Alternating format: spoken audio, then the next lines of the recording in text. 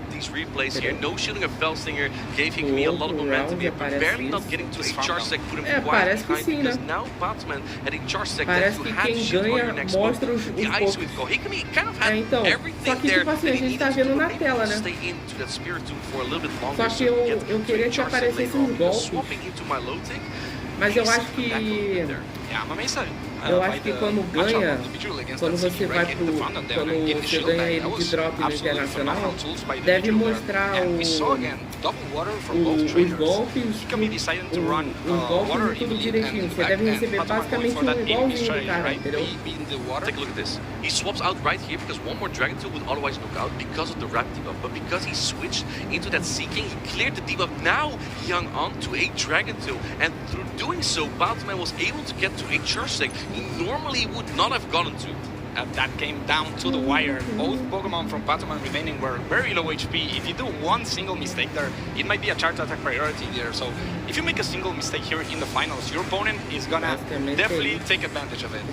He has to look in here. He has 4 losses in a row, but do not underestimate him. Like I said before, he's taken down a world champ in this tournament run, so Hikami does have what it takes to get back into the game. Both trainers are locked in. We're getting ready for game number 2. Jared, show us. It is Licky Licky for Hikami into Shadow Beedrill from Batman. This is a favorable matchup for Licky Licky, but we see Batman staying in the middle of it. He's going to try and catch a charge deck on the Spirit potentially. Oh, he does!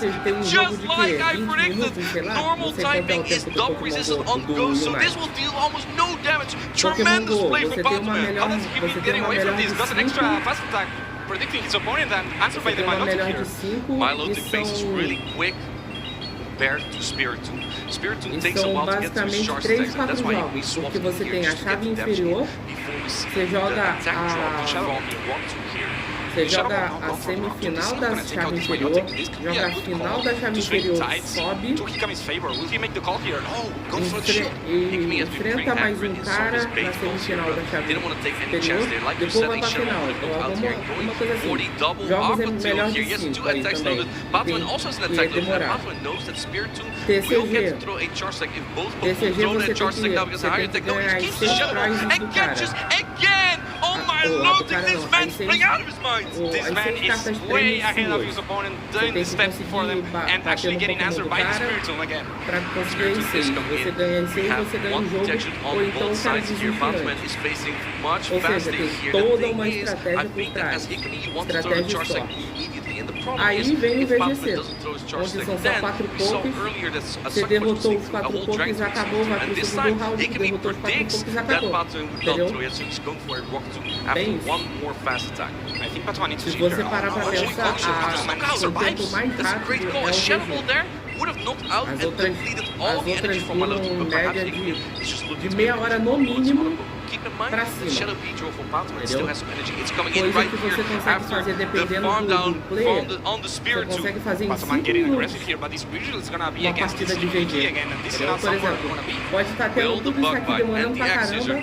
Aí vamos supor que o Eric ganha de 3-0. That is this attack. This would have dealt a decent amount of damage here. Is Licky Licky fast enough to knock out the Beedrill? That's a great shield, but the Beedrill is actually getting very close here to another X-Scissor, and there's still a Milotic in the back, but this is going to be a race here. I think that Hikami is going to try and make a catch here. Oh, he doesn't even need to, baby. Have enough energy. Fell Stinger is coming through here. Won't deal a lot of damage, but will boost the attack of the Shadow Beedrill. I think Licky Licky will outpace to a body slam though, but the timer, as you see on the right side, is up. Does he make a catch here? Oh my! That's the 3rd catch this game. How does he do it?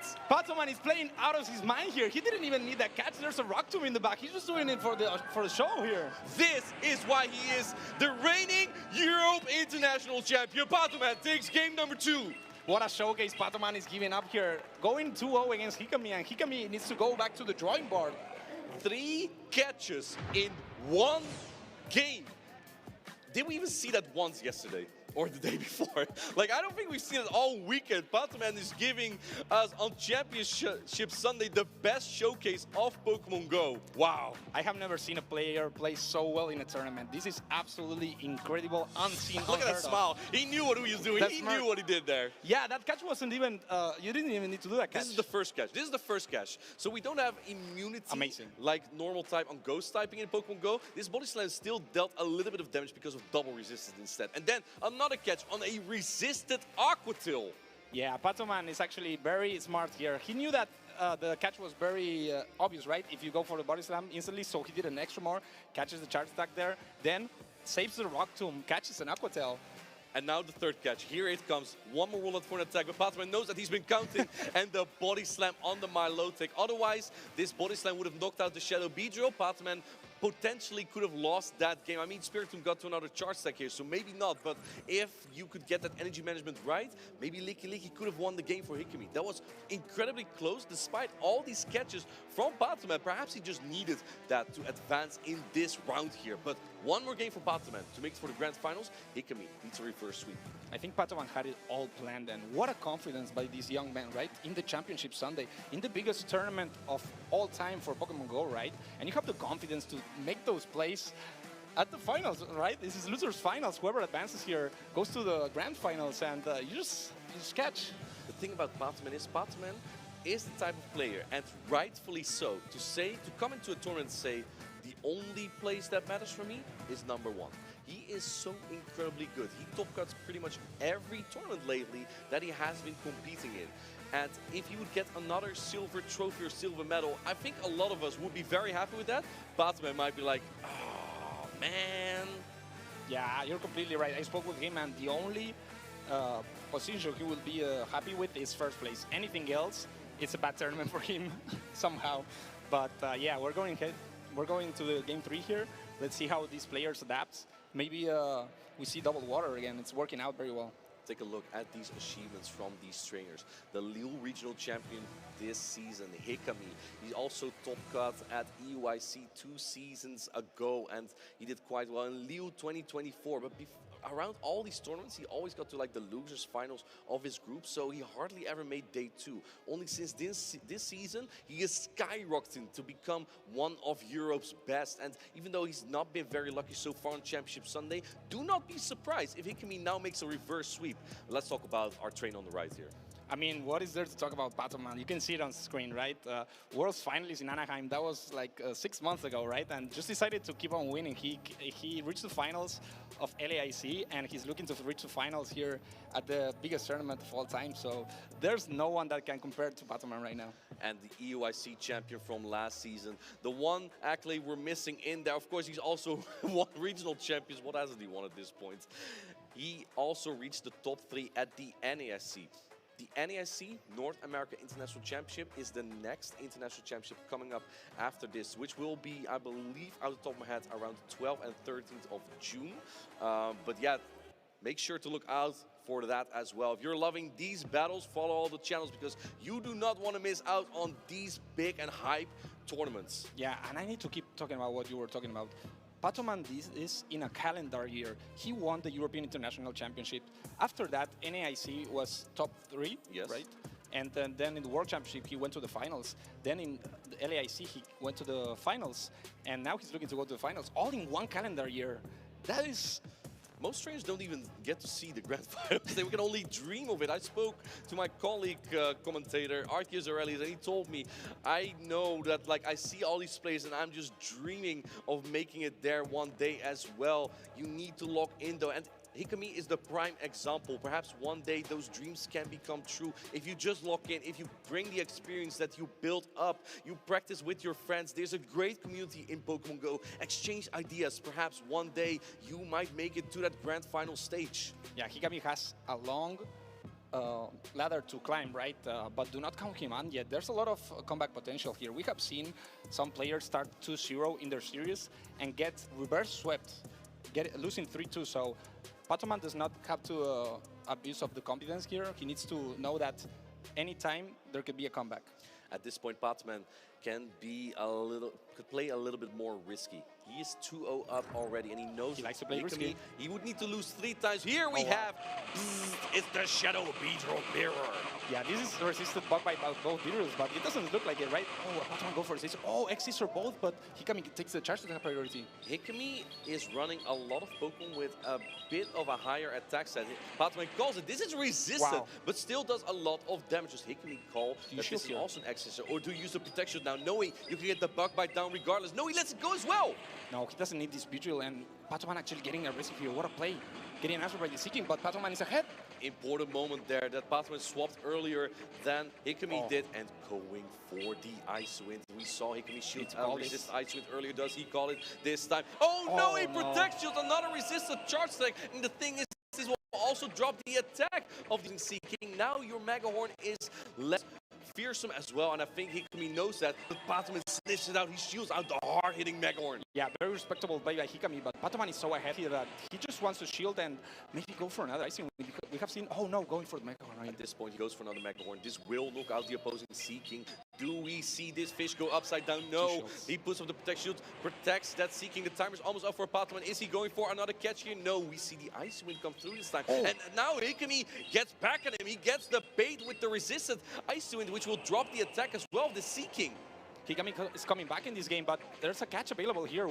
Who's gonna catch first? Actually, Patoman will catch, but they both catch, but Patoman farms it out first. They both tried to catch there, but because the Seeking from Patoman earlier got a peck into the B-drill from Hikami, Hikami goes down earlier. The thing is, now you can get a full Dragon Tail down if you now come in with Milotic, which is what Patoman is doing. It's going to take the full brunt of this Mega Horn, though. Patoman playing out of his mind here. He looks very confident here. This farm down might be huge. There's no switch timer here.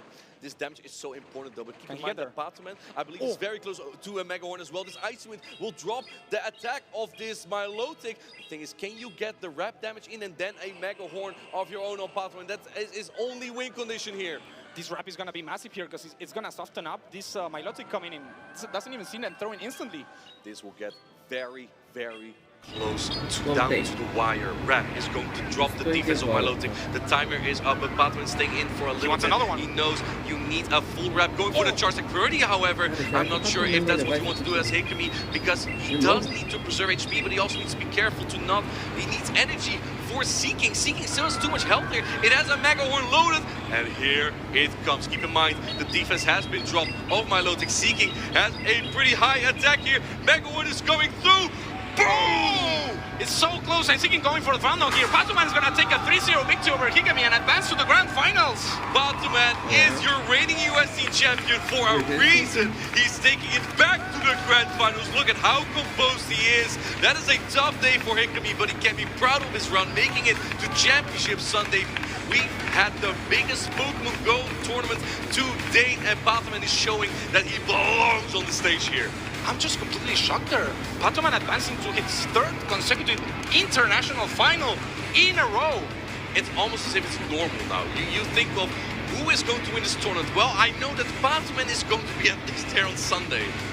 You will have to think, is he the greatest of all time? He doesn't have the World Championship, but he has anything else. I mean, we have a World Championships coming up at the end of August this season, so I know Patoman is definitely going there. I mean, if you play like this and get so far every time, it only makes sense to make an attempt for the World Championships. And it's just crazy to me, right? Because in Pokemon Go, we have a double elimination format.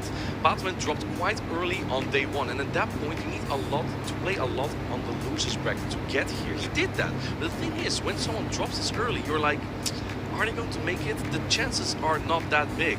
Patoman just proved it that it doesn't matter. As long as you play consistent, you play well, you can get there. Patoman is a prime example of that. Patoman has won 13 rounds in a row in the biggest tournament of all time.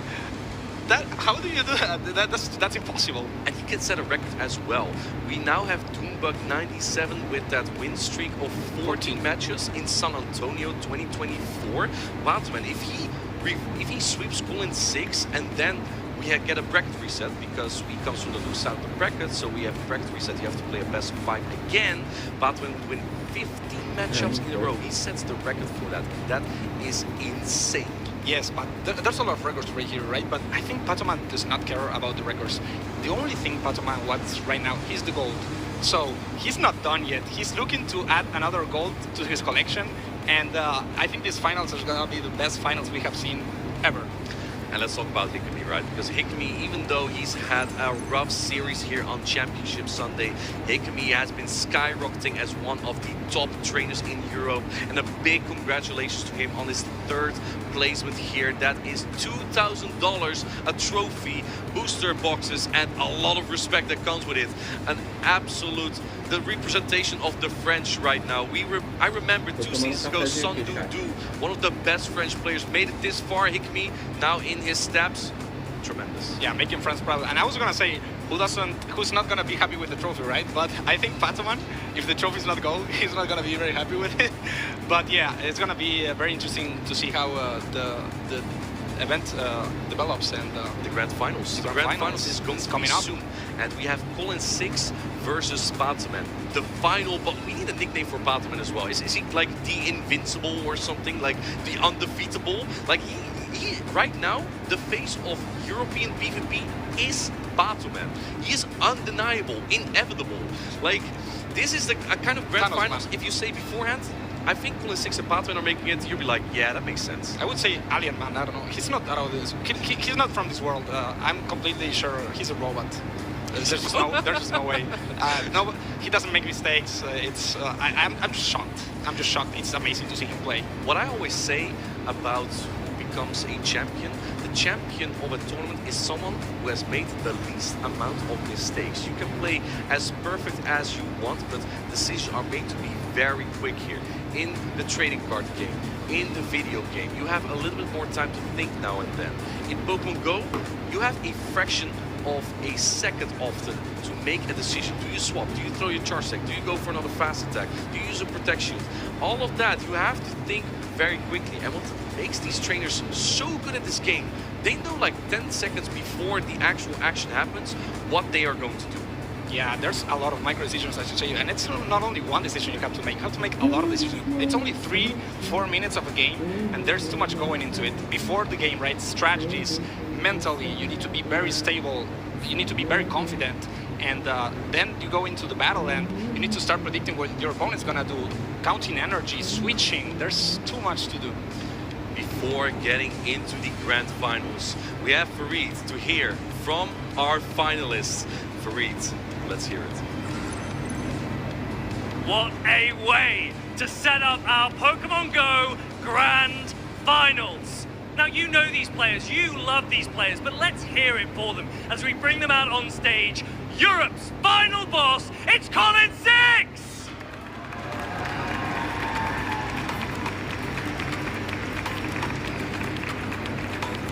Final da Loser. And he is being challenged by Spanish boy wonder, it's Batman!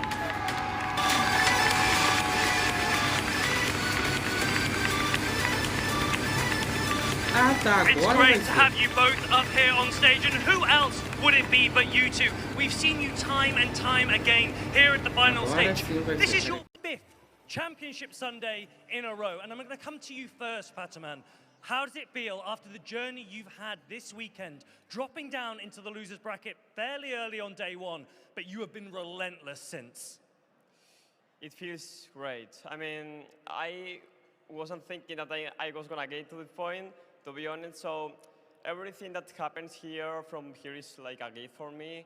I just hope to have a really good matchup with Colin. You said, well, he's the final boss. If you want to win a tournament, you want to beat this guy because he's so good at the game. So yeah, I hope that you enjoy the final, and that's all for me. And Colin, for those of you that don't know, Colin has never had a trophy before, which is crazy because everyone regards you as one of the best players in the world. You've guaranteed that trophy, but I know you want gold. How are you feeling going into these finals? I'm on the winner's side, so that feels pretty good to start with. Obviously up against Spider-Man, I mean, undeniably the best player in the world at this moment, but I kind of prefer playing against better players, so I don't mind that too much. And it's been a journey for you as well to this point. You've worked hard this season, you've had some good results. This is obviously going to be one of your best results of your career. Is there anyone you'd like to shout out for this journey? I mean, it's got to be PvP David. He's over there in the crowd, and he's helped me so much with the scrims, and he's practically the only player I practice with because it's all I need. He's just that good. He is. He's a great friend of yours, I know, and I'm sure he'll be rooting for you. Patman, shout-outs that you'd like to make? I want to shout out my family. Honestly, I came with all my family to this tournament, so I really appreciate that. I hope I can give the moment they want to see. And also, my girlfriend always supporting me, all my friends. I have to say, a lot of friends. I mean, I cannot name it one by one, but like, yeah, thank you to all. And I want to give you a chance. Do you have anything that you'd like to say to Colin before you face off? Nothing, just that I hope you have fun in the matchup. I want to just give you a good matchup for a final. So yeah, let's see what comes. Let's hear it for Pataman! And now, Colin, I'll give you the last word. Anything you'd like to say to Pataman? I mean, he's been here before. He knows what it's like. Just have fun. I think we're going to have a great matchup. We're both very skilled, very tactical players, and I think there's going to be a lot of mind games going on. Should be a good watch for the crowd, I think. I think so too. We can't wait to see it. One more time for Colin 6! Okay, I think we are good and ready to go. Players, if you'd like to make your way to the stage, best of luck for these grand finals. Please head over. Otherwise, give it up one more time for our finalists. Casters, back to you. You wanted the best, and that's what we are about to deliver. Colin 6, Pato Man, EUIC Grand Finals 2026. I could not have dreamed of a more perfect situation here, and we cannot wait to get into these battles.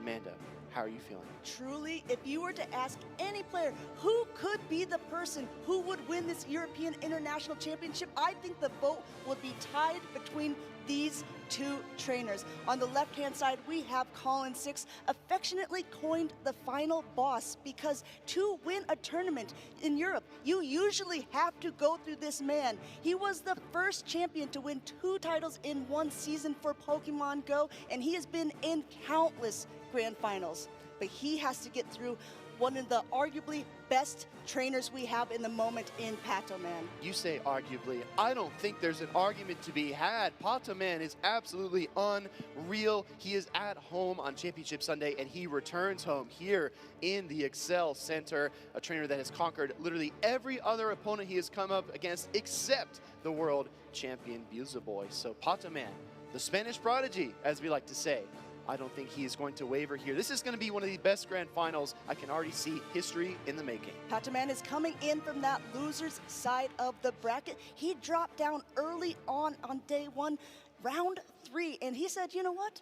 I took that personal. He went and swept everyone else to come here to be in this grand finals one more time. He was our European International Champion last year. He does not want to give up that title. He says, Colin, you're going to have to take this trophy out of my hands. Well, our trainers are going to get set up here on stage. Take a deep breath, soak it all in, everybody. I cannot wait to get to the grand finals. But let's touch base with some friends and family first. Fareed, take it away. We've got a really warm opportunity to speak to some of the people that have supported our grand finalists throughout their journeys. I'm joined by Kelvin. This is Colin's brother and also Pataman's dad. And we are going to ask them a few questions whilst these players prepare as to how they feel watching their friends and family up on stage. So firstly, we'll come to Pataman's dad, also known as Pato Dad. Jorge, how are you feeling looking at your son up on stage for his 5th consecutive grand finals? Sorry, Championship Sunday, 3rd consecutive Grand Finals. Bueno, me siento enormemente orgulloso de su actuación, sobre todo por el apoyo que tiene entre la familia, los amigos y bueno, esto es una experiencia inolvidable y nada, que la disfruten los dos porque los dos son muy buenos jugadores. Okay, he feels really proud about the experience, about his son being here, and also about being with his family here, and it's an unforgettable experience. I think it's going to be a really special experience. And Kelvin, you've obviously been competing yourself and watching Colin and following in his footsteps. What's it like to see him again on these big stages? Yeah, it's just amazing to see him make it. I know I've been chasing this goal for 2 years now, and to finally get that trophy, always wanted, is a proud moment for me as well, and I know he now really wants that gold. I can imagine, and I know your parents have also been watching and supporting throughout both of your journeys. Do you have anything that you would like to share on their behalf? Yeah, they've been amazing. Like every tournament that we go to, they will always watch from beginning to the end. They might not even know what we're doing, but they're watching and supporting us. It's not only my parents, it's also my grandparents. They have completely no clue what's going on, but they are watching and they're always supporting. So yeah, I love them very much, and so does Colin. Yeah, I think family means so much to these players, and you've obviously got your wife and your children that have been coming to these events. We see them in the crowd supporting all the time as well. You've also played and competed a little bit yourself, and you're learning this game. It must be a massive moment for your family that this journey has taken you across the world. How are you feeling looking at the rest of this season, the World Championships? Will you take everyone there with you?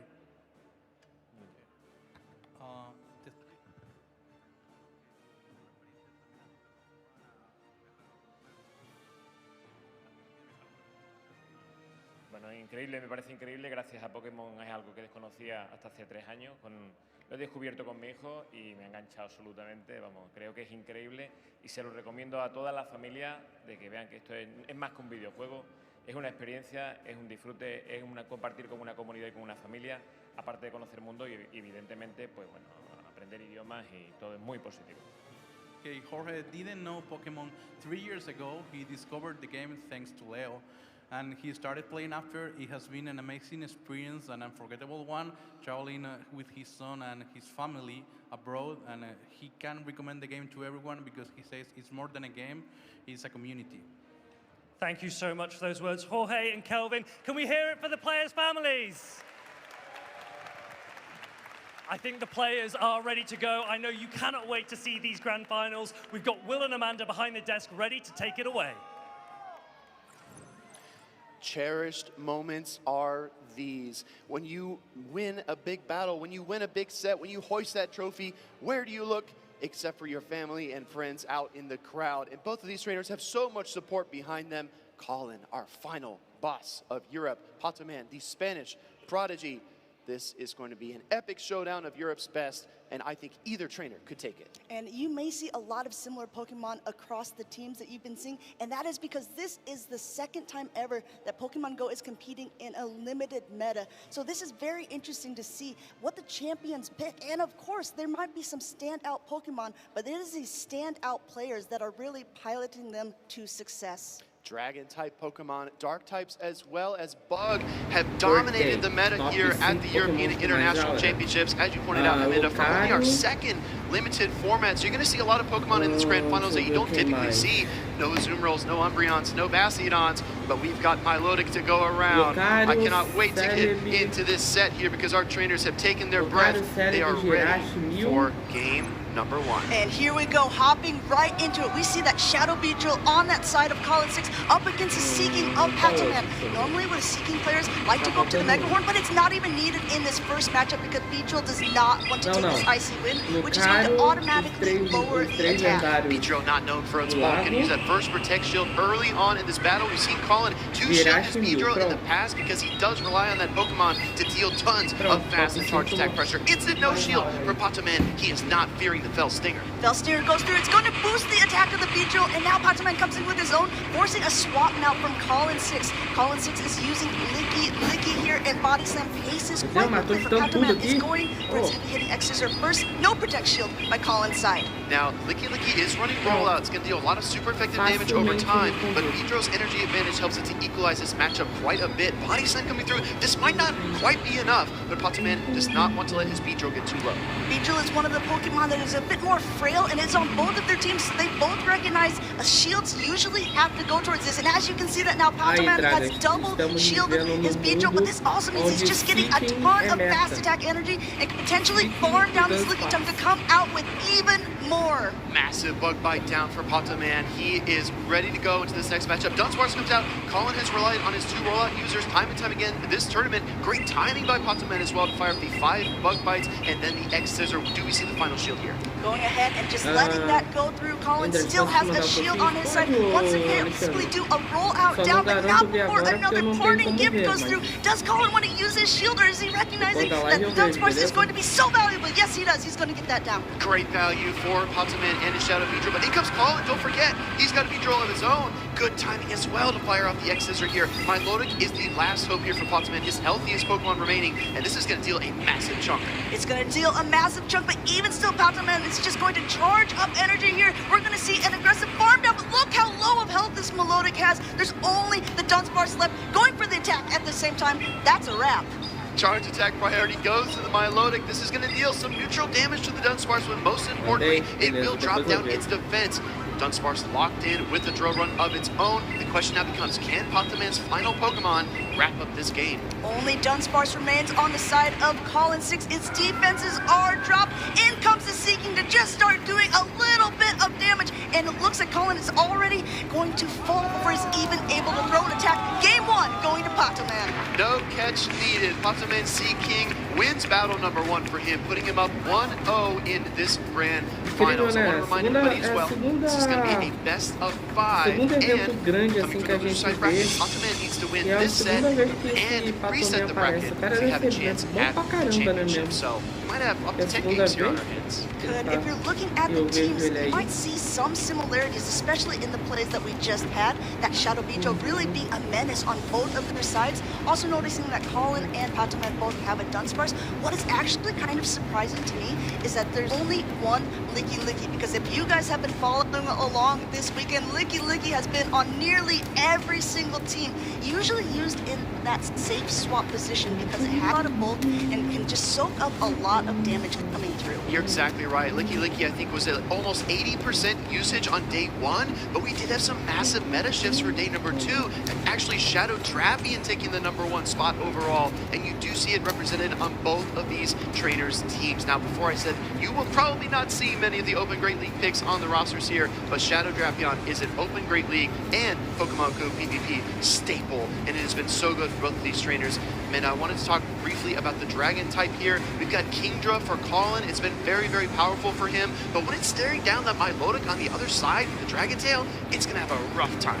I completely agree. Since Dragon Tail is going to be super effective against the Dragon, however, the Dragon Breaths from the Kingdra aren't going to be super effective against the Milotic. It's no surprise that we're seeing Patoman bring it. Not only does it have that nice little bit of bulk to it, it just paces so quickly to an attack. We're hopping right into game number 2 of the grand finals here. We got Shadow Beetle again on Colin's side, up against Spiritomb, an immediate pivot out by Patoman into a Seeking. Decisive swap. Seeking is now up energy, trying to make a catcher, I believe, on the Icy Wind. Colin maximizes his Beedrill's energy, sends out that Licky Licky, that damage sponge that we've come to know it as this weekend. And now it's going to be even more of a sponge, taking just a little bit longer because, as you can see, the attack has fallen, so nothing that it throws is going to be doing as much damage as when it first came in. Patoman actually already opting for another, and this is a Mega. This is heavy hitting damage, and Colin does not put up a Protect Shield. Licky Licky deep into the red, but he does have the Earthquake. If this connects, it'll likely KO the Seeking. So big shield decision here from Patoman after a tough lead, and he does protect the Seeking. Great call. Patoman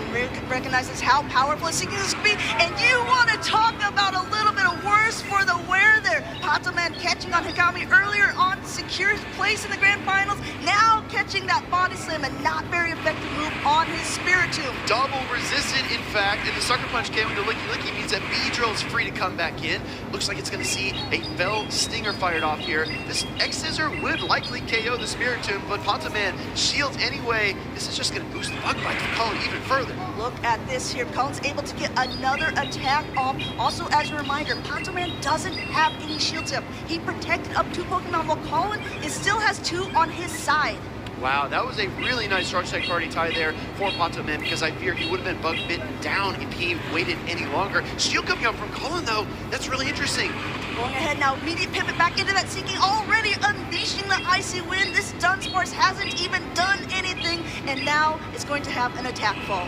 Well, Seeking's going to try to slow the Dunsparce down, but the switch timer is still frozen cold for Patoman. He cannot get out of this matchup, and the drill run here is inevitable. Going ahead, letting that go through. Colin 6 trying to get off as much damage as possible. He still does have a little bit of health on the Beedrill in the back to swap to clear the debuff, but as of now, no matter what he throws, it's going to be doing a little less damage than it would have before. We see Colin reaching almost for the double up on the drill runs. Both trainers anticipating that switch timer and swap, building maximum energy. 1 shield remaining here for Colin. He's going to use it on the Dunsparce, but I don't know. This Milotic is bearing down on this matchup. The defense is dropped, the attack is lowered, the charge attack is thrown. This drill run will connect with this very, very healthy Milotic. Colin has to play very carefully at this moment, immediately pivoting out into the Beedrill just to try to clear the buff, but I fear it may be a little too late. Yeah, we do not have monitors back here at the moment, but I will say it looked like we did have a big KO there, and the Milotic is positioned really well to try and take down the rest of this Dunsparce. Aquatail #1 connects, and we are back. Going ahead now, Aquatail #2 to finish out the game here. Patoman has not lost a single game yet today. Patoman taking the 2-0 over Colin, as you said, dispatching Hikami 3-0. He was waiting for this matchup, and he is making the most of his moment. Trainers, he is one game win away from resetting this bracket and forcing another best of 5. That's right. Since Patoman has come from the loser's side of the bracket, that means he needs to beat Colin in an original best of 5 matchup where he is 1 away, and then it would be a fresh new set. However, if anyone can be focused, it is Colin 6. It is the final boss. It is the person that wants to win. Exactly right. As we take a look back here at our game number 2, Patoman just in total control. Great shield calls. I do believe there's one errant shield on a Fell Stinger that he probably could have forgone. But outside of that, guys, he's playing like perfectly. He's been doing it all weekend long, and you've got to be doing something right if you're going to win so many rounds in a row on that loser side bracket, and then 3-0 your opponent to start off Championship Sunday. Really incredible plays by both of these trainers. We saw Colin 6 calm and steady earlier on in the winners finals there. He would manage to get 3-0 sweep, but now he needs to start to really buckle in because this is the moment that matters. He can go ahead. If he can reverse sweep Patoman here, he can become our European International Champion. I'm so glad you made that point, right? It's not over for Colin yet. Even though it feels like Patoman has all the momentum in this particular series, we have seen the reverse sweeps before. It's not outside of the realm of possibility, especially when you're a trainer like Colin. But I got to point out, Colin has really relied on the double rollout users, the Licky Licky and the Dunsparce. They've been solid for him. But Patoman just has so much better offensive capability. He's just overwhelming the normal types from Colin. Another thing that Patoman has going for him is experience on this stage. Correct. Because yes, Colin 6 has been in so many grand finals, but Patoman has done it on the international level. He was our European International Champion the previous season. Right after that, he got second place at Worlds. Yeah. He was 3rd place at NAIC. This season, he was 2nd place at LAIC, and at the very minimum, he will be 2nd place here again. This seat feels so familiar to him, it's like he's home. I mean, we might need to start charging Patoman rent if he's going to be here every Sunday, right? But let's be real, he deserves it. He's earned every single victory that he's gotten. We're going to get our devices sorted out on stage here and get geared up for a game number 3 in this series. But I got to be honest, Amanda, I want to go back to the double normal types that Colin's been playing. He just can't seem to punch his way through the bulk, especially the Milotic Sea King double water combination from Patoman. So there was some talk with Colin earlier on when he was talking about what he felt was his most valuable Pokemon. He did a really, really good job on the other days that we saw him piloting that Kingdra really well, piloting that Drapion. We kind of talked about why Kingdra might not be seen in these grand finals, but what are your thoughts about Drapion on the side of Colin 6? That's an excellent question. I think if you are Colin and you are looking at your poison and dark type Pokemon, you're probably a little bit worried about the drill run from the opposing Dunsparce, but outside of that, there's a tremendous amount of neutral play.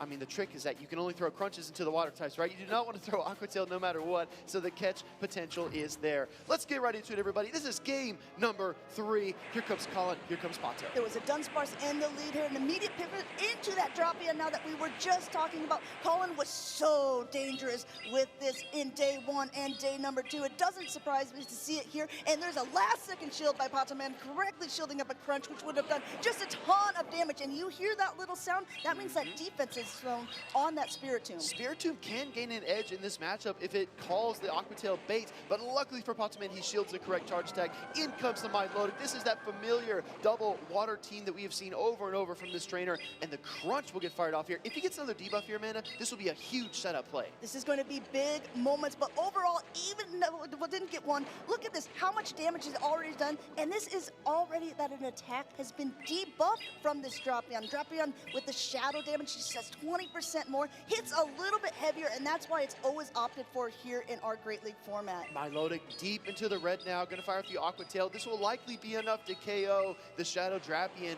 and finally silence that menacing Pokemon. But actually the pivot on 1 HP into the Dunsparce. Keep an eye on that later. We could see Colin using it for a catch or a potential swap to clear a debuff. Meanwhile, talking about debuffs, another one coming through here as this wrap puts the defenses down on the Dunsparce, and now we're back where we started. Dunsparce up against Spiritomb, but this time there's some energy to boot. No Protect Shield as this drill run goes through. Drill run connecting into the Spiritomb. Obviously, a second one would be enough to KO at this range. One Protect Shield remaining for each trainer, and here comes another drill run from the Dunsparce. Spiritomb has been so good for Pataman, he's going to shield it up here. Going ahead, forcing that, because if you're looking at how much energy the Spiritomb has had, it's basically at its attacks now, but he doesn't want to throw right away because he knows that Dunsparce is low on energy, basically at 100, and a catch by Colin. Remember when we said to keep an eye on the drop-in? That's exactly what it's used for. Masterclass by the final boss. Absolutely absurd, because he went up 6 sucker punches through on alignment, and Colin saw right through the facade. Now he's got his own Spiritomb looking for the sucker punch down, but can't quite get it. This could be a Shadow Ball. The threat is there. Does Colin call this Rock 2? This is a big moment. Colin has one shield, and he no-shields a Rock Tomb. Yes, it does damage. Yes, the attack does fall, but at the same time, it doesn't get near the knockout that Pataman was hoping for, or the shield. Absolutely unbelievable composure here from Colin, calling the Rock Tomb, firing off the Shadow Ball here. He is building his way back into this series. Shadow Ball heavy hitting damage there up against this Seeking. Seeking looking to find a victory for his master there. Now, getting that last shield, this Icy Wind is going to debuff, so the Spiritomb is double debuff. No problem at all, says Colin. Let me swap out for this drill run. Wombo combo. Dunsparce comes in, delivers a ground-type hard-hitting drill run to KO the Sea King. There's only 2 Pokemon left, but they've got barely any HP. Dunsparce with the rollouts is able to pick up the KO. There's 1 Pokemon left. Rolling through here. Spiritomb is able to take out. It's still so close. Spiritomb on Colin's side has more energy, and Colin takes game number 3. Wow, you wanted a series, and Colin delivers. Incredible composure in the mid-game, calling fates. Incredibly well done by him to get back into the series, because Pataman looked like he had all the momentum. And Colin said, no, I'm the final boss for a reason. Pataman completely locked in. Up until this moment, he hadn't dropped a single game so far on Championship Sunday. He was 1 game away from flipping this bracket, and Colin said, I don't think I want to do that. I know that you've already been on this stage a couple times. Let me have a little bit more time here, coming back into the matchup, and look how well he did.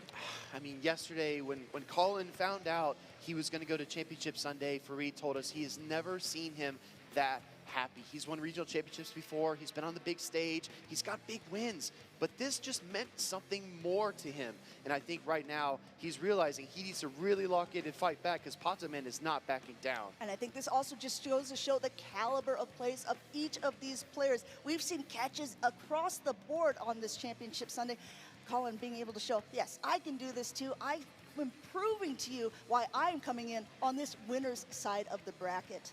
That matchup was so close. Just a couple of sucker punches could have made the difference between either of those trainers, but the record will show that Pataman is up 2-1, and Colin might be starting a comeback here in the Excel Center.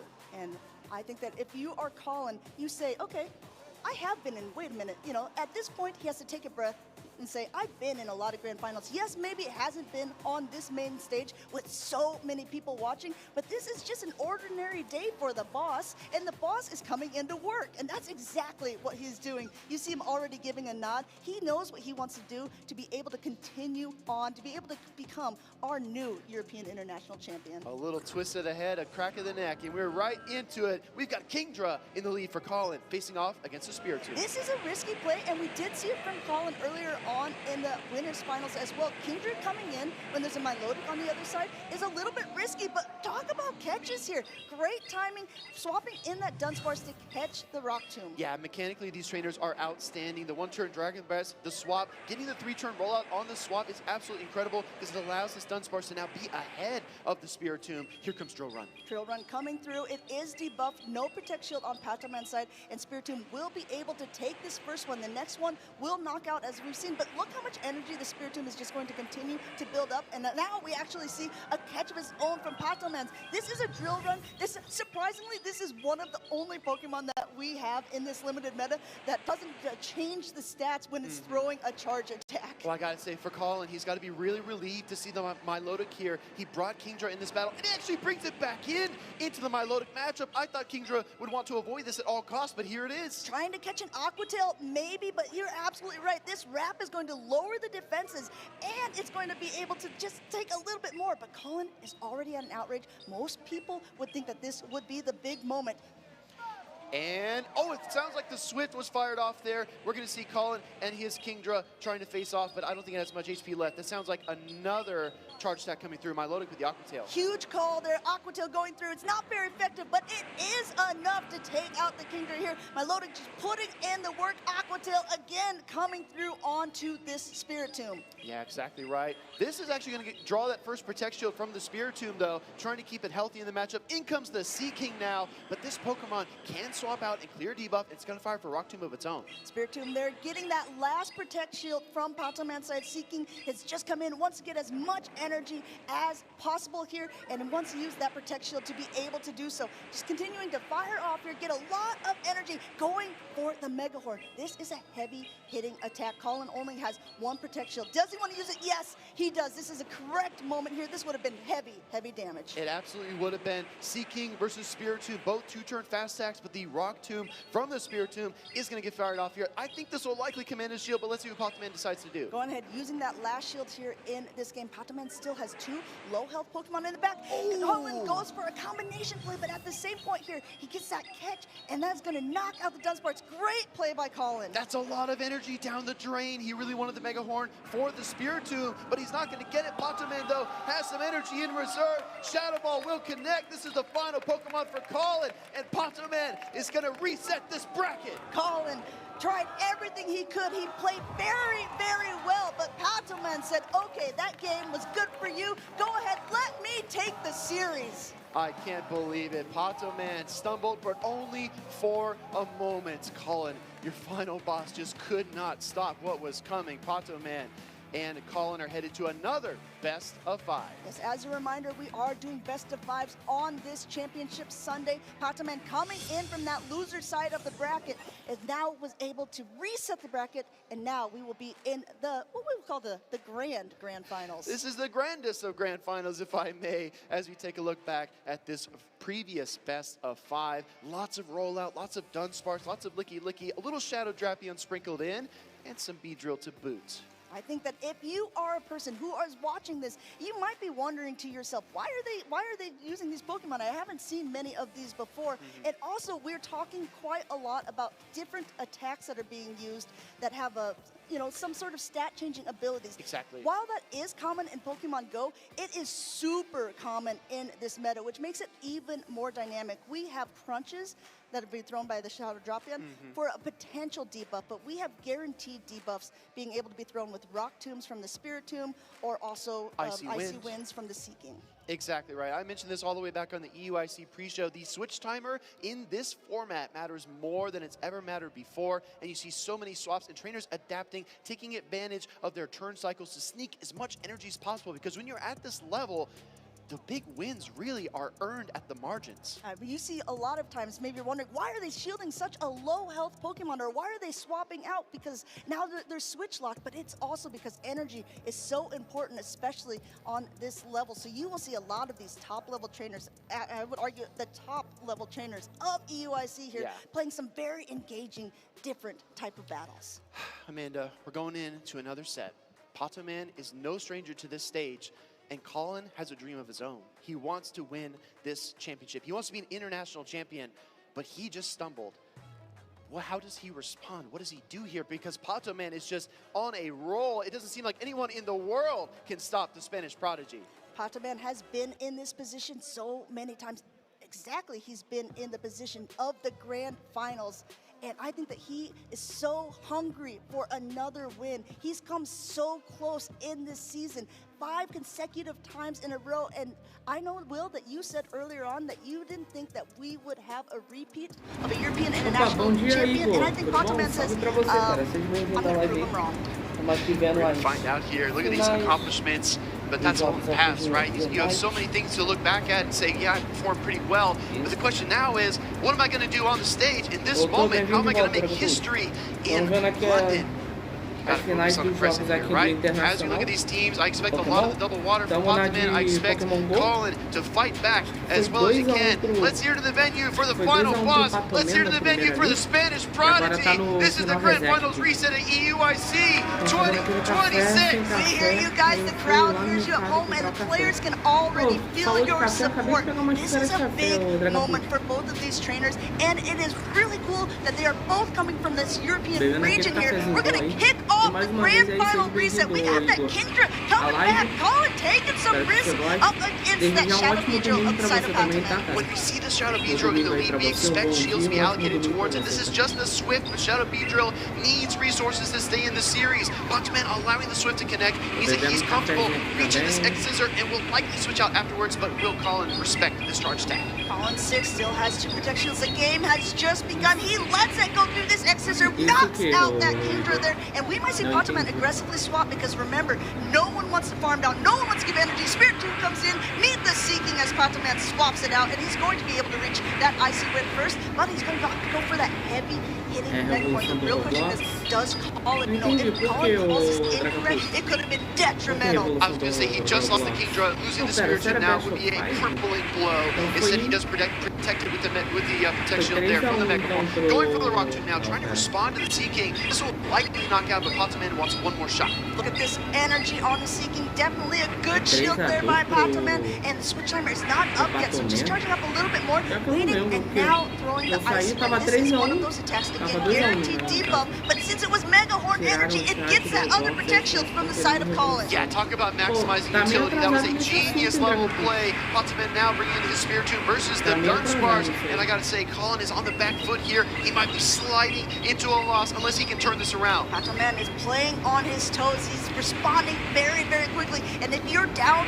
one Pokemon like Colin is, it could be hard, but Dunsparce is a little bit ahead overall in energy. No protections remaining. This is going to hurt. Yeah, Rock Tomb is going to start to cripple the Dunsparce, lowering that attack, making those drill runs more and more ineffective. Here comes another one, though. This is going to chip down the Dunsparce. I think the goal for Colin is to get back to that Switch Timer. It's difficult, right, though? With a Spirit Tomb into a Spirit Tomb, you don't want to swap yours in when the other one has energy because a Shadow Ball would knock out. But Colin already has it loaded. Colin says, watch this. You want to go ahead and do this for me? Why don't I just knock out that Spirit Tomb? I mean, alley-oop from Dunsparce to the Spirit Tomb, that was nothing but net. Out comes the Pedro, the Sucker Punches are adding up, and I mean, this Spirit Tomb is going to suck the air out of the room. Seeking can't do anything about it. Game 1, Colin. You can hear it. Can you hear it in the crowd? We hear Colin, Colin. People are here. They are ready to support him. We know, we heard from his brother Kevin, that the grandparents are in the crowd. And in immediate response to the Collins, we hear Pato, Pato. Even though both of these trainers are from Europe, it is quite divisive because they have fans, they have family, they have friends that all want the person to be the champion. Let's be real, Pokemon is a universal language. You don't have to understand all the mechanics, you don't have to understand every single play, but you can tell when a trainer wins a battle, what it means to them, especially on this stage. Now, we just started the Grand Finals reset. Pataman taking another loss here. Is that a crack in the armor? Is this an opening that Colin will continue to hammer home? If there's a crack in the armor, Colin might just rip it right open, and the next game will be really an indicator for this. As a reminder, sabe uma coisa que é curiosa? Eu queria que esse Colin vencesse. Eu queria que esse Colin vencesse. Porém, eu queria muito que o Seeking vencesse. Só pra ver quão forte esse Pokémon, cara. This truly is the only moment that matters. It doesn't matter how well you played up into this moment. Only one person can be crowned champion, and Colin is one game ahead. Right here, right now. That is what we have to keep in mind. Colin takes the game 1 win, but if he doesn't take the title, it won't mean as much to him, so he's got to keep up the pressure against Pataman. Some interesting plays there in that battle number 2. The Spirit Tomb swapping in was something that Pataman was not ready for, and you barely ever catch this trainer off guard.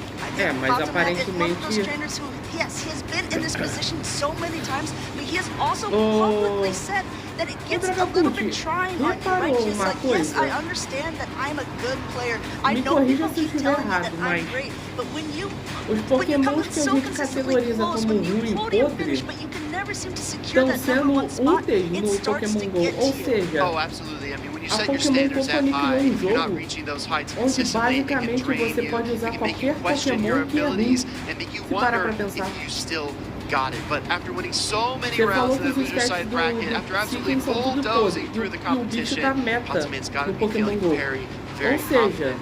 Cara, a Pokémon Company é tão genial que ela criou um jogo onde ela pode a gente pode usar os Pokémon que a gente normalmente descartaria. A lot of times he has teammates, he has friends that help him build teams. And literally someone can just hand him a team and he can pilot it better than almost anyone. He knows the ins and outs, he knows the mechanics, he knows exactly what he needs to do. I believe that he built this team for himself, so he knows even better now what he's going to do to be able to win. He did come in on that winner side of the bracket. He does have the first game here. He's only 2 away in this best of 5 to be our new European International Champion. The key to this series has been Spiritomb, a Pokemon that I did not expect to be as popular or as potent here at the European International Championships 2026. I thought it was too slow. It's bulky, but it doesn't deal that much damage. But what it is very good at is it's able to double resist any type of normal attack, which means Body Slam Wrap is essentially ineffective. It can debuff the opponent with the Rock Tomb. Sucker Punches deal meaningful damage over time, and the Shadow Ball is at one-hit KO potential. That Pokemon is so versatile, and you'll see throughout this series, they're going to try to position their Spiritomb in the perfect position. Absolutely. I mean, even though this is a show 6 pick 3, they have some picks that they're kind of leaning on, right? I think there's some Pokemon that maybe we won't see as often. What is kind of surprising to me is the fact that Pactoman is playing a little bit risky, running that Shadow Beedrill. We say how potent it is, but at the same point, Colin is running a double rollout user team in that Dunsparce and in that Licky Licky. Rollout does super effective damage. Not only that, Licky Licky paces very quickly to the Body Slam, and we've seen how frail that Shadow Beedrill is. Normally, if you're playing Shadow Beedrill, you're using your Protect Shields on that Pokemon. Well, speaking of Shadow Beedrill, we're going to see that in the lead from Colin, but this time it's going to pair off against the Sea King. As we talked about a couple times already, the Peg Sea King is going to deal some super effective 2-turn fast attack damage, and the Icy Wind will always command a shield, right? Also talking about that Shadow Beedrill, if we take a peek at the backline there, it is on the team of Patoman as well, and there's that double rollout user I was talking about in the back for Colin 6, so there could be some really nice alignment for Colin, but we have to see how this will play out. Going for a Bell Stinger bait, no Protect Shield used by Patoman. Yeah, no Protect Shield there, but I like the point that you made. The rollouts for the double normal type Pokemon are going to apply a lot of pressure, and Colin has usually been running an ABA rollout strategy, so for him to actually run ABB here might catch Patoman off guard. Beedrill now in the field for Patoman against Licky Licky. That's what we talked about here. Now that they're up against each other, first Protect Shield used as that Body Slam went through, so the Beedrill is still in the green. Getting a Protect Shield back in kind as the X-Scissor will not be able to connect with Licky Licky, even though this is a bulky Pokemon. Colin wants to try to keep it as healthy as possible to try to do maximum damage to this Beedrill. Yeah, Body Slam gonna get fired off here. It's gonna be really close. Patoman trusts in his bug and poison type Pokemon, and it does hang on through the rollouts. Great timing to get as many bug bites as possible before firing the X-Scissor. Look at the sliver of health on that Beedrill there. X-Scissor connects, knocks out that Licky Licky. Huge play by Patoman there. No Protect Shields by Colin 6. 1 HP on the Beedrill, but it did so much work while it was on the field. Now we have the Shadow Beedrill from Colin back to the field. This is the target, right? I'm so glad you mentioned Beedrill. It's probably the best answer these trainers have to the Spiritomb outside of their own Shadow Draft. What a bait here by Colin. Now getting the Protect Shield off of Patoman's side as the Spiritomb doesn't want to connect, and now coming in with the Dunsparce here. Spiritomb, like you talked about, it takes a little bit longer to pace through to get to this energy, but with no Protect Shields remaining, and now coming in and being able to just use this Rock Tomb to lower the attack of the Dunsparce, it still puts Patoman in a decent position. Do we see a swap here into the Sea King to absorb a charge attack from the Dunsparce? Not yet. Instead, I think Patoman's going to stay in here, absorb the drill run from the normal type Dunsparce. This won't quite KO the Spiritomb, but it takes it down to the red. Yeah, Spiritomb already at another Rock Tomb. However, this is when it really starts to come down to the wire, and you have to see how Colin is going to respond. This is enough to knock out the Dunsparce. No, just barely hangs on and is able to throw off the drill run. Huge, huge. Just like the Beedrill earlier onto the Licky Licky, now the Dunsparce responds in kind to the Spiritomb. Massive impact. Surviving on just 1 HP to get off the charge attack is huge, but it sadly will not be enough. Colin doesn't have any energy, and Patoman Seeking claims game number 2. Wow, huge plays by both of these opponents. They're going back and forth throughout these matches. 1-1 in our grand finals here. And guess what? In a typical game, we're doing best of 3s. No, Will. Not now. On the grand stage, Championship Sunday, we're doing best of 5 matches. And I'm glad because I can't count any higher than that. We're going to take a look back have so many fingers, right? at our game number 2 as the 1 HP survive on the B drill was pivotal for Patoman, and then Colin shortly thereafter had the 1 HP survive on his Dunsparce. But Patoman came out on top when the dust finally settled. I mean, it is about the impact, right? Yes, the drill run was a nice thing for Colin here on the Spiritomb, but it wasn't that impactful, right? It would have been better if that Spiritomb was out of the way and he could land it on the Seeking. I tell you what, the fact that Patoman was able to get that X-Scissor off on the Licky was huge and game-changing. No, absolutely. I think if he doesn't get the X-Scissor there, he might be in trouble down the stretch, but Colin had just had so little HP on his remaining Pokemon, and the Seeking was healthy enough to get the job done. That begs the question. Now that we're 1-1, these trainers are tied up, who will get the job done here in London? And also, just a reminder, we talked about right before that, it is to bring a Shadow Beedrill user into a double rollout bulky team. Right. Patoman, he's defying all odds. Even with the Beedrill lined up in the back, he's able to put out just so much damage, recognizing exactly what he needs to do, recognizing his win conditions, and consistently pulling through. That's why we see him so many times up on this big stage. And Colin 6 is no stranger either. He is wanting to take this next game. It's tied up 1-1. We got the Beedrill up against the Spiritomb. Immediate swap out by Patoman to that Seeking. Colin running back the same trio that he played just a game ago. This time trying to make it work. He did get a good lead with the Spiritomb. The instant swap by Patoman sends out the Seeking, but the call on the Fell Stinger. Patoman is starting to build his way back into this game. Going ahead, even though the attack is now boosted as Fell Stinger does this, it's going to drop right back down as the Icy Wind goes through from this Seeking. Not only that, does get the shield because Beedrill does not want to take that attack, but look at it. The Seeking's already getting down quite low, and Colin will come out with a ton of energy. Patoman Seeking is out of the picture. Yeah, I mean, just absolutely devoured by the bug bite pressure. Beedrill is down a shield here and low on HP, but it's got tons of energy. In comes the Spiritomb, firing the X-Scissor. I think this is a safe shield for Pato because I doubt the Beedrill gets to another charge attack. And num, yes, he's just going ahead and getting that first shield. That is a big call. Good job there for Patoman. But like you said, very predictable. Now swapping into the Dunsparce into that Spiritomb. Spiritomb is ahead on energy, but Colin immediately throwing this drill run. I love this play because that means this drill run is going to connect with its full amount rather than getting that Rock Tomb first and then lowering down the attack. You're exactly right. You want your full strength charge attacks wherever you can get them, especially in this EUIC limited meta. Maybe trying to make a catch there, going to Milotic. This has been a safety blanket for Patoman, and it comes in to face off against the Dunsparce. Drill run coming through here. Patoman has one Protect Shield, and it looks like he's not going to bother using it at this moment. We've seen Milotic just be able to continue to ramp up energy, and that's exactly what's going to happen. We're going for an Aqua Tail spam here. 2 of them are loaded. First one going through.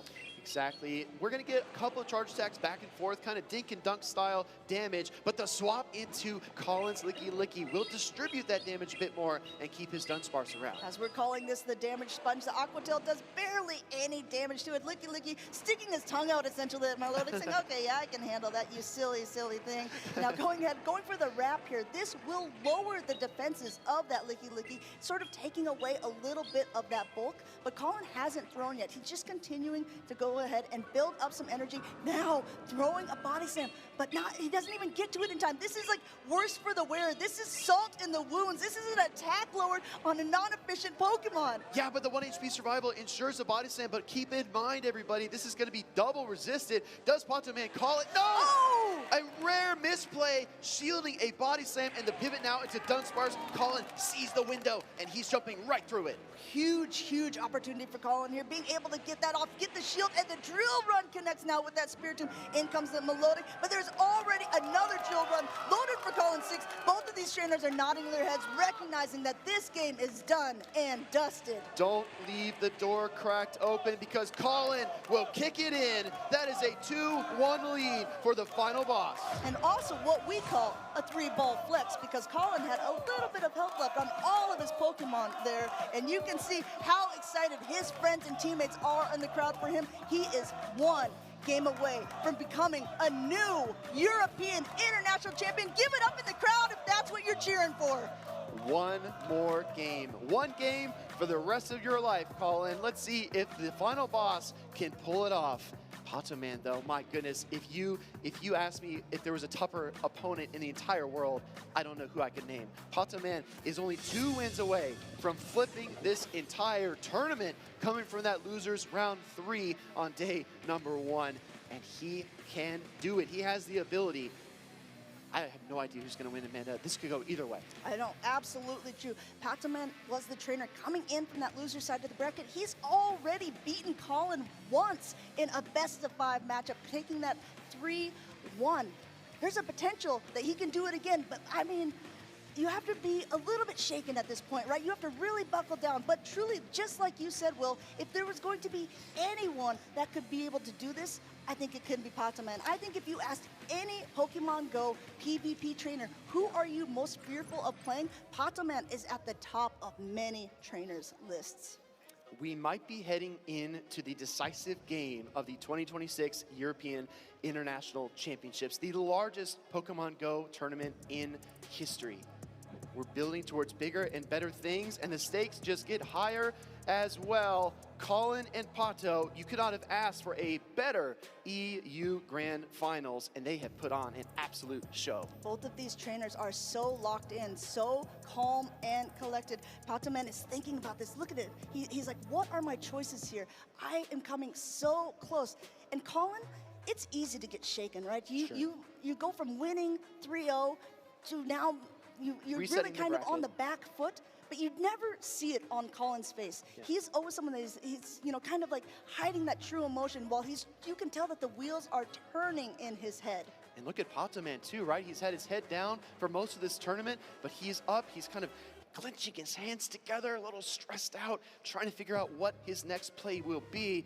What I really want to call out too is Colin's resolve. I mean, running the B-Drill double normal team, losing with it, and then running it right back and taking a win. There's huge plays by both of these trainers, and sometimes, you see a team or you see a play, and you know that maybe it wasn't even your opponent that played so well, but that you maybe stumbled a little bit. You made a misplay or two, and if you just would have played it to perfection or the style that you know that you can pull off, that is what secures the win. And that's exactly what Colin did, to your point. He says, okay, no, it wasn't a bad team composition. Yeah. It wasn't that he outplayed, I just maybe outplayed myself. Well, it's not enough to play perfectly. You have to play perfectly in the perfect moment, and this might be Colin's moment right here. We're gonna get Licky Licky into Dunsparce to start off game number 4. And it looks like Dunsparce and Licky Licky, both of them charging up a lot of extra energy here, going for that heavy hitting Earthquake against Dunsparce. No Protect Shield used on the side of Pato Man. Pato Man also has a lot of energy on that Dunsparce and immediately pivoting out now into the Spiritomb to be met by the Drapion. Drapion is one of Spiritom's harder counters in this meta, but I tell you what, if there's shields in play, and if you shield a bait like this has happened, this could be a huge turning point. This could be a momentum shifter for Colin 6. Yeah, I can feel the momentum swinging to the left side of your screen as Colin pulls off the perfect bait with the Aqua Tail, shields up the Rock Tomb, but guess what? Shadow Drapion is going to pace circles around this Spiritomb. It's going to have 2 crunches before Spiritomb's even ready for 1 Rock Tomb. Not only that, the crunches just do so much damage to the Spiritomb. Yes, it is debuffed. You're going to see that it's not going to be enough to knock out, but it's going to knock it down into the red. Oh, barely, not, I guess because of the attack debuff. Exactly, but it's really close. Another Rock Tomb coming off here. The question becomes, will Colin double invest? And he does. He doubles down on his Dark Poison Shadow Drapion. Shadow Drapion did so much for him in the earlier matchups. He's bringing it back for this game, and now coming back into the Dunsparce to clear that debuff, now met by the Melodic on the side of Pato Man. But this Dunsparce is up energy.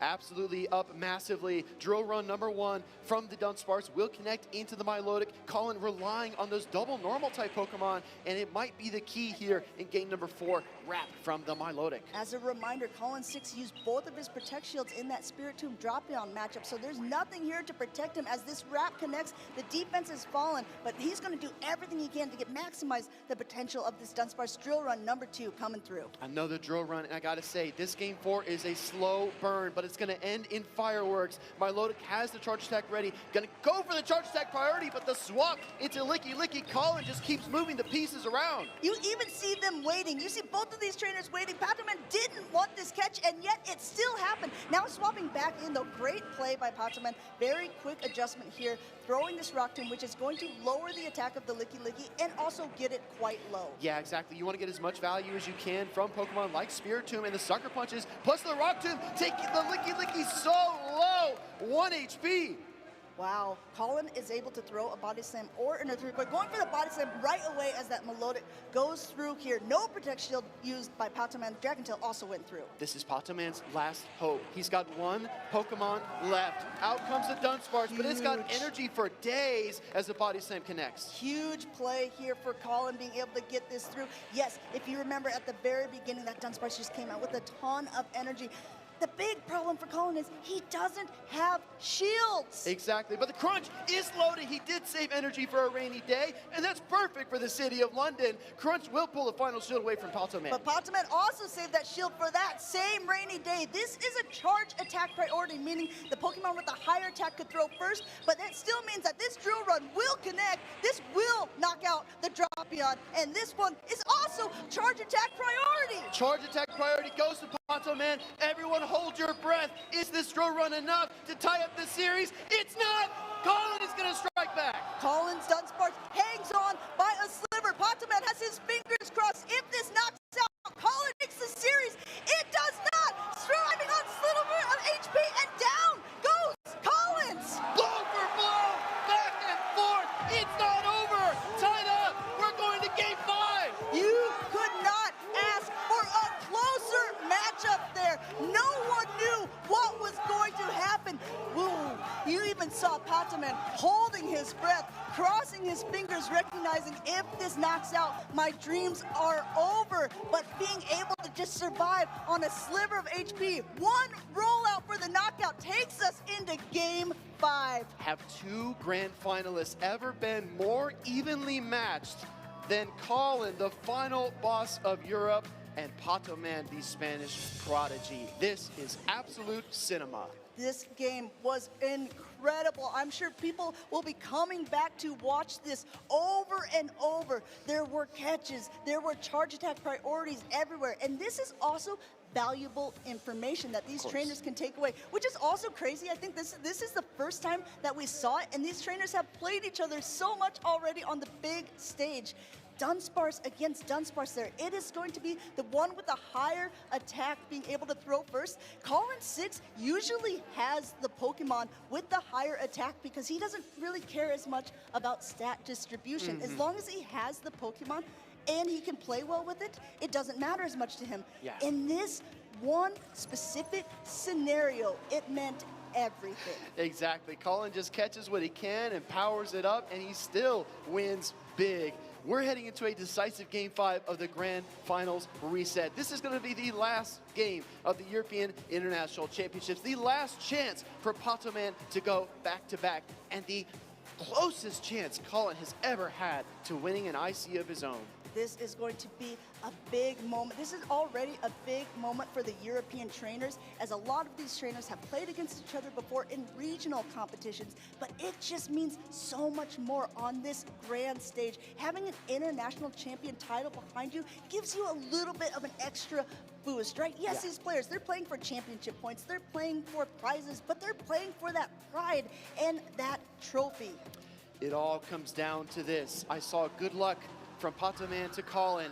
We are locked in, everybody. Game 5, EUIC 2026, Shadow Drapion versus Seaking. Shadow Drapion now going to be able to pace just a little bit quicker, and we'll have to see if he wants to throw it right away. I think that's the right call by Colin. Also gets that Protect Shield on the side of Patoman because the Crunch would do a nice amount of damage to the Seaking. Definitely. Seaking does have that Mega Horn utility, which would deal massive damage to the Shadow Drapion, and when your nerves are this high, it would be very easy to shield here as Colin. Will he call the Icy Wind bait? No. Uses the first Protect Shield of the match. It's a little bit risky to not use the Protect Shield, but at the same point, your attack is going to be lowered. And now, catching here on the Dunsparce, this is still that heavy-hitting attack, so it's going to do mega amounts of damage to the Dunsparce in return. But still, having all of that energy saved on the drop-in is a very, very big play for Colin. It's going to take 12 turns for the Dunsparce to have the drill run ready, so Patoman stays in the matchup, swapping into the Milotic, but if you'll notice, he did not get the Dragon Tail through on the switch, which he would have preferred.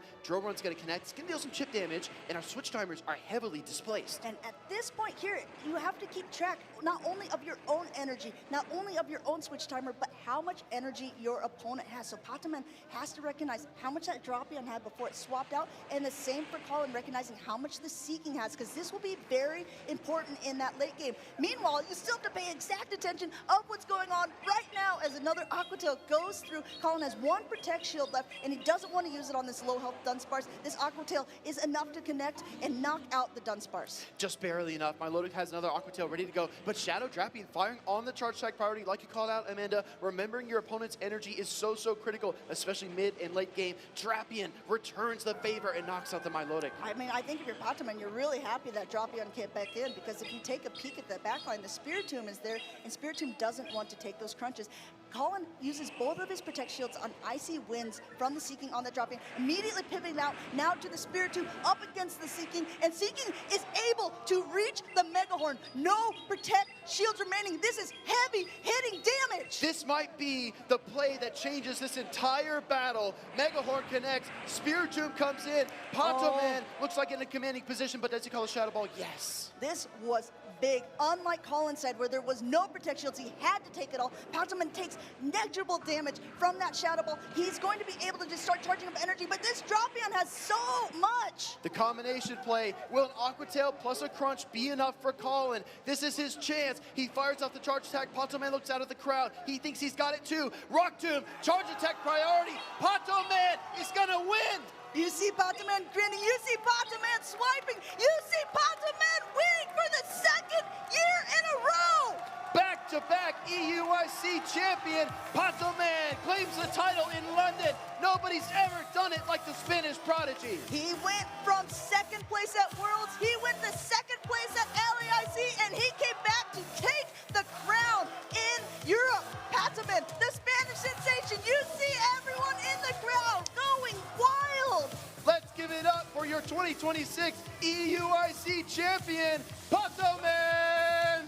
Patoman, oh man, you could just see the emotion in him. You know how often he's been up on this stage. You know that he's been wanting to take this title back, and he is finally able to do so. From losers round 3 to EUIC champion, Patoman is the indomitable force, the unstoppable force here in Europe and across the world. As he dives into the crowd with his family and friends, this feels so familiar, Amanda. We were here just last year. Last year he was able, I don't know if you remember, he was pretty much crowd surfing like a duck. And this year you see so many people coming together to be able to congratulate the champion. It means so much. It's like a repeat. Is this a replay from last year? No, this is 2026 EUIC. Everybody soak it in. A new tradition is born as Patoman greets his community, his friends, his supporters, his competitors, his rivals.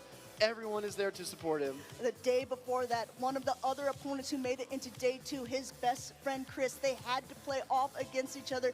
And I know that it's so hard to play against your friends. It's so hard to play against your family, which is potential to be doing at these big tournaments. But in the end, there can only be one champion. And I think in a lot of people's mind, there is one champion. Acabou de ser campeão internacional. Pokemon Go PvP feels like such an individualistic game at times. There's only one trainer on each side of the stage at a time. It feels like it's just all about them. But where do their eyes go the moment they win? Where do their eyes go the moment that they clutch up another trophy? It's to the crowd, it's to their family, to their friends, all the people that have supported them over the seasons. Patoman, I mean, he's going back-to-back. Eu acho que só vai ter o Masters, tá? I mean, absolutely eu incredible. não He sei was se been on that grand stage final so eu não many sei se o times. TCG vai ter as 3 categorias. Eu acho que tem, né? Normalmente tem, né? Coming in second at LAIC, and already you would think, you hear these things and you're like, that could be enough. That could be enough to sustain me for a lifetime. I would be proud of all these trophies on my shelf. But when you can prove that you can get that #1 spot again, I'm sure that he must just be feeling out of the world. No, absolutely. Patoman and Fareed are going to get sorted here on stage, but my goodness, does he deserve every bit of praise that is coming his way. Patoman is a special trainer, and his achievements are literally unrivaled. Queremos a Júnior, Sênior e Master. Se tiver essas 3, beleza. Bom dia, moço. Como é que você tá? Desde já um ótimo domingo aí pra tu. One more time for Patoman. Oh my goodness, eyes are watery, heart is full. I need to hear from our champion. Take it away. Wow, wow, wow! What a win! Give it up, it's Patoman!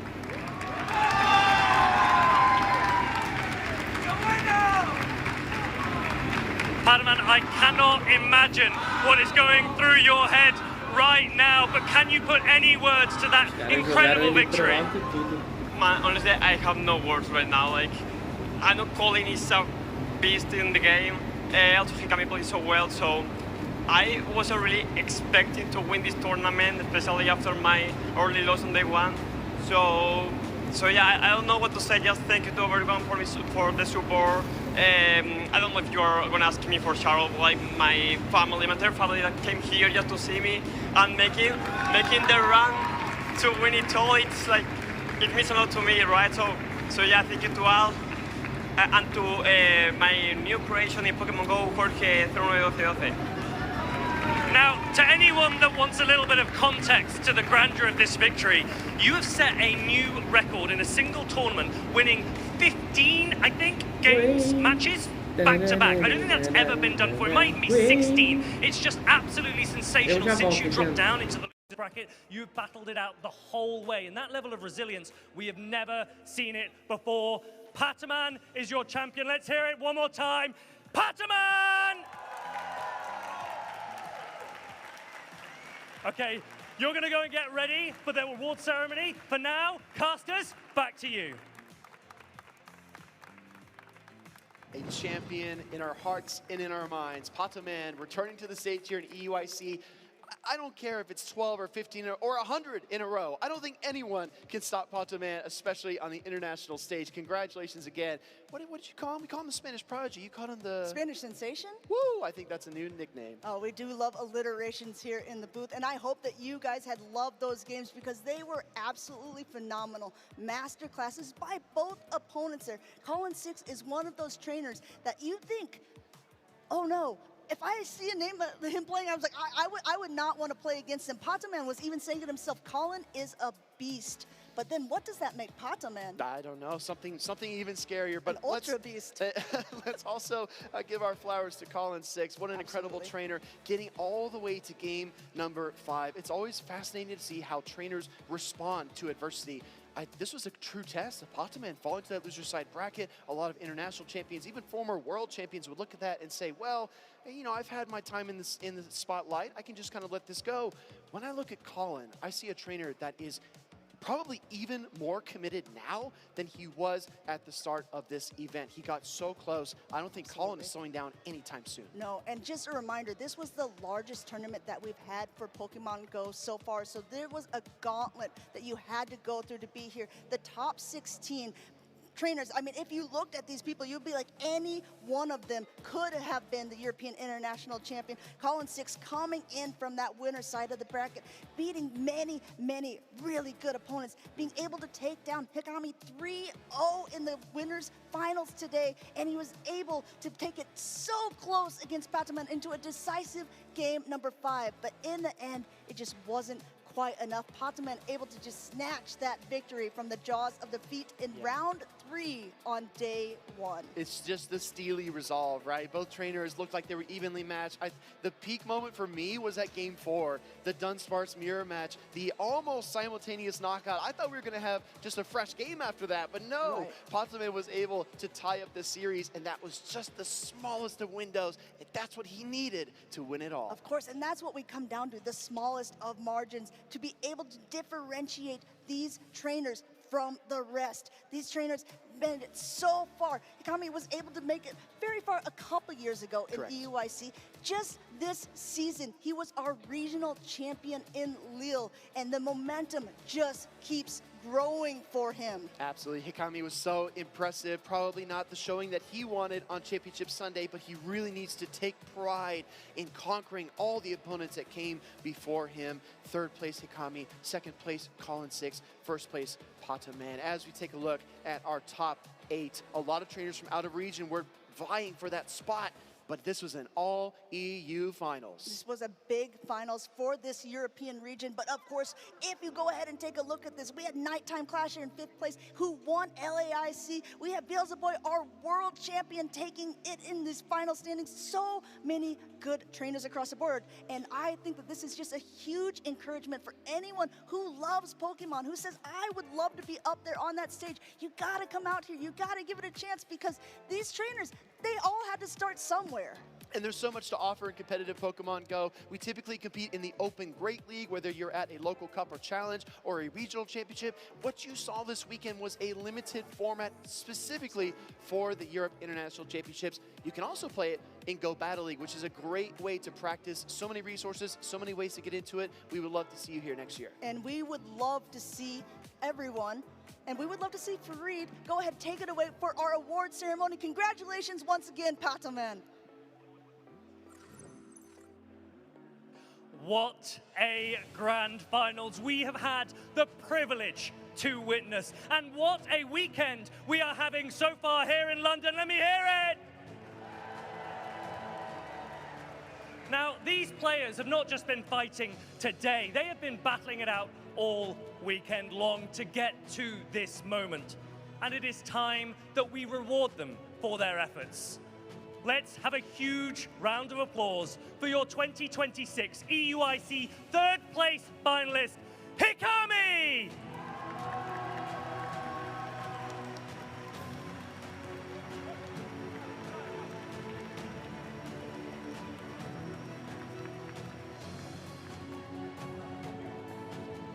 Now he has all the medals, and he's added that trophy to his collection. They call him the final boss, but he is also the hero of our hearts. Your 2026 EUIC runner-up, Colin 6!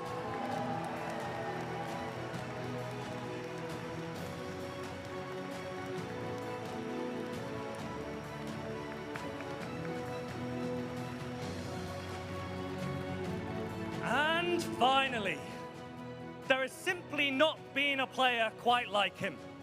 Please be upstanding for Pokemon Go's prodigal son and your 2026 EUIC champion, it's Patoman!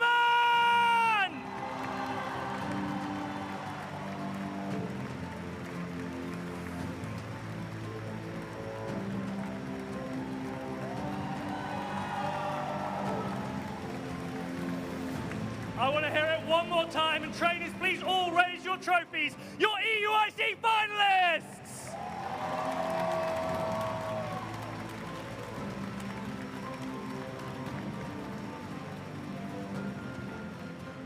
Now, these guys aren't going to be the only ones that are collecting prizes this weekend. We're about to shuffle up the stage and head across to the juniors, seniors, and masters divisions of the Pokemon trading card game.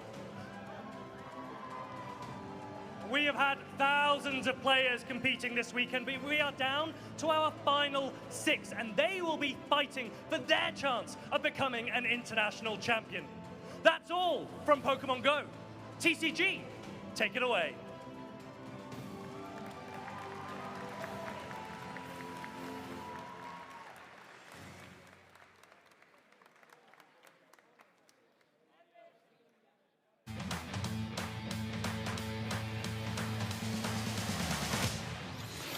Our boss's orders, second Adrenabrain into the Core of Darkness. There's the fist bump toward Reklev. A comprehensive 2-0 victory. You say he's not winning, but I disagree, Chip. Well, the prize cards, yeah, and that's just it. Yeah. But I think we know Akihiro has Prime Catcher. Wow. That will wrap up this first game. So Denton not powered up. If there's a boss's orders, you win the game. But yeah, retreating boss, double KO onto the back rotom and the knockdown. That will be the game. That will be the match. Liam Halliburton takes down Swiss round 5. Mega Fire Envy can be pushed even further with Dust Wild. There's the top deck. It's just another Area 0. And there it is. Game over to Simon Bologna. The cards are coming towards the top, Freya. There is Airballoon, there's Arven, there's already the Superior Energy Retrieval. I think Drew's getting there. Superior Energy Retrieval with the boss's orders. That'll do the trick. Yeah, Drew Stevenson taking that final prize card. Drew Stevenson making it to the finals of EUIC. And he has the penny in his hand. He'll pick up Monkey Dory, attach another Darkness Energy to the other one, and Terminal Period takes his final KO. Edwin Messman is in the finals of EUIC.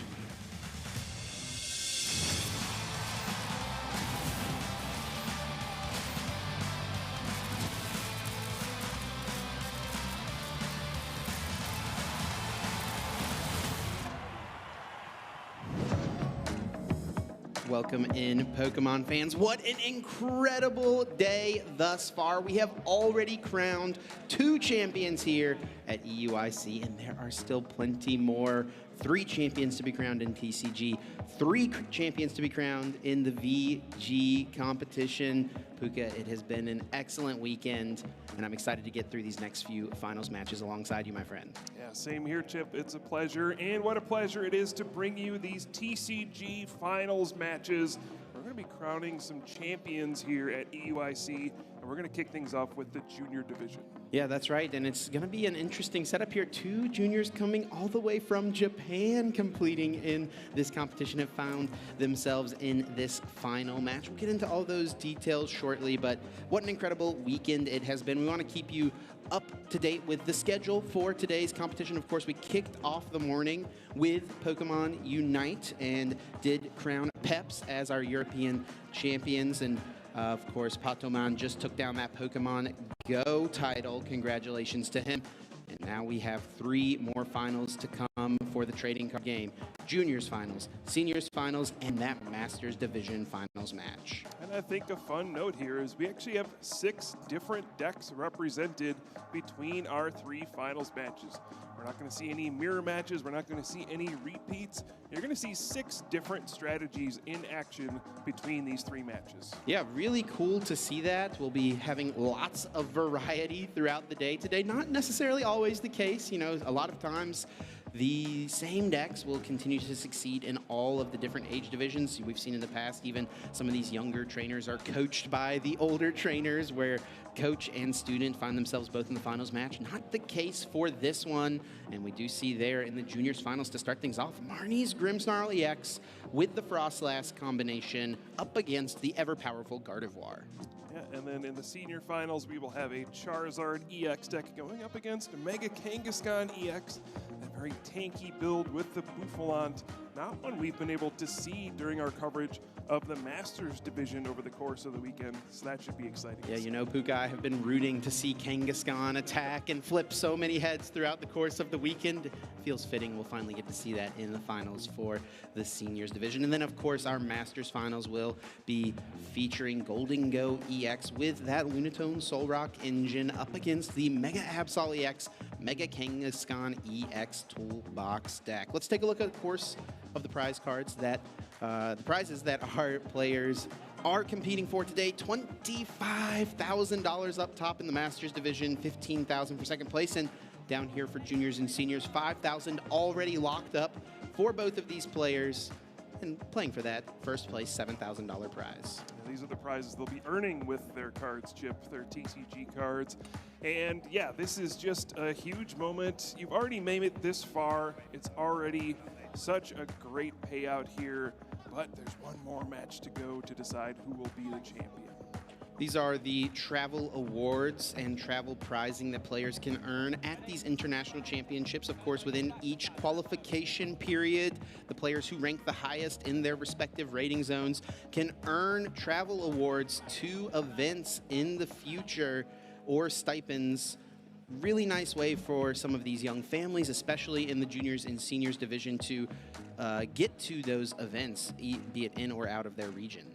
Yeah, and you know, if you have some good results at some of these events, you can, you know, get some travel stipends and kind of fund your trip to the next one and kind of keep your journey going. So these are nice incentives to keep people who are, you know, performing at high levels to continue to compete at these large events like the International Championship. And keep it snowballing forward, as they say.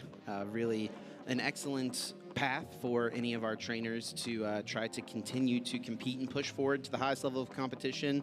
I know we've talked a lot about trainers over the years with these travel awards, just earning it event after event after event, and some of those players have become those professional players in the Master Division. You know, I think about young Brent Tonneson, an early-aged Masters Division player, where now he's going to tournaments all over the world, and I think in large part it is due to these travel prizings. Yeah, and it's fun as well because we get to see these top players consistently attending events and seeing what creative and fun things they're able to come up with, and they kind of set the trends for what a lot of other players will be using, you know, at their local tournaments and things like that. You know, how many times have we seen a top player establish a deck list, and then we see hundreds of people use that exact same deck? It's just awesome to see this kind of thing in the Pokemon TCG. Of course, we will be playing with physical cards here today, but if you're watching at home and you want to get in on some Pokemon trading card game action, a great way to do it is, of course, through the Pokemon Trading Card Game Live, where we have the Call of Heroes happening currently. If you log in from now until March the 26th, you can receive both a Mega Dragonite deck and a Mega Meganium deck to ascend the ranks of the Mega Evolution Ascended Heroes Battle Pass, which, as always, is completely free to play for all players. Puka, I'm sure as a Meganium fan, you're excited to hear that. Oh yeah, I love to see it. Love Mega Meganium as well. Feels like my dream come true finally. You can rise through all 100 levels of the Battle Pass in order to unlock amazing limited time rewards like a brand new Mega Dragonite Avatar outfit and deluxe upgraded versions of both the Mega Dragonite and Mega Meganium Battle Pass gift decks. Master the 2 monthly ranked ladders to earn exclusive deck cosmetics and hard-to-catch Mega Attack rare cards. And for the first time since Pokemon TCG Live launched, experience a completely new take on the battle music experience. Inspired by the Kalos region, this more modern, more dynamic battle music adds more tension tied to the evolution of your cards, helping you experience the thrill of battle in real time. Yeah, I'd also throw in for brand new players, you know, if you're watching this for the first time, maybe aren't as familiar with the TCG, hoping to learn how to play. We have the Learning Lab in Pokemon TCG Live as well. A great resource if you want to learn some of those fundamentals and start your own Pokemon TCG journey. Yeah, the easiest way to get started, I'd say, is through going through that Learning Lab on the Pokemon Trading Card Game Live. And Trading Card Game Live is a great tool for so many different reasons, right? Getting started in the Pokemon TCG, but also the highest level of competition, right? That ranked ladder, month after month, we'll see players who are competing and doing extremely well at regionals and international championships, placing highly on that ranked ladder.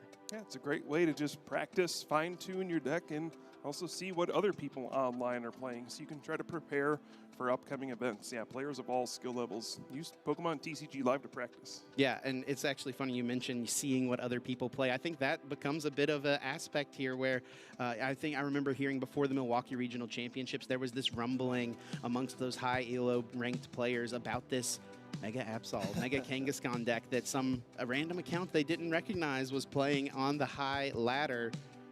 What do you know, it was Tord Reklev continuing to do well, and he came forward and revealed that deck onto the world, and now we see that as one of our decks in the finals today.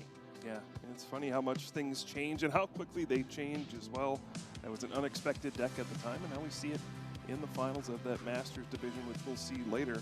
Coming up, we do have the Junior Division finals here, where we'll have 2 different decks. Again, that Marnie's Grimmsnarl EX going up against probably the top performing deck of the standard format over the past few seasons. That's going to be Gardevoir EX. Yeah, perhaps a last stand for Gardevoir EX here is the last opportunity for it to claim an international title as rotation is around the corner. Those later regulation block cards will be leaving us shortly, so the Juniors Finals is its last chance to get one more title. I didn't think about it like that. It's already won so many titles. It has. It really, really has. A little surprised, honestly, to not see it push further forward in the Masters division. But, I mean, I'm not surprised at all to see it being one of the final 2 representatives here for Juniors. Yeah, and again, it's going to be a nice variety of decks we'll get to see throughout these championship matches. I'm just so excited to see these players on the stage. It's such an incredible moment for all of these players today on Championship Sunday. These are memories that will last a lifetime, right? Yeah. How many times in your life can you say you're going to get to go up on a big stage, play in front of a crowd, and perhaps go down in history as an international champion? And especially for these young players, right? It's about them, but also their families. They're not getting here on their own. The support systems that they have, being a parent and being able to see that hard work paying off, all the dedication, all the practice that your child has put in, and now getting to see them walk across the stage with the lights, the cameras, must be an incredible feeling. Yeah, of course. It's a moment to remember forever. And we'll get into the matchup a bit more as we get players ready to go in all of that. I do think traditionally it's been a little favored for the Marnie's Grimmsnarl deck, but it should be a close one. And I'm just really hoping we have some fun games to show off for everyone here. Yeah, absolutely. And some of it will always come down to those tech card inclusions. Even though Gardevoir EX has been such a popular deck archetype, there are many ways that players have played it over the years, and some of them have been better against decks like the Marnie's Grimmsnarl, some of them worse. We'll get into those details as we get into it. Yeah, absolutely. Yeah, you can feel kind of the anxiety building, the excitement building here at the Excel Center in London. Of course, a wonderful location for the International Championships here. It's been amazing to see just how many people have shown up to this event. It was our largest event ever, at least in the Masters division, nearly 4,000 players. It's been amazing. As someone who's been around for several decades at that point, hurts my heart to admit that. But several decades, you say? Yeah. Yeah, it's just been incredible to see over the past 20-something years how much these Pokemon TCG events have grown. To think now we're in huge convention centers like this and seeing how many people have a passion for Pokemon and the Pokemon TCG.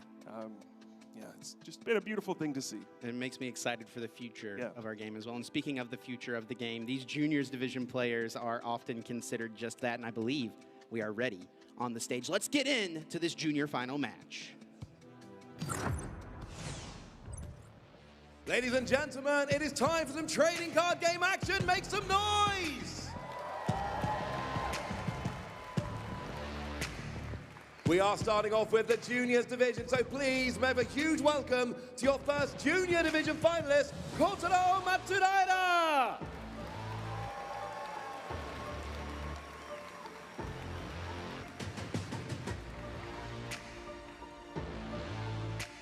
And please give an equally warm welcome to your second Junior finalist, Leo Otake!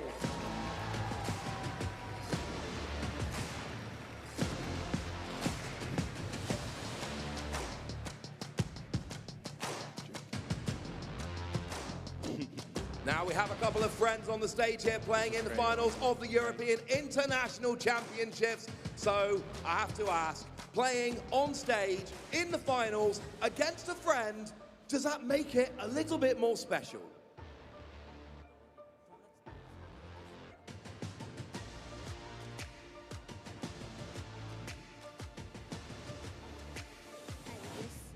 He wanted to play like very fun and a little bit nervous for it. And then same question, Kotaro. How does it feel to be playing against a good friend of yours on stage in front of a crowd full of people at the International Championships?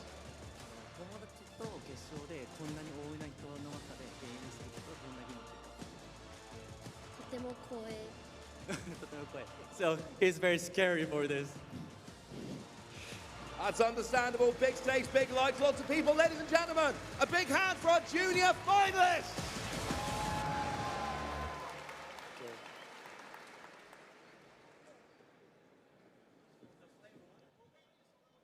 What an incredible opening. This is the path that these players have had to go on to find themselves at this point. Rayo there having a 2-1 victory in both of his matches to get to this point. Kotaro having 2-0. It's been smooth sailing to the finals.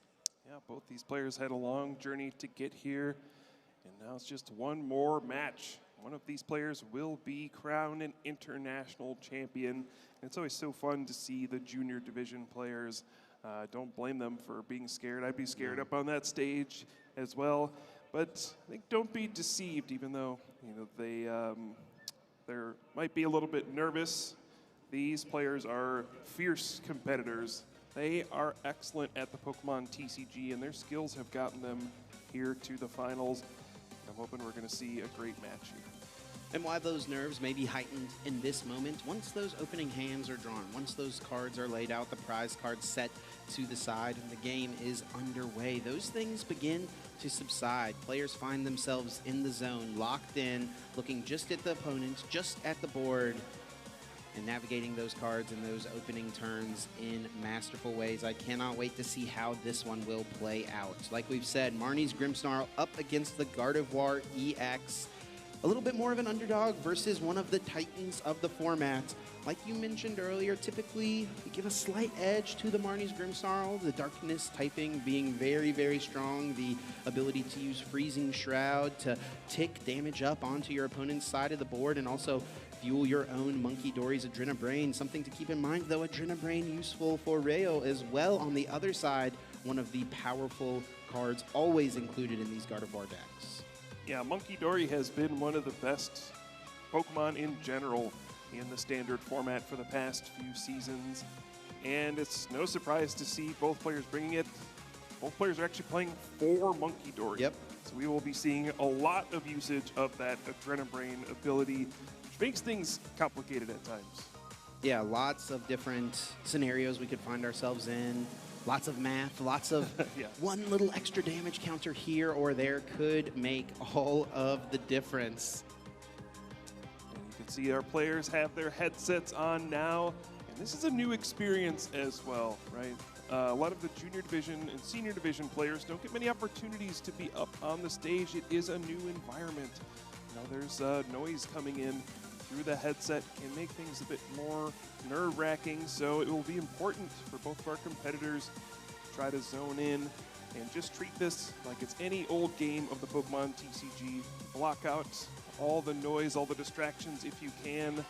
Just have fun playing Pokemon TCG here. And joining the two players at the table, of course, two very experienced head judges and the translator. So lots of comfort will be added to this situation by those experienced on the stage alongside them. Looking at these players' accomplishments, Kotaro with a top 16 finish at this past season's World Championships. Also a top 4 finish at the Fukuoka Champions League. Those tournaments are massive, and Chiba was able to achieve a finalist placement back in 2023. Lots of impressive accomplishments. And for Rayo, you see some other great accomplishments. Top 16 at LAIC, you see a top 8 at a Champions League in Yokohama, and another top 8 at a Champions League in Aichi as well. So both of these players have some excellent accomplishments.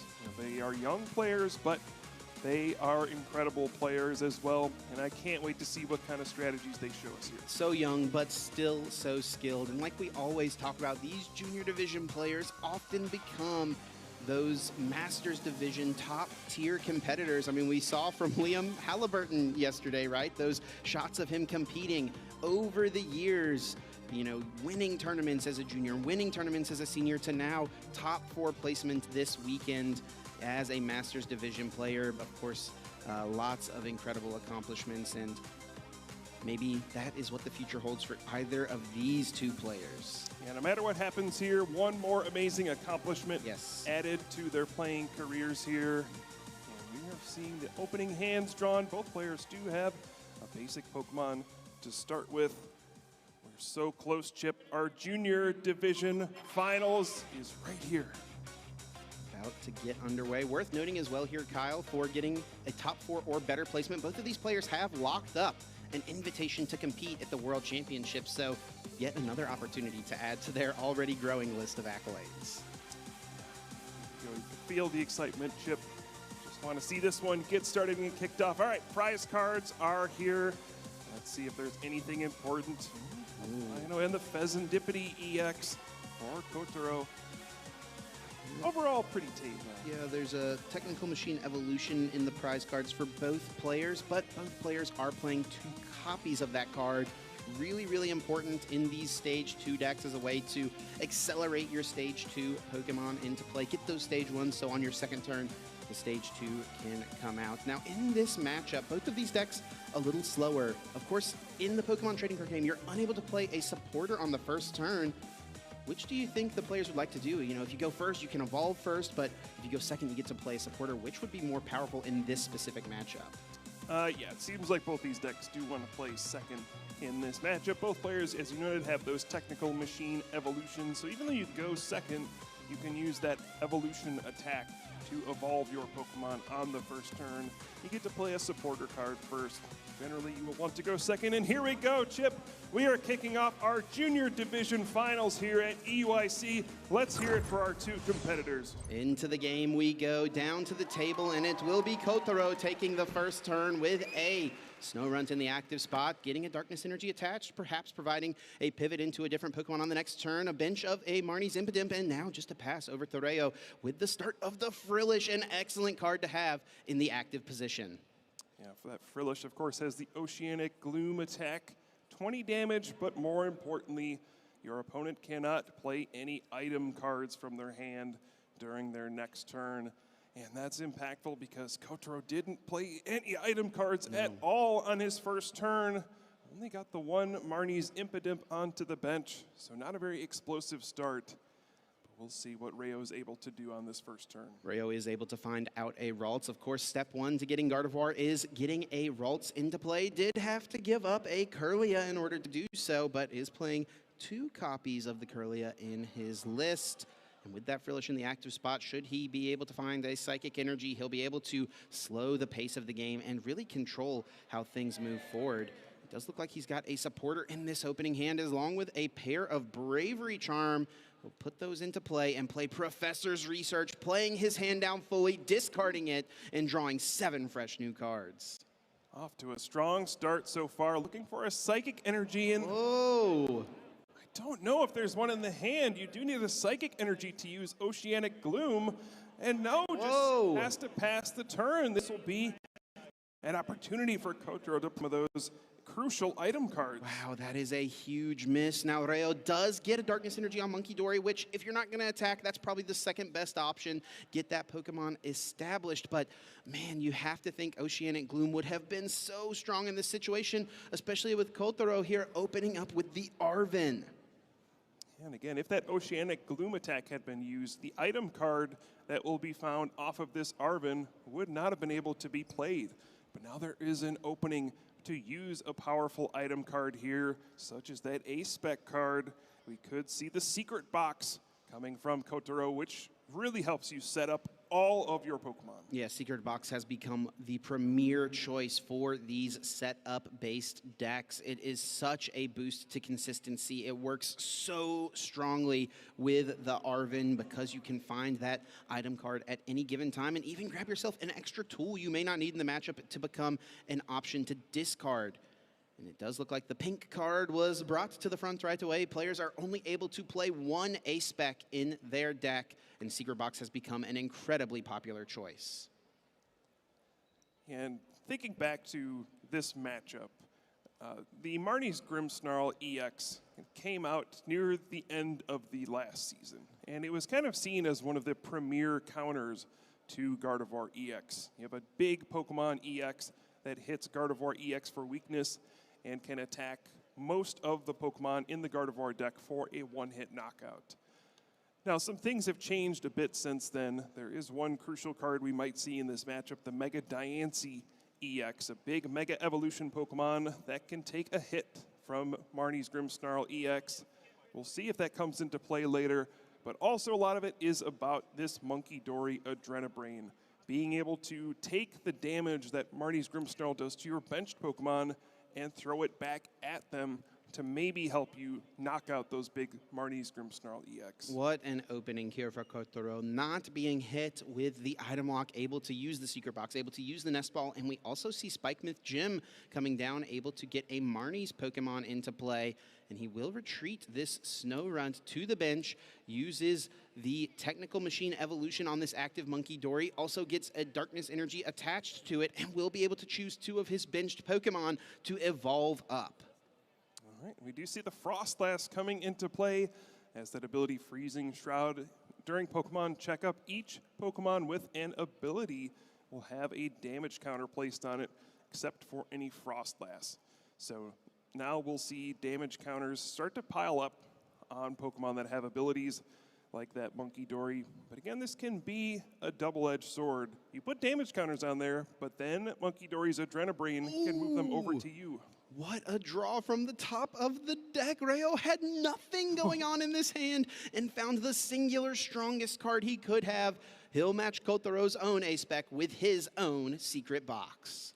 Whew, what a swing in this game. Yeah, you love to see that one of A-Spec card at the right moment, and you see why Secret Box is the one a lot of players are choosing to use.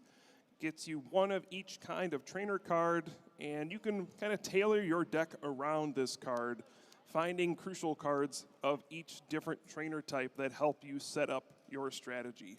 We saw the Spikemouth Gym from Kotaro, a big find off of that, and we see the Artisan from Rayo now, a card that lets you search for a basic Pokemon, put it onto your bench. And yeah, both these players should be able to set up pretty nicely at this point, and we should see a fun first game. Yeah, the Artisan, nice here for Rayo, as it will allow him to get another Monkey Dory in play, should he want it, perhaps a Scream Tail, an attacking option, but more importantly, perhaps, is the bumping of the Spikemouth Gym, as Kotaro had easy access to a Marnie's Grimmsnarl EX next turn. Now he's going to have to find a way to get one. See the other professor's research here, drawing 7 cards, crucially getting some Psychic Energy into the discard pile as well. Could have been a big opening here, as Gardevoir EX was found, but no rare candy to accompany it, so there will not be the use of a Psychic Embrace this turn, and I don't see a Curlia either, so Rayo will really be looking for a rare candy on the next turn, and Puka did not attach an energy to the active, wanted to get the energy onto Monkey Dory instead, so no Oceanic Gloom still. Yeah, I think that's smart. It is important to get as many Adrenabrain uses as possible in this matchup. Again, there's going to be a lot of damage coming at you between the Frostlass, Freezing Shroud, between Marnie's Grimmsnarl, EX's attack, doing damage to your benched Pokemon. You want to have these Adrenabrains set up, and also you want to have Monkey Dory set up to use that Mind Bend attack if you need to. That's one of the ways you can fight back against this deck, using that simple special condition, Confused. It's awkward for this Marnie's Grimmsnarl deck to deal with. Sometimes they have to just flip to see if they can attack, and if it's Tails, they have to do damage to their own Pokemon. Their attack doesn't do anything, and it can be a swing in the game. I have seen so many games of this matchup come down to that Mind Bend flip. We'll see should that come up in this game, but for now, Kotaro going to try to avoid that as much as possible, and getting really nicely established. Another Monkey Dory down, but no out off of the Lily's Determination to a Marnie's Grimmsnarl EX. Oh no. I think a lot of aggression could have been laid onto Rayo's side of the board had Kotaro found that stage 2 attacker. He has whiffed though. Yeah, that's a big miss. You want to be able to put on some pressure as the Marnie's Grimmsnarl deck. The longer it goes without you taking knockouts, the more time you give for the Gardevoir EX deck to set up. And traditionally, the one thing working against Gardevoir is speed. It is one of the slower decks, or at least it can be, and it likes to play from behind a lot. But when you get to a situation where it can play from a lead, oh, it's really tough to deal with. Just a pass from Kotaro now over to Rayo. That damage will tick up on both players' board. Freezing Shroud raining across both sides of the field. Now Rayo, after a fresh hand from Professor's research, able to get another Monkey Dory and not leaving space open for an attacker like that Scream Tail. is going to just really value bouncing damage from Kotaro's own Frostlass back over to the other side of the field. Yeah, starting with that Frillish may have backfired. There's no Jellicent EX in this deck, just the Frillish for the Oceanic Gloom. And I don't know how effective it's going to be as an attacker at this stage in the game. Starting with it, it's got a big retreat cost, and again, it takes up a crucial space on your field. You can only have 1 Pokemon in the active spot, 5 on the bench. And those bench spots are very important resources, especially when you want to have as many Monkey Dory as possible here. So the Frillish kind of taking up a spot on this field where I think Rayo would prefer not to have it there. It's felt like a race for both of these players to get their own Stage 2 Pokemon in play, and Rayo will have an opportunity here off of Lily's Determination, getting 8 fresh cards from this. Should he find the combination of Rare Candy and Gardevoir EX, he can start to be the one who is aggressive. 8 cards. Let's see if it is there. There's a Gardevoir, but I don't see Rare Candy. Yeah, me neither. But even if you get Gardevoir EX, what are you attacking with here? You have the Frillish, and then a bunch of Monkey Dory. You could attack with Gardevoir EX, but typically that's not a great idea against a Marnie's Grimmsnarl EX. So I think for the first time we are going to see the Oceanic Gloom, just 20 damage, and then preventing the usage of item cards on the next turn. Yeah. Rayo perfectly happy to just take this slow. Yeah, had Rayo found the combination of Rare Candy, Gardevoir, and the 3rd Darkness Energy, then would have actually been able to Oceanic Gloom and knock out this active Monkey Dory between turns during Pokemon Checkup due to that Freezing Shroud. Instead, is going to navigate the placement of damage over onto the opponent's side of the field and finally goes with Oceanic Gloom. Kotaro unable to play any item cards this coming turn. Yeah, we know that's potentially an issue, was not able to find a way to get Marnie's Grimmsnarl EX on the previous turn. And I think the only supporter in hand right now for Kotaro is an Arven, which finds item cards normally great, but not when you can't play them.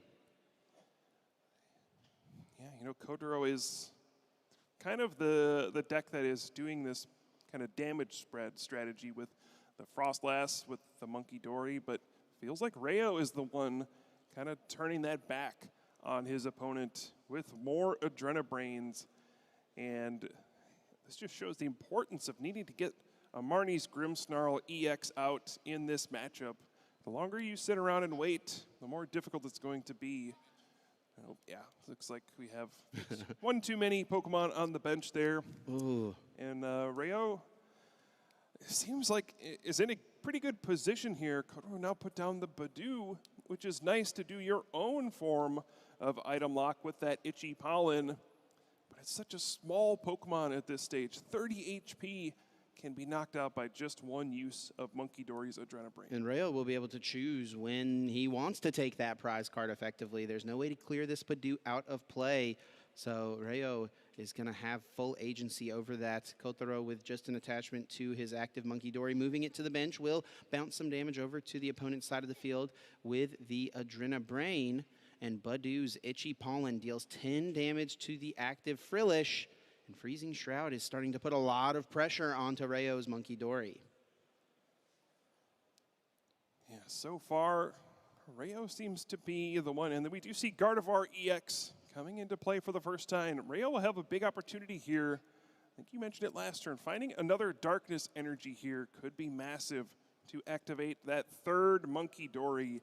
And Rayo can start kind of winning this battle, moving damage over to Kotaro's Monkey Dory and knocking those out. When one player has Monkey Dory in play and the other doesn't, this matchup changes a lot. Now, Rayo has prized 1 Darkness Energy, but is playing 4 copies. 4 Monkey Dory, 4 Darkness Energy, also Earthen Vessel and out to get that card. I don't see it here in this hand. Gardevoir has hit the field. I don't know how useful that is in this exact moment, though. Yeah, kind of a slow-paced game so far. Now, Rayo has to be mindful of the Monkey Dory on the bench. Currently, it would be knocked out between turns during Pokemon Checkup due to the Freezing Shroud, so I'm certain that will be a Pokemon that he aims to heal here, but with so much damage built up on it, Kotaro will actually be able to ensure it gets knocked out during the next Pokemon checkup. All right, just more Adrenabrain being used and more item lock. Oceanic Gloom. And yeah, that Monkey Dory will have 10 HP remaining. Things are starting to tighten up, though, for Kotaro. And will we finally see a Marnie's Grimmsnarl EX? Ooh. Feels like every turn where you don't get one just makes it less and less likely you'll be able to win this game. Kotaro's draw here was just another item card that he's unable to play. But with the spread of this damage, the Monkey Dory on Leo's side will go down in between turns during Pokemon Checkup, thanks to Freezing Shroud. No attacking necessary here, Puka. It's all about spreading that damage. Well, maybe just a small attack. Okay, no, fair. What's more powerful than an itchy pollen chip? That's a great point. From the mighty Badoo, may I add. Let's not forget, we are in the Badoo year here in 2026. As this Pokemon has become such a mainstay in the Pokemon TCG. Looks like a little bit of a discussion here at the table between our players, wanting to just make sure everything is up to date. There is, of course, lots of different damage to keep track of, lots of math. We saw on Kotaro's last turn, really thinking through all of the math, tapping the finger on the table, mathing out when the Frillish would be knocking out his own Pokemon, when his Frostlass damage would be enough to score some KOs for him. Yep, so just sorting this out at the table here. Making sure that the board is clean and everything. Like you said, this is something that's kind of easy to lose track of in these matchups. You have Monkey Dory all over the place. You have Frostlass putting 1 damage counter on all the Pokemon with abilities between turns with the Pokemon checkup. And yeah, I can't tell you how many times people have asked, is this right? How much damage was on this? Did I miss this one? So much to track, so much to keep in mind, and every single one of those damage counters is important. Yep. The difference between a KO and not scoring a KO. How often in the history of the Pokemon TCG have we seen final matches come down to 10 damage short or just barely getting there? Yeah, I think we even just saw it 1 turn ago. A Monkey Dory was just 10 HP away from being knocked out. Yeah, it's always interesting to see, you know, as HP numbers have grown over the years in the Pokemon TCG, somehow still 10 damage ends up being the difference in a lot of games, whether it's, 20 years ago, 10 years ago, right now. Sometimes still just doing an extra 10 damage, 1 extra damage counter can be the difference between getting a crucial knockout. So it does look like the issue here is revolving around the correct amount of damage that should be in play. Lots to think about with the Adrenabrains, the Frostlass. So we're just making sure, perhaps reviewing the tape to ensure that everything is as it should be.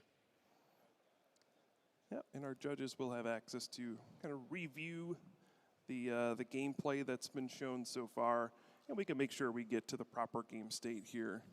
So big thanks to our judges for being on top of this and sorting through this and smoothing this out, just making sure we have a nice and fair game. Yeah, of course. So many people keeping their eyes on this one. The judges here at the table, the judges backstage, our production crew backstage as well. Many people keeping an eagle eyes watch to ensure that everything is correct. Yeah, it seems like perhaps the Monkey Dory that had 100 damage on it should only have 90 damage on it, which will make a big difference here, but that's one of the things that's trying to be sorted out here. And this is a big deal as well, because if it's a Monkey Dory on Reo's side, Kotaro has already used Adrenabrains, and the way he used his Adrenabrains was with the damage that was in mind, so looks like they're adjusting that properly and allowing those Adrenabrains to be used correctly. Obviously, incorrect damage in play totally impacts where these Adrenabrains would be placed. Yep. yeah, just allowing kind of a rewind, again, given that the information on the field was not accurate. So, all right, we're all good. Moving forward, Kotaro does get the first knockout in this game using Adrenabrain, and one Monkey Dory goes down. And now it's 2 versus 1 Adrenabrain at this point. There's just the one with the darkness energy on Leo's side. This might be starting to swing back. And with 1 darkness energy in the discard pile, 1 in the prize cards for Leo, there's only 1 remaining in the deck, and he had Earthen Vessel in his hand, but unable to play it because of the Itchy Pollen. Yep. Still going to be 8 cards found here from this Lily's Determination. I have to think that a darkness energy would be the premier one to get. Yeah, we said there'd be no mirror matches in the finals today, but I don't know, Chip. This seems like a Monkey Dory mirror match to me. All about those Monkey Dory, and no darkness energy is found. Night Stretcher normally could grab it, Earthen Vessel as well, but that Itchy Pollen definitely has been irritating for Rayo. Yeah, now this did open up a bench spot, which could allow Rayo to use Screamtail in this situation. Looks like tired of this Badoo, get out of here. Adrenabrain will go after that for a prize card, maybe trying to dig the darkness energy out of the prize cards, but does not find it. Finds the Mystery Garden instead. And now what will Rayo go with? Does have Gardevoir EX in play with the Psychic Embrace ability, so can really power up any attacker in the deck if he wants. Yeah, it does look like Mega Diancie is in the hand as well, was laid down on the table, so perhaps that is a consideration this turn. That Mega Pokemon being a strong option in the Gardevoir deck. Garland Ray dealing 120 damage for each energy you discard from it, up to 2, of course. Have to be mindful of that Pokemon having an ability, though. It will also suffer some damage from the Freezing Shroud. Yeah, Rayo just content to be patient again, though. Oceanic Gloom, not wanting to overextend and put too much damage on his own Pokemon. These damage counters are piling up on both sides, and it's getting a bit nerve-wracking for each player, trying to figure out what is the best path to victory. And Rayo decides that it's just continuing to use Oceanic Gloom, limiting the opponent's options, and no item cards. I'm not doing a lot of damage, but I am preventing you from doing everything you want. Is there an out to Marnie's Grimmsnarl? That is the piece here for Kotaro to begin getting some big knockouts. He is able to find that 3rd Monkey Dory, though, and a 3rd Darkness Energy. That means so much damage is going to be bounced back over to the other side. Kotaro can set up Leo's Monkey Dory to be KO'd in between turns, stripping him of all of those darkness energy, and there will be no more Adrenabrains able to be used unless that final darkness energy could be found. This is a huge swing in this game. Now Kotaro has a 3-0 advantage in these Monkey Dory Adrenabrain abilities. This is a devastating position to be in this matchup. Even though there's been no Marnie's Grimmsnarl EX, it feels like Kotaro has just taken such a lead in this game. It was feeling like Leo was the one who was in charge, but now no longer the case. Kotaro with the dominant board position, but now an opening. Item cards able to be played. Badoo has not attacked on the previous turn, so Leo will be able to search his deck for any Pokemon he wants off this Ultra Ball. He'll be able to play Earthen Vessel to get that final darkness energy. The floodgates have been opened. And of note, the Monkey Dory was not knocked out during Pokemon Checkup, was knocked out during the turn, so there would be an opportunity to use Flip the Script with Pheasantipity EX if it weren't in the prize cards, unfortunately. Or sorry, I can't remember which player has it in their prize cards. Wrong one, but it is also a risk to put down another Pokemon that has an ability like this. There's all sorts of targets for Marnie's Grimmsnarl EX, I suppose, but a lot of it is just around this bench space again. Rayo does get another Monkey Dory into play, but still, now that there's 3 on Kotaro's side, you can move 9 damage counters with the Monkey Dory, and between the Freezing Shroud, you know, one coming back to your turn, one going back to your opponent's turn, that adds up to exactly 110 damage. And Kotaro can just immediately wipe out that Monkey Dory. This is looking like an insurmountable lead at this point, Chip. Not even getting Marnie's Grimmsnarl, but that has been no problem. Reo on the right will attempt to find some out, some way. He's had this item lock established, and Kotaro has played so few cards from hand over the last few turns, but it's been the ones that he needs to keep himself afloat. And now it is him that's floating to the top. Reo beginning to sink.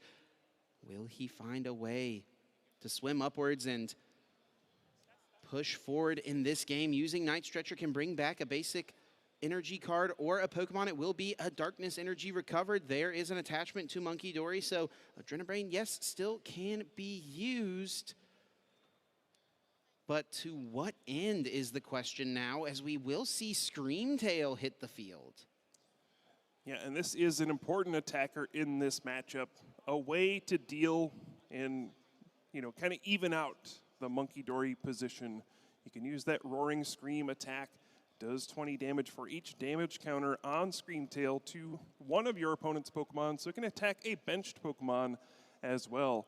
And it's a simple way to go after a Monkey Dory and use an attack. Now, you do have to be a bit careful. Again, the Marnie's Grimmsnarl deck can do damage to benched Pokemon as well. And you want to avoid situations where your Screamtail can be knocked out in addition to another Pokemon. We are getting dangerously close, though, to Kotaro just being able to close out the game. Only 3 prize cards remaining. Yep. You know, anytime a Grimmsnarl comes out, that's an easy way to take a prize card on something. And with the sniping damage of the Shadow Bullet, with the Adrenabrains, it's perhaps possible that Kotaro could math things out exactly to take all 3 prize cards in this coming turn. Yep, so 2 energy with the Psychic Embrace. Go onto this active Screamtail, see an Adrenabrain used, and now the Roaring Scream will be used to knock out one of those Monkey Dory. One more prize card taken for Reo, but Kotaro just, Marnie's Grimmsnarl EX would just be devastating at this stage. And I do think finally that Stage 2 Pokemon has been added to the arsenal. Punk Up, that powerful ability, able to accelerate energy cards from the deck onto your Marnie's Pokemon in play. Worth noting, I don't know how many energy Kotaro has remaining. It does look like there are 2, so Punk Up will be able to supply enough energy in order to attack. Shadow Bullet is online. Yep, 180 damage to the active Pokemon, but also 30 damage to one of your opponent's benched Pokemon. And with those Monkey Dory Adrenabrains, you can manipulate multiple Pokemon to get knocked out in a single attack. And like you mentioned, Chip, Kotaro already down to 3 prize cards, could easily go down to 1 this turn if he wants. Still with 2 Monkey Dory in play, he has that advantage, and I have to imagine he'll ensure that Reo's Monkey Dory goes down this turn, be it the target from these Adrenabrains, be it the target from the incoming Shadow Bullet.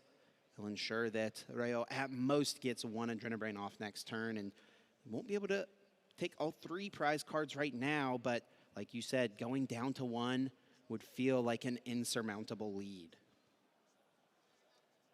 Let's see, Kotaro does use both Adrenabrains, going after that Monkey Dory, and the Shadow Bullet will knock out the active and the benched Monkey Dory. Going down to 1 prize card, what can Reo do at this point? Promoting Gardevoir EX, that is the start. Ticking up that damage from the Freezing Shroud, drawing a card for turn. And Kotaro also healing damage off of that Marnie's Grimmsnarl EX. There was perhaps an opportunity with Mega Diancie EX to get close to enough damage for a knockout on this Marnie's Grimmsnarl, but now just completely out of range. Any path back into this game perhaps starts with this Iono, sending both players' hands to the bottom of the deck, drawing each one of them a number of cards equal to the number of prize cards remaining, and Reo cannot win from that hand. He concedes, and Kotaro takes game 1. What a back and forth battle. A battle of wits, really. Wow.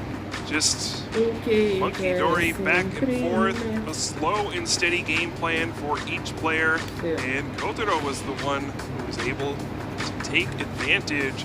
Maybe just the fact of having more darkness energy in the deck to enable that Adrenabrain ability when both players were using Oceanic Gloom, Itchy Pollen to prevent item cards from being used. That means no Earthen Vessel, no Rescue Stretcher to get back darkness energy from the discard pile. It's really just kind of a war of attrition. What a slow and methodical game, and really props to Kotaro for keeping his wits about him, staying calm, staying collected, knowing that even though it may seem like my opponent has the Monkey Dory advantage, even though my Frillish is helping, my Frostlass is helping him more than it is helping me, knowing that once those Monkey Dories go down, he's the one with the advantage. He's the one with the darkness type attacker that he can spread so much extra damage, and just dealing with those Monkey Dory was the step. Rayo looked for any answer, did not find it. Now you have to wonder, will either player kind of adjust their strategy heading into the second game?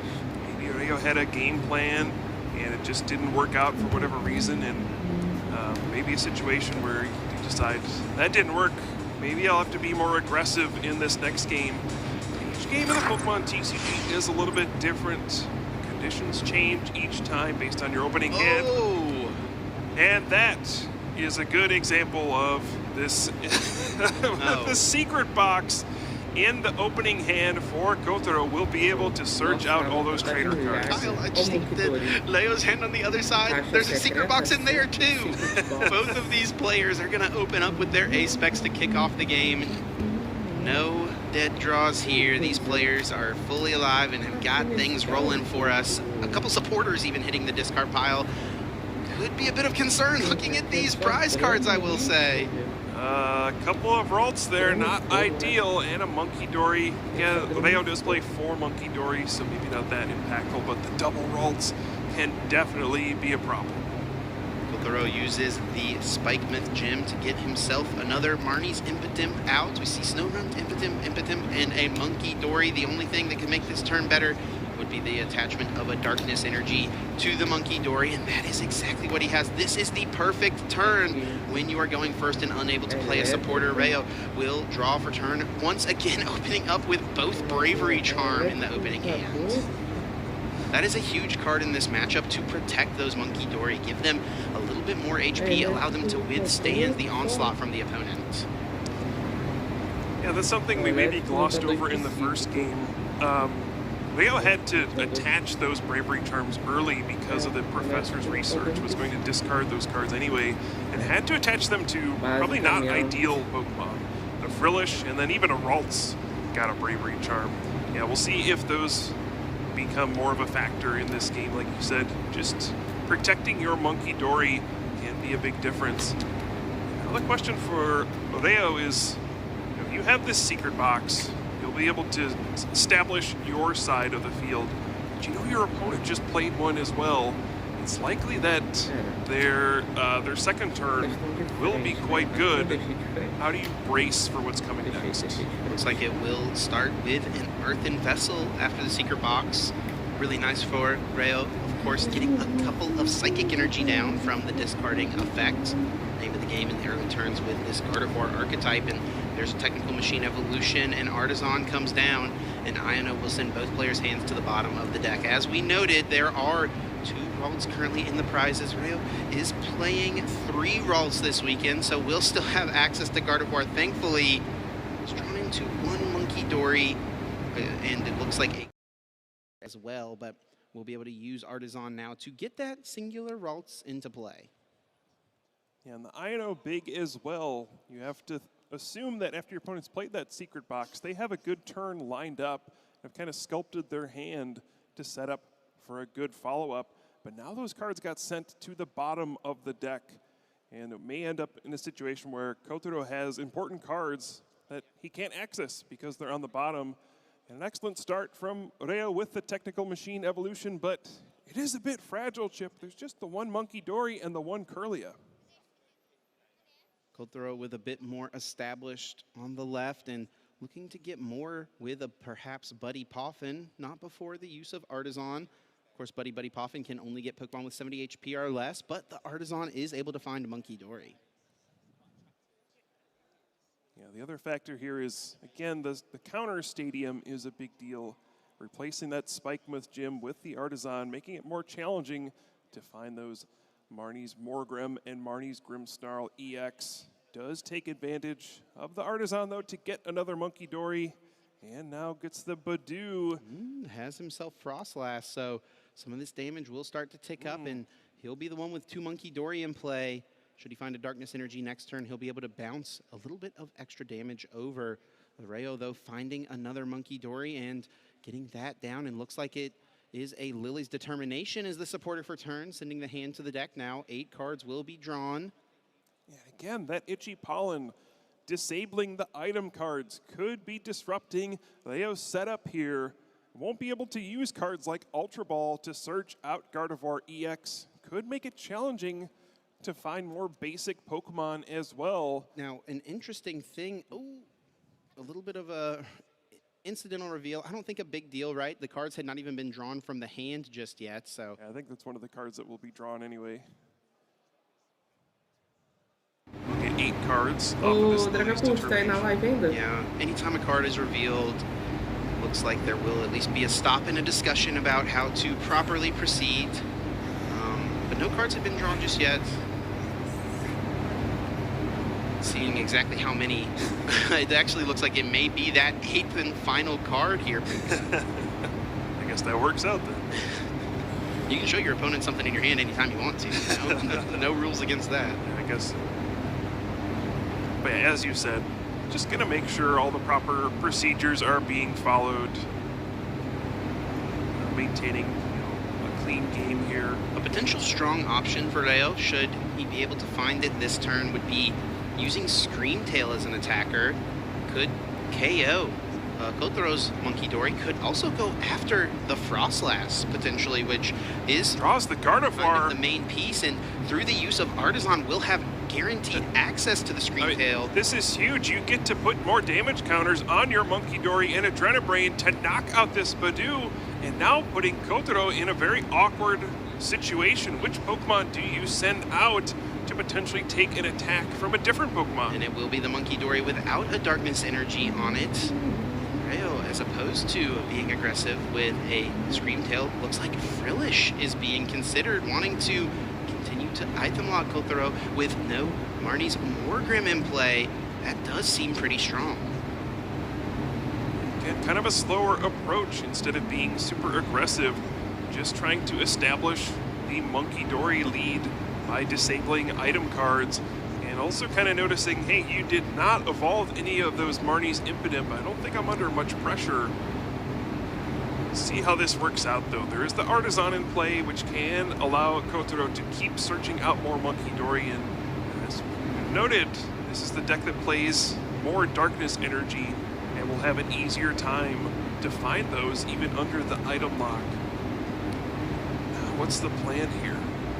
It's a bit scary. Your opponent has Gardevoir EX in play and has options to do all sorts of things. Your Badoo is gone, so your opponent will have access to item cards once again. So what's the plan? The first Adrenabrain bounces 30 over to the right side of the board. The next one only able to move 20 over. So should be 70 damage total on that Dory on the right. And is that just a pass, Puka? It is, yep. No supporter play, no evolution either. But if, Rayo is content to just play this slower game and keep using Oceanic Gloom for small amounts of damage, it will buy time for Kotaro to keep just establishing more Monkey Dory. You're not gaining a whole lot of position. Your opponent is able to just keep moving damage back to your Pokemon. Now, Rayo does have the advantage of being able to use item cards, so in theory may be able to just establish more Monkey Dory than his opponent in this situation, and that does seem to be the key in this battle. At least that's how the first game went down. And that looks like what Rayo is thinking on that side, as he has found a Darkness Energy out from the deck thanks to Earth and Vessel. Bravery Charm will be able to protect that Monkey Dory that's already taken so much damage on the right side. He'll be able to heal 60 damage off of it. He'll be able to put a Bravery Charm on that Pokemon, so Kotaro will not have a way to KO that Pokemon this turn. I actually don't think there is anything that Kotaro would be able to do. Rare Candy, Grimmsnarl not available if an Oceanic Gloom is utilized, and with enough damage being placed on this Pokemon, Oceanic Gloom puts it up to where it has been threatened and will be KO'd during Pokemon Checkup. Yeah, and this avoids the Pheasantipity EX. Flip the script, drawing extra cards as well, which could be nice in this situation where you don't have access to item cards, but that just won't be an option either. So now Kotaro under a lot of pressure. The hand has not been very good after that Iono on Leo's first turn. But what can he piece together here? There's still Monkey Dory left. There's still lots of Adrenabrain left to be used here. But now Reo, with that Oceanic Gloom, has slowed things down enough and may have taken a lead in this game. And has been the one thus far to hold the advantage on the use of Adrenabrain in play. Kotaro will bounce 20 damage over to the right side. Just a pass. That's it. No evolutions, no attacks, no supporters being played. Reo is starting to run away with this game. The damage ticking up. Welcomed sight as Adrenabrain is going to use Kotaro's own Frostlass against him. Yeah, it is a big difference as well. Reo just has more damage to send back over to Kotaro's side with the Monkey Dory. And there's the third. Oof. That means the only Monkey Dory will go down between turns during Pokemon Checkup. Once again, there's going to be 10 damage counters on there, and then the one more during Pokemon Checkup will knock that out.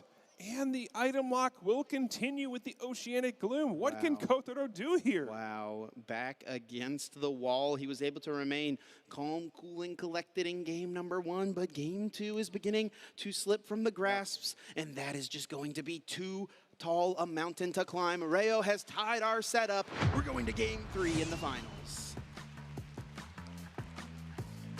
Both players showing off their patience and skills in these first 2 games. Fitting finals match. One of these will be a worthy champion in this junior division. We've seen the importance of going second in this matchup now. Being able to play a supporter card, use that technical machine evolution on your first turn. You have to imagine Kotaro will decide to go second in this third and final game. What an opening for both of the trainers in this first game. Let's not forget, they both started game number 2 with Secret Box on their first turn. And it looked very similar to game number 1 initially, but I think one of the big differences was Kotaro was unable to get any Mines Morgrim in play, unable to get off the use of a technical machine evolution, and eventually not being able to find any evolving Pokemon, not being able to put on any pressure, meant that Reo was able to spread too much damage for Kotaro to keep up with. And it ultimately in both games so far came down to which player had access to more Adrenabrain, more Monkey Dory, which one was able to establish an insurmountable position. You know, once you get that third Monkey Dory up and running, it really feels like the pressure is on. It's so difficult to keep damage on your opponent's Pokemon. And it's so difficult to find that balance as well between threatening knockouts but not putting too much damage so that your own Pokemon are in danger of getting the damage sent back to your side. There's the fist bump, and here we go, game 3. Let's hear it for these trainers, and Reo with just the attachment to the Monkey Dory and a pass over to Kotaro, choosing to go second here and opens up with the Arven. Just an attach and a pass for Reo. No buddy Poffin, no way anything to get a Ralts into play. Just the one Monkey Dory. This is a situation where, hold on, 2 Monkey Dory in the prize cards for Kotaro, but this is a prime position for something like Badu's Itchy Pollen to disable Reo's item cards and make it so challenging to set up after a turn where he just didn't get to do much at all. Almost every one of Rayo's ways to get down a Ralts is an item card. Ultra Ball, Nest Ball, Secret Box. If item lock is established on Kotaro's end, then Rayo will be left to just drawing into the Ralts naturally or drawing into Artisan. Difficult things to do, decreasing the odds of getting a Gardevoir in play quickly. Looks like Kotaro will favor the technical machine evolution, though. Evolving up into the Marnie's Morgrem and threatening that way as well. Next turn could just see a Marnie's Grimmsnarl EX start taking knockouts. This could be Rayo's one opening. He needs to have an excellent turn here. Did at least get the Darkness Energy on a Monkey Dory. He draws, and it is an Iono, so at least a supporter will be played. But this hand is full of Pokemon at the moment. No way to play a supporter to get that secret box. It's just this Iono. That hand had nothing. That was a huge top deck to even stay in this game at all. Now it gets to draw 6 new cards. Like you said, it was pretty much all Pokemon. And he has found Buddy Poffin. Ralts will be coming into play. Don't think I see the technical machine evolution, but that is at least a sigh of relief. Quite a few item cards that can be played here as well. Yeah, Chip, I don't want to understate that. If that wasn't the draw for the turn, this game might have just ended. There were no other playable cards in the hand for Leo. It was that big Iono off the top, drawing a brand new hand and breathing new life into this game. Now there's a Buddy Poffin, Earthen Vessel, lots of cards that can be used, and even a counter stadium in the hand as well to disrupt Kotaro's setup and get rid of the Spikemuth Gym. This was an excellent 6 cards to draw off of that top decked Iono. Ultra Ball discards the pair of Psychic Energy, grabbing out any other Pokemon. It will be a second Monkey Dory coming down. So Kotaro trying to push for that advantage with the Adrenabrains. We have seen that be the story of the finals match thus far.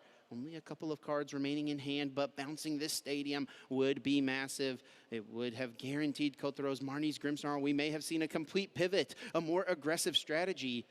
Now that may not be the case, and he'll even be able to draw some cards with the Mystery Garden.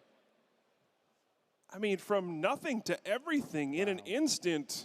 A completely unplayable hand to just a string of cards being played, a stadium card being found to get rid of the Spikemuth Gym. This game is completely flipped in 1 card drawn.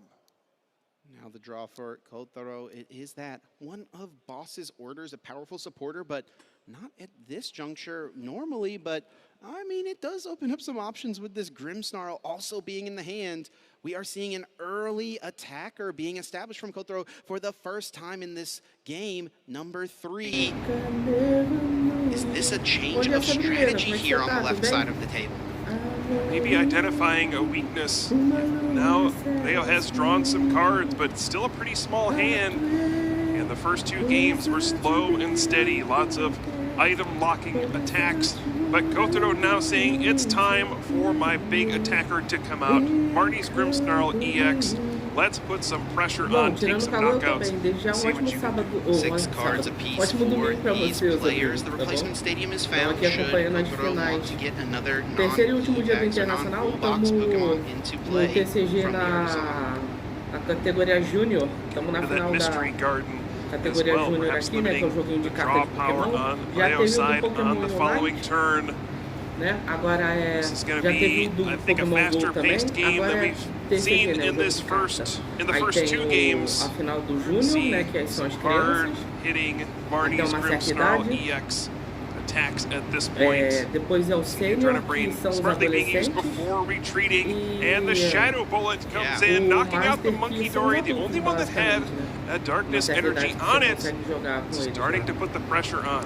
And this is a huge lead thus far for Kotaro, and Rayo is going to be incredibly pressured to find a way to get Gardevoir in play, to find a way to respond to this active Pokemon, and that is not a bad way to do it right there, Puka. Secret Box, searching the deck for any stadium card, any supporter, any item, any tool card, and adding them all four to hand.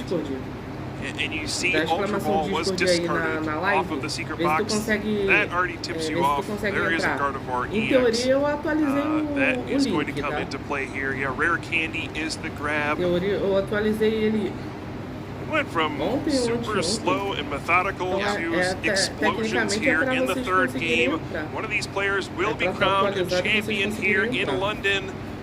Will it be Kotaro or Leo? And we see a counter catcher as well. Rare Candy into the Gardevoir. Counter catcher brings up the Frostlass, and Lily's determination refreshes the hand, building Rayo back up to 8 cards. Will still have access to the Artisan to get something like Screamtail out if he would like. I wonder which attacker he wants to go with in this spot. Bringing up the Frostlass is an interesting play. Yeah, this seems like a situation where you go with Screamtail, bring up a Pokemon that has a retreat cost, and then use Screamtail to knock out a Pokemon on the bench. Could go after that Monkey Dory with the Darkness Energy on it.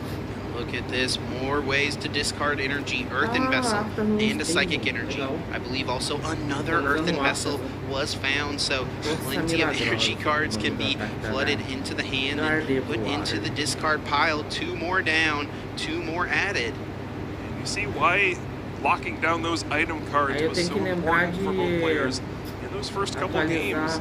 How much your options are limited when you can't play these cards like Earthen Vessel. Now you're seeing kind of the full power of both of these decks. Rayo has so many options here for what attacks to go with. Which one will it be? There is the Darkness Energy on Monkey Dory. Adrenabrain can bounce some damage back over to the other side. Ultra Ball being played to put that final Psychic Energy down. Now Rayo searching the deck for any Pokemon and adding it into the hand. We'll get that Curlia up and running. Of course, with the Darkness Weak Gardevoir EX, you do always have a little bit of concern of that Pokemon going down and not having a way to use Psychic Embrace next turn, so wise to make it a little easier in the future. And Screamtail is being brought down, and it looks like he will be going with Roaring Scream. And I believe the other rare candy is in the prize cards for Rayo, so just identifying I need to get this Curlia in play in case my Gardevoir gets knocked out. I want to have an option to get another one. And here it comes, Screamtail with the Roaring Scream, taking down that Monkey Dory.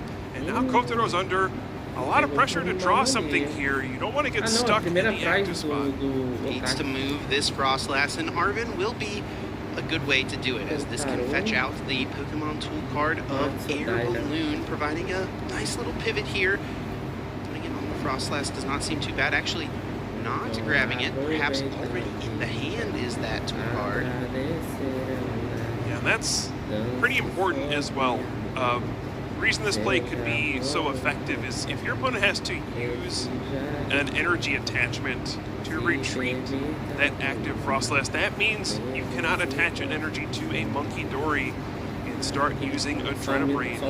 So Kotaro would love to find that Air Balloon, use that to retreat so that you can free up your energy attachment for the turn on Monkey Dory. Thanks to Rayo's KO, flip the script on Pheasantipity, able to be used. That is another ability in play for Frostlass to tick up. More damage generated on the left side of the board for potential Adrenabrains, but only 1 Monkey Dory in play. No Darkness Energy on it just yet. Discarding the Technical Machine Devolution as well. You know that Gardevoir EX did get rare candied from Ralts, so perhaps could have been taken out that way, but Kotaro deciding, no thank you, I would like to charge ahead. I would like to leave that Pokemon EX in play for later so I can knock it out for 2 prize cards. Continuing the charge here, Shadow Bullet will fire over to Rayo's side, taking down the Screamtail, placing damage counters onto that Monkey Dory. A Pokemon that would have been KO'd, save for that Bravery Charm Rayo was able to find on the last turn. That's massive. There are 3 damage counters on this Marnie's Grimmsnarl EX. It is damaged a bit. Will this be the time we finally see the Mega Diancie EX come into play? Rayo could take 2 prize cards this turn on Kotaro's active Pokemon EX. Of note here, taking that down would get rid of the largest threat on the board. Garland Ray dealing 240. Be able to move damage over with Monkey Dory so that it's effectively 270. And with another Monkey Dory established, can you move just a singular energy damage counter over to KO that Marnie's Grimmsnarl in between turns during Pokemon Checkup. Both players throwing haymakers in the third game. They both want to be international champion. here at EUIC. And Leo will put down that big Mega Evolution Pokemon EX, the Mega Diancie. And can use Garland Ray in conjunction with the Adrenabrain abilities from Monkey Dory to take down the Marnie's Grimmsnarl EX. Notably, Mega Diancie EX is the one Pokemon in this deck that is not weak to Darkness type. It is weak to Metal. There is not an easy way for the Marnie's Grimmsnarl deck to knock this out in one attack. It is risky, of course, as gives up 3 prize cards when it's knocked out. But between that Diamond Coat ability and the weakness to Metal, can be really challenging to deal with. And look at this masterful setup, only moving 1 damage counter over with that second Adrenabrain, setting it up perfectly so that Marnie's Grimmsnarl goes down to the Freezing Shroud. After an Iono, there will be no use of the flip the script from Kotaro. He is left with just those 4 cards plus the one he drew for turn. Uses an Artisan here to kick off this sequence, needing to find perhaps another Marnie's Grimmsnarl. And you have to wonder if there's some regret now discarding that technical machine devolution from Kotaro. Now there's just not many energy. There's not an attacker powered up in this situation. It could be an opportunity to knock out that Gardevoir EX and bring the Curlia down to a Ralts. It may have halted things for a turn. Now Kotaro will need something big to respond. Maybe there is another Marnie's Grimmsnarl EX. Could he pair this with a way to target the Gardevoir on the bench? Mega Diancie, while a powerful attacker, does need Gardevoir to help supply the energy for Garland Ray. Turn after turn after turn, Kotaro playing Counter Catcher and just a singular copy of Boss Sweeters in his list. And he does have the Counter Catcher, but it will be Monkey Dory as the target. Will he be able to knock out both Monkey Dory at once? I think thanks to the Bravery Charm. No, I think that's not even enough. No, not quite, and only 20 damage will be moved over. Not quite enough built up on his own Monkey Dory. Only having 2. If he had 3, it would have been a knockout. Shadow Bullet does yield just short here on the KO. Alexandre, agora que eu reparei, que raio de foto é essa? Você é um Timpaô, você é uma raposa passando mega rápido. Debate what to promote. The Mega Diancie, like we mentioned, does give up 3 prize cards, and Kotaro does only have 3 prize cards remaining. That is something to be concerned about. Another Monkey Dory here would be huge, and there it is! Another one with another Darkness energy. Mega Diancie EX can knock out this Marnie's Grimmsnarl EX as well. That 1 damage counter on the Monkey Dory, the Bravery Charm, letting it barely hang on with 10 HP is going to be a massive difference in this game. It could be the difference what propels Reo to an international champion title. Reo does have to be wary. Kotaro is playing Blood Moon Ursaluna. Thanks to going to 1 singular prize card, that Pokemon could attack with no energy attached to it. He needs to ensure that there is not enough damage on that Mega Diancie EX for Blood Moon Ursaluna to score a knockout. Tive mais 5 visualizações. And you're in an awkward situation as well. Sabrina joga, like to heal off that Mega Diancie to avoid it, but we're seeing new EX come into the active spot. EX, its genome hacking attack, can copy the Shadow Bullet of the Marnie's Grimmsnarl. This is not going to be enough for a KO here.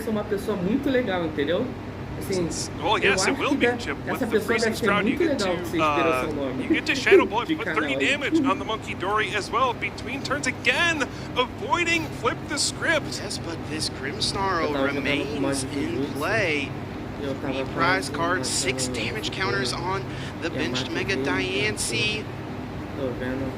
With just 2 prizes remaining here for Reo, but only a couple of cards on Kotaro's end. This is coming down to the wire. Could come down to just these last couple of draws. Marvin will be the supporter of choice here. Finds a Night Stretcher. There's a Nest Ball in the hand. Here comes Super Odd first. Shuffling back 3 in any combination of Pokemon and basic energy from the discard into the deck. There go 2 more Monkey Dory back. A Monkey Dory with the Darkness energy is game over, Chip. You can Shadow Bullet and move 3 damage counters over to the Monkey Dory on the bench, knock out both the Mew EX and the Monkey Dory and get 3 prize cards. And that is the play he has established. There's the Monkey Dory. There's the Darkness Energy. Moving the damage over to the opposing Monkey Dory. Shadow Bullet takes down Mew. And Kotaro is the European International Champion. Caraca, realmente, ele levou 2 X. Ele levou 2 X. What an amazing finals match we just witnessed between these 2 junior players. They are certainly masters of the Pokemon TCG, expert display from both of these competitors. The deserving champion in Kotaro, but an excellent run for Leo as well. What can you say about that? Just as close as it can get. 10 damage, making the difference in a lot of different spots. Just tactical decisions back and forth. They are expertly playing around Fezanipides, flip the script. But Kotaro was able to piece together one final massive turn, take 3 prize cards, and become international champion. What an exciting match to kick off the trading card game action today. If this is what we are in store for, I cannot wait for these next 2 matches. Let's recap these 2 games. And really, it was 3 pretty different games that we saw play out. Kotaro like he was in the best position in game number 1. Rayo getting more Monkey Dory established, getting that item lock up and running, but eventually Kotaro was able to navigate a position where he could target down all the Monkey Dory on his opponent's side of the field and take them out. Item lock was the theme of the first 2 games. Oceanic Loom, Itchy Pollen, and lots and lots of Monkey Dory Adrenabrain. Marnie's Grimsnarl EX came out in the first game to close things out. Different story indeed. Rayo was in full control. We never even saw Marnie's Morgrim, let alone Marnie's Grimsnarl come into play in that one. A totally different game number 3. We pulled the brakes off here. Action cards flying across either side of the field. Knockout after knockout, ensuring that Kotaro Matsuradai tem mod de você consegue fazer esse tipo de coisa, é bem legal. First 2 games were slow and steady wins the race. The third one, a full-on sprint between these 2 players, just launching big attacks after big attacks, trying to disrupt each other's setup, trying to establish Monkey Dory along the way, but in the end, it was the big Marnie's Grimsnarl EX being able to take so many knockouts in this final game, hitting Pokemon for weakness in certain situations, and taking down the Mew EX and the Monkey Dory at the same time to win the match. Masterfully played. Now let's hear from our European International Champion. Thank you very much, ladies and gentlemen. Give it up Melhorou, for the Junior Division Sabrina? Trading Card Game Ou ainda tá a mesma coisa? Eu só abaixei um pouquinho. Melhorou o áudio do meu mic? É porque também deve ter o vento de fundo, é porque tá muito quente, tá impossível de ficar sem o ventilador, entendeu?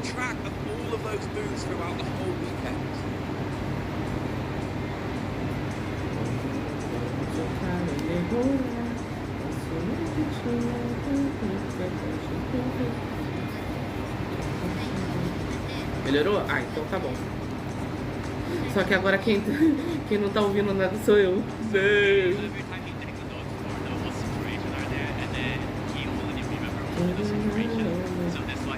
O Sukuna apelou pra uma rodada. Sounds like a fantastic player. How does it feel to be standing here on the stage as an international champion? Deixei ele longe do Sukuna. Mesmo... Entendi. Nindras, tu viu o que eu te mandei? Não, Dragapult, como eu tô sem retorno, eu tenho que ficar vendo aqui a live, entendeu? Mas mais tarde eu vejo, assim que acabar a live eu vejo, beleza? Eu não tenho como ver agora, nada que vocês me mandarem agora eu tenho como ver, entendeu?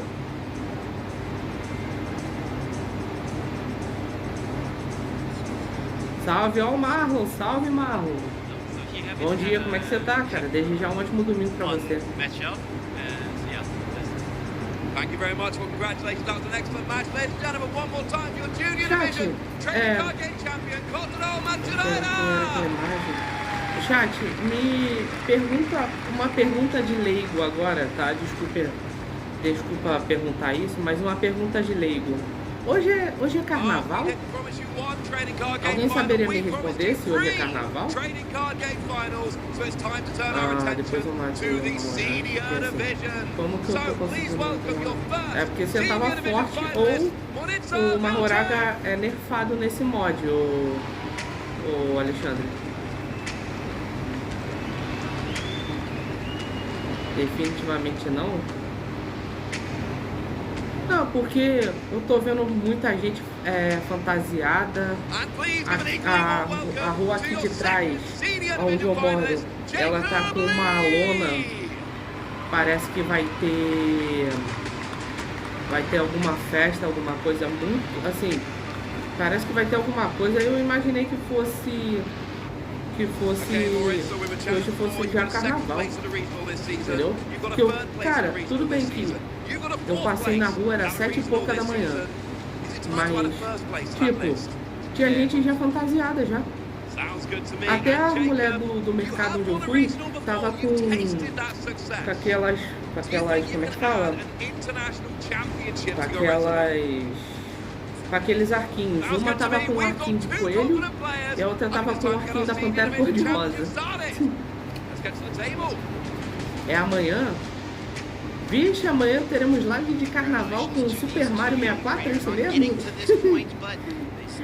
Caraca, ainda bem que aqui na rua não tem carnaval, é só na rua de trás. Então se pá amanhã... Então amanhã teremos, se pá, né? Será que o Gabriel Fernandes está no Master?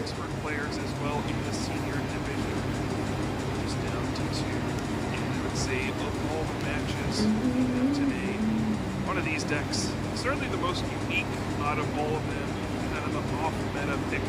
Ah, o nome do... Ele abandonou? Ah, depois daquele incidente ele abandonou? Vixe, E o pior que nada aconteceu, né? Ficou por isso mesmo, né? Nada aconteceu, né? Esse que é o pior. Por isso que eu...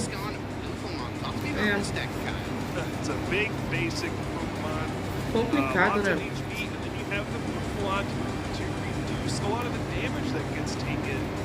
Complicado. Jumbo Ice Cream, one of those premier healing cards that we don't see a whole lot of. Uma pena, porque essa empresa medíocre, né, que a gente ama, acabou fazendo uma besteira dessa, né?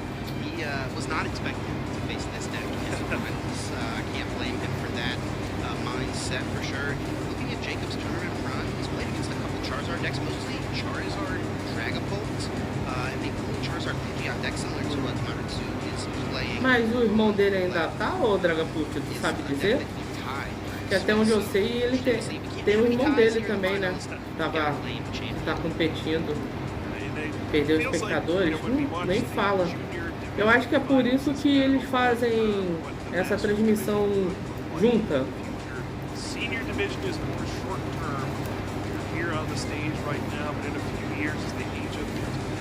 Acho que é por isso que eles fazem essa transmissão junta, porque eles sabem que o TCG principalmente é um negócio que eles não vão tancar sozinhos. Vou voltar a ser humilhado de lutar contra o Futura. Ora! Um verme como você? Patético. Já tô treinando já. TCG não tem tanto espectador comparado ao VGC. Então, deixa eu ver quantas pessoas tem na... Pior que não dá pra ver, né? Deixa eu ver se dá pra ver aqui. Tem 3.300 pessoas. Tem 3.300 pessoas vendo agora. Então, assim, eu acho que esse público é mais o público que tá esperando o VGC, né? O VG, no caso. Chat, vocês têm noção de que daqui a 12 dias a gente vai estar vendo a gente vai estar sabendo o que a Pokémon Company vai lançar.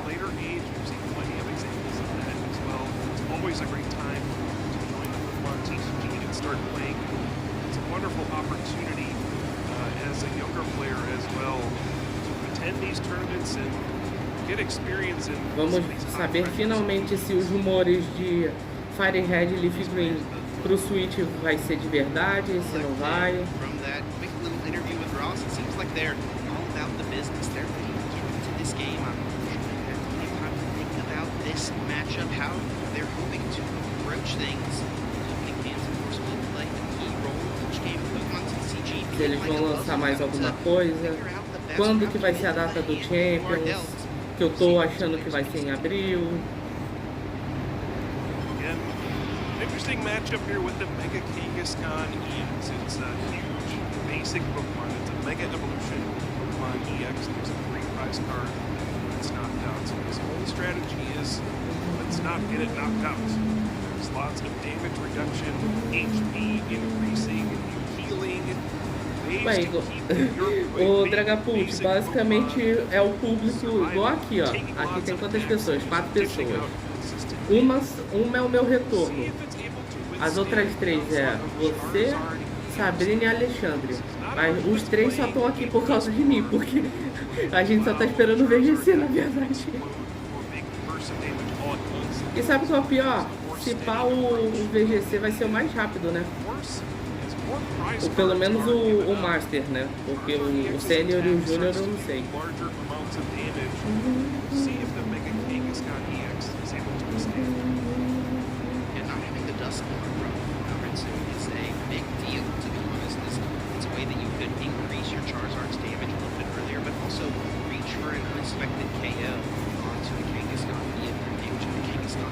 Be it through targeting one of those Bufalons on the bench, perhaps. That provides an extra bit of tankiness. I've heard this deck called Tank Kangaskhan by the community. That is certainly going to be Jacob's aiming to do.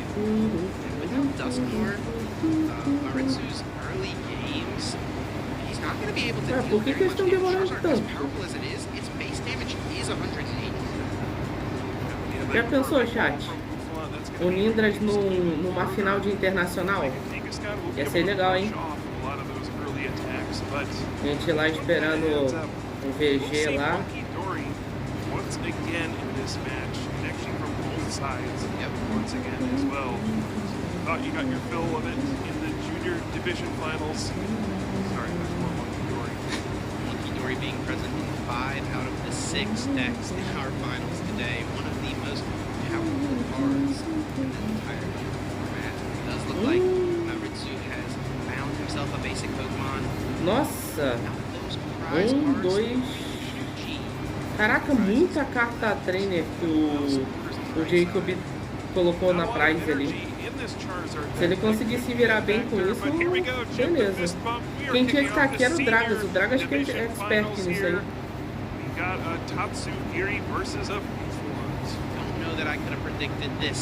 Ah, o Tatsugiri. Bufalens. Caraca, quanto tempo eu não vejo esse bicho? Falar nisso, a gente vai ver ele bastante quando eu for pra o Nova. Chat, um recadinho aqui na live aí, rapidinho. Eu vou dar esse recadinho também amanhã, né? Mas, seguinte, assim que a gente finalizar o Mario 64, eu vou estar intercalando entre Zelda e o Pokémon Emerald, tá? Eu vou estar voltando no Pokémon Emerald pra tentar ganhar a Batalha da Fronteira, né? E aí, ganhando a Batalha da Fronteira, a gente volta pro Platinum. Eu não vou ir atrás do Spiritomb não, porque não tem, do jeito que eu queria pegar ele, não tem como. Então eu vou atrás de um fantasma mesmo, pegar esse fantasma e colocar ele no time. E eu vou com o time do jeito que tá, beleza? Aí a gente enfrenta a Elite dos 4. Se tudo quiser, zera a Cintia o mais rápido possível e a gente vai pra um Nova. Beleza? Eu queria jogar com o Spiritomb, mas eu tô vendo que eu não vou conseguir.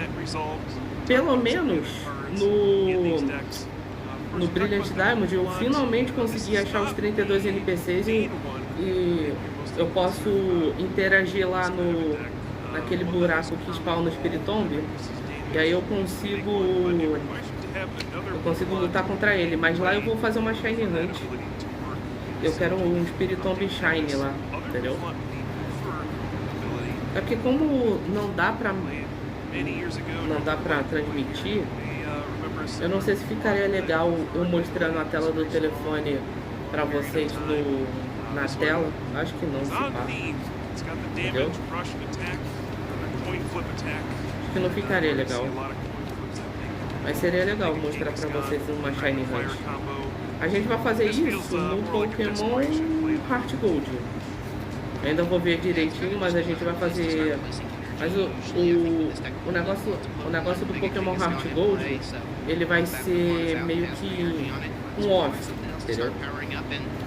Eu vou explicar direitinho. Vai ser meio que uma live extra, digamos assim.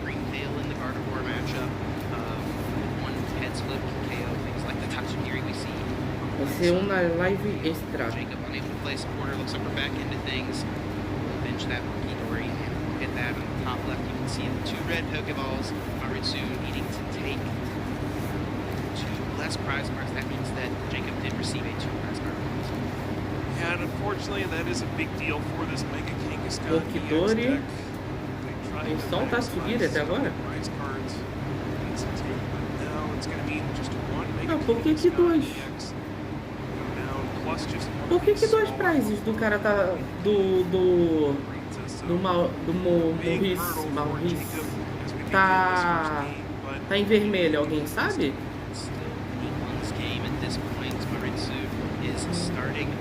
Ah, veio PJ e Charmander. Nossa, ele vai fazer o Charizard X. Meu Deus do céu.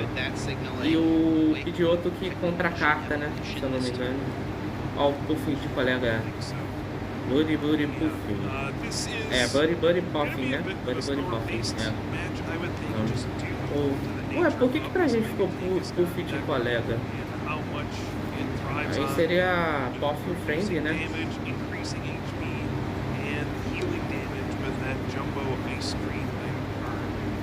So we're going to see a lot of attacks back and forth. You're going to see a whole lot of one-hit knockouts. Unless, of course, you start flipping some heads.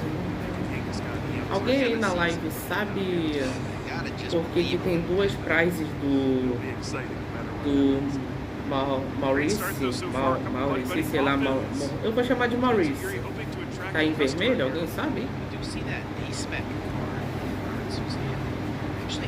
There's a chance there, Kyle, that Lily's determination was a huge hit. I don't know that Maritsu had any other supporter in hand. He was totally relying on Tatsugiri.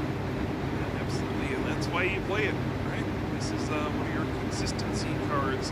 Basic Pokemon with a nice ability that can bail you out of those situations. And that A-Spec that he found off of the Attract Customers just got a quick little peek at. It is the maximum belt card that we haven't seen too much of. What's he got going on here with this inclusion? Does 50 more damage to a Pokemon EX. And again, with so much damage reduction. Oh! Maritsu found the technical machine evolution off of the Lily's determination. Ah, eles evoluem. Massive as it will allow him to use this. Nossa, 2 de uma vez só? Establish his board of Pidgeotto and the Charmeleon coming down. Charmeleon e Pidgeotto. Stage 2 Pokemon to play. Jacob now able to play that in his hand, searching the deck for any item card and any Pokemon to add to his arsenal. A spec of choice here, common theme with Mega Kangaskhan decks, it seems, is the Precious Trolley, be it the Mega Kangaskhan Mega Absol deck, or be it this Tank Kangaskhan deck. There are just so many powerful basic Pokemon you want to get to play very, very quickly. There's an energy in hand. Jacob, though, C1 didn't attach one on the first turn either. I'd like to use this opportunity to perhaps use that technical machine turbo energize. With an energy card, you can use it. Instead, opting for the air balloon so that this Buffalon can retreat into Mega Kangaskhan EX. There's that run air and the ability. Legal. 5 horas e 46 de live, caraca, já. Seja muito obrigado a todos. Eita, quanto Buffalante? Tem 2 a mais aqui.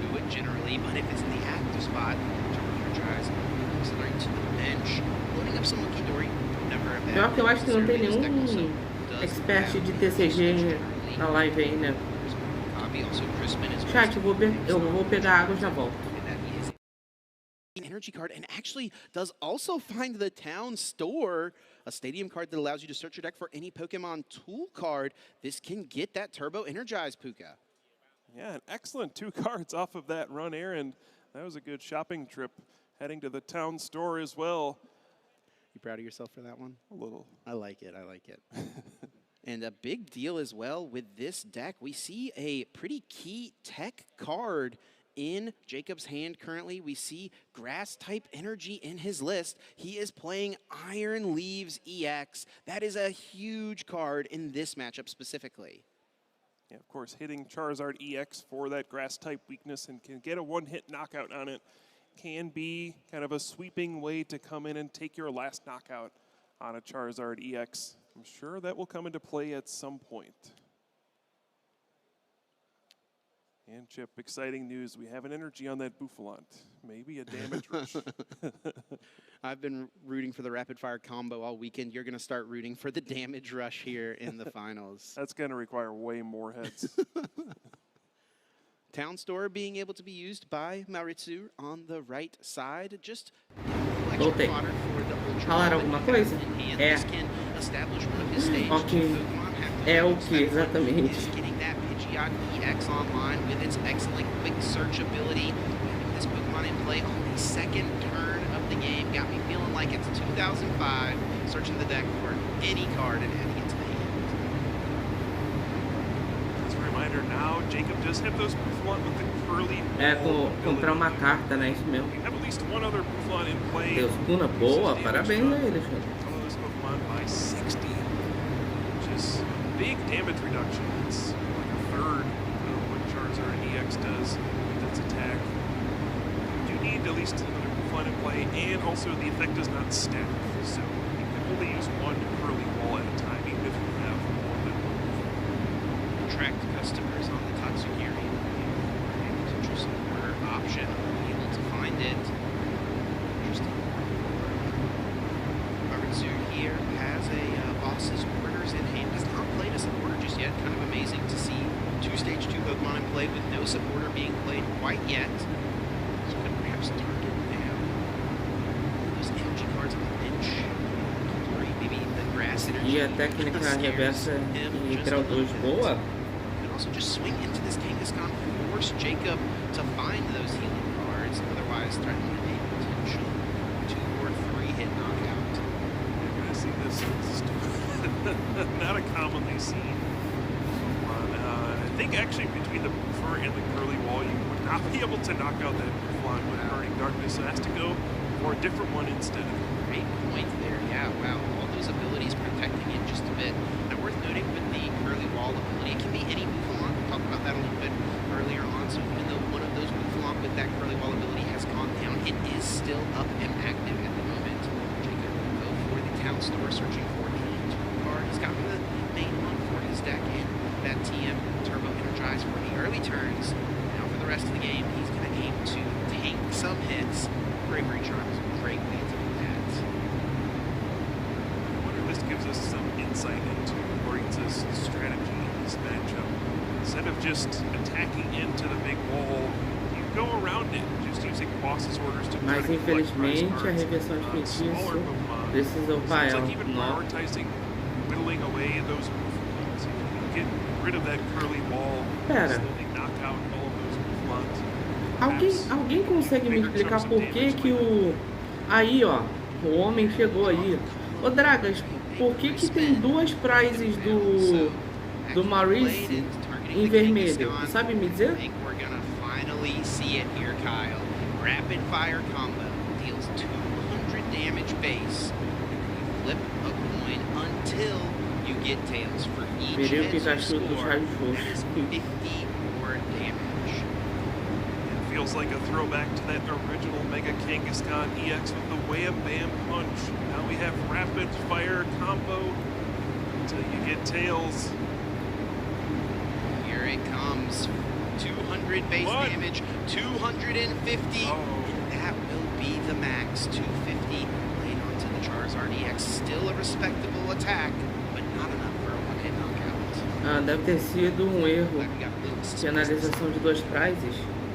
Caraca, sério? F, então.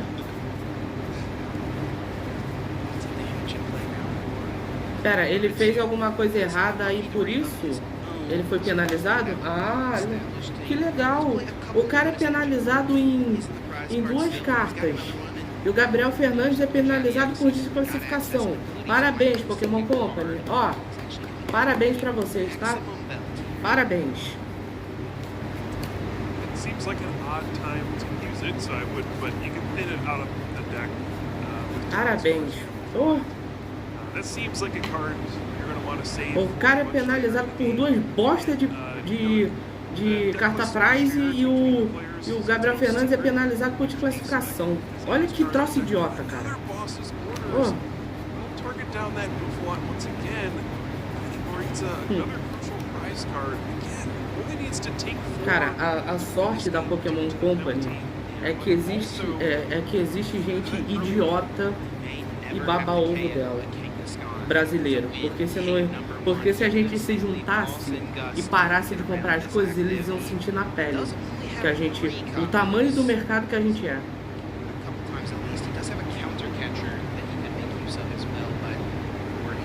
Revoltas, pô?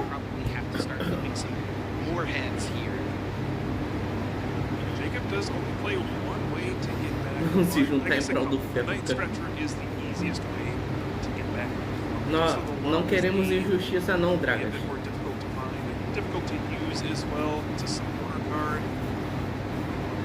Cara, se ele foi penalizado em duas prizes, ou seja, ele vai ter que jogar, vai ter que ganhar 2 a mais, é isso? Voltou? Bem-vindo de volta, Sabrina. Exorbitant amount of supporter cards. I think there's 19 supporter cards in this deck. You are planning for these games to go long. Ô Dragas, eu tenho uma coisa pra te falar. Teve a final do Pokémon GO, tá? Teve a final do Pokémon GO. Não, o oponente precisa de 2 a menos pra ganhar. Ah, tá, ok. Ou seja, o Jacob só precisa ganhar 4. Se ele derrubar esse Charizard, ele ganha 2. Se ele derrubar o Pidgeotto, ele ganha 2. Aí ele derruba qualquer um ali. O Charmeleon, o Tatsugiri ou o outro Charmander, ferrou. Jogo puxinha. Ô Dragas, calma lá. Sabe o Pokémon GO? Teve a final. Dragas, um Seeking foi campeão internacional. Um Seeking. Você não ouviu errado. Um Seeking foi campeão internacional.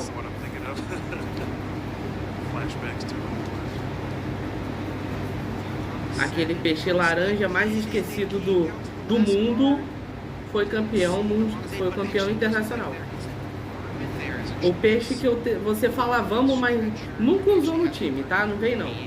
Eu duvido que existe alguém nesse chat que usou um Seeking em algum jogo de Pokémon, principalmente Fire Red Leaf Green. Duvido. Era sempre Magikarp e Gyarados, o Horse e o Sidra. Como eu disse, não usou normalmente. Precisou fazer um Mono Warrior. Então,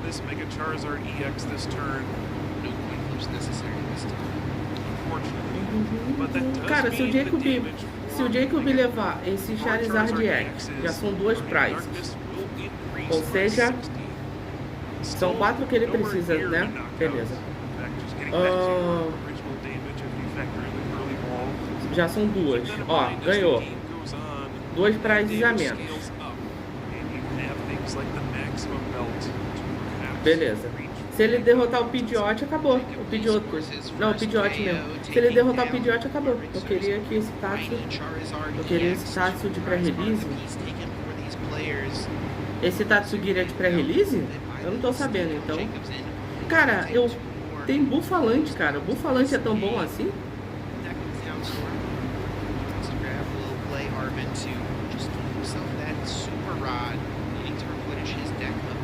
É, tu tá.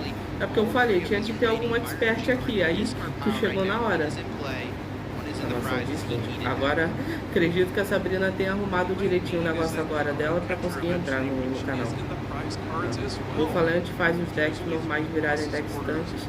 Ah! Porque o Pokémon ganha uma resistência a mais, alguma coisa assim, desse tipo, Dragas? Mano, o meu VTuber fazendo e levantando é muito engraçado, cara.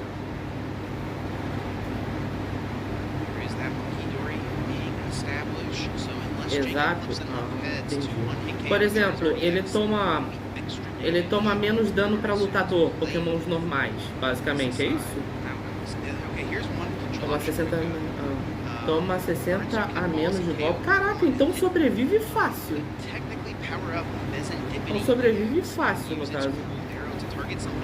Mas isso é só com Pokémons normais ou qualquer... só que quem tiver... Pera, só se tiverem 2 campos. 2 em campo. Pera. Deixa eu ver se eu entendi. Só aplica poucos. Ah, tá. Só aplica poucos normais. Então, por exemplo, o Mega Kangaskhan e o Mukidori estão sendo beneficiados por essa habilidade. É isso que tu tá me dizendo? Quando eu entro pelo link, pra eu criar uma conta, ué. Tu colocou tua conta certinha, Sabrina? Se você colocou tua conta certinha, não é pra dar esse erro.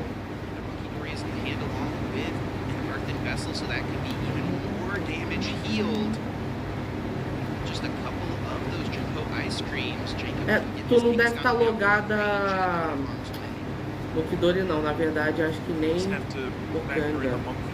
Quem não tá. Porque não tem 2 buffs no jogo. Tem sim, ó. Tem literalmente 2 aqui, ó. Um Bufalante, 2, ó. Ah, não, tudo bem que a habilidade é diferente, ó, mas tem 2 aqui, ó. Tem 2 então. Aí eu já não sei, aí é contigo, se é a habilidade do de cima ou do de baixo que faz isso. Entendeu?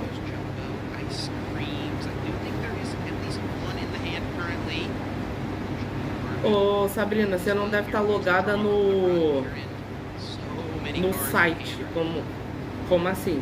Você logou no aplicativo, mas no site do Discord você não deve estar logada. Por isso que ele pede pra você logar, entendeu? Deve ser por isso. Se tu logar no site, na hora que você clicar no link, ele deve te redirecionar direitinho. Já aconteceu isso comigo também.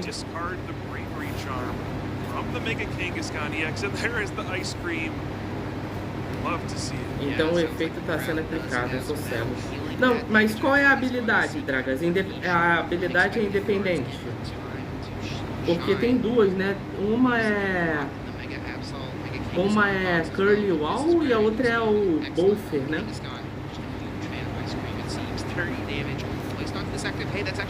Vou tentar aqui. Ok, tenta aí.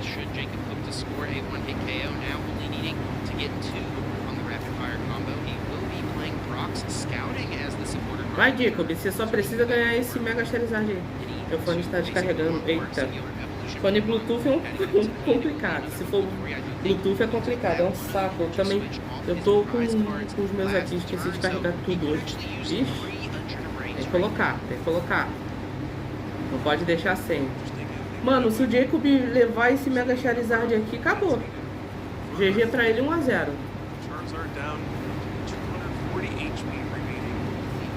Então deve ser isso que o pessoal tava enrolando na primeira partida. Ou no começo da partida aí. O mid é um dia estressante? Ah, depende. Depende pra quem. Porque começo... Mas eu dou um retorno. Mandei a foto da carta pelo disco pra você ver. Caraca, gente, não dá pra eu ver nada. Tenha um bom domingo. Ok, Sabrina, um ótimo domingo pra você também. Até a próxima. Eu não consigo ver nada agora, gente. Então nem adianta me mandar. O Mukidori, ele deixa você comprar a carta em troca dele tomar poison, né? GG, 1-0. 1-0. 1-0 pro Jacob. Jogou. Ué. Não era 1-0 já?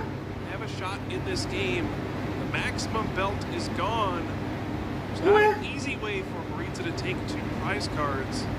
Again, that Charizard EX's Burning Darkness will get stronger. Não entendi agora. More prize cards taken. Dragos passou a informação errada aí, então. Let's walk through the math here. So if Tool Scrapper gets into the mix, right, the Mega Kangaskhan would have 240 HP remaining. That means Dragos passando fake news, chat.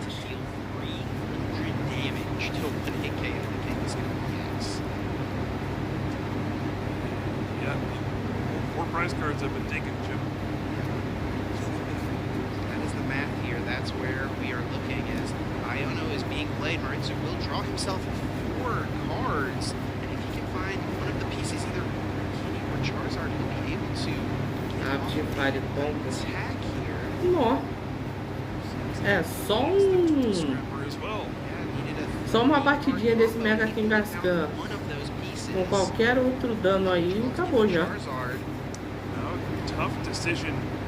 Go get Vesindipity EX for this Ultra Ball. It's already in the hand, so the decision is: do you go for it, flip the script? If you find one of your pieces, you can win the game here. But if you fail, you gift your opponent an easy win potentially. He's gonna do it. He needs to find himself one of those 3 combo pieces off of this draw, and no. Yes. Ah, o Vesindipity. Well, no, sorry. Ele usou a habilidade do Vesindipity? No, he needed to find himself either Rare Candy or the Tool Scrapper. Yeah, both Charizard actually in the discard pile, so he did need to find himself the Night Stretcher, but he's not going to quite be able to get it into play. I mean, he can get the Charizard into play, but it won't be enough for a one-hit knockout. Now, with that Vesindipity EX on the bench, eu tava tentando ver qual era a carta, mas pediu outro, é do 151, será? Ô, Dragas, tá aí no chat ainda? Deixa eu ver se o Dragas ainda tá no chat. Just have 2 cards to work with. Just the draw for the turn, plus the run errand. Guarantee that you would have a boss's orders in this game. Also want to note that the bench is full for Jacob. So could not put down an Iron Leaves EX in this situation to get a game-winning attack either. Now it's on Jacob. Can he find the game-winning boss's orders? Boss's orders is game. If he can draw into that supporter card, choose one of his opponent's benched Pokemon and bring it into the active spot, he will win this first game. He will overcome that early deficit. His early mistake will be forgotten. This card draw. Just making sure all is good here. A little bit of math to consider. These games, draw, return, boss, and depending on what he put to the bottom of the deck with the Ino, he may want to use this Counselor first. This is really heads up. Hit this deck, then out a tool card as well, of course, but also will get a shuffle, give himself an opportunity to draw into those boss's orders. There is technically one other combo of cards. If he could find Penny plus the Iron Leaves, that's another way he could get a one-hit knockout on this active Pokemon. Then boss's orders would not be necessary, but that is the simplest and most direct way for him to close out this game. It all comes down to this run errand, Puka. Cara, pro Jacob ter ganho já, cara. Find a Puka here 3.0 as well. To look at the top 7 to find a supporter here. You're revealing the script here, my friend. There it is. Kangaskhan draws boss's orders. That is a KO on Pheasantipity. Jacob Lee wins game number 1. Are you kidding me? Despite the double prize card penalty of the very first turn of the game, Jacob keeps his composure, finds a way to win the first game here. It is one Eu não game tinha away entendido from por becoming que não tinha ganho ainda. What a fight back. What a way to keep his wits about him. And que bonitinho a that garotinha crowd torcendo. out there cheering him on. An exciting moment nonetheless. And for Maritzer, everything went right in that game. He got the perfect setup. His opponent made an opening turn mistake. He only had to take 4 prize cards, and he wasn't able to come out on top. This matchup may be too difficult for him. Sitting there in the chair thinking through the emotions. Perhaps where did he go wrong? What can he do in game 2 to force game 3?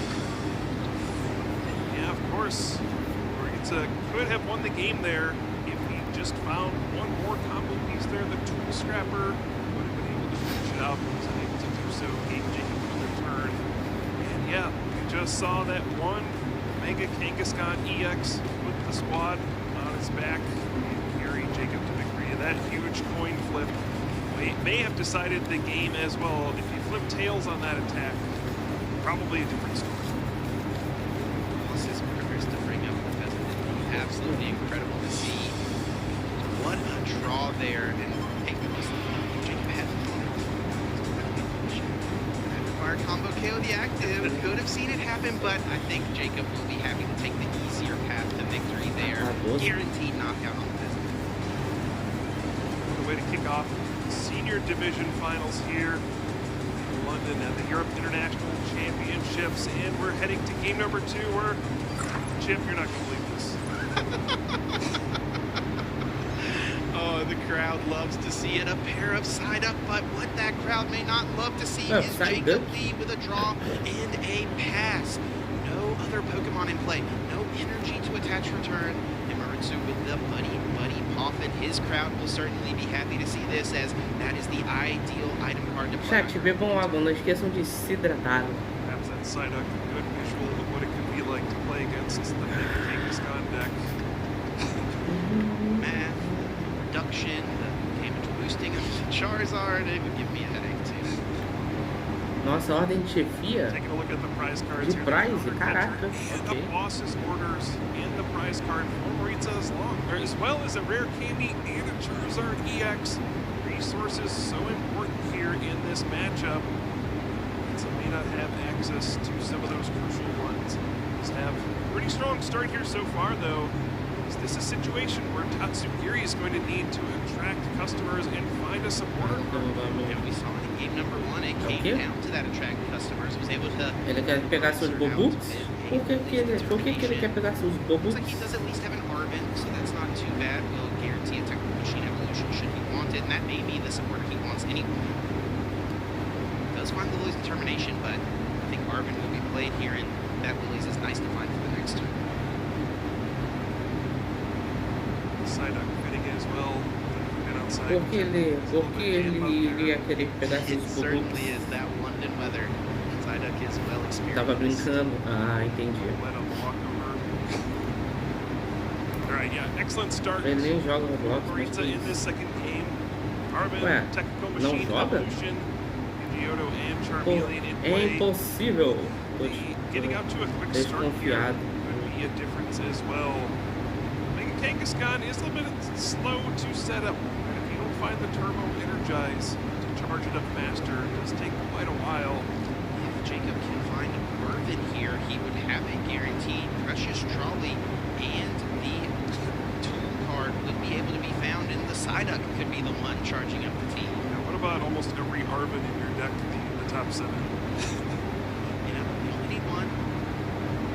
Here it works out. That will be played. Searching the deck for any item card and a Pokemon tool. Precious Trolley is certainly going to be one of those choices if it's not in hand. And if there's not a technical machine evolution already, that will certainly be grabbed. And Jacob's prize cards. Again, nothing too bad. Does have one Mega Kangaskhan EX prize, but we only need one usually in a game. There's three being prized, so pull off a triple Adrenaline Brain play like we saw in the first game. He does have two other rookie boys to pick.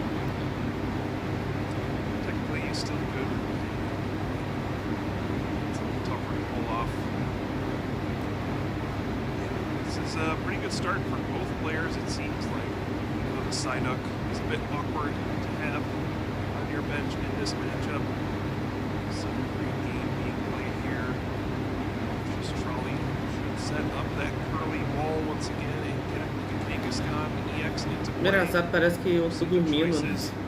Oxi. Tu tá dormindo? Não, o Simon. É que quando eu olho pra baixo, seu personagem tá dormindo. É que quando eu olho pra baixo, parece que eu tô dormindo com o meu VTuber. Aliás, bom dia, né? É bom dia ainda? É bom dia ainda. Bom dia ainda, ô Simon. Como é que você tá? Desde já um ótimo domingo pra você. Aí quando eu abaixo assim, ó. Principalmente, ó. Quer ver? Quer ver uma coisa engraçada? Ó. Essa droga não ficava não 3 dias. O Simon, sabe o pior? Teve o Pokémon Unite, teve o Pokémon Go. Aí agora é o TCG, né? O jogo de carta. Tá tendo. Teve o das criancinhas, tá tendo dos adolescentes e mais pra frente. Depois desse aqui é os adultos. Mas é basicamente, ó. Deixa eu continuar. Tá vendo que quando eu abro minha boca eu faço assim, ó? Né? Parece que eu tô bocejando ou tô fazendo alguma coisa, né? Agora eu vou fazer eu dormindo.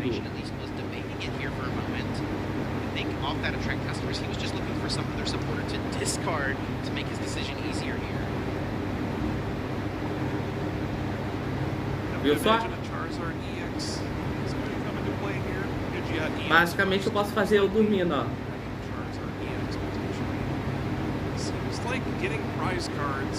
Só que eu preciso, né, no caso, eu preciso estar olhando para baixo ou basicamente olho fechado, senão não funciona. Porque se eu sair daqui, o VTuber vai ficar assim, ó. Aí ele mexe o braço assim, aí fica olhando para lá e para cá.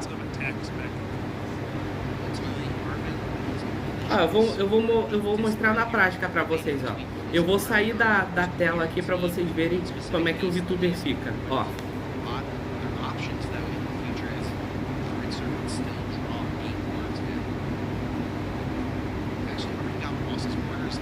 Basicamente ele fica desse jeito, ó. Vocês podem ver, ó. Olha, ele fica olhando pro lado todo pra cima. Aí vai mexer, ó, vai olhar a hora. Deu a hora. Aí quando eu volto ele sabe, ó, nitidamente que eu voltei, ó. Que ele dá umas contorcidas. Entendeu? Basicamente. Não. Obrigado pela roça. Não, não posso fazer isso. Eu não posso fazer isso. Ah.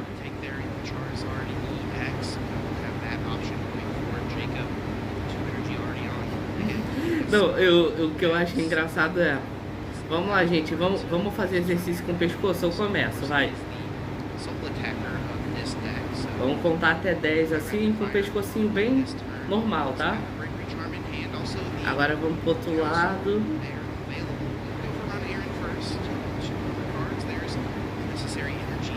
Agora pra cima. Agora pra baixo.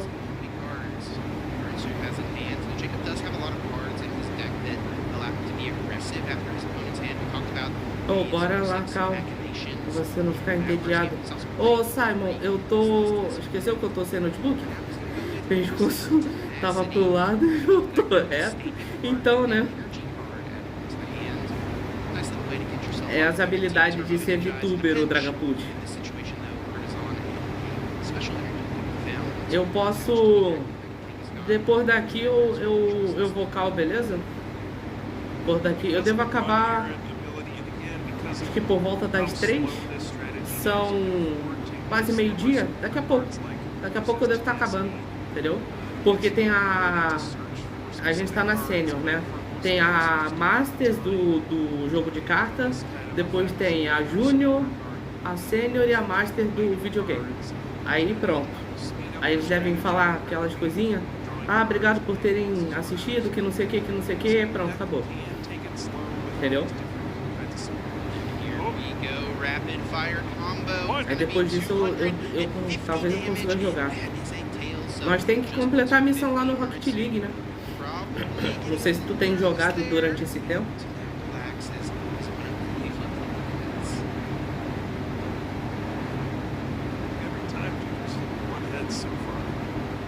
Take it. Consistent damage output so far. Still waiting for that time to second. That's gonna get exciting. Really get us fired up there. Do you see a second Charizard EX coming into play? Vernal Rain pulling up to 3 fire energy from the deck out onto the field. Another energy onto his Charizard. Going onto his Tatsugiri. A nice pivot, of course, after Charizard goes down. Using attract customers and Racer did take a prize card last turn, so 6 off the list determination, but just 2 cards in hand. It's too bad. Obrigado pela rosa roxa. Mas eu tô azul. Yeah, I think just try to look at it and say, do I really just want to do 120 damage with Burning Darkness here? It's not very impactful. It can get healed off by the Jumbo Ice Queen, and if there's a Monkey Dory Adrenaline Rain, I mean, you effectively have done 10 damage. Porque tem rosa que é branca? Ah, tem rosa de todas as cores, o Dragapult. Ainda mais no Minecraft. Se você contar no Minecraft, então piorou. No Minecraft tem a rosa até laranja, se pá. E o Maurício virou o jogo, esse pá aí. There's no path but through the Mega Kangaskhan EX at this point. There are no options to go around it anymore. So Moritza will be forced to play into Jacob's strategy. Looking here 3.0 on Jacob's side, looking for a different supporter option perhaps. There is that Mona's A. Então por que rosa não é rosa? Mas o nome só é rosa, não significa... A flor não... A flor tem cor avermelhada, mas é porque o nome da flor é rosa. Ué, igual ruivo. Ruivo pra mim sempre foi vermelho. Mas laranja, cabelo laranja conta como ruivo. Na minha cabeça não entra, mas é. Ruivo, laranja se categoriza como ruivo. Então assim, não tente entender. O fato é, aceite. É isso, no final das contas é aceite. Não é azeite, e sim aceite.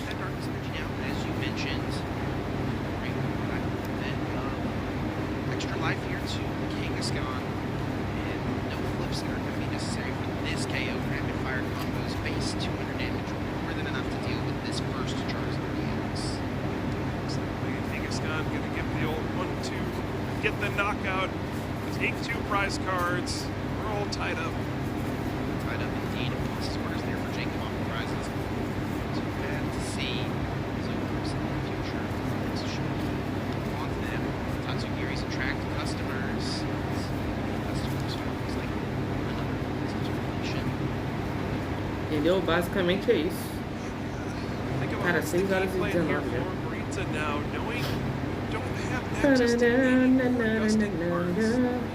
Ô, Dragapult, me fala nisso. Eu lembrei aqui de um negócio sem nada a ver, mas eu lembrei. Eu tô fazendo aquilo que tu me ajudou da última vez, sobre o Bridge. Eu tô pegando o Pokémon do Egg Group com o IV que eu preciso, coloco a abraçadeira e tô bridando e tá dando certo. Falta um envio só pro Pokémon que eu tô fazendo. Falta só a especial defesa. E eu já achei a especial defesa. Só que o Pokémon que tem a especial defesa, ele é macho. Aí eu vou ter que bridar com um dito. Não, é uma fêmea. Eu vou ter que bridar com um dito, pegar um macho e bridar eles depois, entendeu? O Pokémon que eu quero com esse que tem a especial defesa. Tá dando certo. O primeiro já deu certo, o primeiro já tá perfeitinho, tô fazendo o segundo agora. Sim, 5 e 20 perfeito. E isso fazendo esse método de pegar o Pokémon do ID Group que tem o EV perfeito, usando a abraçadeira nele, no outro eu tô colocando o Destiny Knot, e aí ele tá pegando, ele pega bem rápido os EVs do que tá com o Destiny Knot, e pega também bem rápido, de vez em quando, o EV que eu preciso perfeito, e aí quando nasce o ovinho, já nasce, o filhote já nasce com os EVs já. Pelo menos umas 2 levas de ovos aí, eu levo no mínimo pra pegar um perfeitinho. Então não tá demorando tanto não. Eu faço assim, né? Eu pego 5 ovos de uma vez, deixo guardado, né? No 5º ovo eu pego, coloco na pare e vou chocar. Aí depois eu pego mais uma leva de ovos e eu vou fazendo isso. Entendeu? Tem uns caras falando, coloca 25 e 25 é melhor que 31. Não. Por exemplo, o Dragapush, por exemplo, eu fiz eu quero fazer um Weezing, né? O Weezing tá lá. Como é que fala? EV de ataque, 0. Ou seja, eu tive que achar algum bicho que tinha no good no ataque e ele tá lá. Todos os outros EVs que eu precisava estão 31, no ataque tá no good, entendeu? O que isso vai fazer diferença? Eu não sei, mas se tá lá pra ser assim, então é assim, né? E não tem, e se tá falando que é pra colocar 31, é porque provavelmente tem diferença, cara. São 6 EVs a mais, mas deve fazer alguma diferença, deve passar o HP de algum Pokémon, deve passar o ataque físico de algum Pokémon. Cara, tá lá porque tem que tá, tem algum motivo. Não é, coloca 25 que vai servir, não. Se tá falando pra colocar 31, coloca 31. O que custa, cara?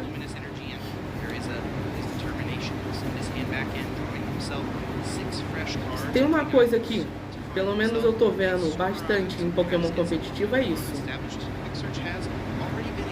Pontinhos a mais que você possa colocar no seu Pokémon para passar outros Pokémons, seja em velocidade, seja para tancar alguma coisa ou para bater um pouco mais forte, coloca, cara, porque compensa. Isso na hora, no final das contas, compensa, entendeu?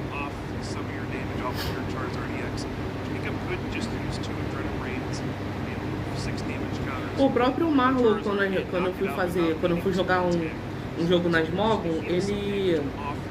Não lembro qual foi o poke que ele pediu pra eu colocar, acho que uns pontinhos a mais. Aí ele falou que passava, eu acho que o Saluna no Trick Room, alguma coisa assim, entendeu? Então compensa, cara, tem que colocar. Se tá pedindo pra colocar, coloca, pô. Chat, bebam água, não esqueçam de se hidratar. Energy, things like that. So Jacob may need to make some awkward plays to maybe conserve one of those grass energy. Aí eu tô fazendo esse segundo Pokémon que eu tô fazendo. Aparentemente ele precisa de bash em tudo, né? 31 em tudo.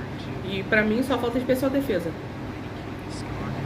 Aí eu vou pegar, eu vou fazer o breed do Poké que tem especial defesa, eu acho que eu já coloquei pra fazer. Aí eu tenho que pegar os ovinhos, peguei um ovinho macho, né? Um Poké macho com com especial defesa no dash, colocar a abraçadeira nele, pegar a fêmea que eu tenho com tudo 31, menos a especial defesa, Destiny Knot, pronto. Fazer breed GG. Pronto. Aí eu tô pensando em usar esse time que eu tô fazendo na Battle Tower do Brilliant Diamond, entendeu? Porque lá é uma pegada meio competitiva também, né?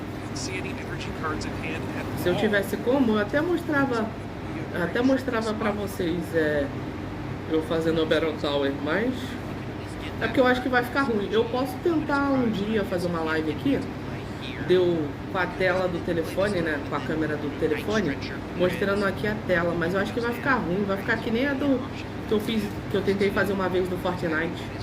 Entendeu?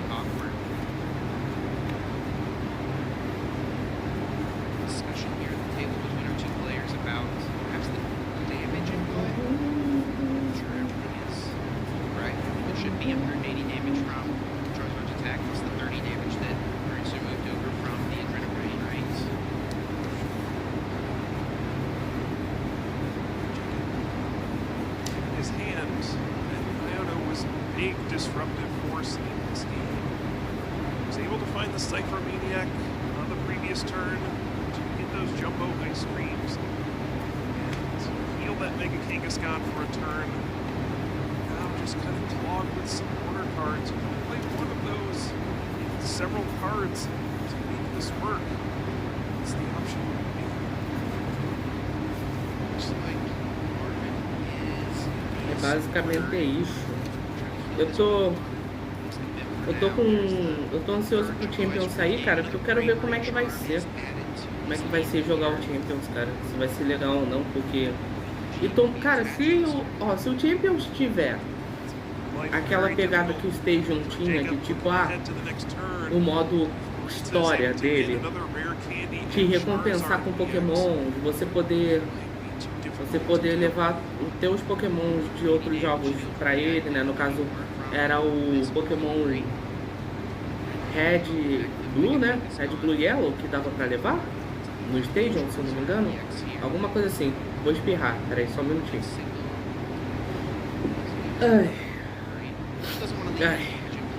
Acho que era alguma coisa assim, se eu não me engano.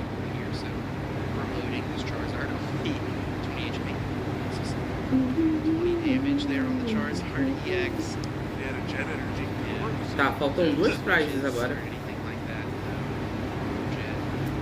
For now, and Jacob will take the KO. Alright, super rushing up this Pidgeot EX. 70 damage on this active Kangaskhan. Tool Scrapper Nail is already in hand. This could be a big opening for Maritsu to take down the mighty Kangaskhan EX.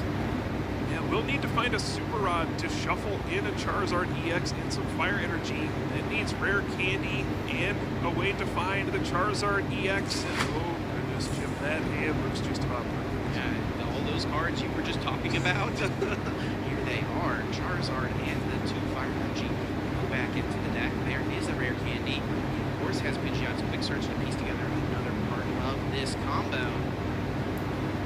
Maybe Mega Kangaskhan using the Rapid Fire combo. Maritsu masterfully piece one together here in order to score 3 prize cards. Now, this is not going to win him the game, but it may be game winning. Pretty close to it, I think. Se ele derrotar esse Pidgeot, acabou. Será que derrota? Jacob would go for the desperation damage rush from Buffalont. Don't know what other options. Se ele derrotar o Pidgeot, acabou. On the next turn. So many prize cards have been taken at this point. Charizard EX should just be able to attack in back-to-back turns and potentially win the game. Here it is. But Arvin will find the maximum belt for maximum damage here. That A-Spec card adding 50 damage to your attacks. Ele pegou outro Charizard. Oh, Maritza may have found a way to break through this one. That has been the story of this game. Just the Kangaskhan being able to withstand usou habilidade pra buscar? É qualquer carta, né, se eu não me engano.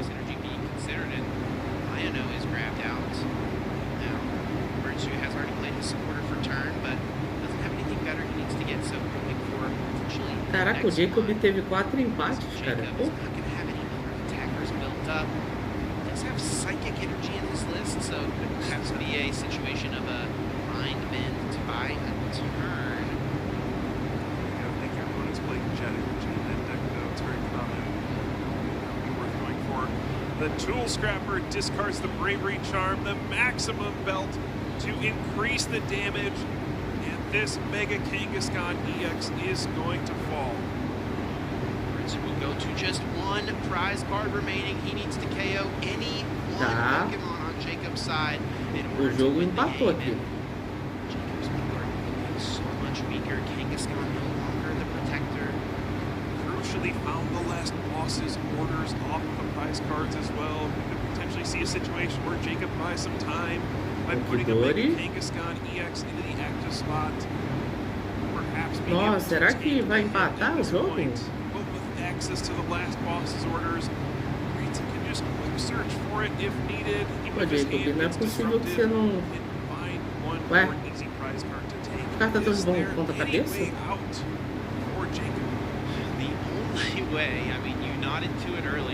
Ué, ele viu as cartas de ponta cabeça? Tá bom, né? Recua o Mukidori, coloca esse Mega Kangaskhan.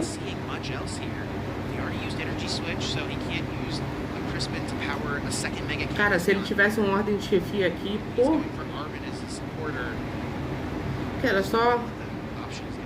Era só ter um... Não, mas aí não ia adiantar. Tem que derrotar ou o Pidgeot ou o Charizard. That's going to be the option he's going for, but Rita did find that boss's orders on the prize cards. So there may not be a strategy that works out. Playing to that out of maybe that third boss's orders is that final prize card. And this is actually pretty smart. Mas eu acho que é mais fácil derrotar o Pidgeot do que o Charizard, cara. Começa logo a porcaria do VG. Calma, o Dragapult, ainda tem a Masters do... do TCG. Aí falei? Recua o Mukidori. Energiza o Mega Kangaskhan, ainda deu mais vida pra ele. 50 mais 50 de HP. GG. 1-1. Nossa, o cara ainda ganhou. Queria não ter ouvido isso. Ainda tem mais um, pô. E detalhe, tu falou, começa logo o VG. Depois do Masters, ainda tem o... Tem o VG Júnior, né? Tem o Júnior e o Sênior ainda. Ou seja, vamos ver criancinhas e adolescentes ainda antes de ver os pro players. Oi. Já tem criancinhas e adolescentes pra ver.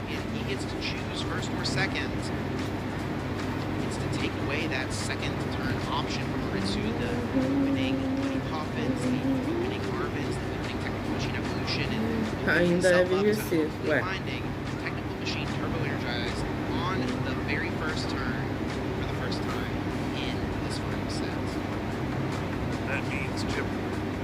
Ah, menos pra jogar no... Nossa! Caraca, eu tava vendo aqui... Oh, nem eu entendi a minha letra. depois de um século que eu entendi o que eu tinha escrito.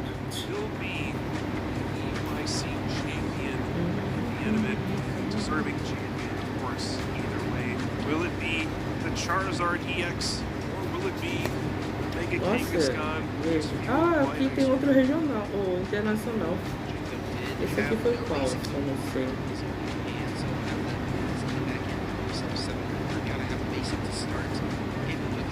Probably a little bummed because he did have energy plus technical machine turbo energized, but that's also bad for Jacob here as well because Britzer will get a million card or get a mission card in his hand. Give those stage 2 decks as few cards as possible in their first turn. Another hand and another mulligan. So we'll draw 2 extra cards to start the game. That hand had energy and Arvin in it. Also a way to get turbo energized, but lacking basic Pokemon to get things going. All the Pokemon in Jacob's deck are basic, but he does only have 10 Pokemon on his list.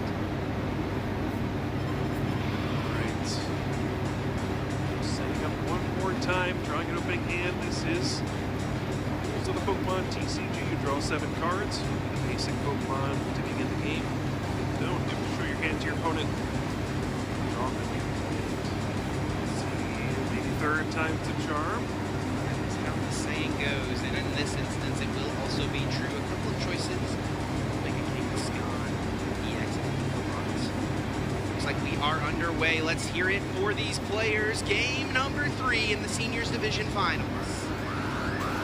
Let's get to it, a third and deciding game. Charmander versus Mega Kangaskhan EX. Maritza will search the deck with Buddy Poffin. Finding 2 basic Pokemon, seeing what's in the prize cards. Oh my goodness, Kyle. Charizard EX, both copies in Maritsu's prizes. Já tem mais He only plays 2 in his list. Kyle. This. Kyle, not like this indeed. Oh my goodness, what can he even attack with? It's gotta be, yeah, I guess. Gotta get an energy attachment onto Pidgeot EX, and then Jacob mentions a Monkey Dory. Get Boss's orders and fish Charizard EX out of the prize cards. Monkey Dory doesn't come down, and it's just Bouffalance though. Pidgeot's blustering. KO those with that Boofer ability. It has to be Monkey Dory specifically. Oh, just a devastating way to open this third game for Maritza. Sure has figured out the news by now, and then it's just about adjusting your play to give yourself maybe some sort of chance to find a Charizard EX. Wow. Yeah, only playing 2 Charizard EX and recycling them with those super rods is the strategy. Both of them are in the prize cards. What else can you say? But wow, just devastating. Almost an unbelievable situation, and Jacob Lee will be in the driver's seat. As soon as Mega Kangaskhan gets powered up, rapid fire combo may go unchecked. This Mega Kangaskhan EX could entirely sweep this game. Maritsu is gonna remain stoic and gonna play to his outs, of course. What else could he do? Gets himself an Arven off of the attract customers, but this cannot be overstated, folks. I mean, this is devastating right from the get-go. And another thing to keep in mind, so if you're gonna take a prize card in this situation, you'll need to power up Pidgeot EX. But attaching to Pidgey here is extremely suspicious. It might tip off an aware opponent that, oh, you just don't have Charizard. So Maritza might be sandbagging this a little bit and waiting for Jacob to Precious Trolley and get Monkey Dory into play and then power up Pidgeot to give yourself a chance to get a prize card with Boss's orders and get a Charizard EX. Jacob is playing his opening Arven here, searching the deck for any item card and tool card. Already used Run Errand with his active Kangaskhan, but with an energy card already in his hand, he can guaranteed get off that Turbo Energize here. There are a couple of energy in the prize cards, which actually could make his Turbo Energize perhaps a little awkward. I think he does have 3 basic energy in his hand currently. So that's a little something to consider. But, I mean, any detriment here for Jacob does not stand up to the wall that Maritsu is facing down. Yeah, I think Maritza has a bit more to complain about. All right, yeah, Precious Trolley does find a Monkey Dory and another Mega Kangaskhan EX as well as that Turbo Energize. So the Monkey Dory being placed down, that is the target there for Maritsu, and it's gonna be what he has to go after. That's his opportunity. He needs to chase down the Monkey Dory, KO it with the Blustering Wind of Pidgeot EX, and hope that that prize card he takes is a Charizard EX. All right, Turbo Energize being used. And an excellent start for Jacob. This one technical machine is what makes this deck Isso era alguma coisa que eu estava ausente? Não. Foi só o querido bot. Será que agora vai, finalmente? Eu não tinha reparado, mas quando é a vez, dependendo de quem é a vez, fica essa bordinha azul em volta, né, brilhando. Eu não tinha visto. Não tinha reparado nisso, né, na verdade.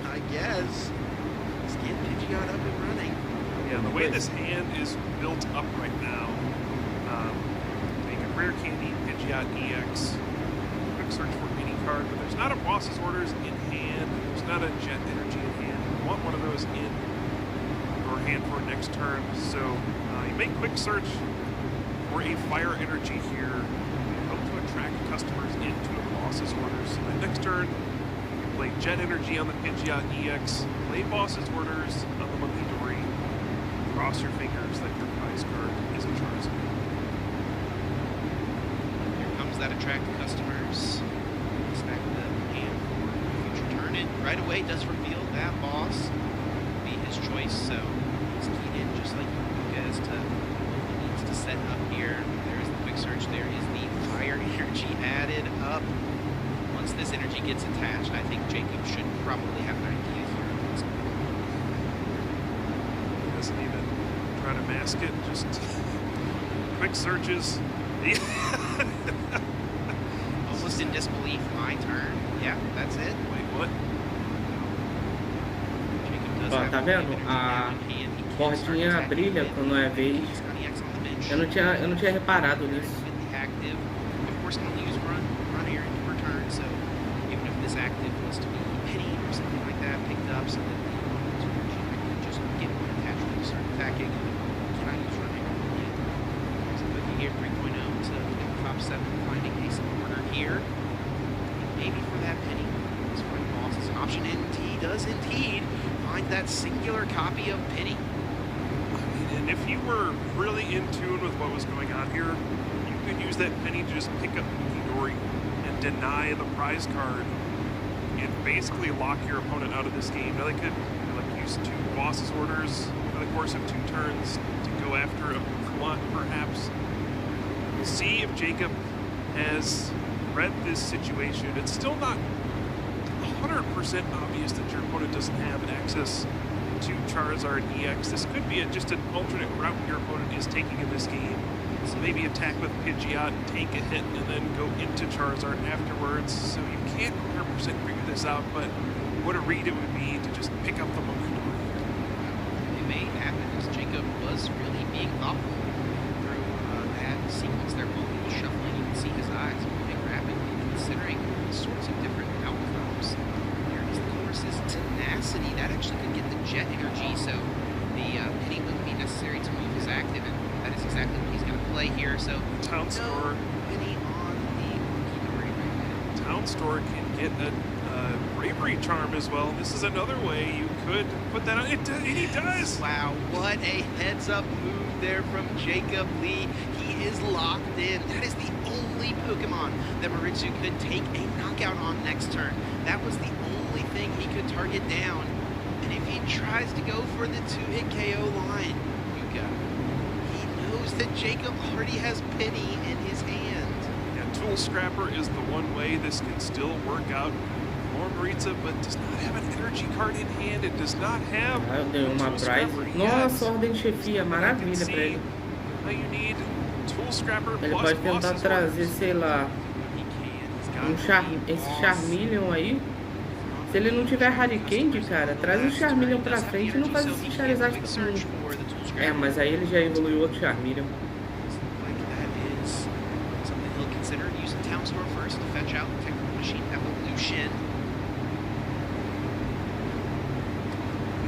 Maritza has done an excellent job just putting himself in any kind of position to have a chance in this game, identifying to attack with Pidgeot EX. I just need to get a prize card. Hope that I can find Charizard EX and try to have a chance in this game. Nothing else in his deck can do any amount of damage that is relevant in this matchup. Really laments putting this Festivity down, but o Fezandip. Wants to find as many. Não, mas agora é uma boa. Traz o Fezandip pra frente. Derrota esse Fezandip, pega 2 prizes e depois é só derrotar o... Pidgeot, que aí se qualquer Charizard que ele fizer ele vai querer colocar na frente, aí é GG. Quick search for it. You can boss his orders, the Monkey Dory, knock it out. see what prize card Marines against. 2 of the 6 via Charizard Cara, EX. usa a ordem de chefia, traz esse Fezandip pra frente, derrota o Fezandip, depois ele vai colocar ou o Pidgeot ou ele vai colocar o Pidgeot pra frente, derrota o Pidgeot, qualquer Charizard que ele fizer desses Charmeleons aí é GG. Discards a Bravery Charm. Pidgeot EX goes in for the +3 win. Will Marines find a Charizard? This prize card is everything. This prize card could be the entire game. He draws it and shakes his head. No Charizard was found. It was Luminous Energy. What does Maritza do now? If Jacob just doesn't play any more Pokemon down, there's no easy targets. O cara basicamente fez o que eu falei. O Maurice basicamente fez o que eu falei. A ordem de chefia trouxe o Mukidori pra frente. Não, derrotou o Mukidori na verdade, né?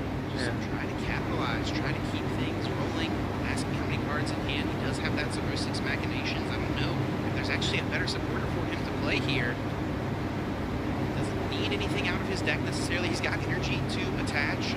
Good boss's orders if he wanted to, but I mean the threat is in the active spot. The only Pokemon that can be reasonably attacking is this active Pidgeot EX.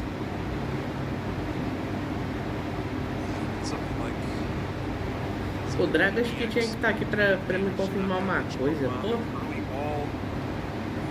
It's just preventing damage done to all these Pokemon. Too much.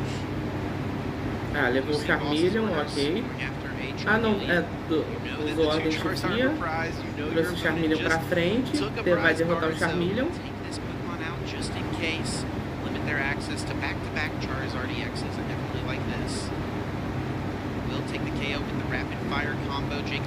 Beleza, uma prize a mais. Agora derrotar esse Pidgeot e o Fezandip, cara. Trying to find any way out of his situation, and Jacob does not see the quick Charizard EX come into play. He has to know those are still hiding. Have to at least think Ele pode olhar. Tá. This will absolutely confirm it. And just have to be sitting there with, I already won this match. I'm already the champion. There's nothing my opponent can do without Charizard EX. Jacob, you just have to sit and wait and see what happens. So you just rack your brain. Is there anything I can do here? Is there any way to pull off some sort of attack? Is there something I'm missing? He, of course, can attack into the active Kangaskhan, but so much of that damage would be nullified. Ele usou a habilidade do Fezandip, né? Pode comprar a carta se o teu Pokémon foi abatido no turno lá. Certo, esse daí. É bom pra caramba pra comprar carta. Tanto a do Pidgeot quanto a do Fezandip, a habilidade é boa. Ordem de chefia, trocou. Vai fazer o Pidgeot bater? É o só? É o dano base do Pidgeot já leva o Bufaland. HP on the Buffalon, 120 damage, but the curly wall is being the protector that it was designed to. Colocou o estádio, colocou o Mukidori, colocou o Mukidori, energizou. Topmost Kangaskhan has a mist energy on it if that one was to come up and start attacking. Deu dano no Buffalo. Agora é a vez do Jacob. Cara, tira uma ordem de chefia. Se tu tirar uma ordem de chefia, vai ser crucial. Porque você traz qualquer um do... Ou Fezandip... tu derrota o Pidgeot, ou tu traz o Fezandip pra frente. Derrota, porque aí depois é só derrotar.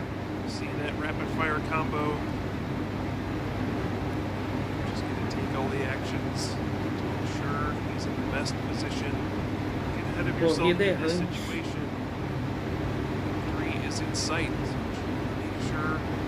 Ele tá energizando alguém ali que eu não sei quem é. Eu acho que é o Buffalo, né? Ou é outro Kangaskhan que ele tá energizando? Parece ser outro Kangaskhan que ele tá energizando. Ele tá energizando. Ah, energia dupla. Leva o Pidgeot.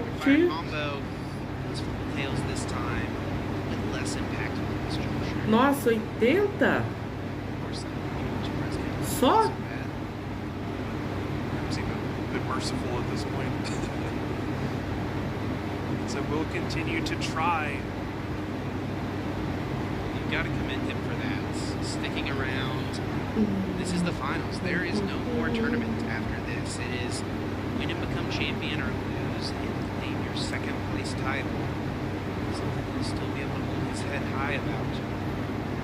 But it's got to feel tough. A situation like this where you're so close, just one game away, and the deck just doesn't. Caraca, ele não levou. Mais tarde ele invocar e tentar achar o segundo. Enfrentar. Boa sorte aí, Alexandre. Mas o vídeo já vai ser você tentando pegar ele, é isso?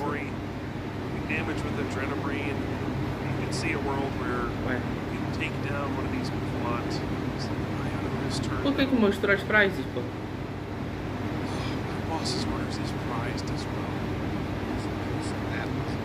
Será que ele vai pegar mais alguma? É? Ah, legal, legal. E aí tu vai postar amanhã?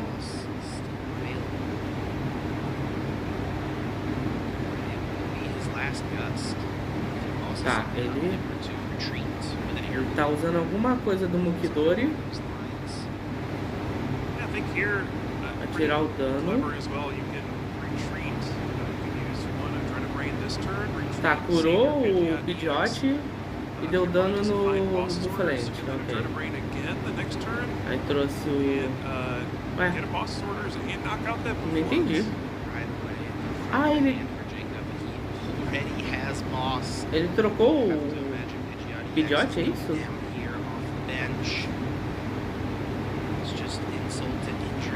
Ordem Chefia, ok. Trouxe o Pidgeot de volta, vai bater nesse Pidgeot. Não fez Andipt?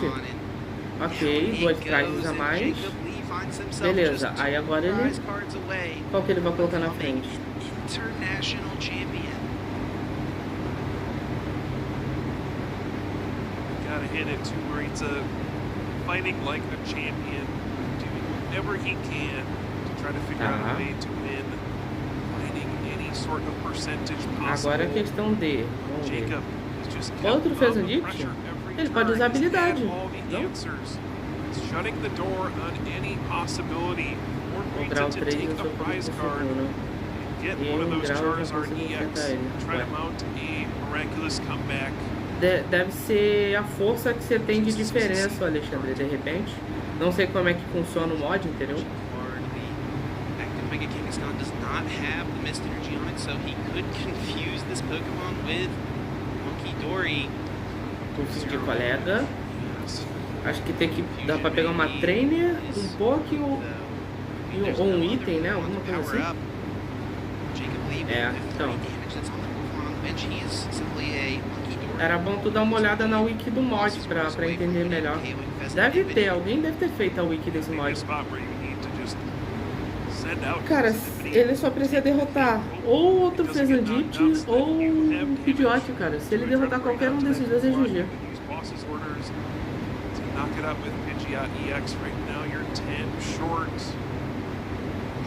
Ainda mais se ele tiver mais uma ordem de chefia no banco ou no... se ele tiver no deck, ótimo pra ele. Acho que entendi o porquê eu consegui. O quê? Por quê? Fala aí pra nós.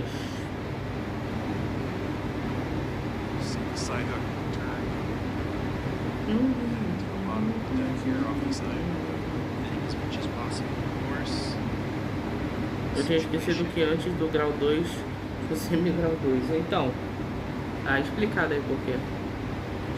Tá, ele vai bater com...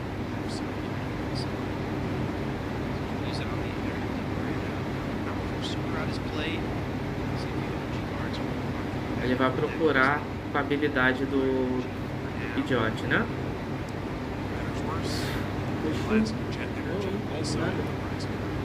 Acho que ele vai procurar com a habilidade do Pidgeot. É, mostrou de novo. Nossa, ah tá, fez o Charmeleon.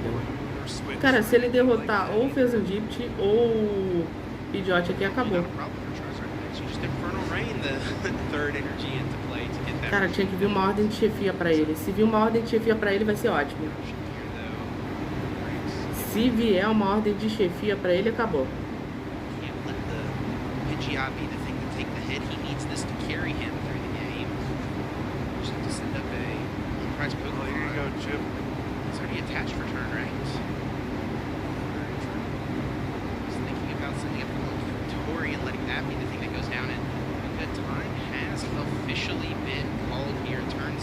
Ah, acabou.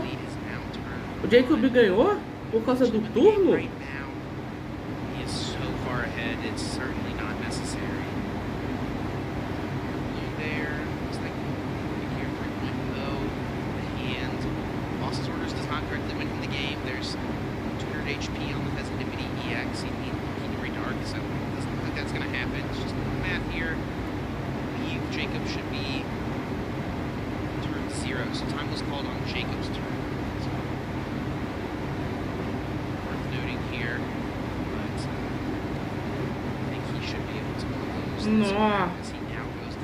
Nossa, faltou uma.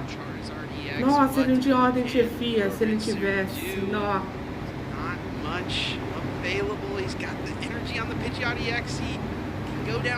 Habilidade pra procurar.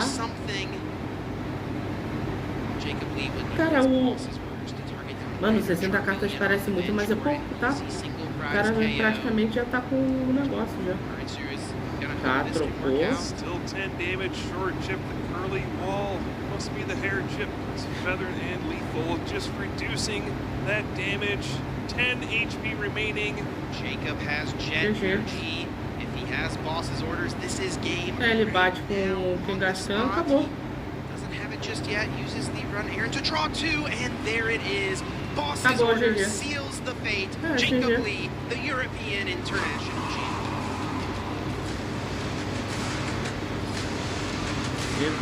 Acabou, aê, chat. Agora falta só o Masters pra finalmente a gente ir pro GG. Senior Division International Champion. Ó, se ele tivesse, cara, ele só tem 2 ordens de chefia no deck. 2. Se ele tem uma terceira, ele ganhava isso aqui mais fácil. Rock Lee? Não, é o Jacob Lee. Esse aí é o Rock Lee da Shopee, o Dragapult. Congratulations to Maritsu on the run. Incredible to get to this point. It feels so bad to have the run cut short by a situation like that. Even if just one Charizard EX is available. Esse daí é o Rock Lee da Shopee, literalmente. É o Rock Lee da China. Quem entendeu a ironia entendeu, tá? Especially game number 1. Let's not forget, Jacob started game number 1 by attempting to play an Arbin on his first turn going first. Yeah, the nerves got to him immediately, forgot he was going first and couldn't play a supporter card before. And he got a double prize card penalty, but was able to fight through it. The wall, the Mega Kangaskhan EX was too much, and Jacob was able to find the boss's orders to win that first game. Yeah, what an incredible story that one was. And in game number 2, things were lining up so nicely. Jacob had that incredibly powerful turn, Cypher Maniac, stacking both scoops of the ice cream cone. How about a double dip, fully healing Mega Kangaskhan EX? And it seemed like it was him that was in control, but thanks to some disruption and thanks to missing out on a couple of extra flips of the rapid fire combo, Maritsu was able to piece together an incredible combo of cards at the very end of the game to use Tool Scrapper and take down the mighty Kangaskhan. Yeah, this is a matchup that was very exciting to watch. You know, both decks are fairly straightforward, but the gameplay was not. This was an awesome one to watch. I could have watched many more games of that. Very entertaining. But unfortunately, the third game, no access to Charizard EX. Ritza did his absolute best, picking up a prize card, but was unable to find the Mega Charizard. And now Jacob is your international champion. We have Ross standing by to interview our winner. Thank you very much. Yes, everybody give it up for your Senior Division Trading Card Game European International Champion, Jacob Lee!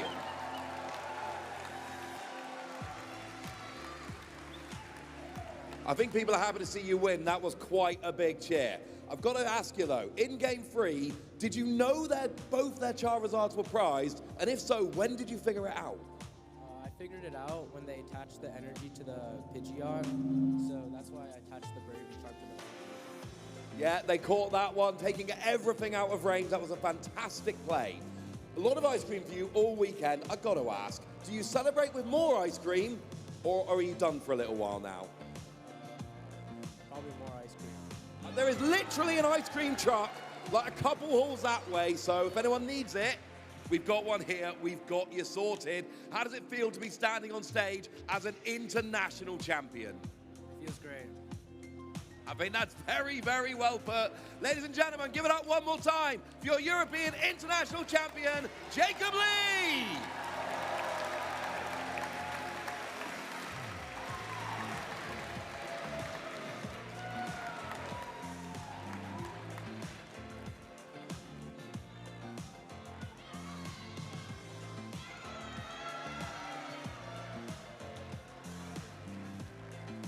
But we promised you 3 finals, ladies and gentlemen. We've only delivered 2. So now it's time to turn our attention to the Masters Division for our last TCG final. So please welcome your trading card game Masters Division finalist, Drew Stevenson.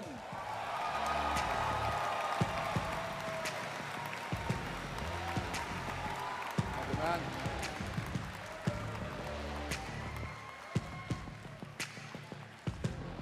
I like you guys, we're getting fantastic cheers. Can we get one more fantastic cheer for your other trading card game Masters Division finalist, Edward Mesman?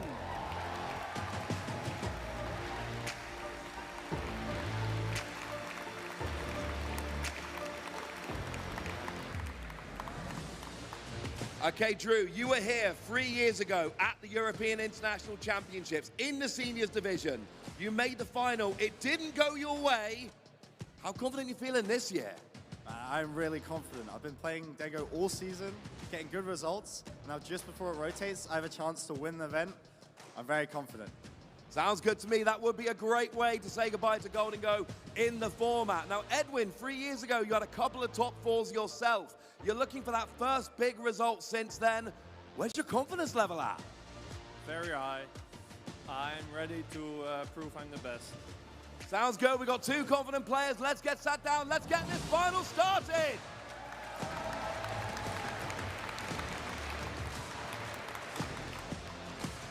$3,988 Masters Division TCG players entered this arena on Friday. Now here on Sunday, only 2 remain to compete for the title of International Champion. They are Drew Stevenson and Edwin Mesman. Let's remind ourselves of how our players got through their top 8. Let's go, chat, para mais jogo de TCG. Aê, baê! A gente super quer ver TCG, né? Super queremos ver TCG. Grande card game.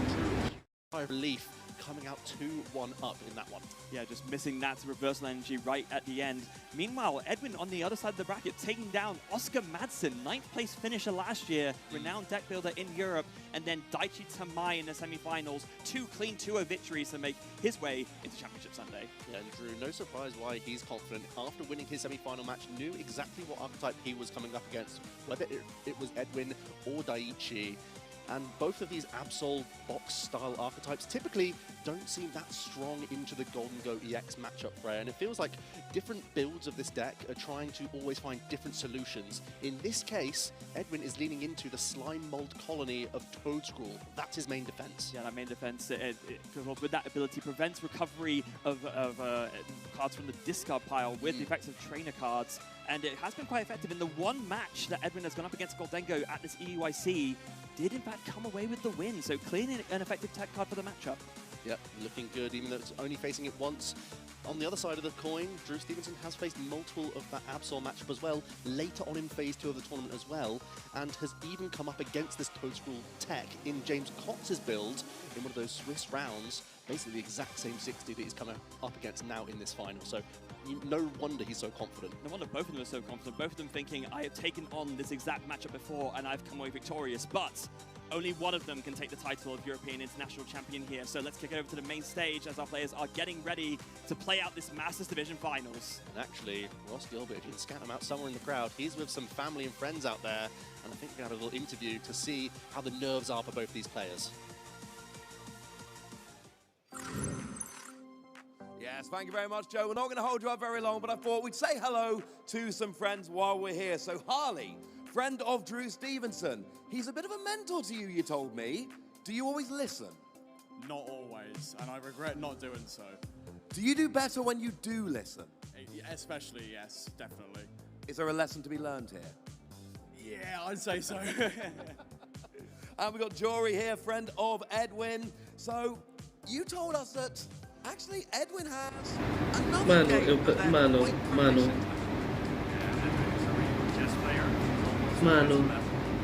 So I'm guessing that kind of gives him a bit of an advantage in this game to a lot of critical things. Mano, não é possível. Mano, cara, o pessoal é muito bom, na moral. É porque vocês não estão vendo. Ah, não. Ai, cara, isso aqui, mano, não, peraí. Eu preciso voltar isso aqui, na moral. Na moral, olha isso aqui, mano. Mano, olha isso aqui. O Quagsire aparecendo do nada. Mano, o Quagsire aparecendo do nada. Ai, mano, na moral. Ai, cara, na moral, muito bom. Ai, mano, muito bom, na moral. Olha lá, mano, o Quagsire aparecendo de novo. Ai, cara. Mano, alguém. Cara, parabéns na moral, parabéns pra essa pessoa, cara. Ai, parabéns pra pessoa, na moral, parabéns pra pessoa. Ninguém. Quagsire. Mano, muito bom, na moral, cara, na moral. Ai. Pera. Ah, ele... Nossa, ele aparece ali no canto, eu não tinha visto. Peraí, deixa eu ver. Olha lá. Mano, ai, cara, muito bom. Ninguém. Quagsire.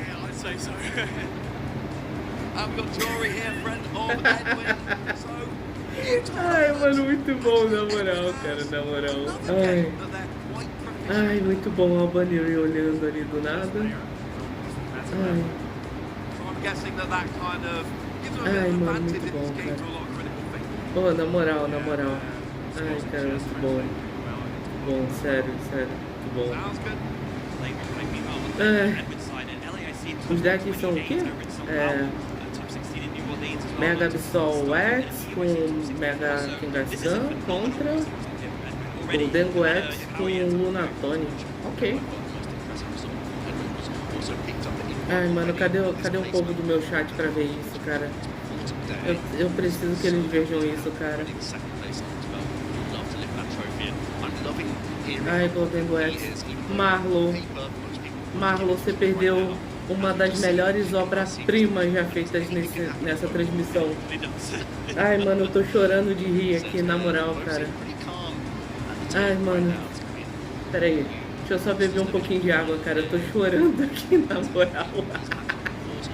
Ai, mano, muito bom. Ai, tio. Mano. Ai, peraí. Alguém caiu? Não.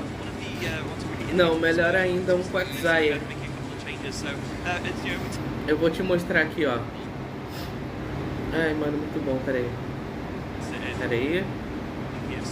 Ó, presta atenção, Marlon, presta atenção. Ó, presta atenção. Ninguém. Ó. Presta atenção. Ninguém. Quackzaya. Ó, ninguém. Ah, Quackzaya. Quackzaya do nada. Beleza, aí você pensa que a participação dele acabou, né? Tá ele aí de novo. Aí você pensa, acabou, né? Ninguém. Ah, Quackzaya. Apareceu de novo. Ai, mano, muito bom, cara, na moral. Ai, mano, muito bom, cara. Do nada, um Quackzaya aparecendo. Ai, cara, muito bom. Ai, mano, na moral, isso aqui. Ai, mano, muito bom, caraca. Ai, calvície. Ai, mano. Ai, o povo é muito criativo, cara, na moral. Ai, cara, o povo é muito criativo. Aí você pensa, acabou, né? Aí tem uma Baniri aqui do nada, ó. Do nada. Aí vem, ó, o cara passou. Ó. Um Crowdante do nada, ó. Não, é um Tiranitar, eles conversando. Tem uma Baniri e um Crowdante conversando do nada. Mano, o pessoal que fica na plateia é sensacional, cara, sério. Ai, cara, muito bom. Ai. Me lembrou do Mundial, cara. O do Mundial, os cara fazendo os Pokémon passando no fundo. Esse pessoal, cara, esse pessoal é feliz, sério. Esse pessoal é feliz. Cadê o Dragas nessas horas, cara? Eu precisava perguntar um negócio pra ele. Ô, Marlon, tu manja do TCG? Cavice. Nossa, Cavice que eu falei. Calvície de outra galáxia, meu Deus. Ah, é o Picharante. Agora que eu vi. Vaso terrestre, né? Não. Uma pena. Mas será... A gente pode perguntar? Tu sabe me dizer se as megas... Eu sei que no online vale 3. Mas as megas no TCG... O TCG físico conta como 3 prizes ou conta como 2 só? Porque eu sei que no online ela conta como 3, se eu não me engano. Entendeu? Eu não sei se no físico eles colocaram isso. Pick up that Inveltal from Mega Evolution does have a trickles of 0, so that in combination with the pet from the EX, you can bring it into the active and then use that free retreat to go back to your Mega Kangaskhan. So Edwin does have the answer for this boss. That's pretty beautiful to up right now from Edwin. So it's enough hit points to not be too vulnerable against the solution. And you have to bear in mind that Edwin. Ó, dois megas novos, né? Mas é da coleção nova do Heróis Excelsius, né? O Mega Absol e a Mega Mawile, se eu não me engano. Ou os dois são de Mega Evolução ainda. Da coleção do Charizard. Ó, caraca, Inveltal! Nossa! Peraí. Daqui a qual coleção, cara? Nossa, deve ser lá de XY, cara. Nossa, Inveltal lá de XY. Meu Deus do céu.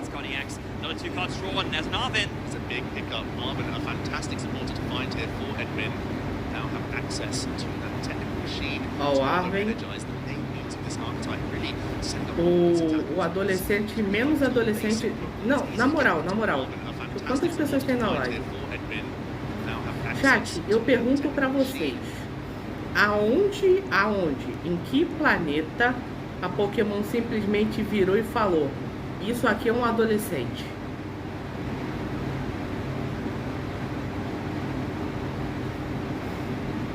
Me expliquem. Aonde que a Pokémon Company falou que isso aqui é um adolescente? Esse cara tem cara de um velho de 40 anos, tá cansado do trabalho, pô. Meu Deus, cara, como se... Aonde isso aqui é adolescente, pô? A visão deturpada da Pokémon Company sobre jovens. Cadê aquela carta da Misty com o Estário? Essa daí não é de amigos de jornada não, Dragapult? Esse é o GG que escolheu a idade. Então, né, alguém sabe se essa Mega Mawile e o Mega Absolução de Heróis Excelsos ou de Mega Evolução? Alguém sabe dizer?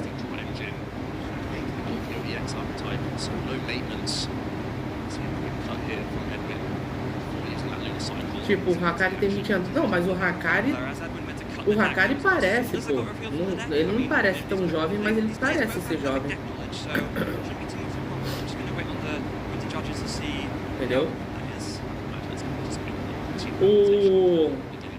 O Satoru Gojo que não aparenta ter 40 anos, pô. 30 e pouco, 40. Sim, gente, o Satoru é velho, tá? O Satoru Gojo é velho. Ele só tem aquela aparência de jovem, mas ele é velho. Ele deve estar na casa dos 30 e pouco, tá? Se eu não me engano.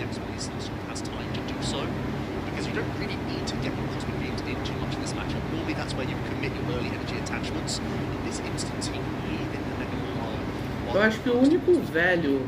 Não, tinha o diretor também, né? Mas o Nanami era outro que claramente você vê. O Naoya é um ano mais novo que o Gojo. O Naoya é um ano mais novo? Ele parece um adolescente? Não, ele tem cara de adulto já, pô.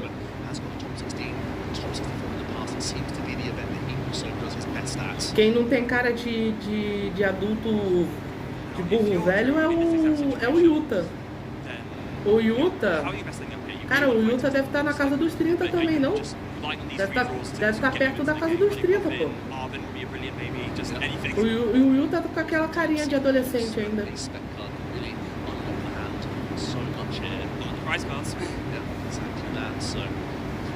O Yuta deve estar beirando quase os 30, eu acho, pô. De Jujutsu Kaisen 0 para os dias atuais, acho que tá. O Yuta é novo? Não, pô. O Yuta deve estar com quase 30 já, ô Dragapult.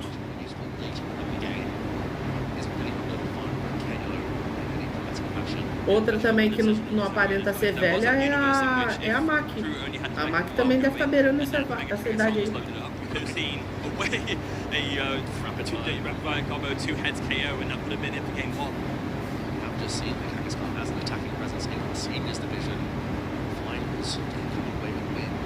Novo é o Fushiguro,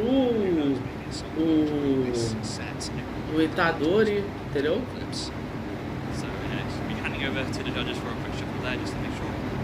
Eles são novos.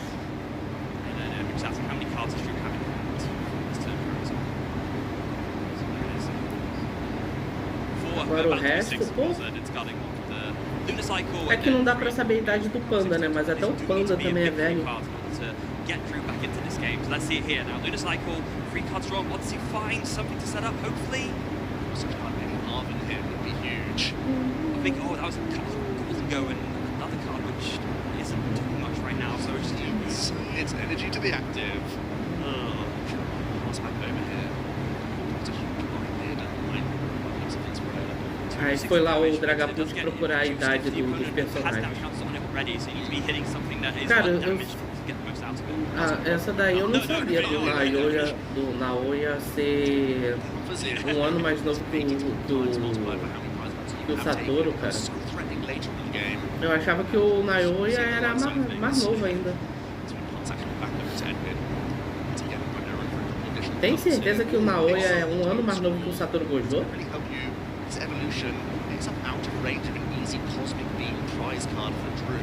Ó, quem também deve estar nos 40 também é aquela loira lá que foi conhecer a Mestre Tengen, a Mestra Tengen lá no esconderijo lá também com eles. Aqui bateu de frente com o Kenjaku. Ela também deve estar na faixa dos 40, pô.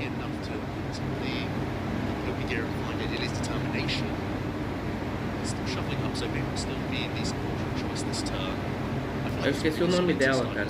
Darkness as quickly as possible here for him, because we know Hedron is in a position right now, doesn't have everything there. Hoje tem 28. 28?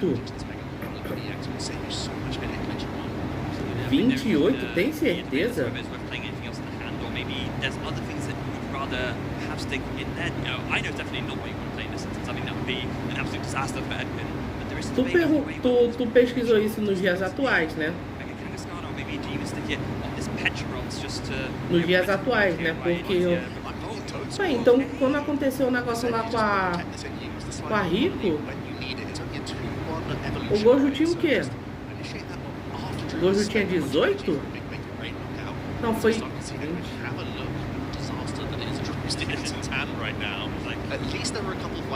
Não, o Gojo tinha 16 quando aconteceu aquilo?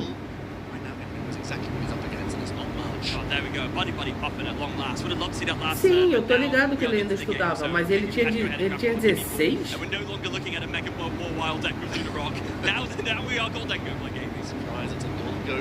Porque se o que? Se passou uns 10, 20 anos por aí? Desde aquele acontecimento? Porque não tem sentido, cara. Não bate essa idade.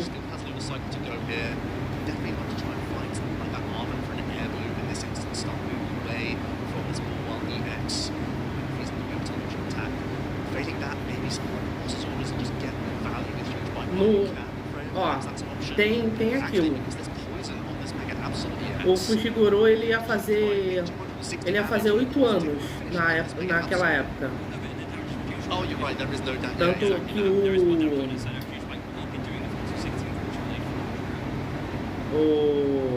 esqueci o nome dele agora. O pai dele fala que daqui a um ano o filho dele ia ser vendido pro clã Zenin. Ou seja, o Fushiguro tinha 7 anos naquela época. É só pegar a idade que o Fushiguro tem agora. É só pegar a idade que o Fushiguro tem agora e fazer a diferença, que era a idade que o Gojo tinha, pô.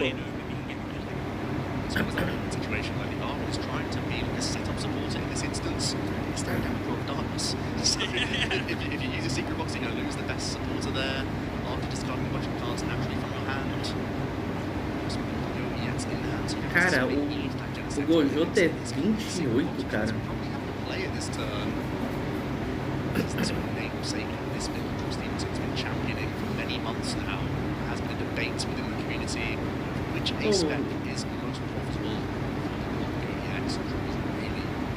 O Satoru ter 16, 18 naquela época, pô.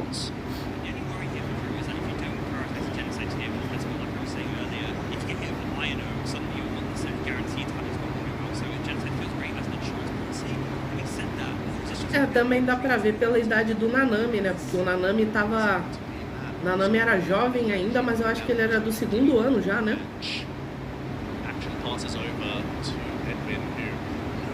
Espera aí que eu já volto, gente, rapidinho. Really crucial A-spec out of the hand for Drew here. Keeping it in the hand, so Drew must be thinking here, what I want to do is create a target that's almost like, too valuable to not latch onto, and kind of almost bait Edwin into the Claw of Darkness, but if it's discarding one of the best cards in your deck, is that even much of a trap to fall into? Well, let's see, the Town Store will grab that second Bravery Charm this turn. Does that mean another Toad School could come down? And we could once again buff that up with more hit points. That could be a good option. Alternatively, buffing up this Mega Absol EX and forcing even more energy discards from future Make It Rain attacks. As we are going to see, first of all, the Subjugating Chains going into Yveltal. This is just a free retreat pivot. And we're moving back into the Mega Absol. That's simply going to cure our status condition, our poison now. So less damage is ticking onto our Mega Absol. Oh, hold on a second. There's a Bravery Charm. There's a Boss's Orders in Edwin's hand. Edwin's going to be able to take a free prize lead in this game. And this is exactly what Drew was wanting to avoid by retreating into that Lunatone, hoping Edwin just didn't have the Boss's Orders, but he has it. And Edwin is going to take a huge lead here.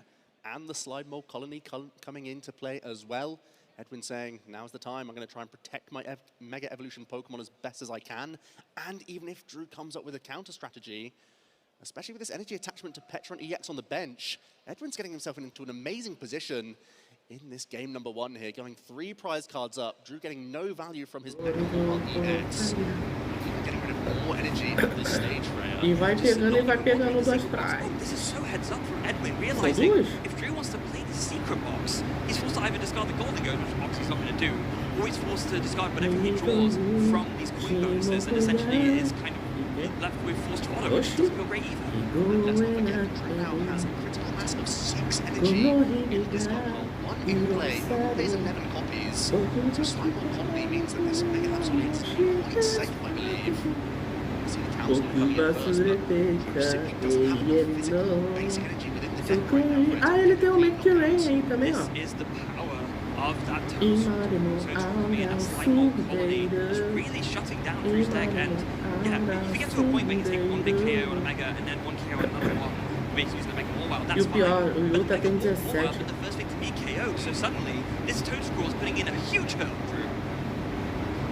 O Yuta tem 17. This is the moment where he has to use all of his experience with the archetype. Tu tá me dizendo que o Yuta tinha o quê? Uns 15? Não, é. Não, a conta não tá batendo, Dragapult. A conta não tá batendo. You do see those 2 metal energy in the discard pile. However, there is 1 more in the prize card, so this metal energy on the active golden. É porque eu não lembro quanto tempo tem de diferença dos incidentes do Jujutsu Kaisen 0 pra até Shibuya. Eu não lembro. When your opponent has a free prize card lead and you're only taking down 1, I mean, sure, you can go for a 1, 3, 2 prize card to finish things, but it still doesn't feel great.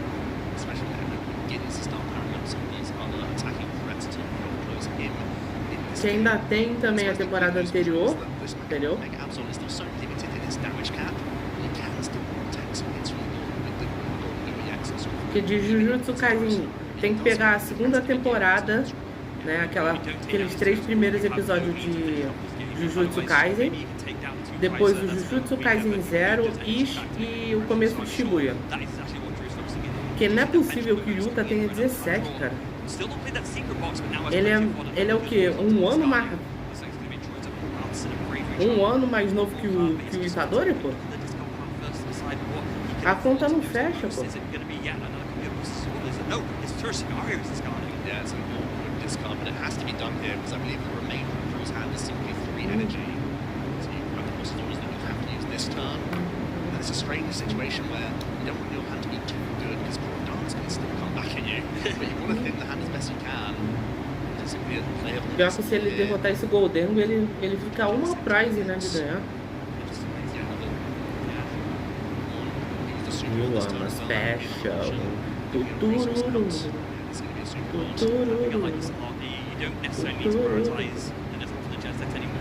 O volume 0 ele tem 16.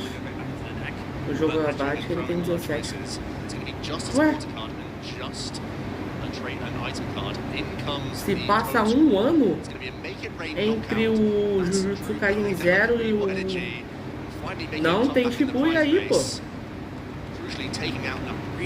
Mano, entre Jujutsu Kaisen 0 e agora, se passou um ano só?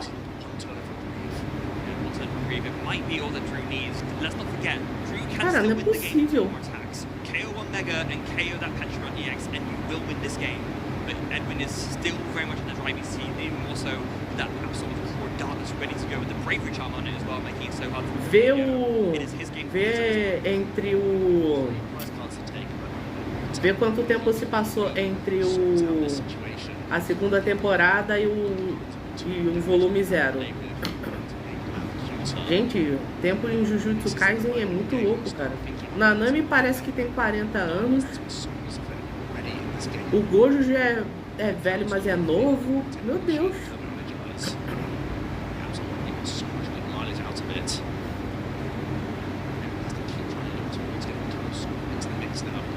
This is the sort of part of the game where if he starts putting down on a single prize Pokemon, he really doesn't want to have to target multiples. He wants to take out one Mega Evolution Pokemon on one of these 2 prize EXs. Prize map is 1-3-2 or 1-2-3, whichever one enters the best. effective fighting boss orders and a toad score replacement. It's a pretty nice pickup. Potential dance energy Monkey as well for Edwin. Just to try and some a bit more, get some more damage scattered around. I suppose putting one of these Monkey down to 240 hit points, which will make a rapid fire combo. Mano, que loucura. Damaging the threat for later and the multiplier. Muito doido, sabia? Isso. Tempo em Jujutsu Kaisen é muito doido. Chat, bebam água, não esqueçam de se hidratar. Subjugating chains are going to be coming in, and we're going to see the combo again into Yveltal, then into Absol, just debating how he wants to navigate this exactly. There's still one Adrenaline Brain that can be used. Oh, actually, okay.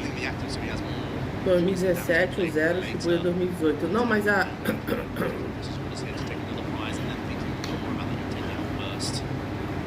o Dragapult, vê da segunda temporada de Jujutsu Kaisen até o jogo do abate. Segunda temporada de Jujutsu Kaisen é aqueles episódios que eles têm que salvar, eles têm que proteger uma garota que é o receptáculo da Master Tending.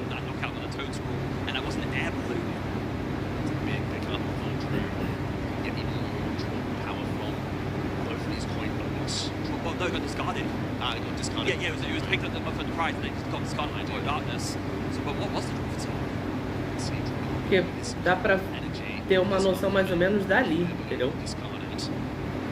Porque aquela moça loira lá fala, o Itadori fala, o que é esse sangue no chão? Aí ela fala, isso aconteceu há não sei quantos anos atrás. Cara, tá no segundo episódio isso, se eu não me engano. Segundo ou terceiro episódio. Uma coisa assim. Ou tá no primeiro? Agora eu não lembro. Potentially, with there being one metal energy committed to one of the gold WEX for the attack cost, maybe you can afford to get that mega more while back, attach an energy to it and finish the game that way, so that you don't need as many energy to finish things off. Faltam dois prizes para o cara pegar.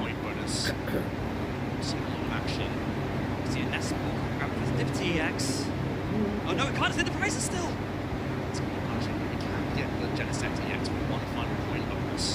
Tem uma Pokébola de ninho.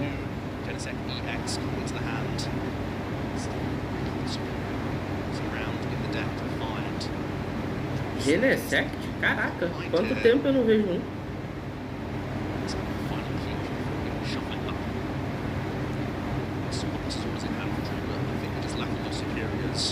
One superior energy retrieval means you can go ahead and also Petrol TX at the very least and take 2 prizes from that. It's the one thing that you can do to keep up some kind of tempo. So this is going to be a vital point. Do Gojo e do Sugura em 2006.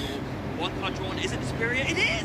Então, de 2006 para o jogo do abate, que é 2018, pô, são 12 anos, pô, de diferença. So you're still trying to win now over 3 attacks. It's very rare that Golden Go requires more than 4 attacks to win a game. 12 anos de diferença. Already has had to go for a single prize Pokemon. Might have to once again. O Gojo tem o quê? 27, né? At the very least, if you do this, you can carry another single prize and then the free prize. O Gojo tinha 15, pô. But that's what has to be superior energy retrieval. Getting back 4 energy has to be a O Gojo, então o Gojo e o Geto tinham 15. 28, tá, peraí, 12. Não, 16, tá, os dois tinham 16, então. É, 16. Caraca! Então, aí, vamos lá, aí são 12 anos, peraí. Lá, são 12 anos, né? Você falou. Pra esses acontecimentos, o acontecimento pro outro foi 12, né? O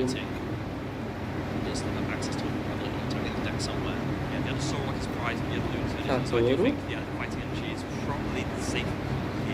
O Geto são 12 anos. This is how Drew's been so effective throughout the season, just saying, actually opted to leave 4 in there, maximum latest superior energy retrieval efficiency. O Nanami é mais novo? Mas como é que o Nanami é mais novo se ele era do... Ele era quantos anos mais novo? Nanami tem... Tá, vamos lá. 16? Tá, 12 anos.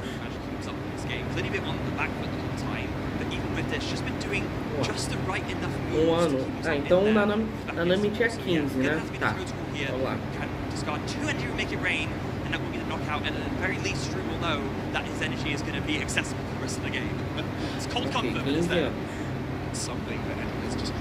Aí do arco, desse arco pra Jujutsu Kaisen 0 se passa quantos anos?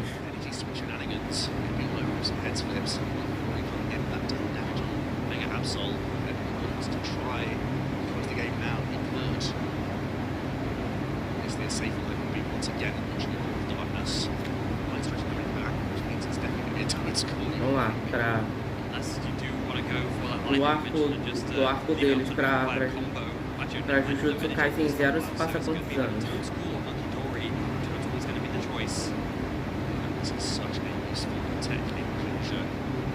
Exactly why he's pivoted from the constant across all the Ultra's risk abilities package. There's been so many iterations of the Mega Absol archetype.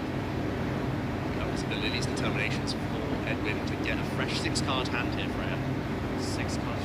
Mano, falta só 2 prizes pro Edwin ganhar, cara.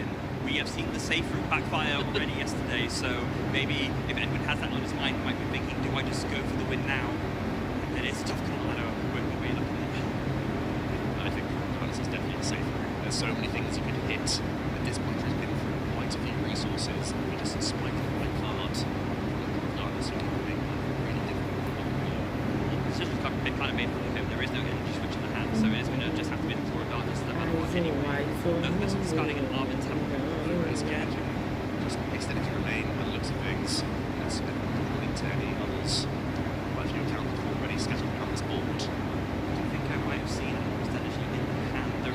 We did see 2 Dark Energy right at the start of the game. One of them's been retrieved now, so maybe that can claim something. Yeah, there is that Mist Energy, but it's going to be run arrow to 2 cards after the Vessel. Penny can be great for next turn just for some flexibility, maybe some healing if there can't be one of the knockouts. Mist Energy, so we can continue to power up something like maybe stashing a turn attachment onto this Kangaskhan for no reason to have that full back play. Mega Absol. Once again, Mega Absol EX, we're going to once again use a Dread Brain. Terminar o periódico. Periódico, no caso. Sets you up quite nicely, even if Drew is able to use the International scenario next turn. Genesect actually, because then one more Adrenaline Brain and you wouldn't even flip any heads to finish something right by a combo. So really solid. 10 anos. To the Genesect EX in the back. Então, tanto o Suguru quanto o Geto quanto o Satoru tinham 26.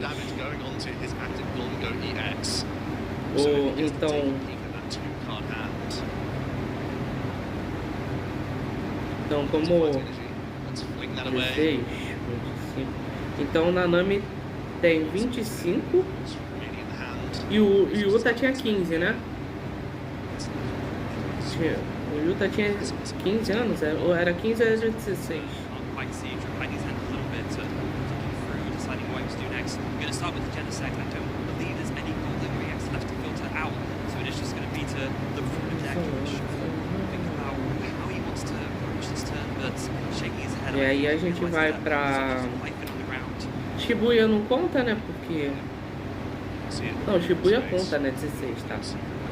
E aí do Jujutsu Kaisen 0 pra Shibuya e depois pro jogo do abate. O jogo do abate é basicamente um ano depois, né? Acho que é um ano depois do jogo do abate. So yeah, that's going to be at least something just to deny potentially easier KO, although Genesect is still sitting there looking like a very vulnerable target. Point bonus, maybe this and then a turret scenario for the last active point bonus to see that you can put together an adventure to do this. And Shurish Reaver comes into the hand. E a gente vai aqui pra baixo pro ideal. Be just another turn for you to win the game. And again, if you're going to use a ton of energy, Tom's going to be still looking menacing for Sandman. And we will of course have to find a night stretcher to get it established, but I do believe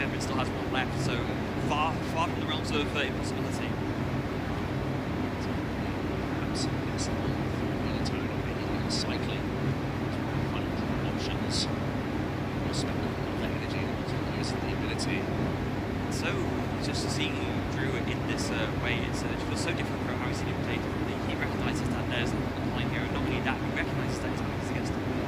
He's really thinking over every decision over and over again, maybe with a little bit of self-doubt creeping in, but he knows he can just get there, but when you're in this position, it's a tough start to go for. The start has been awful.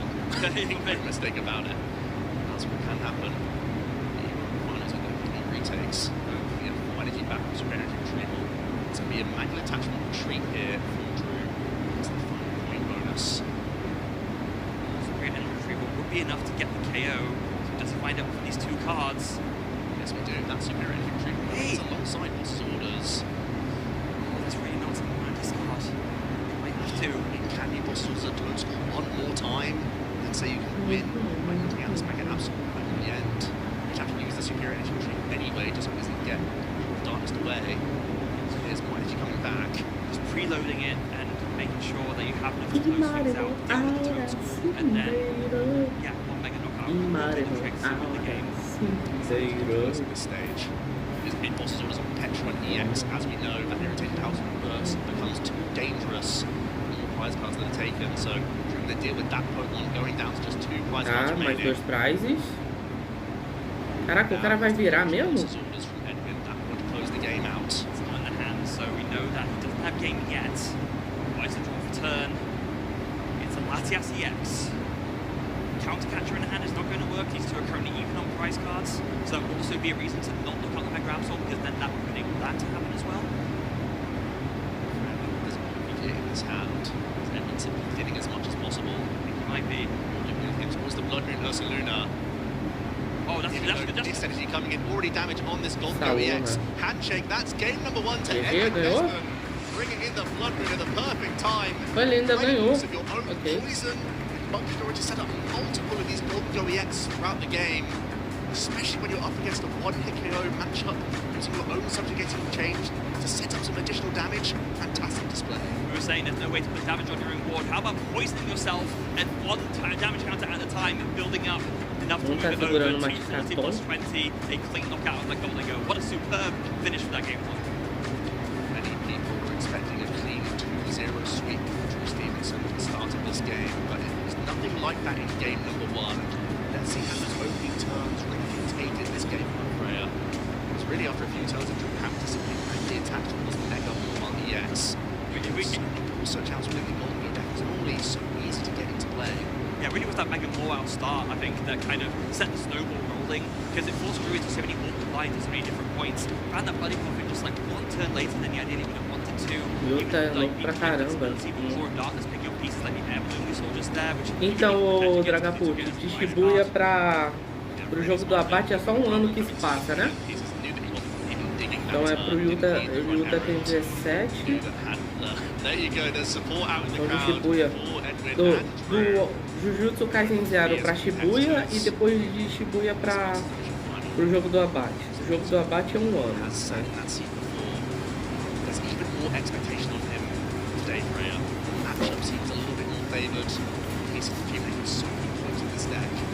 Ah, então do Zero pra Shibuya deve ter se passado 1 ano, então, né?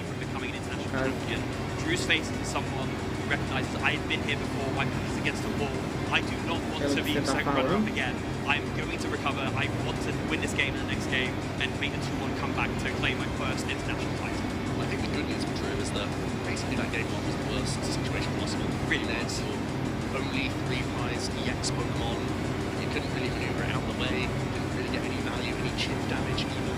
Sometimes that can be valuable. So Rock will save you resources later. And Edwin had a great display of exactly how his type 2 worked online can be so effective. We've got some news. You'll see some prize cards. Yeah, hold your breath for a little bit. Isso, senhoras e senhores. Se o Edwin ganhar isso aqui, acabou. Então vamos torcer pra ele logo. Nossa! Caraca, as prizes do cara tão boas, hein? E dos dois, na verdade.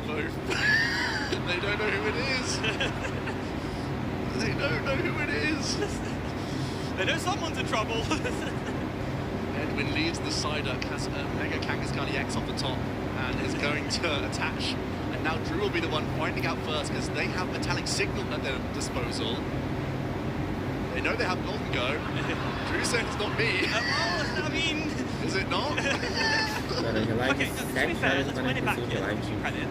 He will, if you take prizes bottom to top, you'll take your first knockout with the energy you have, and you get one of them. And then you'll take the next knockout and get the other two. So maybe that's what Drew's thinking, okay, actually it feels alright, but it is a bit of a stark image, isn't it?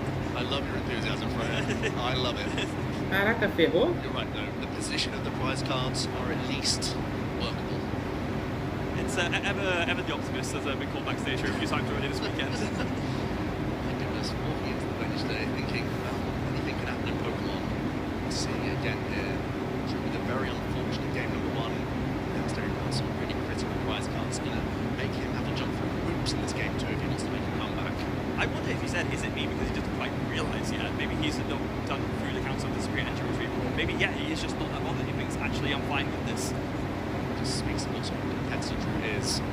So far has been pretty open about what position he's been in. Hasn't really had much of a poker face until now. No.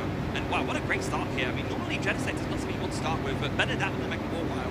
And the fact you have an air balloon straight away, and even you can just attach an energy and go for a minor errand running. Why not, right? Level searching the deck with 2 energy. We'll start on this mission getting lots in hand for the Make It Rain attacks, and really Drew already is threatening a knockout on Mega EX Pokemon, and Edwin so often relies on the run area to accumulate value over a number of turns.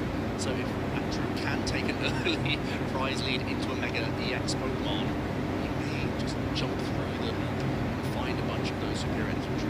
É, a mão dos dois parece que tá horrível, aparentemente. Plenty of errands to go around for both these players. Because Edwin's sort of questioning the crowd reaction. Because Drew was like, no, it's not me. He was like, well, it's not me either. I've got the trolley, I've got a bravery charm. I think I already have a route towards Turbo Energize, so I was thinking, it's not me either.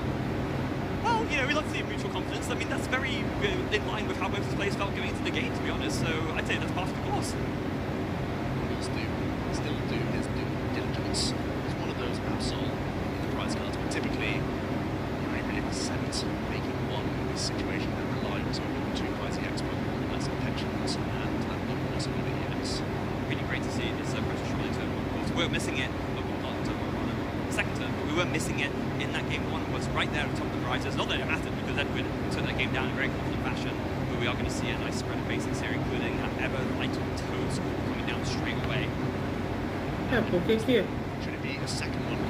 fica aparecendo esses símbolozinhos na tela do nada? I don't know if you're thinking what I'm thinking, Joe, but maybe in this instance, the superior enters will try this prize could be a bit of an issue with the Toad score being loaded. That means you're kind of forced to get them early. Por que aparece esses símbolozinhos do nada na tela? Eu me troço doido.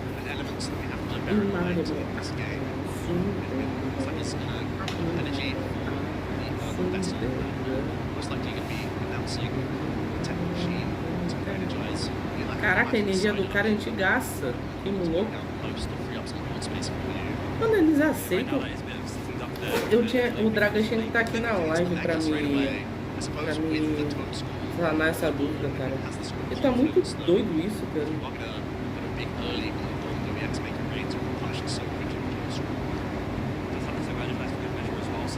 Starts getting Absol loaded up all the way as well. Yeah, 3 energy. By the end of this turn, we'll be on that Mega Absol EX.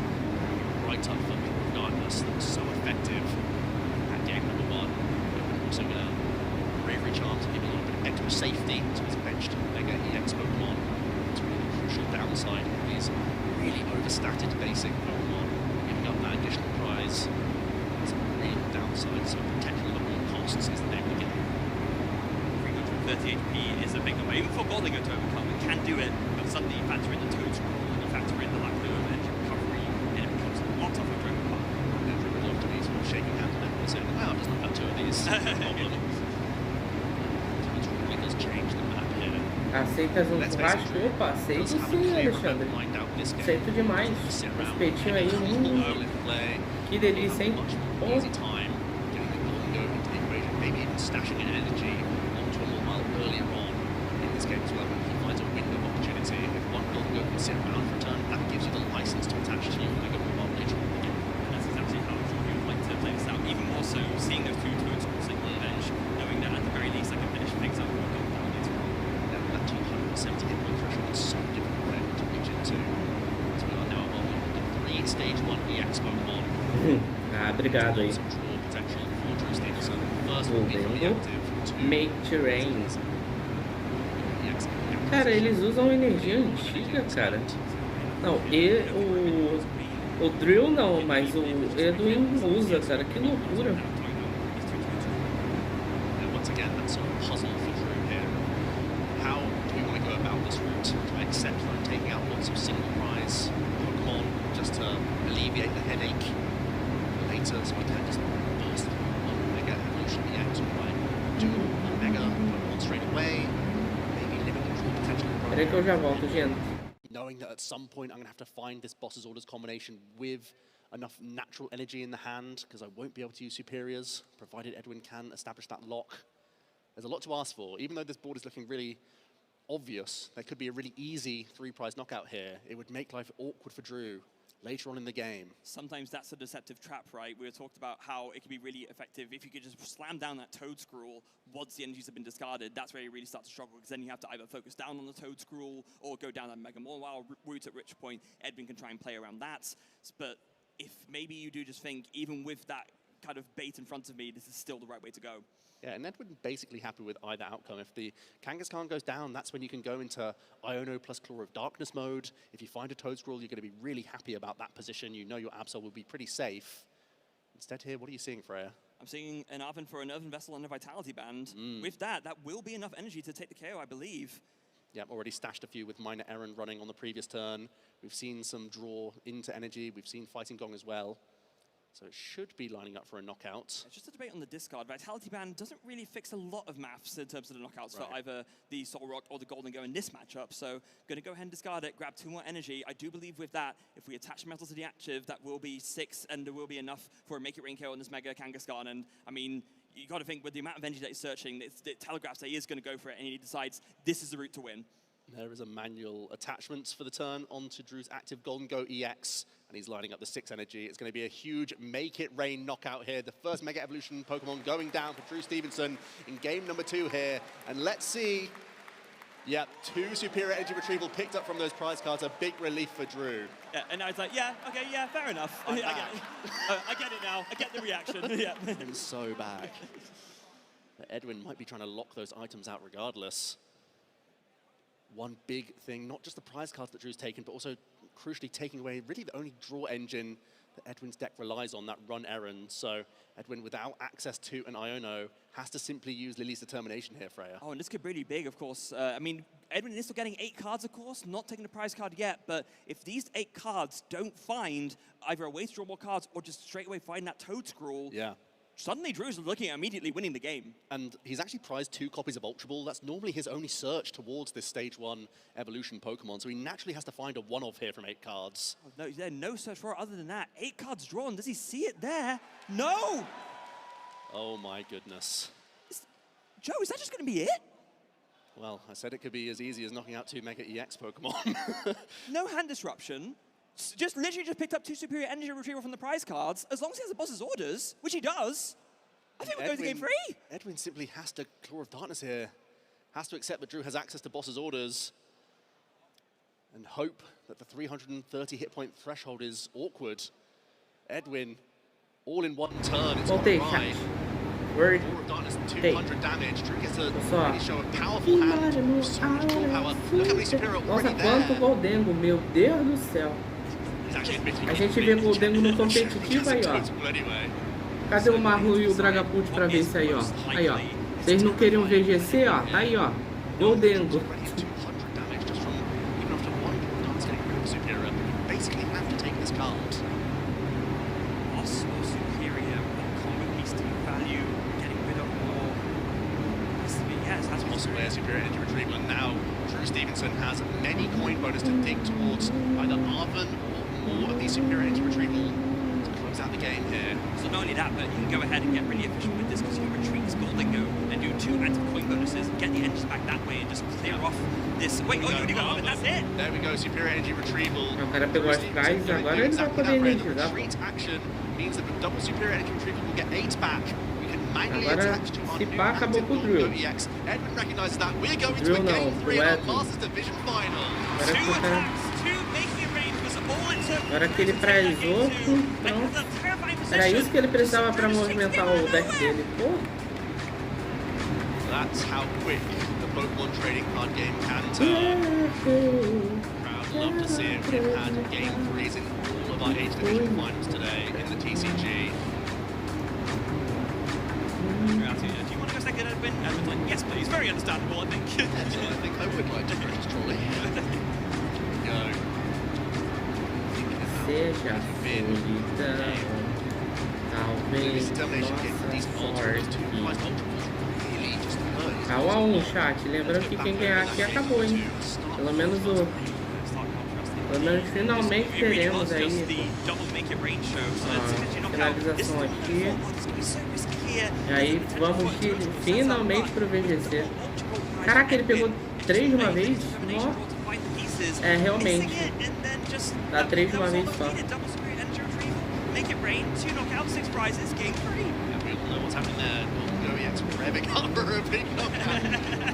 So happy with that position, getting themselves into a game 3 where, once again, it's looking a little bit awkward. Such a cool opener in game number 1, then prize cards, gasps from the crowd. Drew Stevenson walking away a champion today. And let's be real, if those prizes, that could have been a very different game too. Oh yeah. That's where we're at, Rev. Heading into this game 3. With the only advantage he has on this stage is the fact that he is opting to go second, so has those additional supports out to get into the game. I do believe we're looking at starters, and by starting we said he'd like to, so that's so rock, a big thing there. And so we get a little bit of good prizes that are there. Nothing anywhere near as dramatic this time. Nothing as dramatic. There's not going to be weird gestures to the crowd of what's happening, who's in trouble. Drew started things off with the dream combination, Sword and Lumitone immediately into the Lunar cycle here. Rapaz. No out to a gimme ball is a shame, but having said that, most of the time, Lumitone and Sword is what we want to prioritize anyway. Maybe not in this match. Ah, meu dedo tá doendo aqui. Get to your goal as soon as possible for those bigger knockouts and extra draw. Nossa. But I think you can say. Pô, agora que eu vi, caraca, meu dedo tá inchadaço aqui. Meu amigo. Olha isso, cara.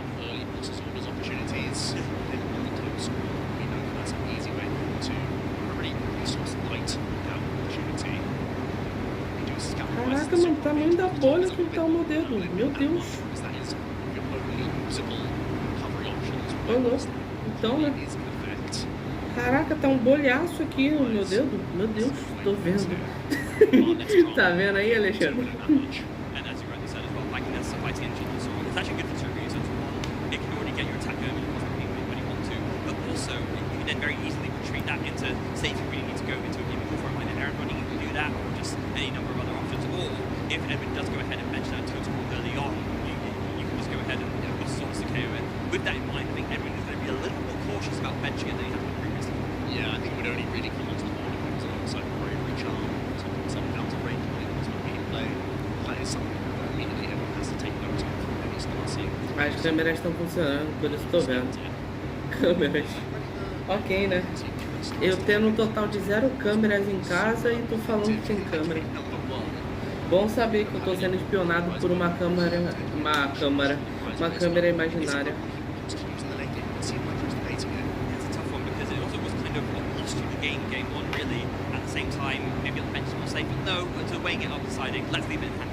Over to Edwin, who just started off with run an errand. And there's Arvin straight really away. Nice. Arvin coming off the run errand. With no issues in his prize cards. He will be able to access both Precious Trolley and that Technical Machine Turbo Energize. This archetype is so low maintenance. Ele vai pegar uma prize? Oh. Energy acceleration, and you can flood your entire board with the basics. And it's actually opting to go ahead and get the double total down immediately. Yeah. Just recognizing, okay, yeah, sure, maybe Drew can take down one, but you can't take down both. Ooh, actually, that Brave Trump prize card, what is it on the list? Is it Combos, I believe? You really want to be saving these one of those megas, so if you end up with the other one to your total, that can't feel great. Yeah, but I suppose, I mean, it is your only search option, to be fair. Like, yeah. Otherwise, you're just having to rely on as and when you can find those ultra ball. So, it will be the textbook turn 1 for a Ontem eu fui 1v1 contra o meu amigo no Jujutsu Shenanigans. Quando ele foi de Charlie, se não fosse pelo counter do Chose, eu ia perder. Entendi. So it's got to keep that very wisely because now we can go for Lunar Cycle in this turn as well. As much draw power as possible. There's another fighting block. Just drew enough for the turn. Yeah. Was just simply fitting for better draw. Then here on cycle. There are some bosses orders in the hand, but there are real setup supporters for Drew. So I'm not too pleased with the bosses orders because being played, even though on paper it looks reasonable. Especially because he has the fear of dance on everything in this game. I mean, that might be a reason to just go for it now, right? Just use the boss while you can before it gets snipes. And those superior energy retrievals are a limited resource and they are going to be vital to KO. Então quer dizer que hoje o aniversário da tua mãe tá sendo um churrascão, Alexandre, é isso? Fishing for armor, we're fishing for buddy pop-in. Copies of the gimmick themselves, what the secret box would do. Hey. Not seeing much movement there, Freya. I see purple, but it's not. It's Gimmighoul and it's Genesect. Okay. Oh, it is. Is that the Arven as well?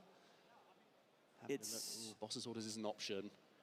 With one Gimmighoul, you're going to ask how many cards your opponent has in hand. How likely is it there's going to be a boss's orders Core of Darkness play from Edwin next turn? I mean, Edwin had pretty much the textbook opener. Yeah, maybe there's a debate over whether... There is an Arven. You could still go for a setup turn here, Freya. Yeah, that's a debate, right? Do I value just taking out a Toad School more, or do I just want to get down as many Gimmighoul as possible? And I think this is a wise choice, Joe. Yeah, I think you pretty much have to do this. No risks in game number 3 here of the Masters Division final.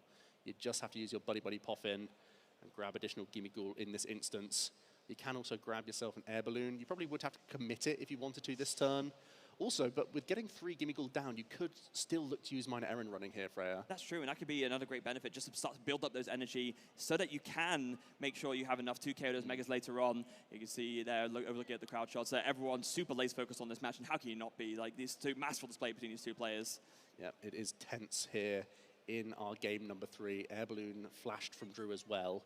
Not shuffling up just yet. I think is just making that decision of whether or not to Errand run. I think it's a great way to get a surplus of your energy all in the hand, but it will also be the metallic signal from Genesect EX, going to fill that final bench slot for Drew.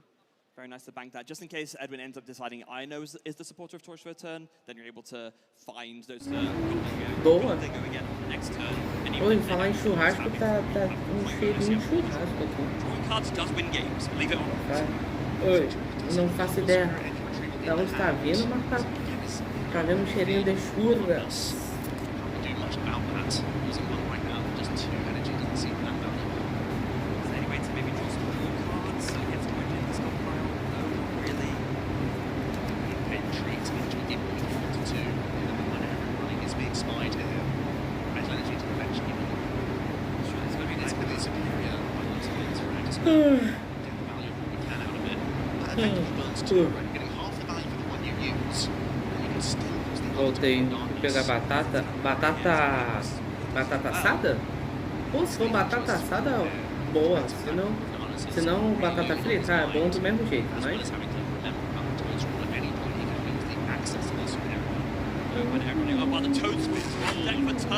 É, batata assada? Caraca! Ó, mó cota que eu não como batata assada.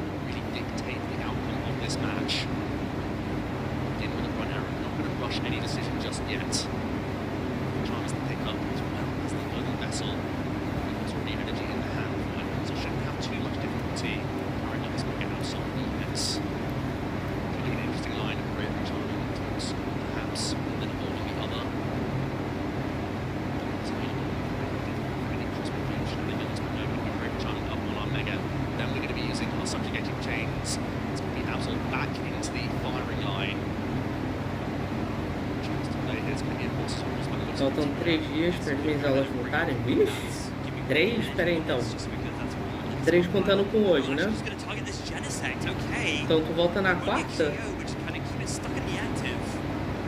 Não, se não contar hoje, tu volta na quarta. Se contar hoje, tu volta na terça.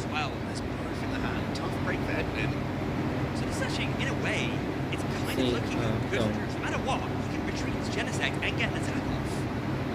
Alexandre de férias é essa? Ué, tem gente que tá de férias. O Zurlin, quem estuda no Pedro II tá de férias hoje também. Tá de férias até hoje, porque hoje escolinha pra entrar em greve. Meu Deus do céu. Voltei. Tinha ido comprar uma coxinha. Pô, comprou uma só? Tinha que ter comprado mais 50, pô.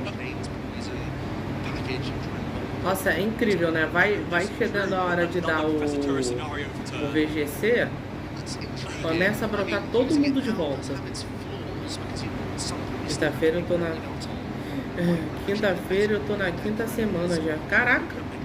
50? É, pô. 50 coxinhas, de preferência aquelas recheadas ainda. Vai dizer que vocês não tancam. 50 coxinhas daquela recheada com catupiry, não sei se tem com cheddar, mas vocês não tancam não, pô? Olha, dependendo do tamanho, tô pobre, dependendo do tamanho, se for mini coxinha eu tanco mais de 50, acho, mas se for as coxinhas do tamanho normal, acho que no máximo mais 4 coxinhas. Não tanco nenhuma coxinha. Ué, por quê? Tanco fácil.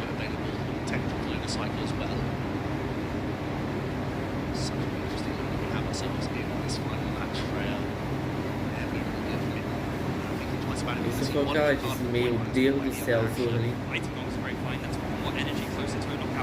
Meu Deus do céu, Zurli. Eu como 50 das grandes? Duvido. É muita massa, é muita massa e muito recheio. Não tanca não. Se não me dá uma... Não, eu acho que pelo menos o mais 3 eu tanco. Quer dizer, se você for, a não ser que você seja o Corbucci, né? Aí tudo bem. Se você for o Corbucci... Chat, deixa eu perguntar pra vocês. Vocês saberiam me dizer vídeos legais pra assistir que não dão copyright? Por exemplo, se a gente pegasse um vídeo do Corbucci pra reagir, daria copyright? Vocês saberiam me dizer mais ou menos? A coxinha do tamanho normal, vou comer. Então. São 3, né? São 3. Boa pergunta. Porque assim, eu tava na série do Himalaia. Ah, tá. Porque assim, eu queria ver se talvez de trazer lives da gente vendo alguns vídeos, entendeu? Falando em vídeo, eu vou terminar de gravar o meu último vídeo de Fire Red lá. Boa, até não sei se tu vai voltar aqui, eu acabei de terminar. Ok, né? O vídeo mais rápido já gravado na história. O vídeo de milésimos de segundo. Acabamos de confirmar aqui, ó. A Mega X ela dá 3 prizes, é isso mesmo. Era isso que eu queria saber. Eles confirmaram aqui, dá 3 prizes. Caraca, o X dá 2. E agora a Mega X dá 3. Caraca. Então é perigosíssimo você jogar ao mesmo tempo que é muito forte. É perigosíssimo você jogar com ela. Porque dependendo da estratégia, cara. Nossa.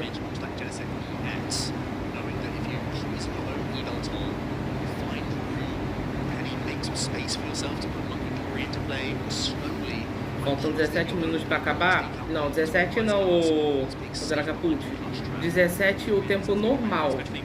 Ainda tem o overtime. No Juniors teve. Se eu não me engano, no Juniors o tempo acabou e eles tiveram overtime, entendeu?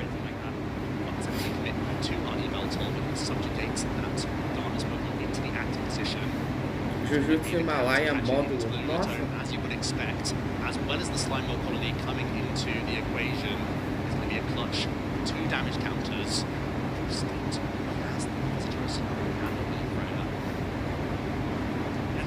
Easy way out of this lock. Ué, como assim te manda de Vasco, Marlon? Se é o Dragapult que tava falando? Mano, toda hora fica aparecendo esse círculo na tela. Eu não sei por que fica aparecendo esse círculo.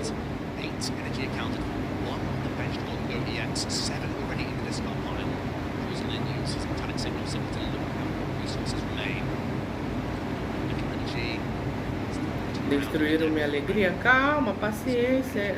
Não, eu não sei por que tu tá... Eu não sei por que tu tá tão ansioso. Ainda tem... Vai ser o VGC ainda dos Júniors ainda. Tem o Júniors e o Sênior antes do Master, pô. Tem pelo menos umas 2 horas, 2 horas e meia, 3 horas de live ainda, pô. A gente tá em 8 horas e 10 de live ainda, pô. Tá cedo.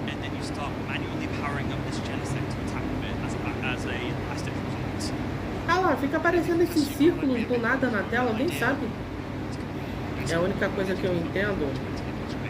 Não, eu também não entendo o TCG e tô achando interessante os decks.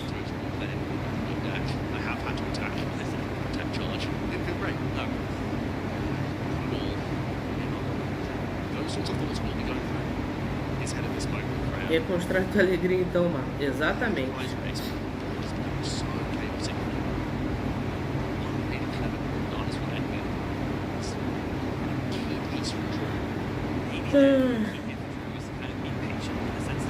Cansado, um soninho.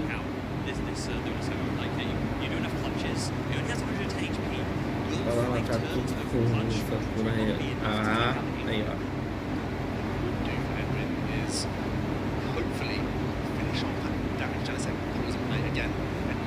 Clear up his own position. We have the heading up the Pokemon, grab Monkey Dory, slam energy onto it, start using that subjugating change to damage that level even further. And Drew Stevenson committing that final copy of the Professor Toro scenario, and it's going to be for Genesect EX at this moment. This is a critical decision in game number 3 of our Masters Division final here, folks. To me, what this telegraphs to is that his plan is going to be put down that Mega Mobile and start attaching energy to it. Com a força do Jujutsu Himalaia. Nossa, mano, o cara tem 3 Goldengos ali, é isso mesmo? Alexandre, vai ter Jujutsu Himalaia módulo? Ah, a amizade é a nossa muralha.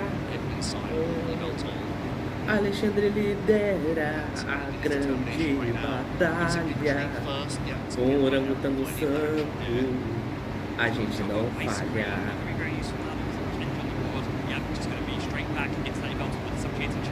Não sei, mano. Não sei, mas se pá, esse pá aí. Esse pá não é cipó, então.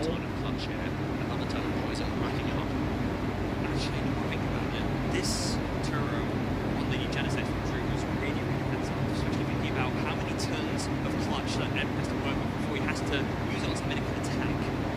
O cara colocou a Mawile, finalmente. To win this game, even under this retreat log, just picking up the right target and recognizing that 3 turns of clutch, or 3 more turns of clutch, is not enough for Edmund to win. Off me best jogando TCG, 3 gols. Então. Aí, ô Marlon, você tá reclamando que não tá tendo VGC aí, ó. Goldengo aí com Make Terrain. Pô, se não tiver, eu mostro aquela imagem. Aí, ó, tá reclamando que não tá tendo, pô? Yes, it is. So it's dark energy. So that would then finally be a way to start moving some of this damage over.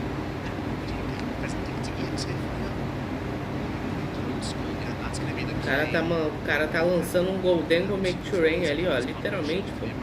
1 não, 3. E sabe o que é o mais engraçado de tudo? Olha o mais engraçado de tudo, gente. Olha a carta do Goldengo. Olha a cara de mal do bicho. Ah, é, depois o Zurlin, Alexandre e Marlon. Depois eu tenho que mostrar um negócio pra vocês muito engraçado.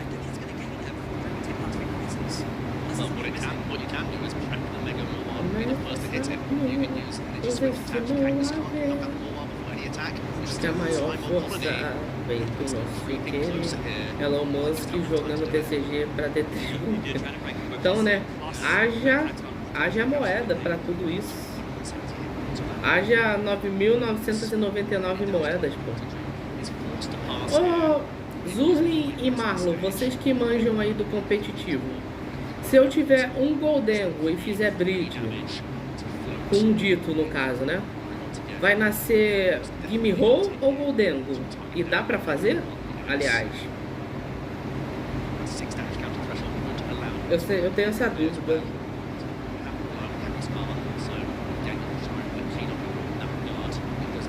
Ego de honra que ninguém desfaz. Mano, é sério que nasce Gimme Roll? Ué, mas como que faz pra... Eu acho que só funciona com o dito. Mas como é que faz então pra ter tanto Goldengo, cara? Não é possível que seja tão fácil de pegar as moedas. Por que não tem que pegar 9.999 moedas? Ele trocou pro todos, bro. Boa. Hold on, that's huge. That's a bravery charm onto the Mega Ball while suddenly you're out of range even with an Adrenabrain from this attack from the fire combo. Amizadinha nossa. The difference here. Tive que investir nas moedas. Entendi, Alexandre. Tá jogando o tigrinho aí, pô, não pode. Suddenly this Mega Ball is not in range of a guaranteed KO, and we might have to see a coin flip to do it instead.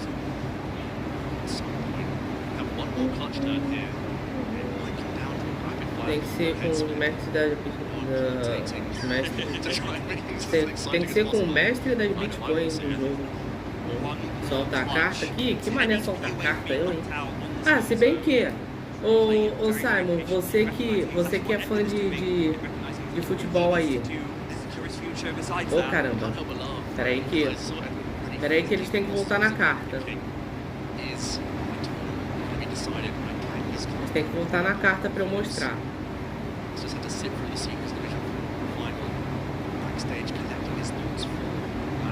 Volta na carta, gente. Pô.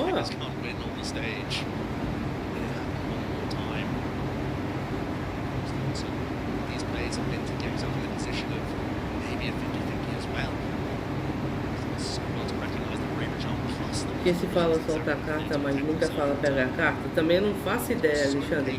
Pronto. Esta pose deste Pokémon te lembra alguém?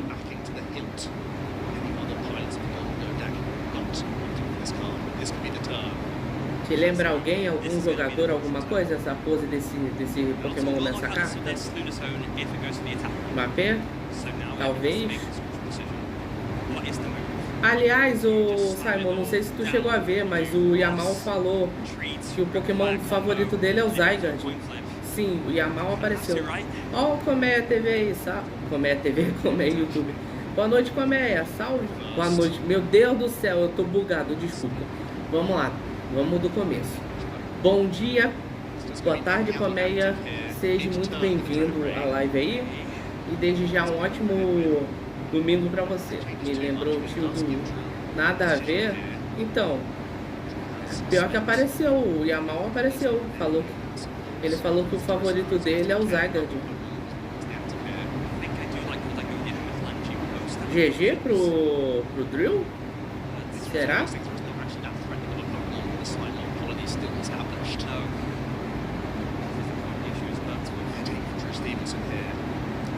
Vou ir gravar. Falou, Alexandre. Até a próxima. GG Easy? Não sei se foi Easy, né? Não sei se foi Easy, porque... Mas tem algum X ali? Ah, ele tem que trazer o Mega Kangaskhan pra frente. Tem que ser o Mega... E derrotar o Mega Kangaskhan X pra ganhar. Tio do tem um bio rodinho. Esse não tem, não. Vamos ver.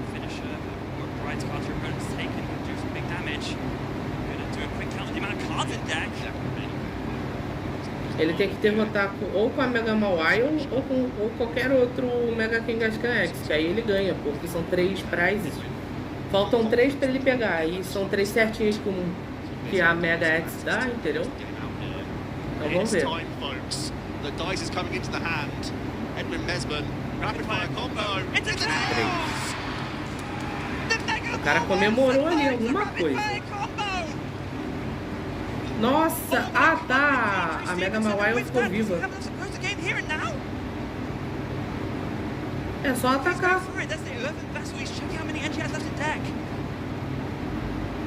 Nossa, ai, é 260. Tinha que torcer aqui. Really shaking his head. Relief. Could have been all over. But that's the thing, right? It was not all over, but it's also not one for Drew yet either. Caraca, como é que ele...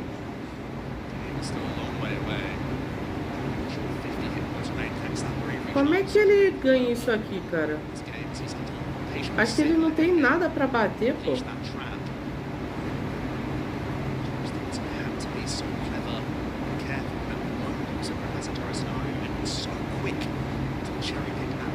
Vamos ver. Is the play now, if you have it, just attach the energy and then boss's orders, bring this up. No, just KO it, so you can get the energy back. Ele só ganha isso aqui direto se ele derrotar o Mega Kangaskhan. Se ele derrotar qualquer outro ali, um X ou um normal, é uma ou duas prizes. Então, tá absurdo. Não só fazer juntos. The clutch lock is the one fear that is there in that case. I mean, Edwin actually has a few cards remaining in the deck. Have to own at some point to stop himself decking out. I don't think that's too big an issue. Drew, I mean, is already fist pumping the fact they're still in the game, but there's so many challenges here. I'll tell you what, no matter who wins at this point, both these players would have to get earned. And this is one of the best finals I've had. They go a very, very long time. Both these players. Entendeu? Entendi foi nada. Foi igual o Itadori no jogo do abate, não entendi foi nada. Cara, o Edwin vai ganhar ainda, quer ver? Do jeito que o Drill tá, parece que ele não tem dano suficiente pra bater.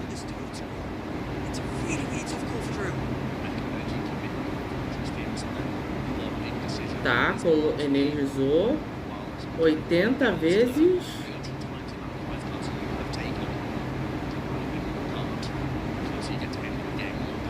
É 80 vezes alguma coisa no banco? Deixa eu ver. Este ataque causa 80 danos. 80 de dano para cada prêmio que você tem. Tá, então é 80 vezes 3, né? É 240. Nossa, mas não é o suficiente. Dá 240.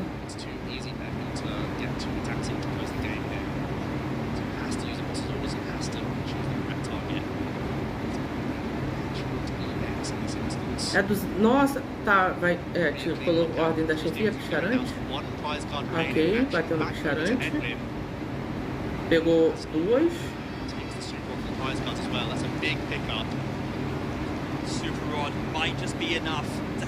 Nossa, ele só precisa derrotar um Pokémon agora.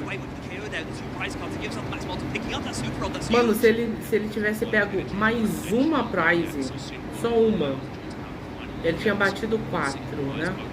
Aí, 32. Ele tinha levado o Mega Kangaskhan e era GG. Dragapult usou o roxo do Gojo e eles foram. Meu Deus.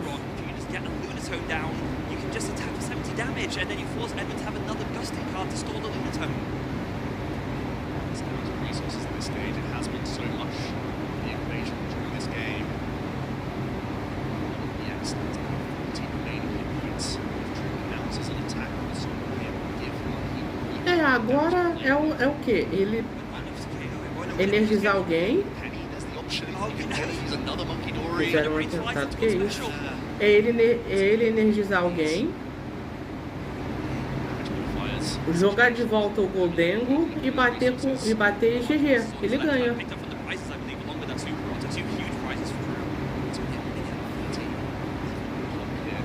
Cara, ele ganha isso aqui. Energizou o Sorok. But I actually think there may have been an announcement that wasn't made, so we'll just get announced just made a pass there. Yeah, and Tony in play. Forgot to put it down. It's just a poison tick coming over. Edwin straight away going to be adrenaline raining over to that mobile, and once again the clutch in quick time as well. They've been very aware of the remaining time on this clock. That's going to be really influential towards the end game here. Yeah, 1 minute left on the clock. Drew is by far having the prize lead. Maybe he can just about do enough to hold Edwin back to win on time. Ok. Plus 3 turns after the mammoth 75-minute treat we have just witnessed. Here's the super on. Tá, vai pegar energia. Ele joga a energia de volta pro banco, embaralha as cartas. Deve pegar uma pelo menos, né? Acredito eu.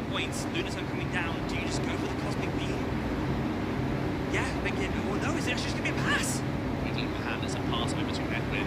25 seconds remain. Oh, it is. No, it is exactly. So we are announcing the Cosmic Beam, a poison tick as well.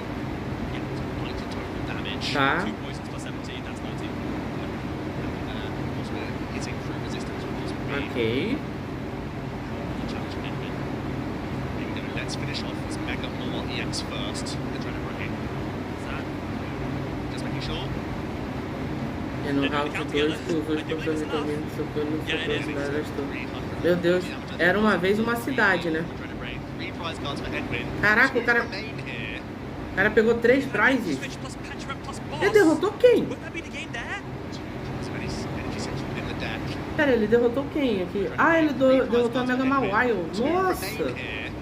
Mano, o Edwin vai virar isso aqui nem ferrando. O Edwin vai virar isso aqui nem ferrando. Tava o som de Judas, pelo menos, mano. Tava tocando. Ah, just keep on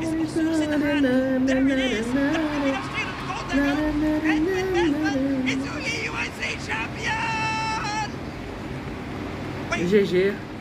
O Edwin ganhou. Mano, o Edwin ainda ganhou. Caraca, o Edwin ainda ganhou. Mano, que virada! O cara tava com 6 prizes, o cara foi pra... O cara pegou 4 de uma vez só, ficou com 2 e... Mano do céu! Caraca, mano, que doideira! The interview before with Ross saying that he was about to prove why he's the best. I think he's done a pretty good job of that, Freya. Caraca, mano, que virada, mano! Meu Deus do céu! Do nada, Lady Gaga é o Marlon e o Dragapult lutando contra ali, sabe? Mano, que virada foi essa, cara? Meu amigo, aí, tá vendo? Não dá pra declarar a vitória antes da hora no TCG, aparentemente. Caraca, mano! O Drill tava... Cara, o Drill faltava uma prize pra ele conseguir. Faltava uma prize pra ele conseguir. Uma cartinha pra ele ganhar. E o Edwin tava com as 6 ainda pra pegar. O cara derrotou um Pokémon X. Pegou 3. Pegou 3. Derrotou mais um ali, pelo visto, um comum 4. E foi lá, acabou de derrotar um Goldengo, pegou as 2 que faltavam. Claro, domínio sem vergonha, ô louco. Chat, vou pegar água, já volto, rapidinho. Over and over again, with the protection of Toadscroll, he would be able to take full advantage of that eVTOL, and did so with perfection. I know about you, Joe, but I think we should throw it over to Ross and Edwin so we can have our winners interview on stage. Let's hear it from our Masters Division TCG champion. Thank you very much, Freya. Yes, ladies and gentlemen, we can go louder. Let's hear it for your Masters Division TCG champion, Edwin Messman! That's more like it. Edwin, congratulations, standing here on stage as a European International champion. You told me before the game you were going to prove you're the best. How good does it feel to be a man of your word?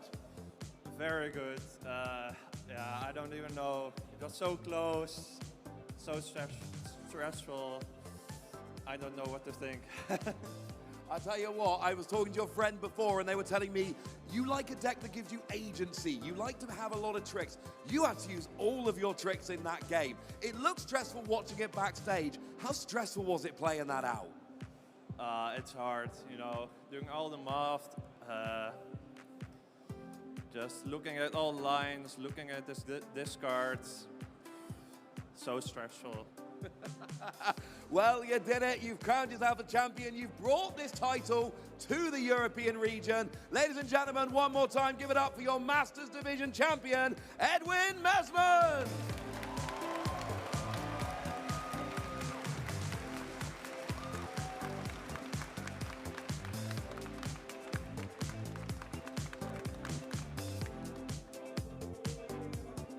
Champions and not give them their trophies, so don't go anywhere because we're about to crown some champions.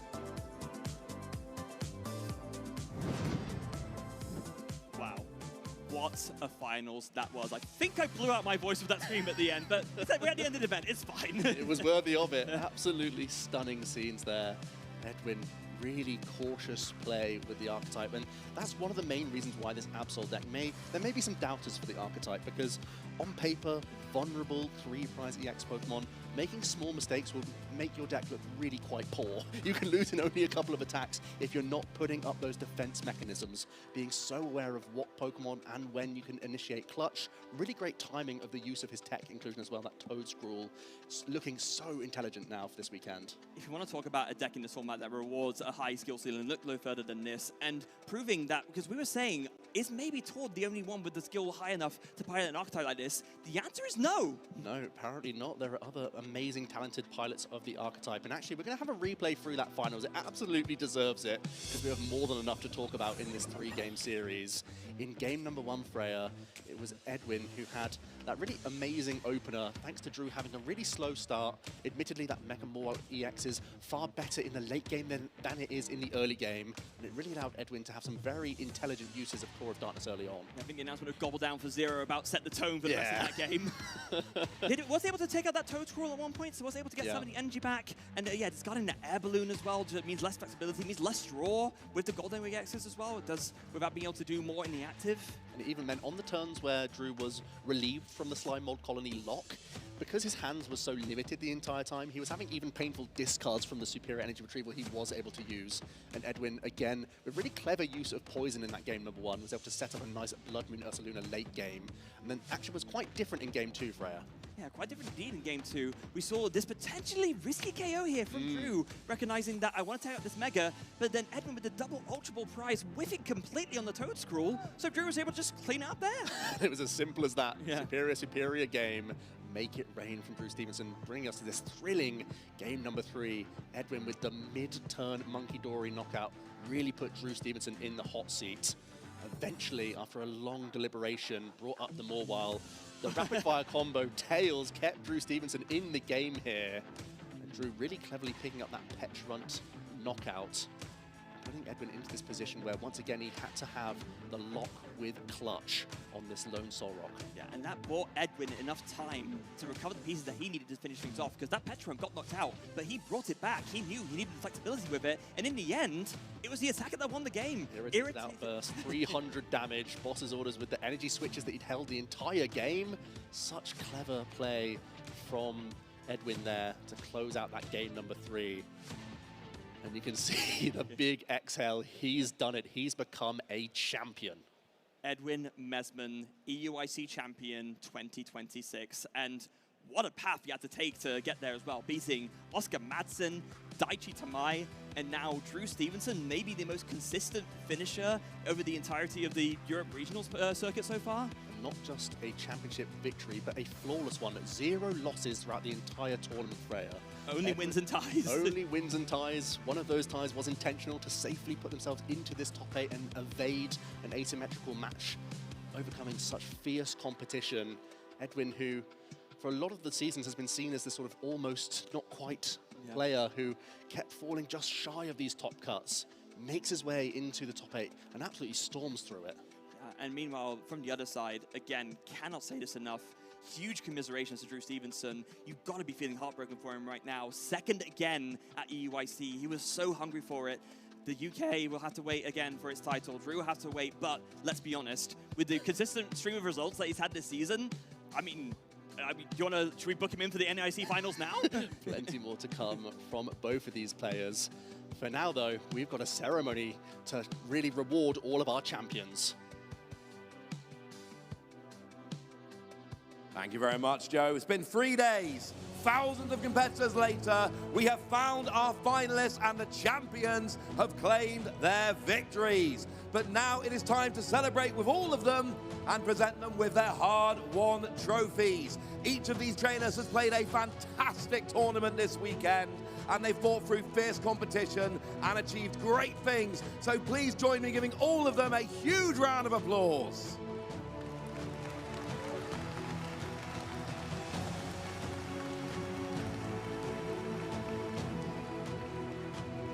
Now, unfortunately, our junior division finalists and champion could not be here. They had to make their way home. But give it up anyway for our junior division finalists. They are Atake!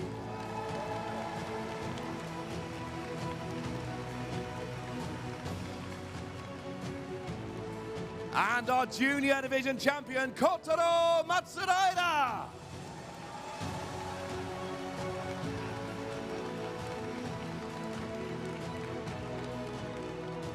Next, in the seniors division, please give a huge congratulations to our finalist, Moritsu Vilcek.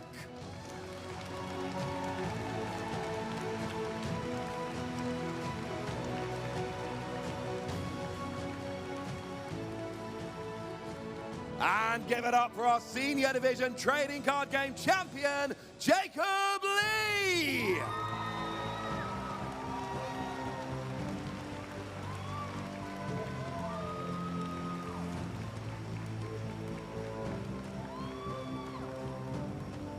Finally, in our Masters Division, let's hear it for your Masters Division trading card game finalist, Drew Stevenson!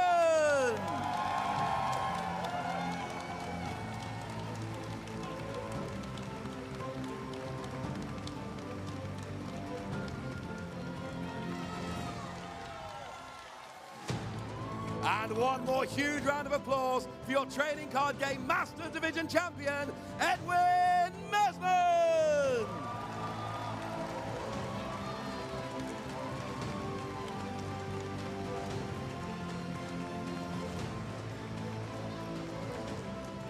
Let's hear it one more time for all of our finalists. Finalists, hold those trophies high.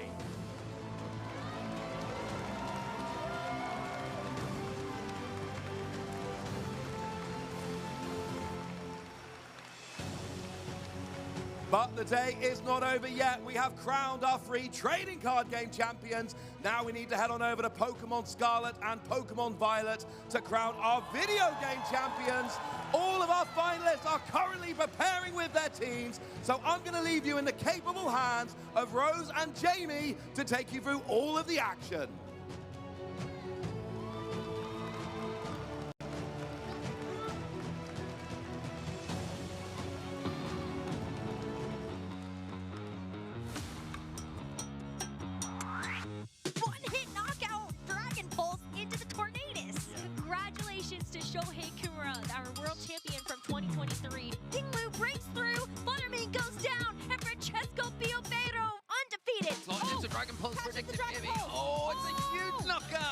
What a phenomenal game by Giuseppe. It's a one-hit knockout, and Gio takes the set 2-0.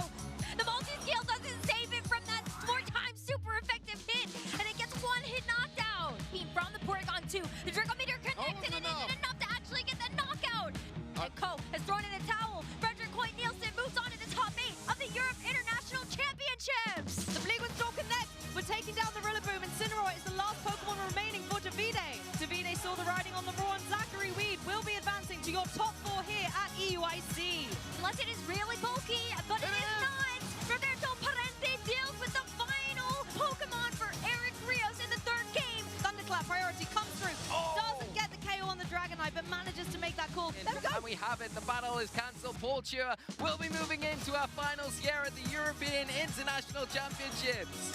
With this knockout, Zachary Weed is going to make it in all US EUIC finals and give himself a chance at the crown once again.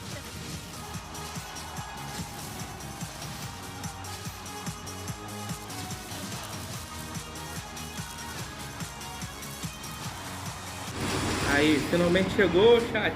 Finalmente chegou a hora. Chegou a hora de alegria. Vamos sorrir e cantar. Opa. Transmissão errada.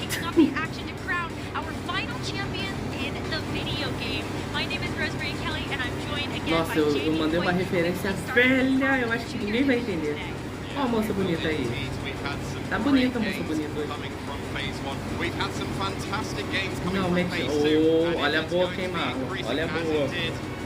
Finalmente, calma que ainda é o infantil. Felicidade DC. Terminei de gravar? Nice, boa. Ué, tá falando do Júnior, mas tá mostrando o Master já, pô? Oxi.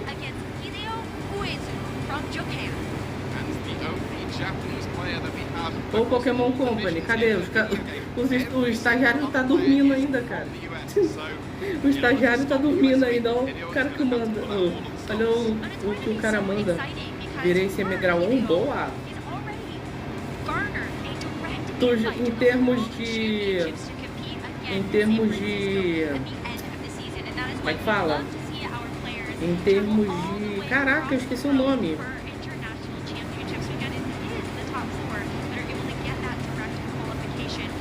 Vou editar pra postar? Vai postar hoje mesmo, Alexandre?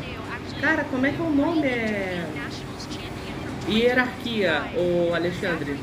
Você tá mais ou menos no nível de quem, exatamente? Chat, bebam água, não esqueçam de se hidratar.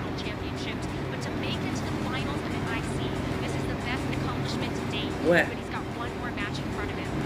Tem uns Asher ali também? Ué, são dois Ashers que tem? Uma criança.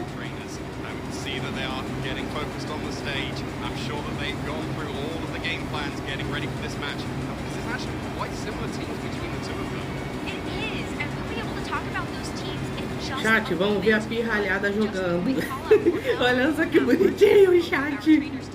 Temos o Zachary Thomas contra o Ridel Uezu. Chat, olha os cotoquinhos, chat, que coisa fofa. Ah! Vontade de apertar, chat. Que fofo. Dois cotoquinhos, chat. Ah lá, o fone nem cabe direito, tem que ficar segurando. O fone nem cabe. Mano. Ai, cara, muito bom. Ele, caraca, que... Nossa, que... Folha grande essa aqui. Ai, mano, muito bom, na moral. Ai, vamos ver. Já vai mostrar o time? O time do Zachary Thomas, Fluttermane de Boost Energy, Incineroar de Rock Helmet, Raging Bolt de Citrus Berry, Whimsicott de Covid Cloak, Orgepon Máscara de Fogo e Urshifu de Água de Foco 7. Ó, timinho, cara, não mudou muita coisa não. Não muda muita coisa do Júnior pro Masters, cara. Esses Zachary Thomas aí tá com um timinho mais ou menos que tá sendo usado mesmo. Pra anotar tudo, então, né?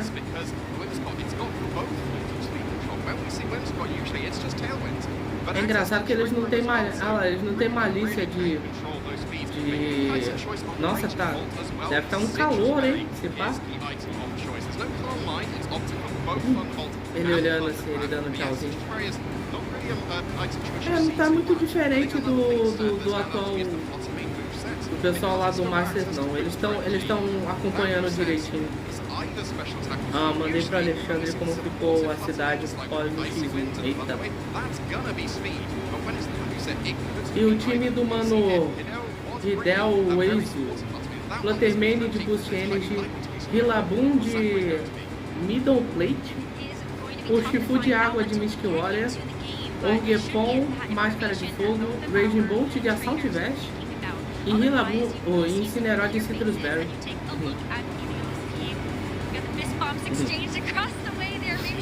É muito longe, não. Middle Plate? Como eu posso explicar? A cidade virou o beta? Brutal, it's over pro beta. Ficou assim? Junior division trainers that are going to be playing in the grand finals of the Europe International Championships. Both Zachary Thomas, Hideo Uezu are hoping that these Pokemon are going to be the ones that will take them to a victory at the end of this best of 3. And it'll be no surprise if these Pokemon are able to take the championship. Não sobrou the nada. thing I can see is that there's no follow me and Então, there's no setup option in the Sword Dance. não sobrou nada nem pro Kurapika. Opting for the coverage move of Stomp and Tantrum instead. You've got the standard Ivy Cudgel and Grassy Glide Pill. Rillaboom is also very standard, but Stomp and Tantrum gives you extra coverage. For example, into an Incineroar. Your Grass and Fire type attacks are usually resisted, but when you've got that Stomp and Tantrum, and when you've got that +1 from the body aspect, that's going to really damage those Incineroars. We have some minute differences in the movesets of these Pokemon, even though they are shared across these two teams. Então vai carregar por bem? Então vai carregar por... That kind of brings in a lot of clear. Tô falando do fone aqui, tá, gente? Meu Deus. Quebrei o pescoço aqui do nada. Option that Zachary decides to lean into, but otherwise it is going to be about positioning for both of these teams. You want to see the right Pokemon in front of the other when you're thinking about the threats that are actually going to handle what you have in the back. On either side, and you've got very comfortable positioning options on either Let's side. go, And here we go, we're getting into it. Give it up for both your junior finalists here. We're going to be seeing an Incineroar Fluttermane paired up against that Rillaboom. Rillaboom de Middle Plate. Ele que é... Esse Rillaboom do Hideo tá ataque puro, será? Provavelmente é para se beneficiar do terreno de grama, né? Você já ganha um boost de 30% do terreno, que é aproveitar para bater ainda mais forte, né? Caraca, é o buff do terreno, mais o buff da plate, né? A da plate é o que? 50% ou é... Eu não lembro agora. Vamos ver se vai dar certo, né? Porque... Diferente esse Rillaboom do cara, do garotinho no caso.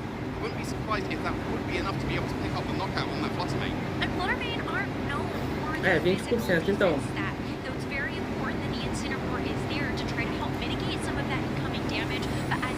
Também o stab. O stab é 50%, né? Caraca, é 30...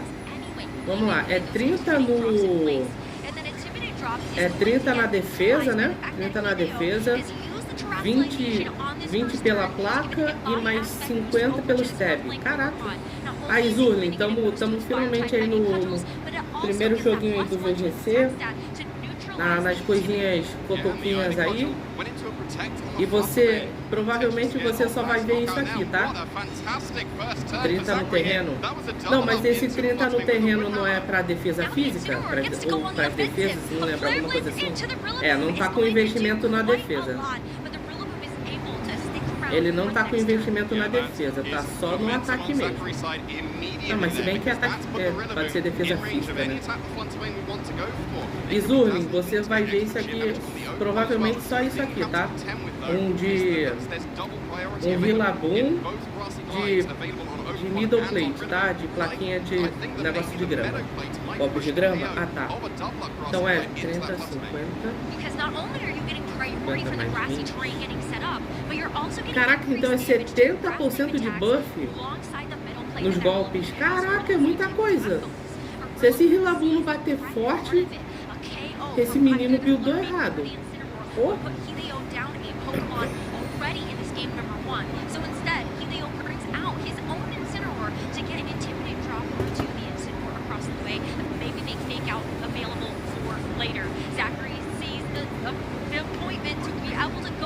Shadow Ball, but now it's going to be the Ivy Cudgel back in response. At neutral with the increased damage there from the Hearth Flame Mask. It is a one-hit knockout into the Fluttermane. Yeah, no Grassy Glides needed there. And there's that blasting shot from the Incineroar. It did just get intimidated by the Incineroar on Hideo's side of the field, but no, getting straight back out there. And that's going to be really, really nice for Zachary, because now you can... Claro, tu acha que eles vão para evento assim, num palco, sem ir com Shine, pô?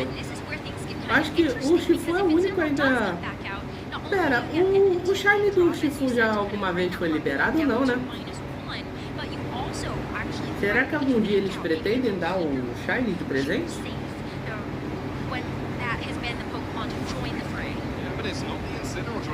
Nunca? Então. Zachary's Pokemon. Now that was the Ogerpon Halflane that has joined the field for the Urshifu. If the Incineroar had joined the field, we haven't seen the speed. O Urgepon também... Não, o Urgepon eu tô ligado. O Urgepon eles devem dar quando faltar. É os Pokés de Scarlet Violet que eles ainda não deram Shine. É os Gatos Paradoxos. É os Gatos Paradoxos. O quarteto lá do Picharante. O trio da Espada da Justiça Futurista, eu acho que também não tem. E a Urgepon, entendeu? Se eu não me engano, são os únicos que não tem Shine ainda. De resto, todos já tem. Ó, o Reagindo, um dos que eu falei, ó. Esse ainda não tem a versão Shine ainda. O Reagindo Bolt ainda não tem. Cara, teralizar o Urgepon Máscara de Fogo. O que tem nisso aí, cara? Tem algum caroço nesse angu aí, cara.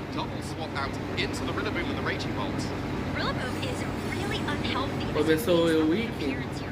Não, começou a final do Ewick, né? Porque o Ewick começou há 8 horas atrás. Aumentou o ataque. O Ewick começou há 8 horas atrás, meu mano. Yes, there is still the Ogerpon Halflane waiting in the back, but the grass and terrain is now limited because we've only got, I think it's one more turn of that grass and terrain, but you still do have access to fake out. Rillaboom got to get that fake out pressure and also get a crucial intimidate onto that Ogerpon to cancel out the embody aspect. Now, the Ogerpon on Zachary's side of the field does have access to follow me, so you cannot safely go agora, antes teve os fillers. Virou anime agora, pô. You do have access to other attacks here. You don't necessarily need to go for the Thunderclap. Agora é canônico, não entendi. Ô Marlon, tu perdeu, tá? Mas a última partida de TCG foi emocionante, tá? O cara não tinha comprado carta nenhuma e o outro só faltava uma. Em 2 jogadas, ele comprou 4 cartas e as outras 2 que faltavam e ganhou.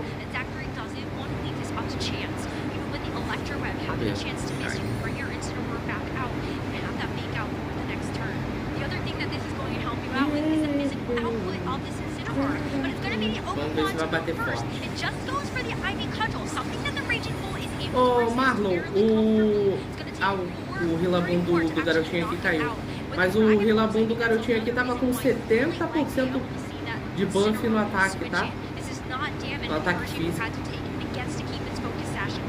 Does, but you do get the pivot out of the Incineroar to be able to get some Intimidate going once again. Of course, we know what's going to be coming in here. The Rillaboom's already been carried. It has to be that Ogerpon Halflane on the outside of the field. Ele tava com terreno de grama, stab, mais a middle plate, né? Que a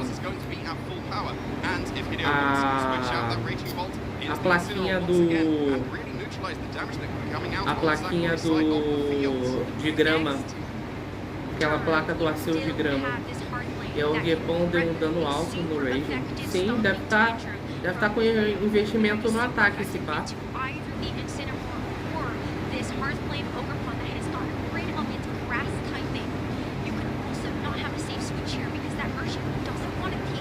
Essas crianças buildam uns negocinhos aí que a gente não entende, mas se pá funciona. O meta deles não tá tão diferente do nosso, aparentemente. Eu falando como se eu fosse um jogador de ranqueada, né? De competitivo. Enfim. Vamos ver se ele vai dar um dano alto aqui, mesmo com esse Intimidate. Vamos ver. Fake out. Vai. Dano alto porque é muito difícil. Dá muito dano no Reagindo. Entendi. Deu um dano alto, pô. Tá parecido. É, então. É só, eu acho que só o item do Rillaboom aqui, que é diferente dos itens que normalmente é usado. Porque o Tune, eles estão basicamente, ó, o Shifu de Foco 7 a gente já tá acostumado, porque com máscara de fogo acostumado, Incineró de Rock Helmet tá acostumado. A Flutter de Booster de tá acostumado, o Incineró de Citrus Berry tá acostumado. O Raging Bolt de Assault Vest eu acho que também já cheguei a ver. Então assim, tá bem costume de certa forma.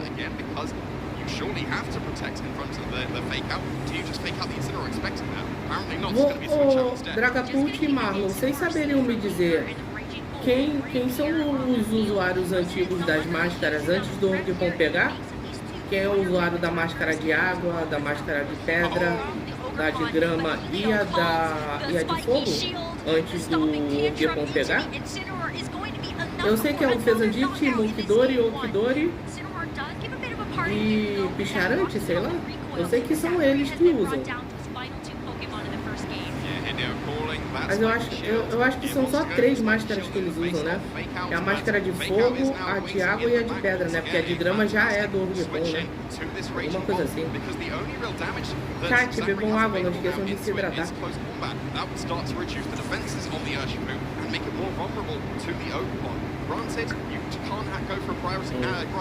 Mas algum de vocês saberiam quem usa qual máscara?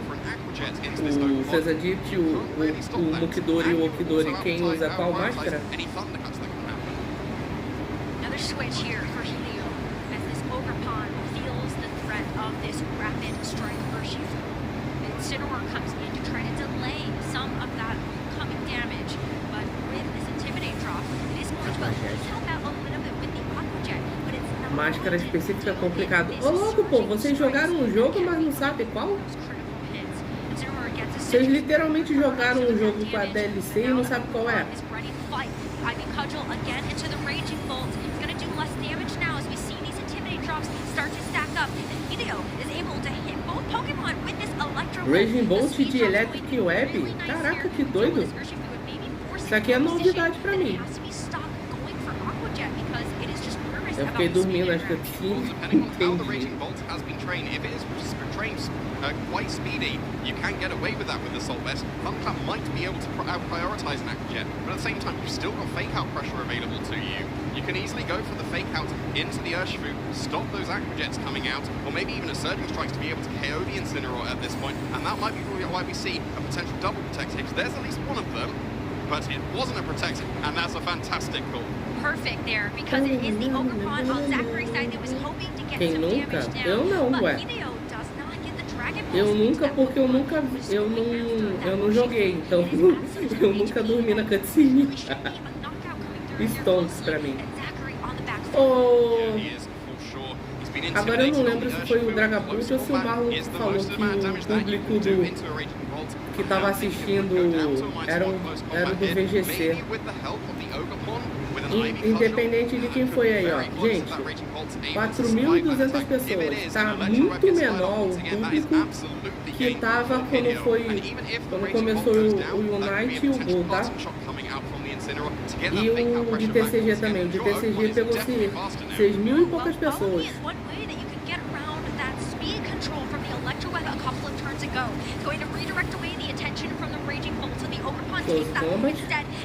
Nossa, olha o dano que deu no Raging Bolt. Caraca.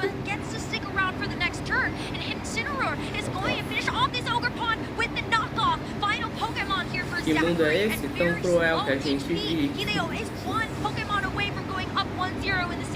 Just needs to attack with all of his Pokemon at this point. Urshifu's absolutely in range of Dragon Bolt. With the -1 from close combat, it's probably even in range of knockoff. And even if it wasn't, the Ogrepon would be waiting in the back to finish the job.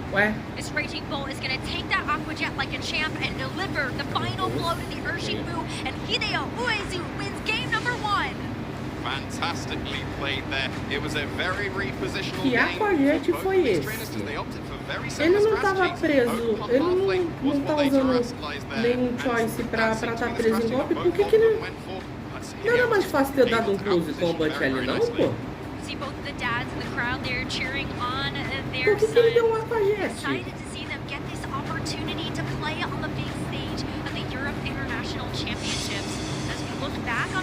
Oxi. Mano, que bizarrice foi essa? Prioridade? Não, mas mesmo assim, pô, nem um crítico levava o Raging Bolt ali com a vida que ele tava.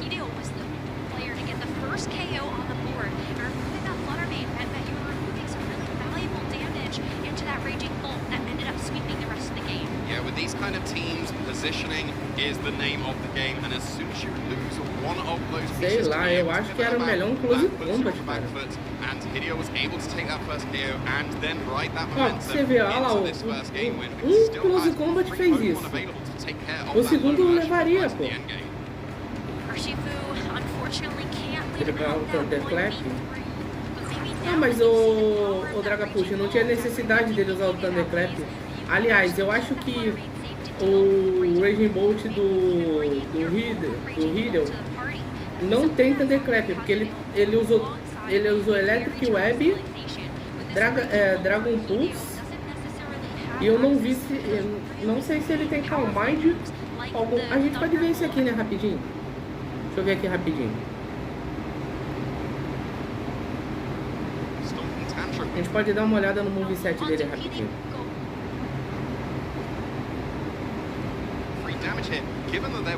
Ué. Nossa, passou muito. Caraca, o jogo passou muito já. É, ó. Não, tem Thunderclap sim. É Thunderclap, Dragon Pulse, Electric Web e Snore. Os golpes. Então sim, tem sim. Mas ele não usou Snore pra abaixar ataque especial, né? Não veio de Calm Mind? Estranho. Whether that will be able to pick up the knockout on the Flutter main, but given it's probably a bulkier one, it should be able to survive that attack. That will allow it to go for any speed control it wants, whether that's the Icy Wind or the Thunder Wave, or even just keep itself safe and switch out. It is going to switch out. It does mean that Hideo is going to lose the booster energy for the remainder of the game, since it got consumed and the Flutter main no longer has access to it. But it's the Incineroar that comes in and takes its place, and Urshifu goes for a safe detect. Hideo does have access to Terra Steel on this Urshifu. Shadow Ball, será que vai dar dano? Tem que torcer pra dar drop, né? Não deu drop. O drop é o que? 30% na especial? Acho que é especial defesa, né? Que dá o drop.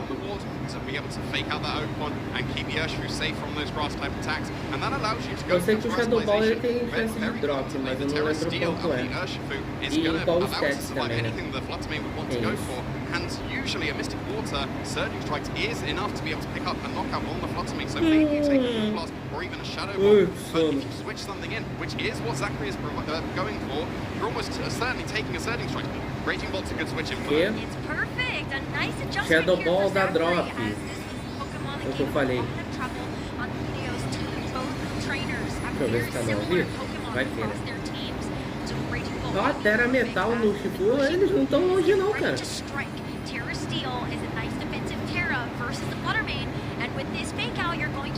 Você tinha ouvido o quê? Nossa, deu crítico ainda?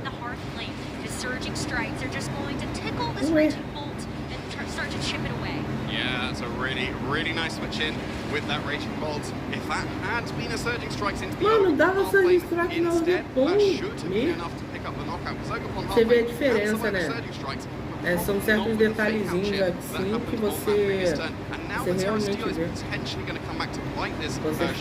Você falando como se eles fossem uma outra espécie. Pô, o Terra Metal deveria ser mais uma vez. É só Pokémon guilhotinar todo mundo. Não, o design do Terra Metal é sensacional. É um dos melhores que tem. Entendeu? Só fica atrás do Terra Fantasma, só. Que aí é referência pura, entendeu? Mas... Ah, me ouviu? Pô. É só porque Pão cai? Não, acho que não. Nossa, não caiu, tá. Vai cair agora com o Incinerar, não? Depois. Tô paralisado? Não. Cara, pra mim, os melhores Teras fica realmente com... Fica o Terra Fantasma, depois o Metal. O de Metal é muito da hora. O de Fogo também é legal, né? Porque é um candelabro e tal. O Terra Metal deveria ser o mais OP, tá? Pega o machado da cabeça e vira o vilão de filme de terror. Então, né? Ô, Zurli, não só isso, tá? Porque a base que tá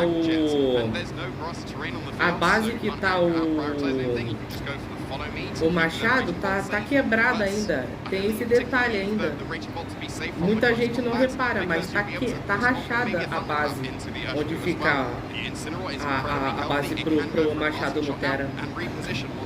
O Terra tipo fada, eu acho ele simples demais. Pra mim, o Terra Metal, por ser esse machado aí, ser muito bem feito, o detalhe dele, a base sendo rachada, eu acho muito legal. É o que eu falei, só perde pro Terra Fantasma, que faz referência ao fantasminha que era usado como ícone do tipo Dark, né? E pro fantasma da mãe do Cubone lá em Lavender, entendeu? Eu acho muito da hora. Eu acho da hora porque faz referência, entendeu? O Terra Elétrico é legal, que é uma lâmpada. O Terra Água é uma fonte, né? Querendo ou não. O Terra Psíquico é um olho, né? Se eu não me engano. O Terra Dark é um rostinho num lugar escuro, né? Também é legal, faz meio que referência também, né? A ser uma coisa bem trevosa, né? Querendo ou não. O Terra Gelo eu acho que é um floco de neve, né? Se eu não me engano. Deixa eu ver. O Terra Fada é o coração que a gente já viu. O Terra... Deixa eu ver. O Terra Ground é um morrinho, né? Um pedaço de morro. Mais um pouquinho seria basicamente as costas do Torterra. Basicamente.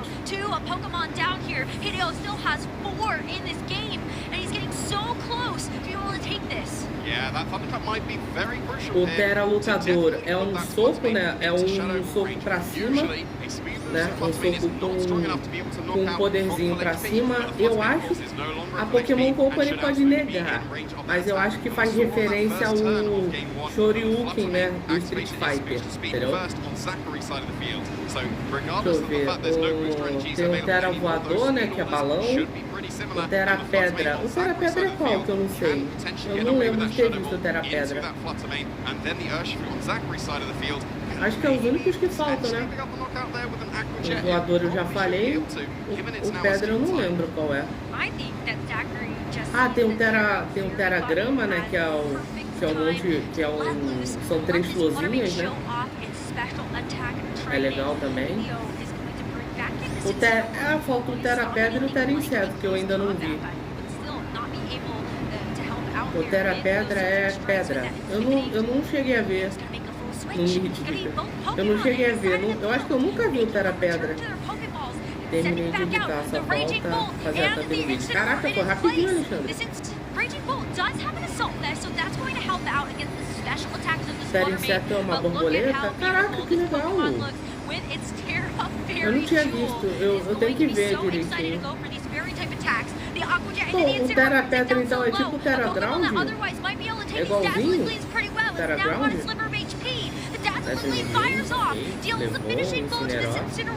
Mas ele entra com um Shifu e dá um Surge Strikes aqui, um Close Combat e acabou. Ah não pode entrar com o Shifu porque a Flutter faz pressão aqui, não? O Terra normal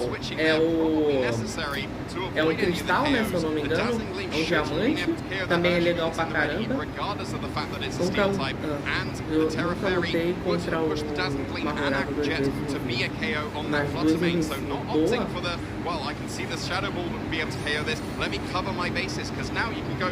Cara, o Terra, faltou algum Terra pra gente comentar? Acho que não, né? Ah, faltou o dragão, que é literalmente um dragão, né?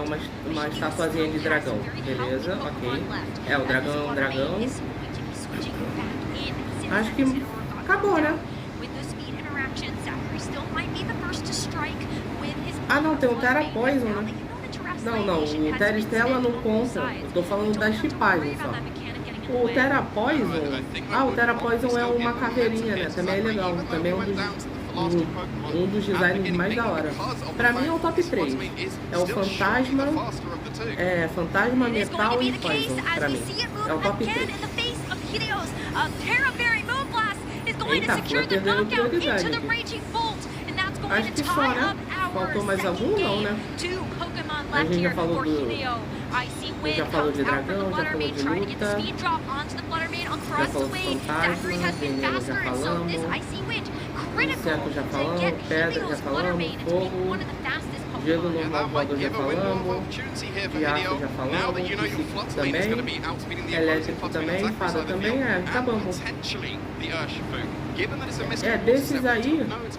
Desses aí eu só nunca vi 2, que é o Terra Pedra e o Terra Inseto. Tirando eles 2, o resto todos eu já vi.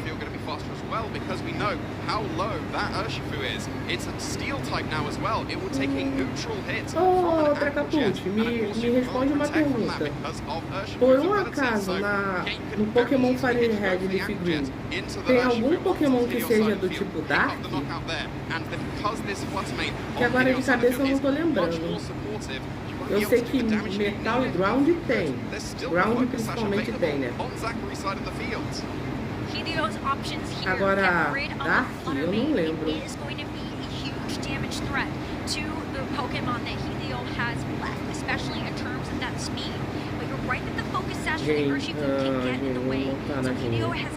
Não, Fire Red já é Gen 3. Fire Red Leaf Green é Gen 3.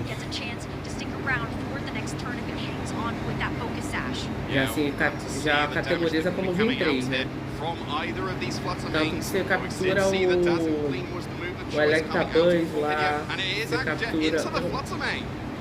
você captura alguns Pokémon se eu não me engano, de Hoenn lá, dá pra capturar.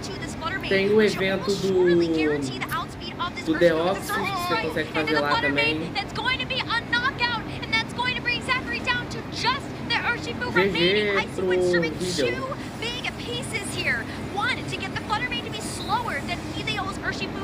GG pro vídeo aqui, não? Se ele acertar um Moonblast nesse Urshifu, acabou.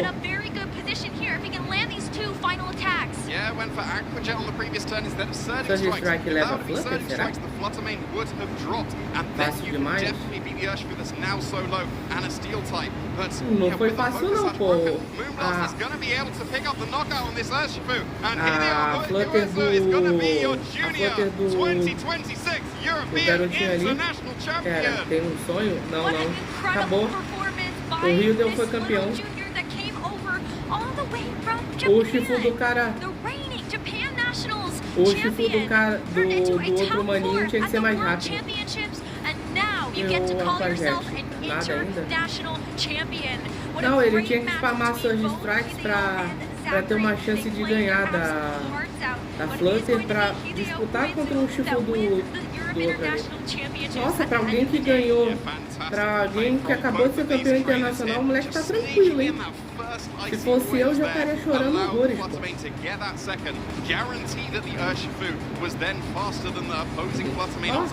Isso sim é espírito competitivo, ó. Esportivo, competitivo, tudo aí, ó. Tá vendo? Ganhou, ainda foi apertar a mão do adversário, pô. Tá vendo, chat? Aprendam com o menino aí.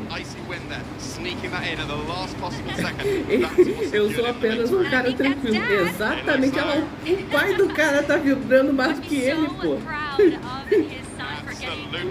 Olha lá, o pai do cara tá vibrando mais do que ele, pô. Eu quero ver esse no Master um dia. Grave o nome dele pra ver se um dia a gente vê ele no Master.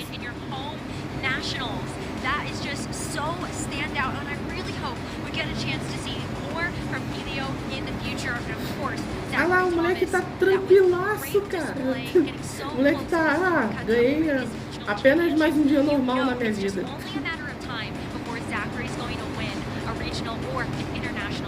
Well, speaking of winning an international championship, we're ready to throw it over to Costa to interview our new junior international champion.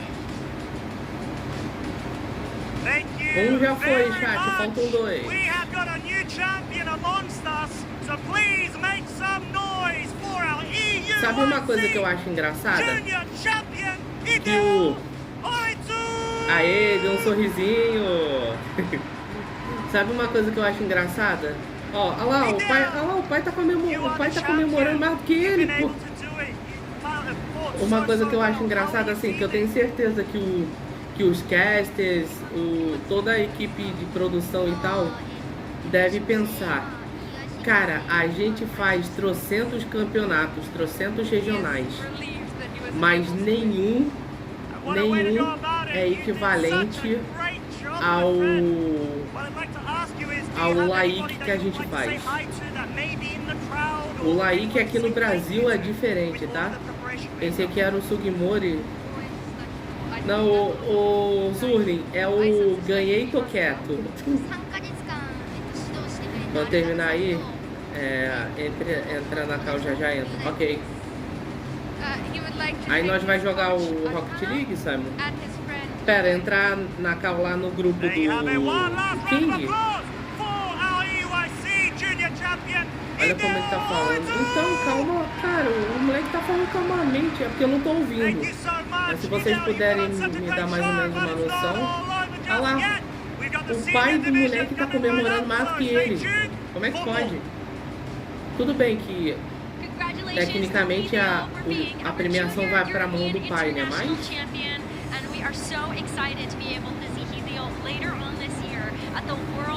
não sei vocês, chat, mas sinceramente pra mim poderia passar um regional só da criançada.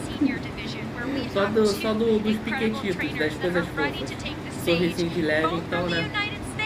Vamos ver agora. Charlie King e Leland Smith. Olha, a gente tem o filho do Will Smith aí, ó. Charlie King é americano e o Leland é americano. É, duelo de americano. Entendeu, né, Dragapult? Tu entendeu, né? Teremos o filho do Will Smith contra o Charlie King. Por que Charlie King me lembra nome de jogador de basquete, cara? Não sei porquê, mas me lembrou o nome de jogador de basquete.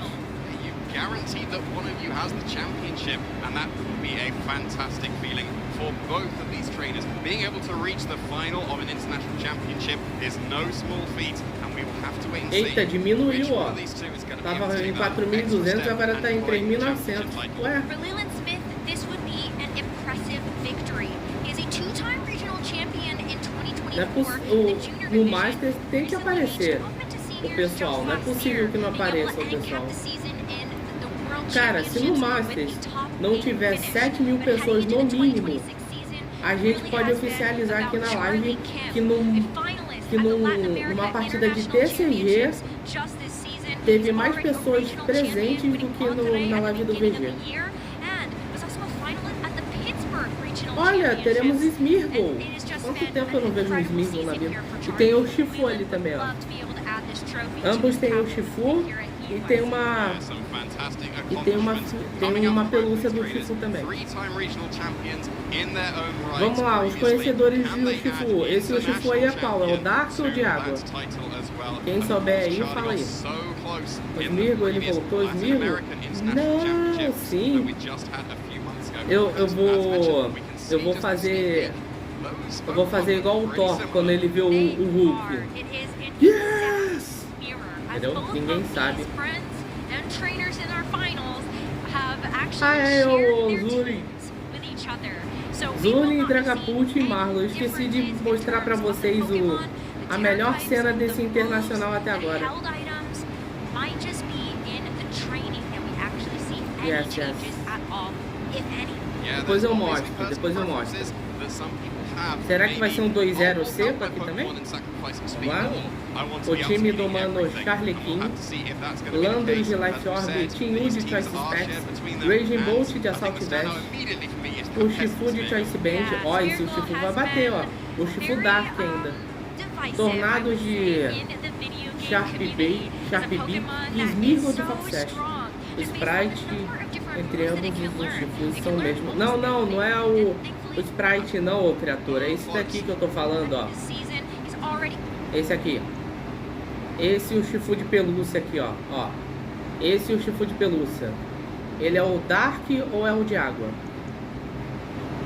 Poison Jab? Como assim Poison Jab?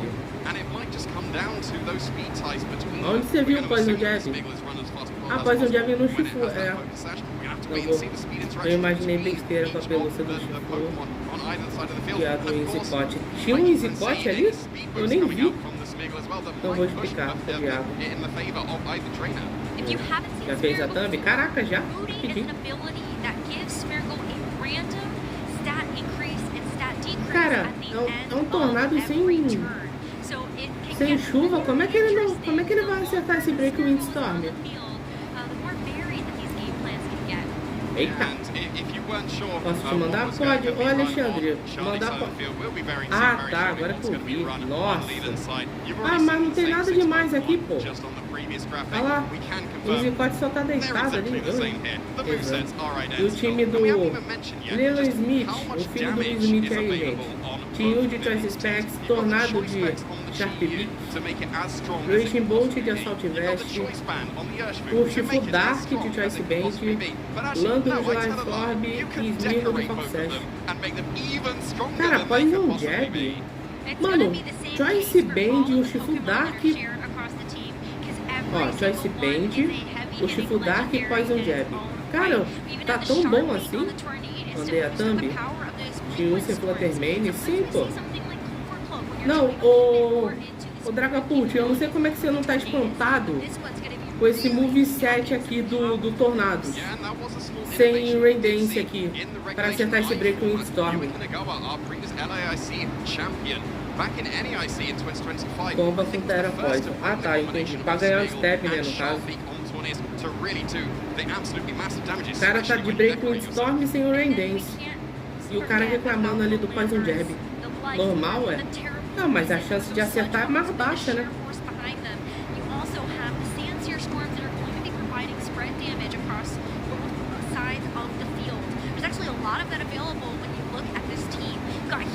%, Jess. Caraca, é 80%? Pô! Aí é aceitável. Então quer dizer que o Marlon me trollou. Ele me fez usar um tornado de Rain Dance, falando que Break Windstorm só acerta no Rain Dance, na chuva. Então eu poderia ter colocado outro walk, é isso que você tá me dizendo? Agora foi e ele falou. Falou, Alexandre. Até a próxima. Fire Blast é 85 e eu erro todos. Tem que usar o... Tem que ser no sol, Zuni, pra ficar 100%. O Shifu e Tornado precisa do Rain Dance. Então, porcentagem de acerto de Pokémon são uma mentira. Não são mentira. É que quanto mais baixa, menos acerto, e mais alta, menos acerto ainda. Essa é a verdade.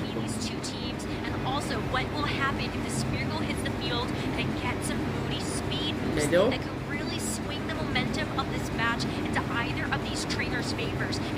No sol a chance de Splash não muda. Então, tá vendo? Tudo que acontece é só ganhar um buff, né? Ganha um buff de 30% aí. Não, 30 não, 50. Ué, por que os moves do meu Charizard? Por que No de grama é 30% e no sol e na chuva é 50%. Parece que se o ataque tiver 100% de chance em 50%. Então, bem-vindo ao RPG Railroad do Pokémon Zuri, onde você, além de usar o golpe, você tem que... O jogo automaticamente lança dados imaginários com uma chance de 80-20 de te beneficiar e você acaba perdendo por causa disso. Ou acerta ou erra? Não é. Ou erra ou erra. Basicamente.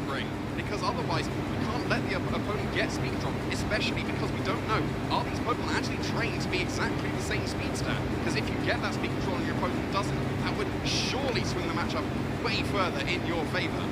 Focus Blast, Fire Blast, Hurricane, Dragon Pulse. O cara tem Hurricane, um golpe que na chuva tem 100% de acerto. E o cara tem um Hurricane no Charizard dele.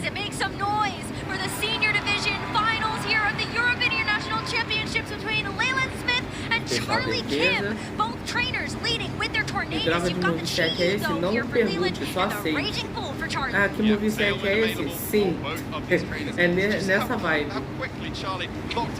É o moveset do... Se errar, errou, se acertar é milagre.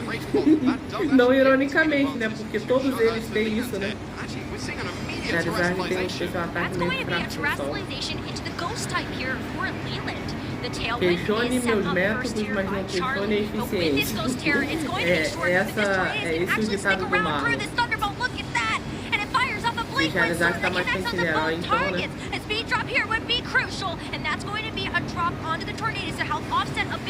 Caraca, já levou o tornado?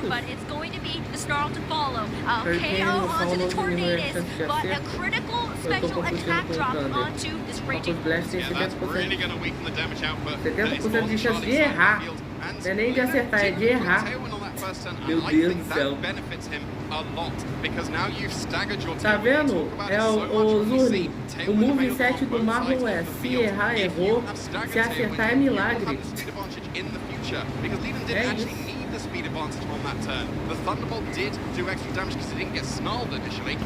Pior que é verdade aí, tá vendo? O moveset do cara é: se errar, errou. Se acertar, é milagre. Eu fico imaginando o Marlon jogando, ele vai errar o golpe. Aí acerta ele. O quê? Acertou? Ele deve ficar desse jeito. Quando bom, vai ser no Team 1. Ok. Bom, esse foi o Team 1 mais tanque que eu já vi na minha vida, mesmo sendo Glass Cannon. Yeah, and this is going to be another KO here, coming out from the Raging Bolt. 20th is so low here, and that's not... Oh, it flaked me out just for a second there, but it did end up connecting, and did end up getting that KO. Isso é feito só do Terra Ghost? Esse foguinho? Eu nunca reparei. Ou cada Terra tem uma animação diferente também. One of those is going to be the Urshifu to stare across the way from its brother on the other side, as the Raging Bull is going to make this like looking in a mirror. And this might already come down to which Urshifu is able to move first with a close combat. We know that Charlie has already locked into close combat on his side of the field. Yes, you can go for Wicked Blow instead to be able to do some good damage to the Raging Bull, but I think it kind of... Ou no caso, a Wide Lens não ajudaria em nada isso aí não, né? Porque ela só aumenta a chance de crítico, né? Os moves do meu would be the preferred move of choice instead.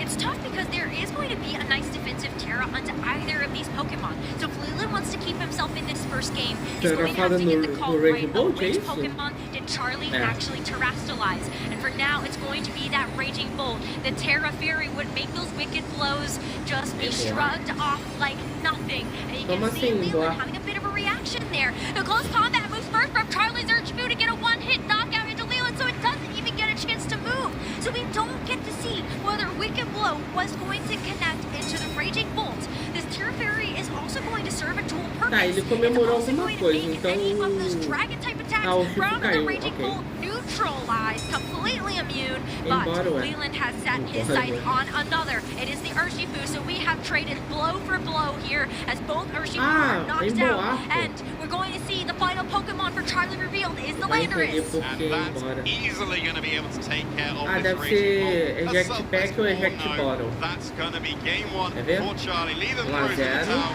and Charlie's taking this game one in such a quick fashion.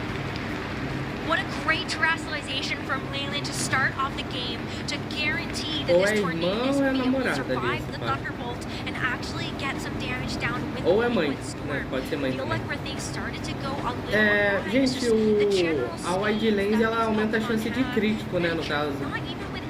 Assim como o Kick Clown, né? Ou, não é o Kick Clown, não, é o... Como é que é o nome? É alguma coisa Clown. Ele tem habilidade que aumenta o dano de golpe de recoil. Aumenta o recoil, daí ele tem Flare Blitz, né? Nossa, então tu dá 1k de dano a cada vez que você usa qualquer golpe de dano, tipo o de Hammer, Flare Blitz, Brave Bird. Esse daí é um Blast Cannon mesmo. Dois golpes e ele já faleceu. Pô, então... Pera, o teu bicho tem Reckless? É Reckless a habilidade, né? Que golpes de recoil dão mais dano, né? Se eu não me engano. Sim, ah tá. Eu sei, eu tô ligado nisso porque eu tô ligado nisso porque eu tenho... Eu já usei um Staraptor com o Reckless. Por isso que eu tô ligado nisso. Eu tenho Weak Charge. Tinha que ter o Volt Tackle. Aliás, o Volt Tackle da recoil? Close Combat? Ué, Close Combat dá recoil? Não é drop, não? Head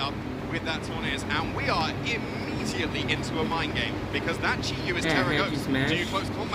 Head Smash é metade da vida, né, se não me engano. But there is going to be a tailwind. First from Leland's Tornadus, next from Charlie. So tailwind is going to be matched. And it is going to be a close combat. There's no Terra Ghost. Nossa, que susto, por um momento achei que o time tinha sobrevivido. Eu falei, ué, ele tá de pé ainda. Well, now at least you're locked into close combat, and that's going to be not very effective into the Tornadus. And actually, the Tornadus, assuming it outspeeds an Urshifu, will be able to knock it out with a Liquid Storm. Não, mas o Head Smash ele tira metade da vida, né? O Dragapult.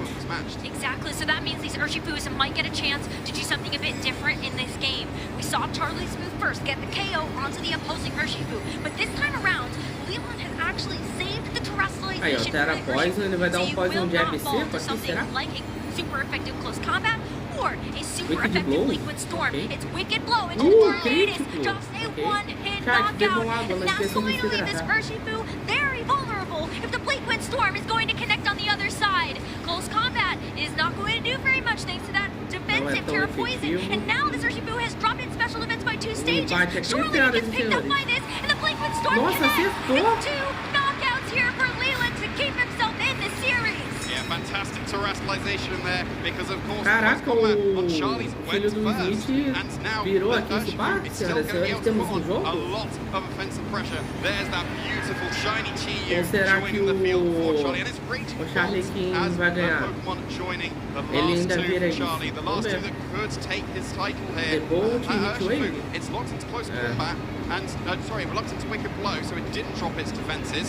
Ah não, Thunderclap é... Cara, Thunderclap no Thunderous e Hit Wave, tem que torcer pra gritar. I don't know if you want to risk it. If you know that you have a full HP Pokemon in the back, you might not want to let it take gritar. Lindras, imagina esse embora dando Flare Blitz, Ferrotorn com Rock Helmet. Não, aí mesmo que ele cai, porque se ele tem qualquer chance de sobreviver, como o Dragapult falou, o Flare Blitz já dá recoil. Beleza. Aí é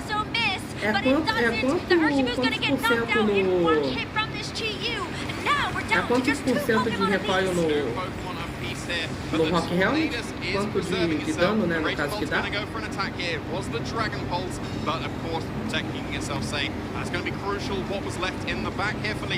Porque tem o recoil do ataque, mais o recoil do Rock Helmet, mais o recoil do Life Orb, tá? É um quarto da vida. Aí, ó. Então é 25%. É 25%. Farm de bacon. Então, ó, recoil do ataque, 25% do recoil do Rock Helmet, mais 10% da Life Orb.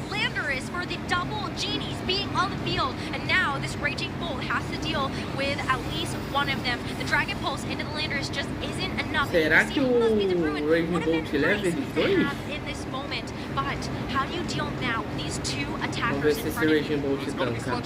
Oh no! Raging Storm errou. Is it going to live this sludge bomb? It does! It hits on with a sliver of HP. The Bleakwind Storm would have put it over the edge, and now the Dragon Pulse is knocked out. The Landers. Agora não foi um V1. Se o Charlie King, se o Raging Bolt vai dar Protect, né? Thunderclash prioridade? Será? Just scouting out here, maybe stalling out the PP of the Thunderclap as well. We've got 8 power points available, one getting used here thanks to the Protect. But you have 7 more left. Cara, o Thunderclap só leva se for crítico, né? Aqui ele só leva se for crítico. Ele pode tentar um Double Protect.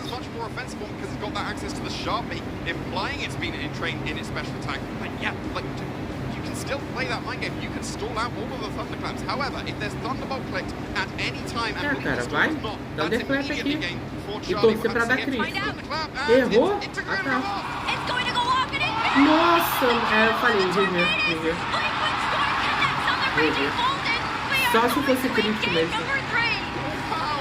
Caraca. Se tivesse critado, teria sido GG.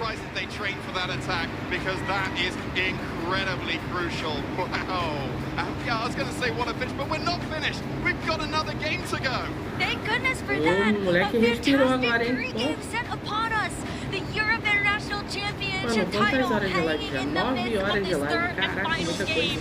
Wow, let's take a look back at what happened in game number 2 to get us to this point. Yeah, we see that there was no terrestrialization on that GU. If that had gone for the Terra Ghost, that would have been huge momentum for Leland there, but not committing to it in case there was the Wicked Blow. Speaking of, that was a one-shot to the Tornadus. And if we assume that the Tornadus are probably pretty similarly trained, that was very, very impressive that it survived the Wicked Blow. Didn't survive the Wicked Blow, but was able to survive the Thunderclap there. What a phenomenal turn of events. Down to the final couple of moves. Ó, Dragapult, Zurli, Marlon, quem tiver aí na live, tem alguém ainda? Só pra eu saber de uma coisa. Perguntar uma coisa. Cara, se esse Sludge Wave tivesse critado, o Raging Bolt teria ido embora de vez. Charlie Kim and Leland Smith are both chasing adding an international championship title to their trophy cabinets. Yeah, given how both of these games have gone so far, either player would be absolutely deserving of that title. É no mínimo 7.000 que tem que ter, cara. Terceiro e último jogo, cara. Vamos ver quem vai ganhar na categoria sênior aqui. And for Charlie, it's going to be the Urshifu next to that prankster partner. Yeah, it was Raging Bolt that was led for Charlie in the game 1, but now Leland is going to be taking a leaf out of Charlie's book. They're leading with that Raging Bolt, and in the face of the Urshifu, maybe you do consider that immediate Terra Fairy to keep yourself safe from those attacks, but there's no Tailwind coming up from Charlie. The Tornadus is switching out. Wow, what an interesting turn of events when both trainers were so happy to keep their Tornaduses in front of each other. This is what we were talking about. A speed advantage here now for Leland when you know that there's only going to be Sucker Punch available. Wow, the Raging Bolt takes that Thunderbolt so quickly, and with the Wicked Blow, actually one-shot the Tornadoes on Leland's Tornado já side, foi? but there's still Tailwind available. This is not a bad position for Leland to be Tornado in, já even foi. though he lost that Tornadoes on the first turn. Yeah, I was going to say, this has to be the Landers to be able to threaten that Raging Bolt that has now switched in. And because it was Wicked Blow, once again, you didn't drop your defenses with the close combat. So I wouldn't be surprised if the Urshifu is able to survive any attack coming up from the Raging Bolt. The Earth Power, it might get pretty close if it's able to KO that opposing Urshifu. And then if you're going for Earth Power into the Urshifu, that's leaving the Raging Bolt free to do whatever it wants this turn. Urshifu is locked into Wicked Blow. We saw that happen on the first turn. With that choice band, it cannot change its move unless that Urshifu gets removed from the field and comes back in. But for Charlie, when in this Raging Bolt, it looks like a juicy target for this Landers to go after it with a super effective ground type attack. And that's what the Landers do for Charlie. Is a perfect safe switch. The Sandseer Storm doesn't affect the Landers on the switch in, but it does take out such a major amount of HP from the Urshifu. And with the Raging Bolt moving first to the Tailwind, the Thunderbolt is going to get the knockout. Yeah, so that's no extra damage out there coming from the Wicked Blow. A really nice switch in on a potential Earth Power. Voltou, bem-vindo de volta, Alexandre. Já postou o vídeo? Ô, Alexandre, não esquece de colocar lá em divulgação quando postar o teu vídeo, entendeu? Aliás, todo mundo, né, que posta vídeo, gente, manda sempre o vídeo de vocês lá em divulgação. E de repente, entendeu? Charlie's going to try to stall out as many turns of Tailwind as possible, but that's going to leave the Landers vulnerable. With a Sludge Bomb, you have the Dragon Pulse as a follow-up move, and it just barely hangs on with 6 HP. The Life Orb and the Earth Power is going to knock out the Landers, but not before it actually delivers quite a big blow here to the Raging Bolt. Yeah, Leland Smith vai ganhar aqui. Ele ainda tem... Ele ainda tem, eu acho que mais 3 ou 2 turnos de Tailwind, então... agora ferrou. Não, mas mesmo assim... foi... Ele atacou primeiro? Ué, não tinha Tailwind ainda não, no pé? Mandei? Ok. Sempre que tu lançar um vídeo, manda lá em divulgação, entendeu? E aí pelo menos você tem uma forma do pessoal saber que você postou vídeo também. Além do pessoal, tem que lembrar o pessoal do sempre ativar o sininho para receber notificação. Entendeu? Aí por lá você pelo menos manda. E o pessoal que tá no grupo lá do Discord, que é do inscrito do teu canal, já tá avisado. GG pro Charlequim.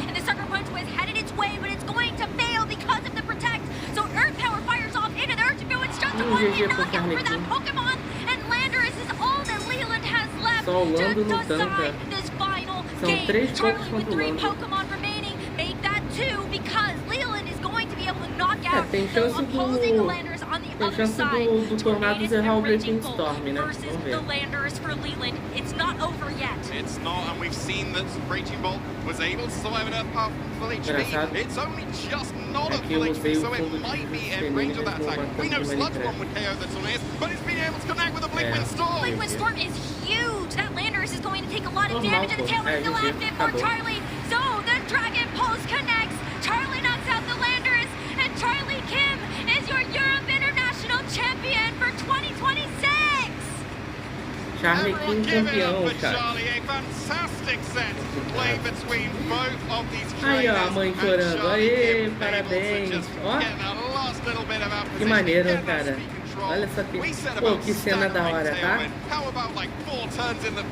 Ter a mãe do moleque orgulhoso dele que ele ganhou, cara. Olha que maneiro. Legal.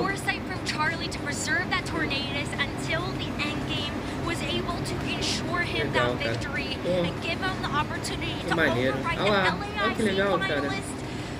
Position, and now he gets to call himself an international champion. But an amazing showdown between these two best friends. Leland and Charlie came into this tournament sharing their teams together, sharing their prep.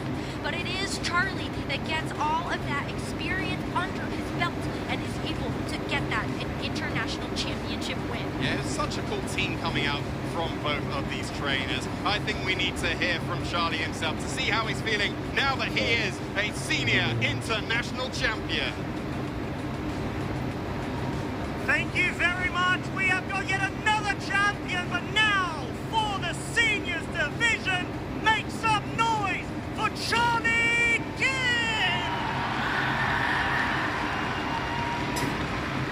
Charlie, you must be so full of emotions, but let's just talk about this. You're up against your friend, and you've been able to just come up with the exact same team. How are you feeling? I'm feeling great. I was really nervous going into it. I did a lot of prep, and I knew that I couldn't win by being safe, so I had to take a lot of risks, and I'm glad that my risk paid off.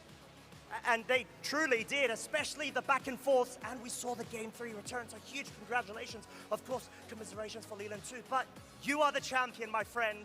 This is your moment. So I want to give you an opportunity to give any shout outs or any highs to anybody in the venue or at home or any family you've got as well here. I'd like to shout out my family first. I couldn't be able to do this without them.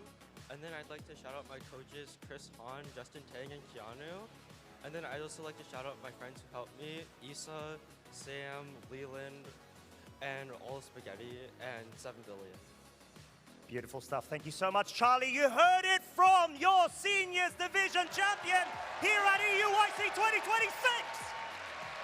So with that being said, thank you so much, Charlie. Please, we'll allow you a moment to go celebrate in the revel of your title. So as we're going to go ahead and introduce our Masters Division finalists.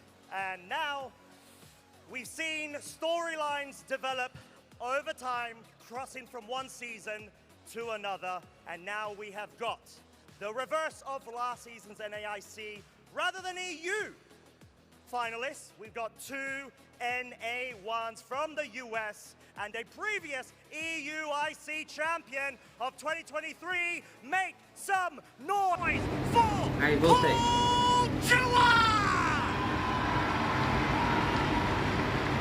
Ó o Pocho aí, chat. Deixa eu ver. Estão aí? Estão aí? But we've got another finalist as well, your opponent, let's not forget. We've seen them earlier this season go ahead, reach the finals back in Las Vegas, now being able to bring all of that momentum and consistency to EUIC. Please also make some noise for Zachary Weed! Mas Zachary Weed. Vou embolar Reckless Life Orb, que era a pedra, deu Head Smash numa Blitz em máxima HP. E levou? Ah, ele tá com Thunder Mouse. Ou Mass Hold. É o Mass Hold? É o Mass Hold, é o Mass Hold.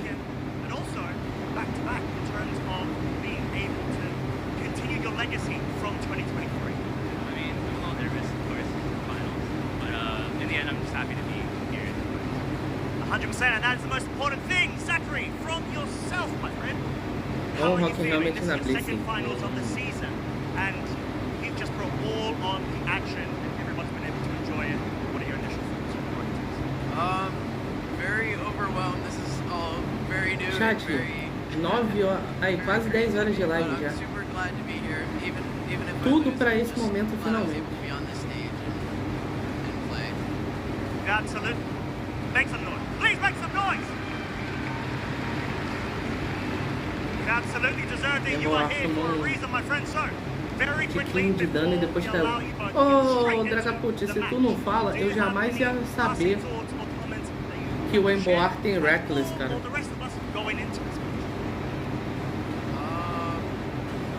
Well, I'm glad I got to play another NA player in finals. We got to get revenge for NAIC last year. Valid. All right, Paul, yourself, my friend. I'm sure it will be. As we're going to go ahead and lead you both to your battle positions, please. Let's get this Ah, e aproveitar aqui. O Zurlin tá aí? Zurlin, olha esta maravilha aqui, tá? Vou ver aqui.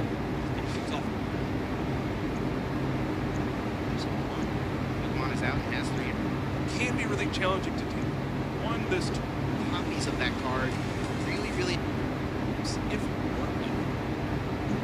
inside.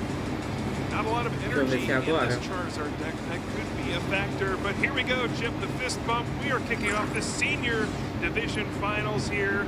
Não, acho que não é agora não. Acho que é depois. Versus the one cancel out. Right, pulling up to this is not going to win him the game. A lot of ice cream for you all weekend. But unfortunately, so nice. Peraí.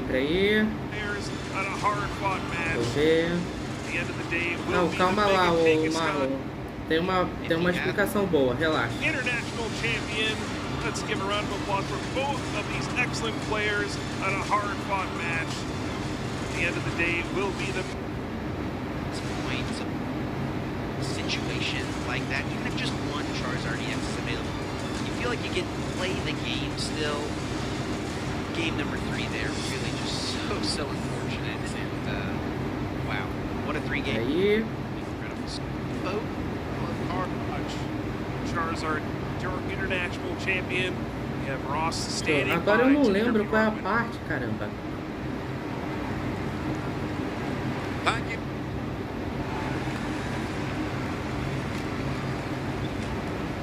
I think, yeah.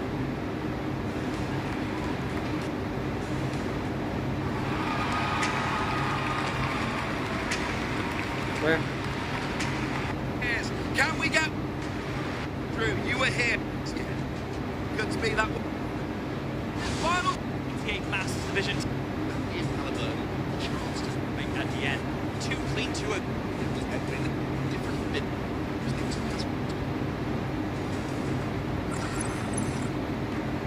É agora? Deixa eu ver. É agora. Pera, é agora? Deixa eu ver. É agora. Marlon e Zurlin. Absolutamente ninguém.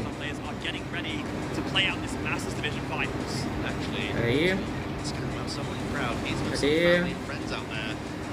Presta atenção. Ó. Absolutamente ninguém.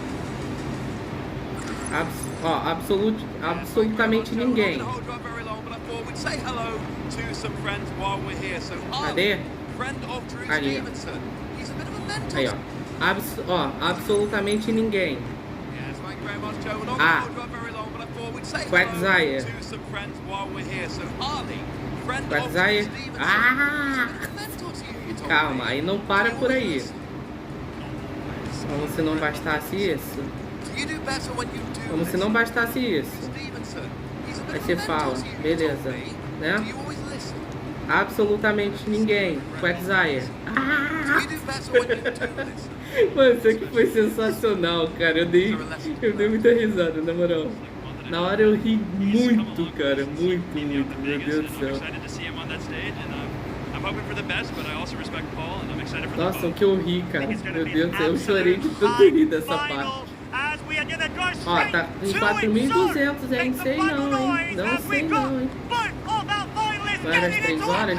Era pra ser, né? Mas aparentemente... Não, mas o Simon, a parte boa é que finalmente esse daqui é o último. É uma melhor de 3. Quem ganhar daqui tem a premiação e acabou, entendeu? Aí eu finalizo a live e é isso. O time do nosso mano Pouchoá. Não vai mostrar não?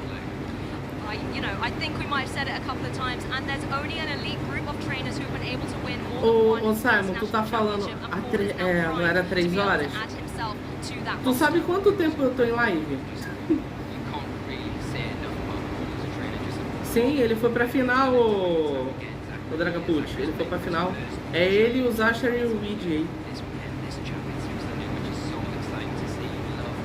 Mais 9, 10 horas? Eu estou a 9 horas e 53 minutos em live. Chat, bebam água, não esqueçam de se hidratar, aliás.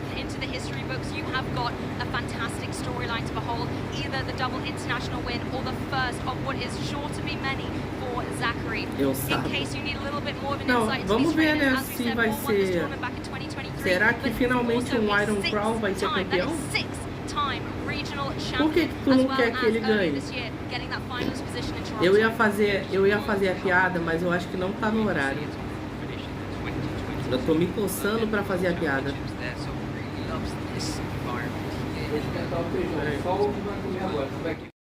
So no surprise to see him sitting here. The accolade list goes on and on and on. We'll move over though. Zachary, no stranger to an accolade either. Recently that regional finalist position in Las Vegas, top 8 as well in regionals, familiar with Não, é Pochua o nome dele, o Zuli. Aí ó, o time do maninho Pochua. Raging Bolt de Leftovers, Rillaboom de Assault Vest, Orniopon Máscara de Fogo, Urshifu de Água de Foxsash, Fluttermane de Boost Energy e Incineroar de Citrus Berry.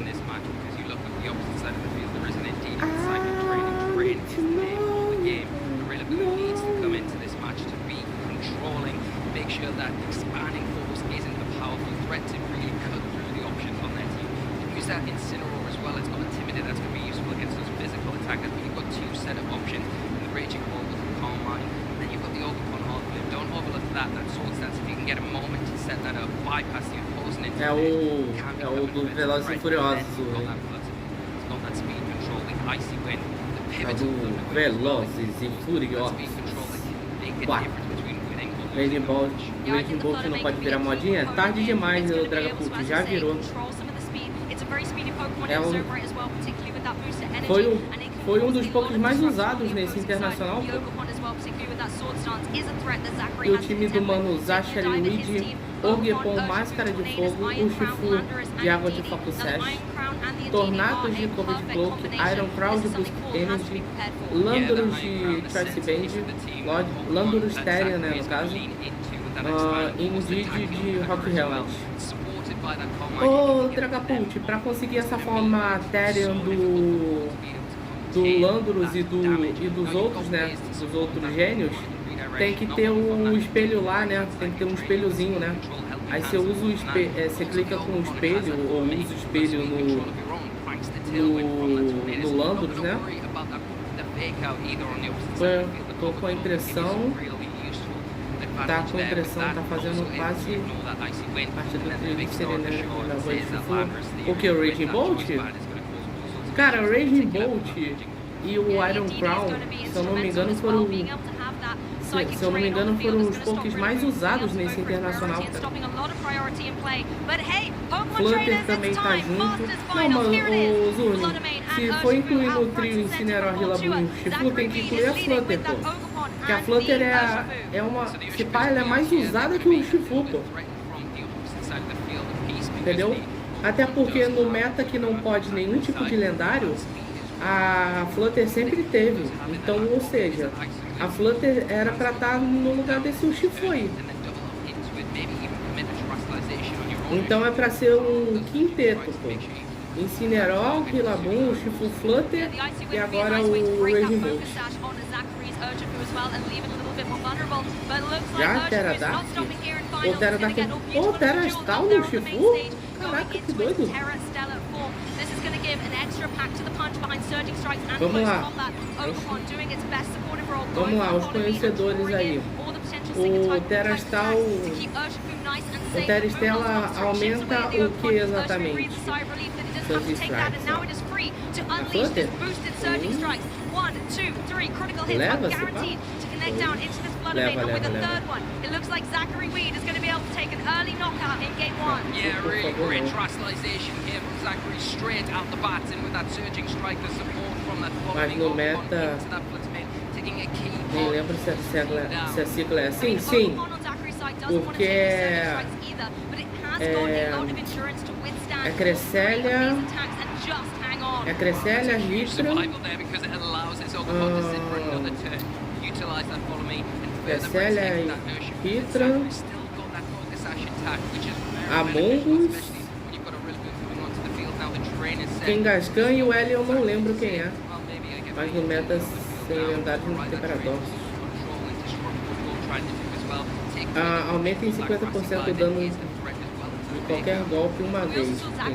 Não, o L eu não lembro. Acho que é Landorus, né? É o Landorus. É o Landusteren, exatamente. Então é Cresselia, Hydra, Amogus, Landurus Teria e o Kangaskhan, Mega Kangaskhan no caso.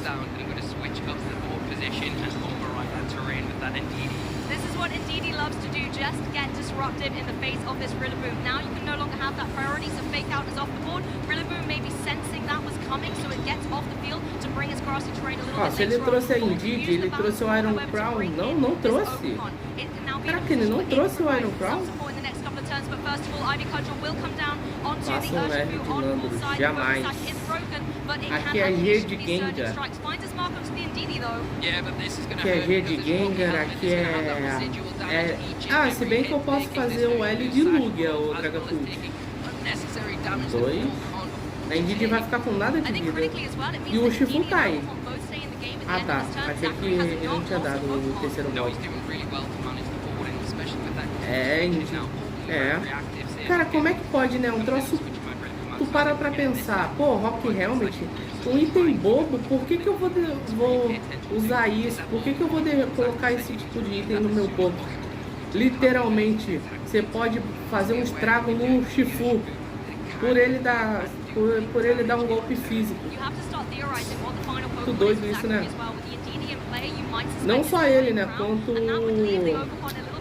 Quanto o Incineroar também. Prefiro o Ho-Oh. Vai se lascar. Inclusive, Ho-Oh. Deixa eu dar uma olhada aqui rapidinho. Ho-Oh. Vamos ver se o Rick tá em live hoje. Não sei se hoje o Rick normalmente o Rick tá em live, ó. Aí, ó, pra quem gosta, pra quem tu falou em Ho-Oh, o Dragapult, esse youtuber que eu assisto, ó, o colecionador Rick, ele faz Shiny Hunt, ó. Ele tá fazendo uma Shiny Hunt de Ho-Oh direto do Game Boy Color, que ele mesmo montou. Eu recomendo o canal dele, tá, gente? Se inscrevam lá no canal dele, é muito bom. O cara é maneiraço. Ele faz várias Shiny Hunts, ele tem vários negócios, sim, é muito legal, tá? Ele normalmente fica até às 10 horas, então assim, acabou a live aqui, vocês já colam direto na live dele, pô. Beleza? Eu devo deixar aberto aqui em algum lugar depois. Inclusive eu lembrei que eu completei a Pokédex do Google. Ah é, né? Tem como, né? É só tu pesquisar por Pokémon, alguma coisa assim, né? O Zurlin, eu não lembro agora. Nossa, caiu a qualidade do nada disso aqui? Ah tá. É que eu nunca lembro como é que faz isso aí.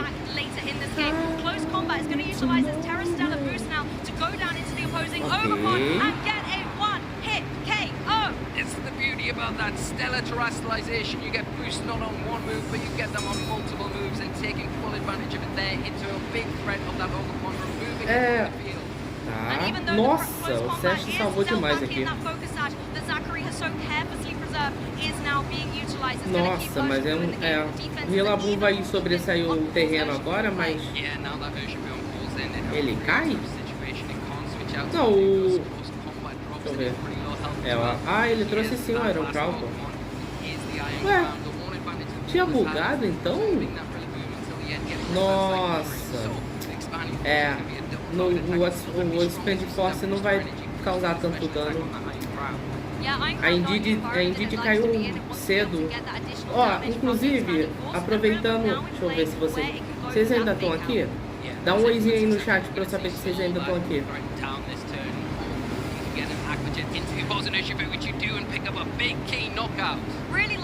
Se ele der um Expand Force, ele leva o Shifu. Agora, não tô aqui. Tá o Dragapult e o Simon. Pro Simon não vai ser... Ah tá, o Ezinho no chat, tá. Ó, Marlon, Zurlin e Dragapult, ó. Pra vocês que gostam, se vocês gostam de Shiny Hunt e gosta de um joguinho, um cara mais casual, eu aconselho o colecionador Rick. Ele faz Shiny Hunt, as lives dele é legal, ele tem bastante conteúdo legal. Dá pra assistir bastante. Agora, pra Zurlin e Marlon principalmente, Dragapult e Marlon principalmente, é o Mano Skull. Ele faz live barra... Oh meu Deus do céu, ele faz vídeo barra live de competitivo, tá? Oh, meu Deus do céu, peraí. Volta pra transmissão. Volta pra transmissão aqui, vamos. Nada aconteceu, chat. Mas é isso, eu recomendo vocês, beleza? Recomendo vocês aí. Eu abro a live do Rick algumas vezes. Ah, então provavelmente você já me viu no chat lá, né, Ozurli? Mas esses dois canais eu aconselho pra vocês, beleza? O tanto do colecionador do Rick, se vocês quiserem um negócio mais casualzinho. Ele tem, se eu não me engano, ele tem vídeo de como esse Game Boy que tá na tela aí, inclusive, esse Game Boy Color, ele montou do zero. Ele mesmo montou esse Game Boy aí, entendeu? Eu já vi o Trife, mas não. Eu já vi o Trife, mas não você. Eu apareço de vez em quando no chat dele. E pra Pokémon competitivo é ele, beleza? O Stu. Ele tem bastante coisa, ele tem uma playlist de aprenda Pokémon competitivo, entendeu? Então aconselho bastante. Chat, eu vou pegar um negócio aqui pra comer e já volto. Championed Paul into this grand finals, breaking through paralysis in top 8, top 4, is now the Pokemon that is going to get him one game closer to that title. One game away, that's all it is for Paul Chua. Zachary got all to do to tie this up, hopefully take it into game 3. And if you're looking at that Rillaboom as a big threat, you can look at some of the options that Zachary has on their team. The Tornado is mainly one of those options that could give and enable some of those big, powerful threats on Zachary's side. The ability to bypass things like that Flutterman, and they're so threatening with the Tailwind and then the Bleak Wind Storm threat as well. Well, the adaptations are coming out here in Game 2. Zachary just going full on with the Iron Crown and Indeedee combination. This is going to be forcing Paul to react. So far in the leads, however, it's a Raging Bolt and an Incineroar. A total change of pace for Game 2. Yeah, this is a change up, and you've got that offensive threat of Iron Crown. It's not really threatening the Incineroar too much right now, but it's not threatened either because that booster energy means the knockoff not going to be doing too much damage, and the fake out not something that you can slow it down with. You can go for a parting shot into that, slow it down if Calm Mind is suspected, and you have the ability now to switch out your Raging Bolt, get the Rillaboom on the field, and make sure you keep control of those terrains. I like this switch coming through from Zachary, thinking maybe that Rillaboom could be coming in, so you need the Indeedee in the back to overwrite that, and letting the Landorus join the fray here in the Masters final. It's going to be able to get the Intimidate down critically onto the imposing Incineroar as Raging Bolt gets out of there. Lee, do you think we're going to see a Rillaboom? We're definitely seeing a Rillaboom. I think here it is. It's going to overwrite the terrain, lay the carpet, and set that grassy terrain here, making the fake out this next turn active. It can go into the Landorus. We are seeing the fake out into the Iron Crown, saying, I'm not giving you an inch here. I want to stop any potential Calm Mind, slow things down, and now you've got an active fake out, but you've got to be really wary that the Indeedee could just switch back in for the Landorus. It's done its job. It's dropped an Intimidate onto these two physical attackers, which is great. But it could just switch out, get that Psychic Terrain active again, and then the expanding force onto the Rillaboom in particular is quite a threat. Well, Rillaboom leaves the field as quickly as it has joined. Not going to go for a fake out and be tricked into a potential Psychic Terrain return. Raging Bolt is like back in action as Landorus does indeed make the adaptation. It is Choice Banded, so that's going to be an extra damaging U-turn. And as you said, Lee, can now give Zachary the opportunity to bring the Psychic Terrain back into the field. But once again, Paul has been so masterful keeping that Rillaboom in the back, and Zachary not playing that game brings in the Urshifu as Iron Crown utilizes this window of opportunity to set up a Calm Mind. That is going to boost up his special attack and special defense. Yeah, that's a huge momentum swing there for Zachary. It helps him in a lot of ways get a bit more power onto the field, but Paul seeing that, keeping it in check with that parting shot, going to just remove that special attack boost that we've just seen. Bear in mind though, and keep in mind that it's still got that special defense boost, so it's going to be able to take attacks from things like that Raging Bolt that's active on the field now a little bit better than it would be normally. Yes, definitely when you see those special attackers in play, you need to keep those calculations in mind. As well as the grassy terrain on the field, with the leftovers on that Raging Bolt, can put it in a position where it's just going to have so much longevity on the field. Yeah, and I think if you're Paul now, do you want to go for a Calm Mind of your own with your Raging Bolt? It could kind of keep pace with that Iron Crown, especially on the special defensive side of things. So if that Psychic Terrain does make an appearance again, then you can at least take those attacks a little bit better. But the Ogerpon in a great position. It is going to threaten Iron Crown now in that Psychic and Steel form. The Steel type doesn't like Fire types, but it does have Terastallization in its back pocket. Goes for that though, it becomes susceptible to the Dragon type attack, and we're just seeing a Protect. Yeah, defensive play on Zachary's side, protecting up that Iron Crown as the Grassy Glide just goes straight down into that Urshifu. Thunderclap trying to follow up, but it's going to fail. Now, if you are the Urshifu, you can go for this taunt, not going on the offensive, but shutting down a potential Calm Mind. That is now no longer an option for that Raging Bolt. Yeah, it's a big risk going for the Grassy Glide there, especially if you see the Indeedee switch in. It would have been blocked from being a priority attack. It would have hit anyway, but a big amount of damage to get onto that Urshifu and put it in an awkward spot now. And now the Iron Crown becomes a big target because you can kind of pin it with a terrestrialized Ivy Cudgel and cover it with a Dragon Pulse. And almost either option that you go for with that Iron Crown, it's going to take big damage. But can you get that Indeedee position to take advantage of the expanding force? Is that going to be enough to deal with these two threats on Paul's side? And I think the Ogerpon as well, really primed to apply pressure to that Iron Crown. It does not want to take one of these Ivy Cudgels, particularly if the Ogerpon wants to utilize its terrestrialization and give itself the attack boost. Yeah, but you do have the Landorus. That is one thing that can come in and reduce the attack power on the Ogerpon. Are we going to see it? Doesn't look like it. It is the Indeedee. It's back for more with that Psychic Surge ability activating and Psychic Terrain in play. Yeah, it's hoping to rejoin the battle and not be met with a Rillaboom, and it looks like there's no switches on Paul Chua's side. Instead, the terrestrialization is going to take to the stage.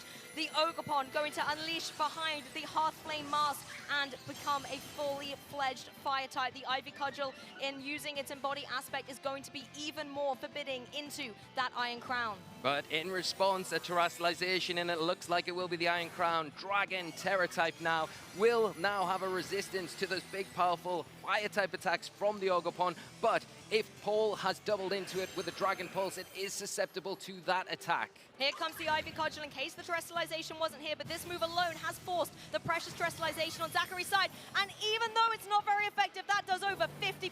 Expanding Force will connect on both Pokemon on Paul's side, but it does not Dragon get a Pulse! knockout. Dragon Pulse coverage goes And it's down. enough! It is down. Zachary loses the critical Pokemon he's had by his side throughout this tournament. The pincer movement there from Paul Chua executed perfectly, taking down a huge Pokemon, a huge piece of Zachary's team, and now got all to play for here. The Ogerpon in a really strong position now to keep on putting pressure on with those Ivy Cudgels and even the Grassy Glide, because you've got the Rillaboom active in the back. You can switch it out at any point you want and take advantage of that priority. Now you can overwrite the Psychic Terrain. The one thing I will say, Indeedee, not normally a Pokemon we know for offensive pressure, but it is rocking that Dazzling Gleam. Considering the HP the Raging Bolt has already taken, the fact that it cannot go for terrestrialization, that is something that can potentially try and get a knockout, while Landorus tries to clean up the other Pokemon. That is very true. I think that Paul having the numbers now, and you can see that they do have that Incineroar, is going to be very useful to slow down this Landorus now. We know it has that choice bind item. It is going to hit extremely hard if left unchecked. You also have the Rillaboom to bring in at any point as well, so if you suspect maybe an Earthquake, that feels like the really obvious option here, although the Indeedee doesn't want to take the damage as well. You've got the Rillaboom to mitigate the damage from that, so putting off Zachary going for that spread damage, at least for now. And let's not forget, the Taunt shuts down the Protect on that Raging Bolt as well, so it would have been vulnerable to a ground type attack coming through from the Landorus. So Paul wisely making the adaptation to bring that intimidating Incineroar back in. This is going to lower the pressure of both these physical attackers that Zachary has got on, but do not forget, Landorus is still running the choice band. It still has potential to do damage, but Ivy Cudgel, the fastest thing, comes through, connects onto that Urshifu and gets a knockout. Zachary now only has the Landorus to utilize in this turn. Yeah, it'll come down to what Zachary's locked into, because whatever move they've chosen will be the move that they're locked into for the rest of the game, thanks to that choice band. It is the Rock Slide, going to hit for super effective damage onto both these fire types, but because of that Intimidate, just not as powerful as you would want it to be in this situation. I think as well, though, Landorus is pinned because you've taken the Intimidates through. You also cannot go reliably for Earthquake with partner Pokemon by your side, and particularly considering Rillaboom can come back in and set the terrain just like it's doing. Earthquake's damage is going to be neutralized. Now we're going to see the Grassy Terrain set, but this is some information that Paul maybe didn't know here, because the Rillaboom looks like it is the faster of the two, setting the terrain first. That's overwritten by the Indeedee, so that falls in Zachary's favor here, where this fake out from the Rillaboom is not active. But does Rillaboom really care about the Rock Slide too much? They can hit back with a Grassy Glide, and they can go for the fake out because the Landorus isn't grounded. Yeah, that's the only Pokemon it can target. Indeedee happy to go for this Dazzling Gleam, but it hasn't found the target of that Raging Bolt that it really wanted to do. Instead, the knockoff, that's going to be dealing same type attack bonus damage into the Indeedee. The Rocky Helmet giving a little bit of recoil, but thanks to the Citrus Berry, Incineroar is going to be able to eat that all back up. Yeah, and that Indeedee looks like it's on its last legs now. It isn't got long left, and can it support this Landorus as much as you want when Zachary is relying now to get through this Rillaboom, nearly full health, this Incineroar that can pivot in and out with that Intimidate with just that Rock Slide. There's a reason why they're called the pivoting pals. Rillaboom and Incineroar can just keep keep switching out with one another. Rillaboom will eventually get that terrain back in play, and Fake Out can just keep raining down all day, stopping that Choiceman Landorus from play. Yeah, that is so well said there, Luke, but the helping hand, a last-ditch attempt from Zach. Can you get a rock slide, a big damager, knockout onto the... Oh, no, nowhere near enough. There is the flinch chance onto that Incineroar. No flinch here. The parting shot going to allow that Incineroar to get out of there. The Rillaboom going to come back on, win the terrain war once again, and have that active Fake Out. And now, more importantly, Grassy Glide's going to be stronger. Woodhammer's going to be stronger. And you're going to be in a position where you could switch the Raging Bolt out if you want. Drop another Intimidate with that Incineroar. The partnering, the pivoting pals are doing so well to overwhelm Zachary in this endgame. The Incineroar has the trophy in its sights, breaking through with that parting shot, and again just neutralizing the pressure that Zachary can exert. With 2 Pokemon remaining, Zachary does not have the luxury to switch them out and reset those drops. It's going to come down to how ferocious this Landorus wants to be. Yeah, and we see the Fake Out locked in on the Landorus, just wants to prevent any sort of let-in back for Zachary here, as the Raging Bolt will probably target down the Indeedee to remove that. The Dazzling Gleam coming out again, the Raging Bolt hanging in there, saying I'm not done yet. Dragon Pulse in return and taking another piece of Zachary's team down. Such a valiant effort from this Indeedee. The Dazzling Gleam trying desperately to get the KO on the Raging Bolt, but it was not to be. The bulk was just too much, and with the Grassy recovery as well, it's just hanging on. Yeah, it has been all along, Paul. Every single match, this Rillaboom's come in and out and been the star of the show, and it looks like it's done it once again. Also, you have priority back on the board with Grassy terrain in play. The Rillaboom can go for that Grassy Glide and get the edge over that speedier Landorus, just constantly whittling away at it. The Rock Slide coming through, but it looks like its energy is dwindling. Not going to be able to find its mark on that Raging Bolt. Does a minimal amount of damage to that Rillaboom. Yeah, and I love the fact that you're going for the Grassy Glides just to get around the potential, anything that could go wrong. It is that flinch that could happen, and you've seen it time and time again in previous matches in the past. Paul doesn't want to allow that to happen, locking in with that Grassy Glide, going for that consistent, present damage. There we have it. Paul Chua is your 2026 Pokemon European International Champion. Wow, Paul Chua has done it once again, 2-time European International Champion. Incredible, incredible. Paul is just one of the best Pokemon players in the world and showing why he can mix it with the best at the top time and time again. And with that Rillaboom, no less, that has been the star of the entire weekend. Experience, patience, precision. Paul Chua once again becomes your European International Champion. While others tried to crack the meta wide open, Paul trusted in the balance core and has written the book on how to maneuver the perfect ball position and construct incremental advantages. This is what inspiration looks like, and it is exactly how greatness presents itself to your champion. Just phenomenal, just phenomenal. Paul is... I'm lost for words with what to say about Paul, because the accomplishments that this player achieves time and time again are just phenomenal. He's setting the standard for what it really means to be a top Pokemon player, and has just done it again at this biggest stage. We've had over 14,000 masters start the weekend. Here we end up with our 2 top players. O que houve? O Chua foi o campeão? Coming out on top, taking the championship this weekend is Paul Chua. And I want to give a big shout out to Zachary Lee as well, bringing such an inspirational team, something outside of the meta that Landorus and the Therian Não vamos receber o Iron Crown de distribuição no Nike. No. It was Paul Chua that became our champion, so I think it's time Que to hear from the man tristeza. himself. Costa, over to you. The biggest VGC tournament of all time! And who's on top of it? Just one trainer! And Vai it's ser not a Raging one-time, Bolt? it's a Ah, two-time mas Raging Bolt eu pego na TLC, pô. champion! No jogo básico. Oh, buddy, I don't know how you keep on Eu doing pego, it, but you've done it again. How compro are o you Scarlet feeling? Violet junto e pronto. I know, like, in the past I've won, like, a win race and stuff, but, like, at the recent Epic Games, O Felca venceu. Oxe, mas não é bom o Felca vencer? I mean, as he should be, you have got so Buguei many agora. accolades, and you just gone ahead and proven you are the king of balance. Well, we've seen and needed this format, so I mean, it was a tough match, not to lie at all. Se não fosse pelo Felca, a gente não teria Ou queremos injustiça, pô.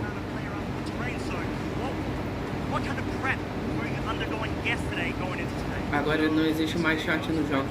Sabe uma coisa que eu acho engraçada? Virou um meme. Esse negócio virou um meme.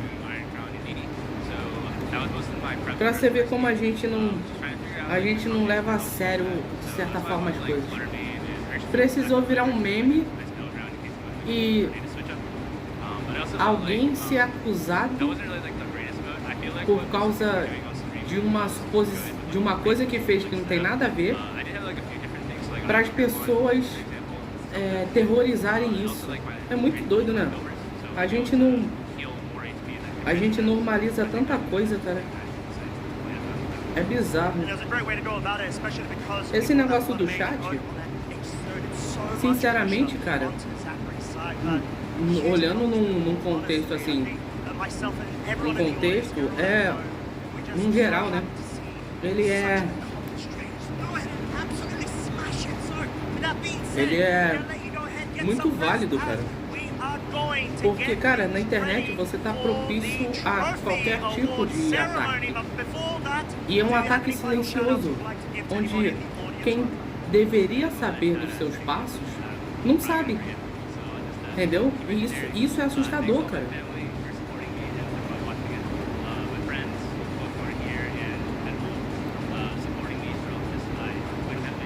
Felca então, né? Lindras, o Marlon é o diretor. Tomou só uma do Yuta, vixe? Então, oficial, o diretor é patinho do Yuta. International champion, Paul Chua! We'll be right back! Entendeu? O Felca fez um negócio que não tem nada a ver com Roblox, mas pelo fato dele ter chamado a atenção do quesito criança, ligou-se um alerta para se resolver um problema que estava passando como normalidade. Entendeu? Gente, restrição de chat é fundamental para menor de idade. Entendeu? Na internet, cara, você tá propício a qualquer tipo de ataque. Ou seja, você tá sofrendo perigo o tempo todo. E quem tem que estar te observando tá teus pais, seus responsáveis, não faz a menor ideia do que está acontecendo, cara. Let's have a recap of our juniors. The top 8 was very intense, but a lot of these were 2-0 finishes. Our top trainers knew what they wanted. Cara, eu vou ser sincero, eu não... No YouTube, de certa forma também, porque, cara, eu falo por mim. Pô, a maior parte de vocês aqui do meu público é menor de idade. Entendeu? Então, assim, esse tipo de coisa tem que acontecer porque, cara, por mais que o pessoal queira só tampar os olhos, não pode. A gente, como youtuber, cara, a gente tem uma responsabilidade, a gente tem uma coisa a zelar, entendeu? Tipo, eu tenho uma responsabilidade com vocês de me importar, de evitar falar certas coisas, me policiar de certa forma, ser eu mesmo, mas me policiar de uma forma que não seja um absurdo me assistir, entendeu? Isso tem que acontecer.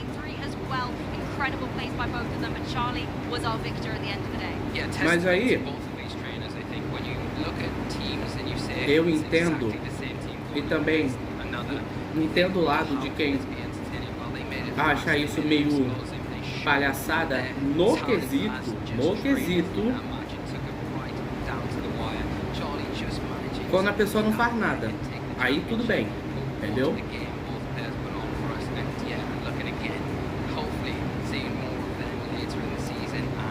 Aí tudo bem, mas que tem que ter, é porque uma coisa é fato, vocês e a criançada, os jovens que são e nasceram assim mais recentes, vocês nunca foram limitados a nada. Vocês foram sempre, basicamente, não digo vocês, né? Mas as crianças, os jovens, assim, normalmente são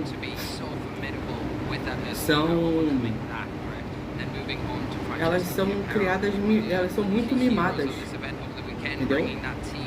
Você faz esse tipo de coisa, cara, a pessoa cresce birrenta, entendeu? Não sabe respeitar as regras, não sabe ouvir o não. Cara, não dá, isso é inaceitável, entendeu? Ah, que não pode bater em criança porque causa trauma, causa isso, aquilo lá. Para, pelo amor de Deus, gente. Repreender, tem que repreender. Se não, se você hoje não repreende seu filho batendo nele, amanhã quem tá batendo em você é ele. Onde já se viu isso? Entendeu? Isso é bizarro.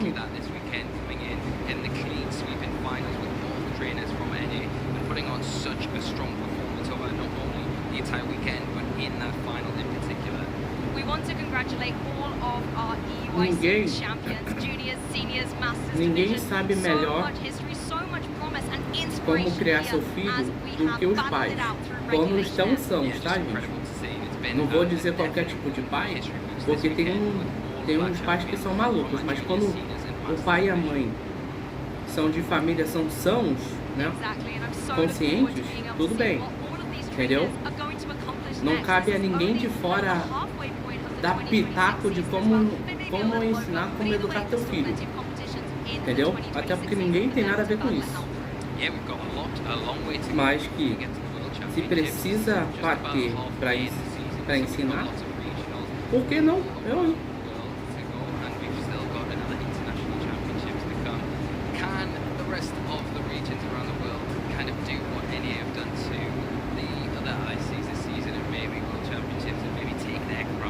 Minha mãe já bateu com a minha cabeça no chão, mas eu mereci. Olha lá, tá vendo?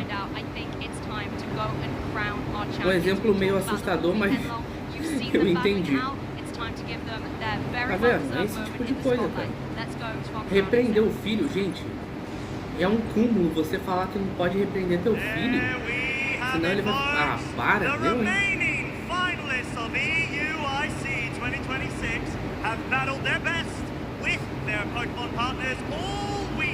Para, né? Pelo amor de Deus. Meu, hein? Aí a criança nasce mimada, chata pra caramba,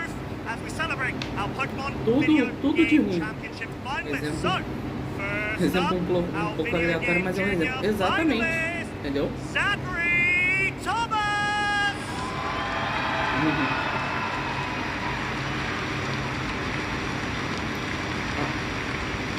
É um chefe aqui.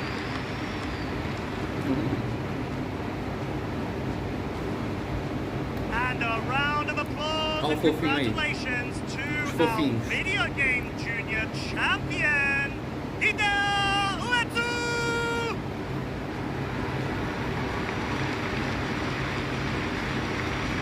Oh, não aconteceu nada.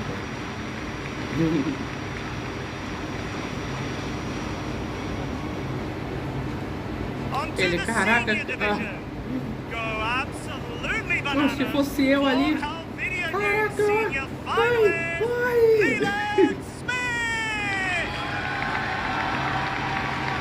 Agora é o sênior.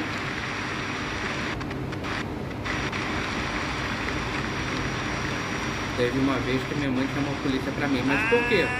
Você não tava obedecendo ela? Video game senior champion, Charlie!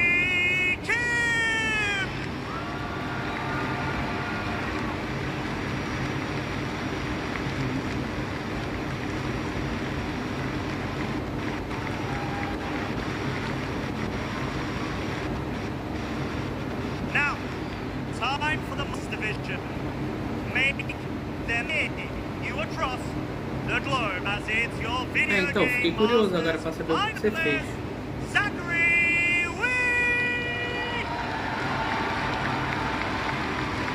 Assim, eu vou ser sincero com vocês. Cada um deles ali não pode dizer que fracassou, sabia? Porque, cara, você ficou em segundo lugar no segundo maior evento de Pokémon competitivo, cara. Então, assim, cara, você tem que olhar aquilo, você tem que olhar e falar, caraca, cara, eu sou muito bom. Caraca, olha o que eu fiz, cara. Eu consegui chegar. Eu acho que era porque eu tava olhando com os três, uma faca na mão. Aí é meio perigoso mesmo, né? Ela fez certo em chamar a polícia. Pô, cara, tu chegar e ser segundo lugar na competição aí, pô, imagina.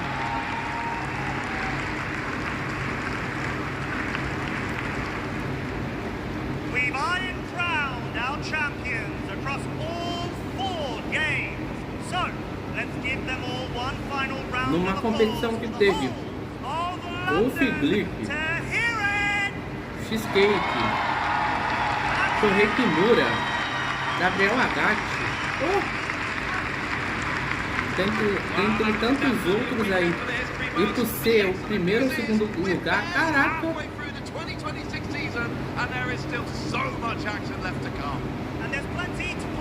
Acabou que eu nem vi, mas eu acho que a quantidade de pessoas estava bem mais baixa que o PCG, tá?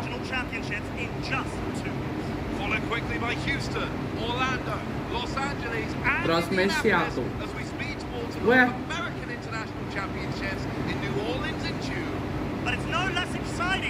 No dia da Pokémon.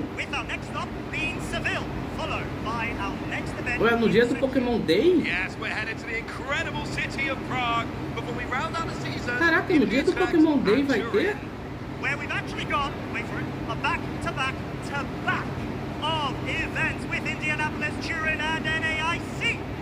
Eu do nada virei fã do cachimbo? Não sei.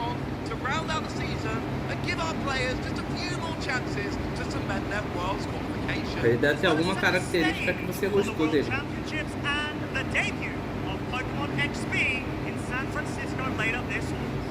Ah, chat, uma curiosidade, tá? Se o Simon tivesse na plateia, claramente ele subiria no palco e começaria a bater no Pikachu. Aí, ó, como ele disse. Aí, ó, exatamente. Ele ia invadir o palco e ia começar a socar esse Pikachu. Pokémon Day será o VGC? Então, né? Será o VGC que fazemos pelo caminho. Literalmente, né?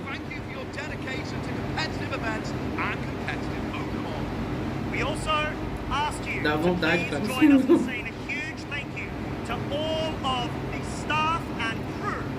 O cara é... Pior que eu imaginei a cena. Do nada o Simon dando um soco no Pikachu.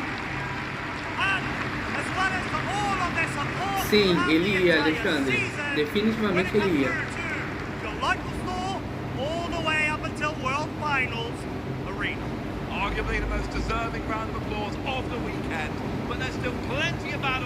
Uma curiosidade, eu não tô ouvindo, mas provavelmente é isso, tá?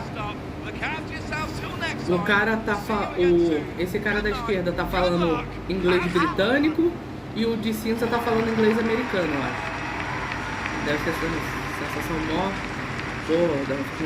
Então, né? O verdadeiro VGC são os caminhos que fizemos pelos amigos, exatamente.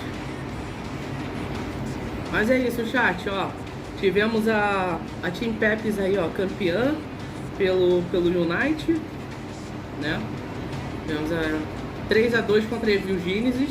Sim, Simon, a Evil Genesis jogou no Pokémon Unite, tá? Perdeu de 3-2, mas ganhou. Que a Team Peps, meu Deus do céu. O Patoman ganhou. Ela mesma, sabe? O Patoman ganhou, sim. Um Seeking ganhou, tá, gente? Um Seeking ganhou. A EG, sim, a EG tava na final aí. Perdeu de 3-2 pra Team Peps. Os filhos, como dizia Marlon, exatamente. Tivemos finalmente o Batomé campeão, né? Porque ele foi vice-campeão no mundial, né? Se eu não me engano. Eu tô esperando o Team Coca aparecer. No TCG tivemos as fofurinhas aí, ó. Do Matsudaira ganhando pelo Júnior.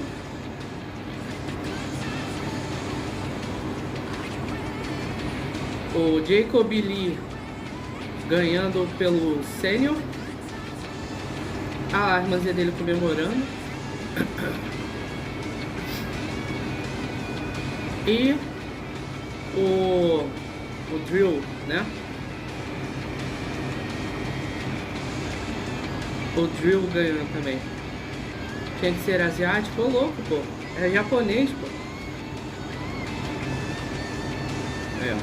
Tivemos a premiação aí, né? Do TCG, do Gol. E no United, no VGC tivemos os piquetitos aí, ó, ganhando. O Ridel, o Ezu, aí, ó.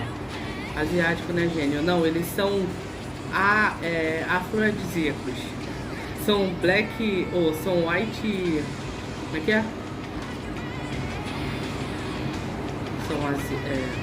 Tivemos o Paul Chua ganhando aí também. Caraca, eu esqueci o nome. Não é negro, não é. Caraca, eu esqueci. Mas enfim. São black. São black.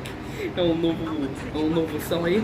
Mas é isso, chat. Depois de 10 horas e 35 de live, finalmente vamos ficando por aqui. Lembrando que amanhã às 7 horas a gente tá de volta aí com a live. Vamos ver se a gente consegue pegar todas as estrelas.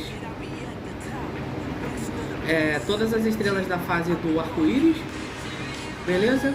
Então, valeu Marlon, valeu Zuli, valeu Dragapult, valeu Alexandre, Moço Padrino, Simon, Sabrina, deixa eu ver quem mais. Zuli, eu acho que já agradeci também. Todo mundo que colou, beleza, gente? Obrigadão aí, nos vemos amanhã, 7 horas, horário normal da live. E é isso, chat. Bebam água, não esqueçam de se hidratar. Um ótimo restinho de domingo aí pra vocês. E é isso. Falou. Eu vou ficando por aqui.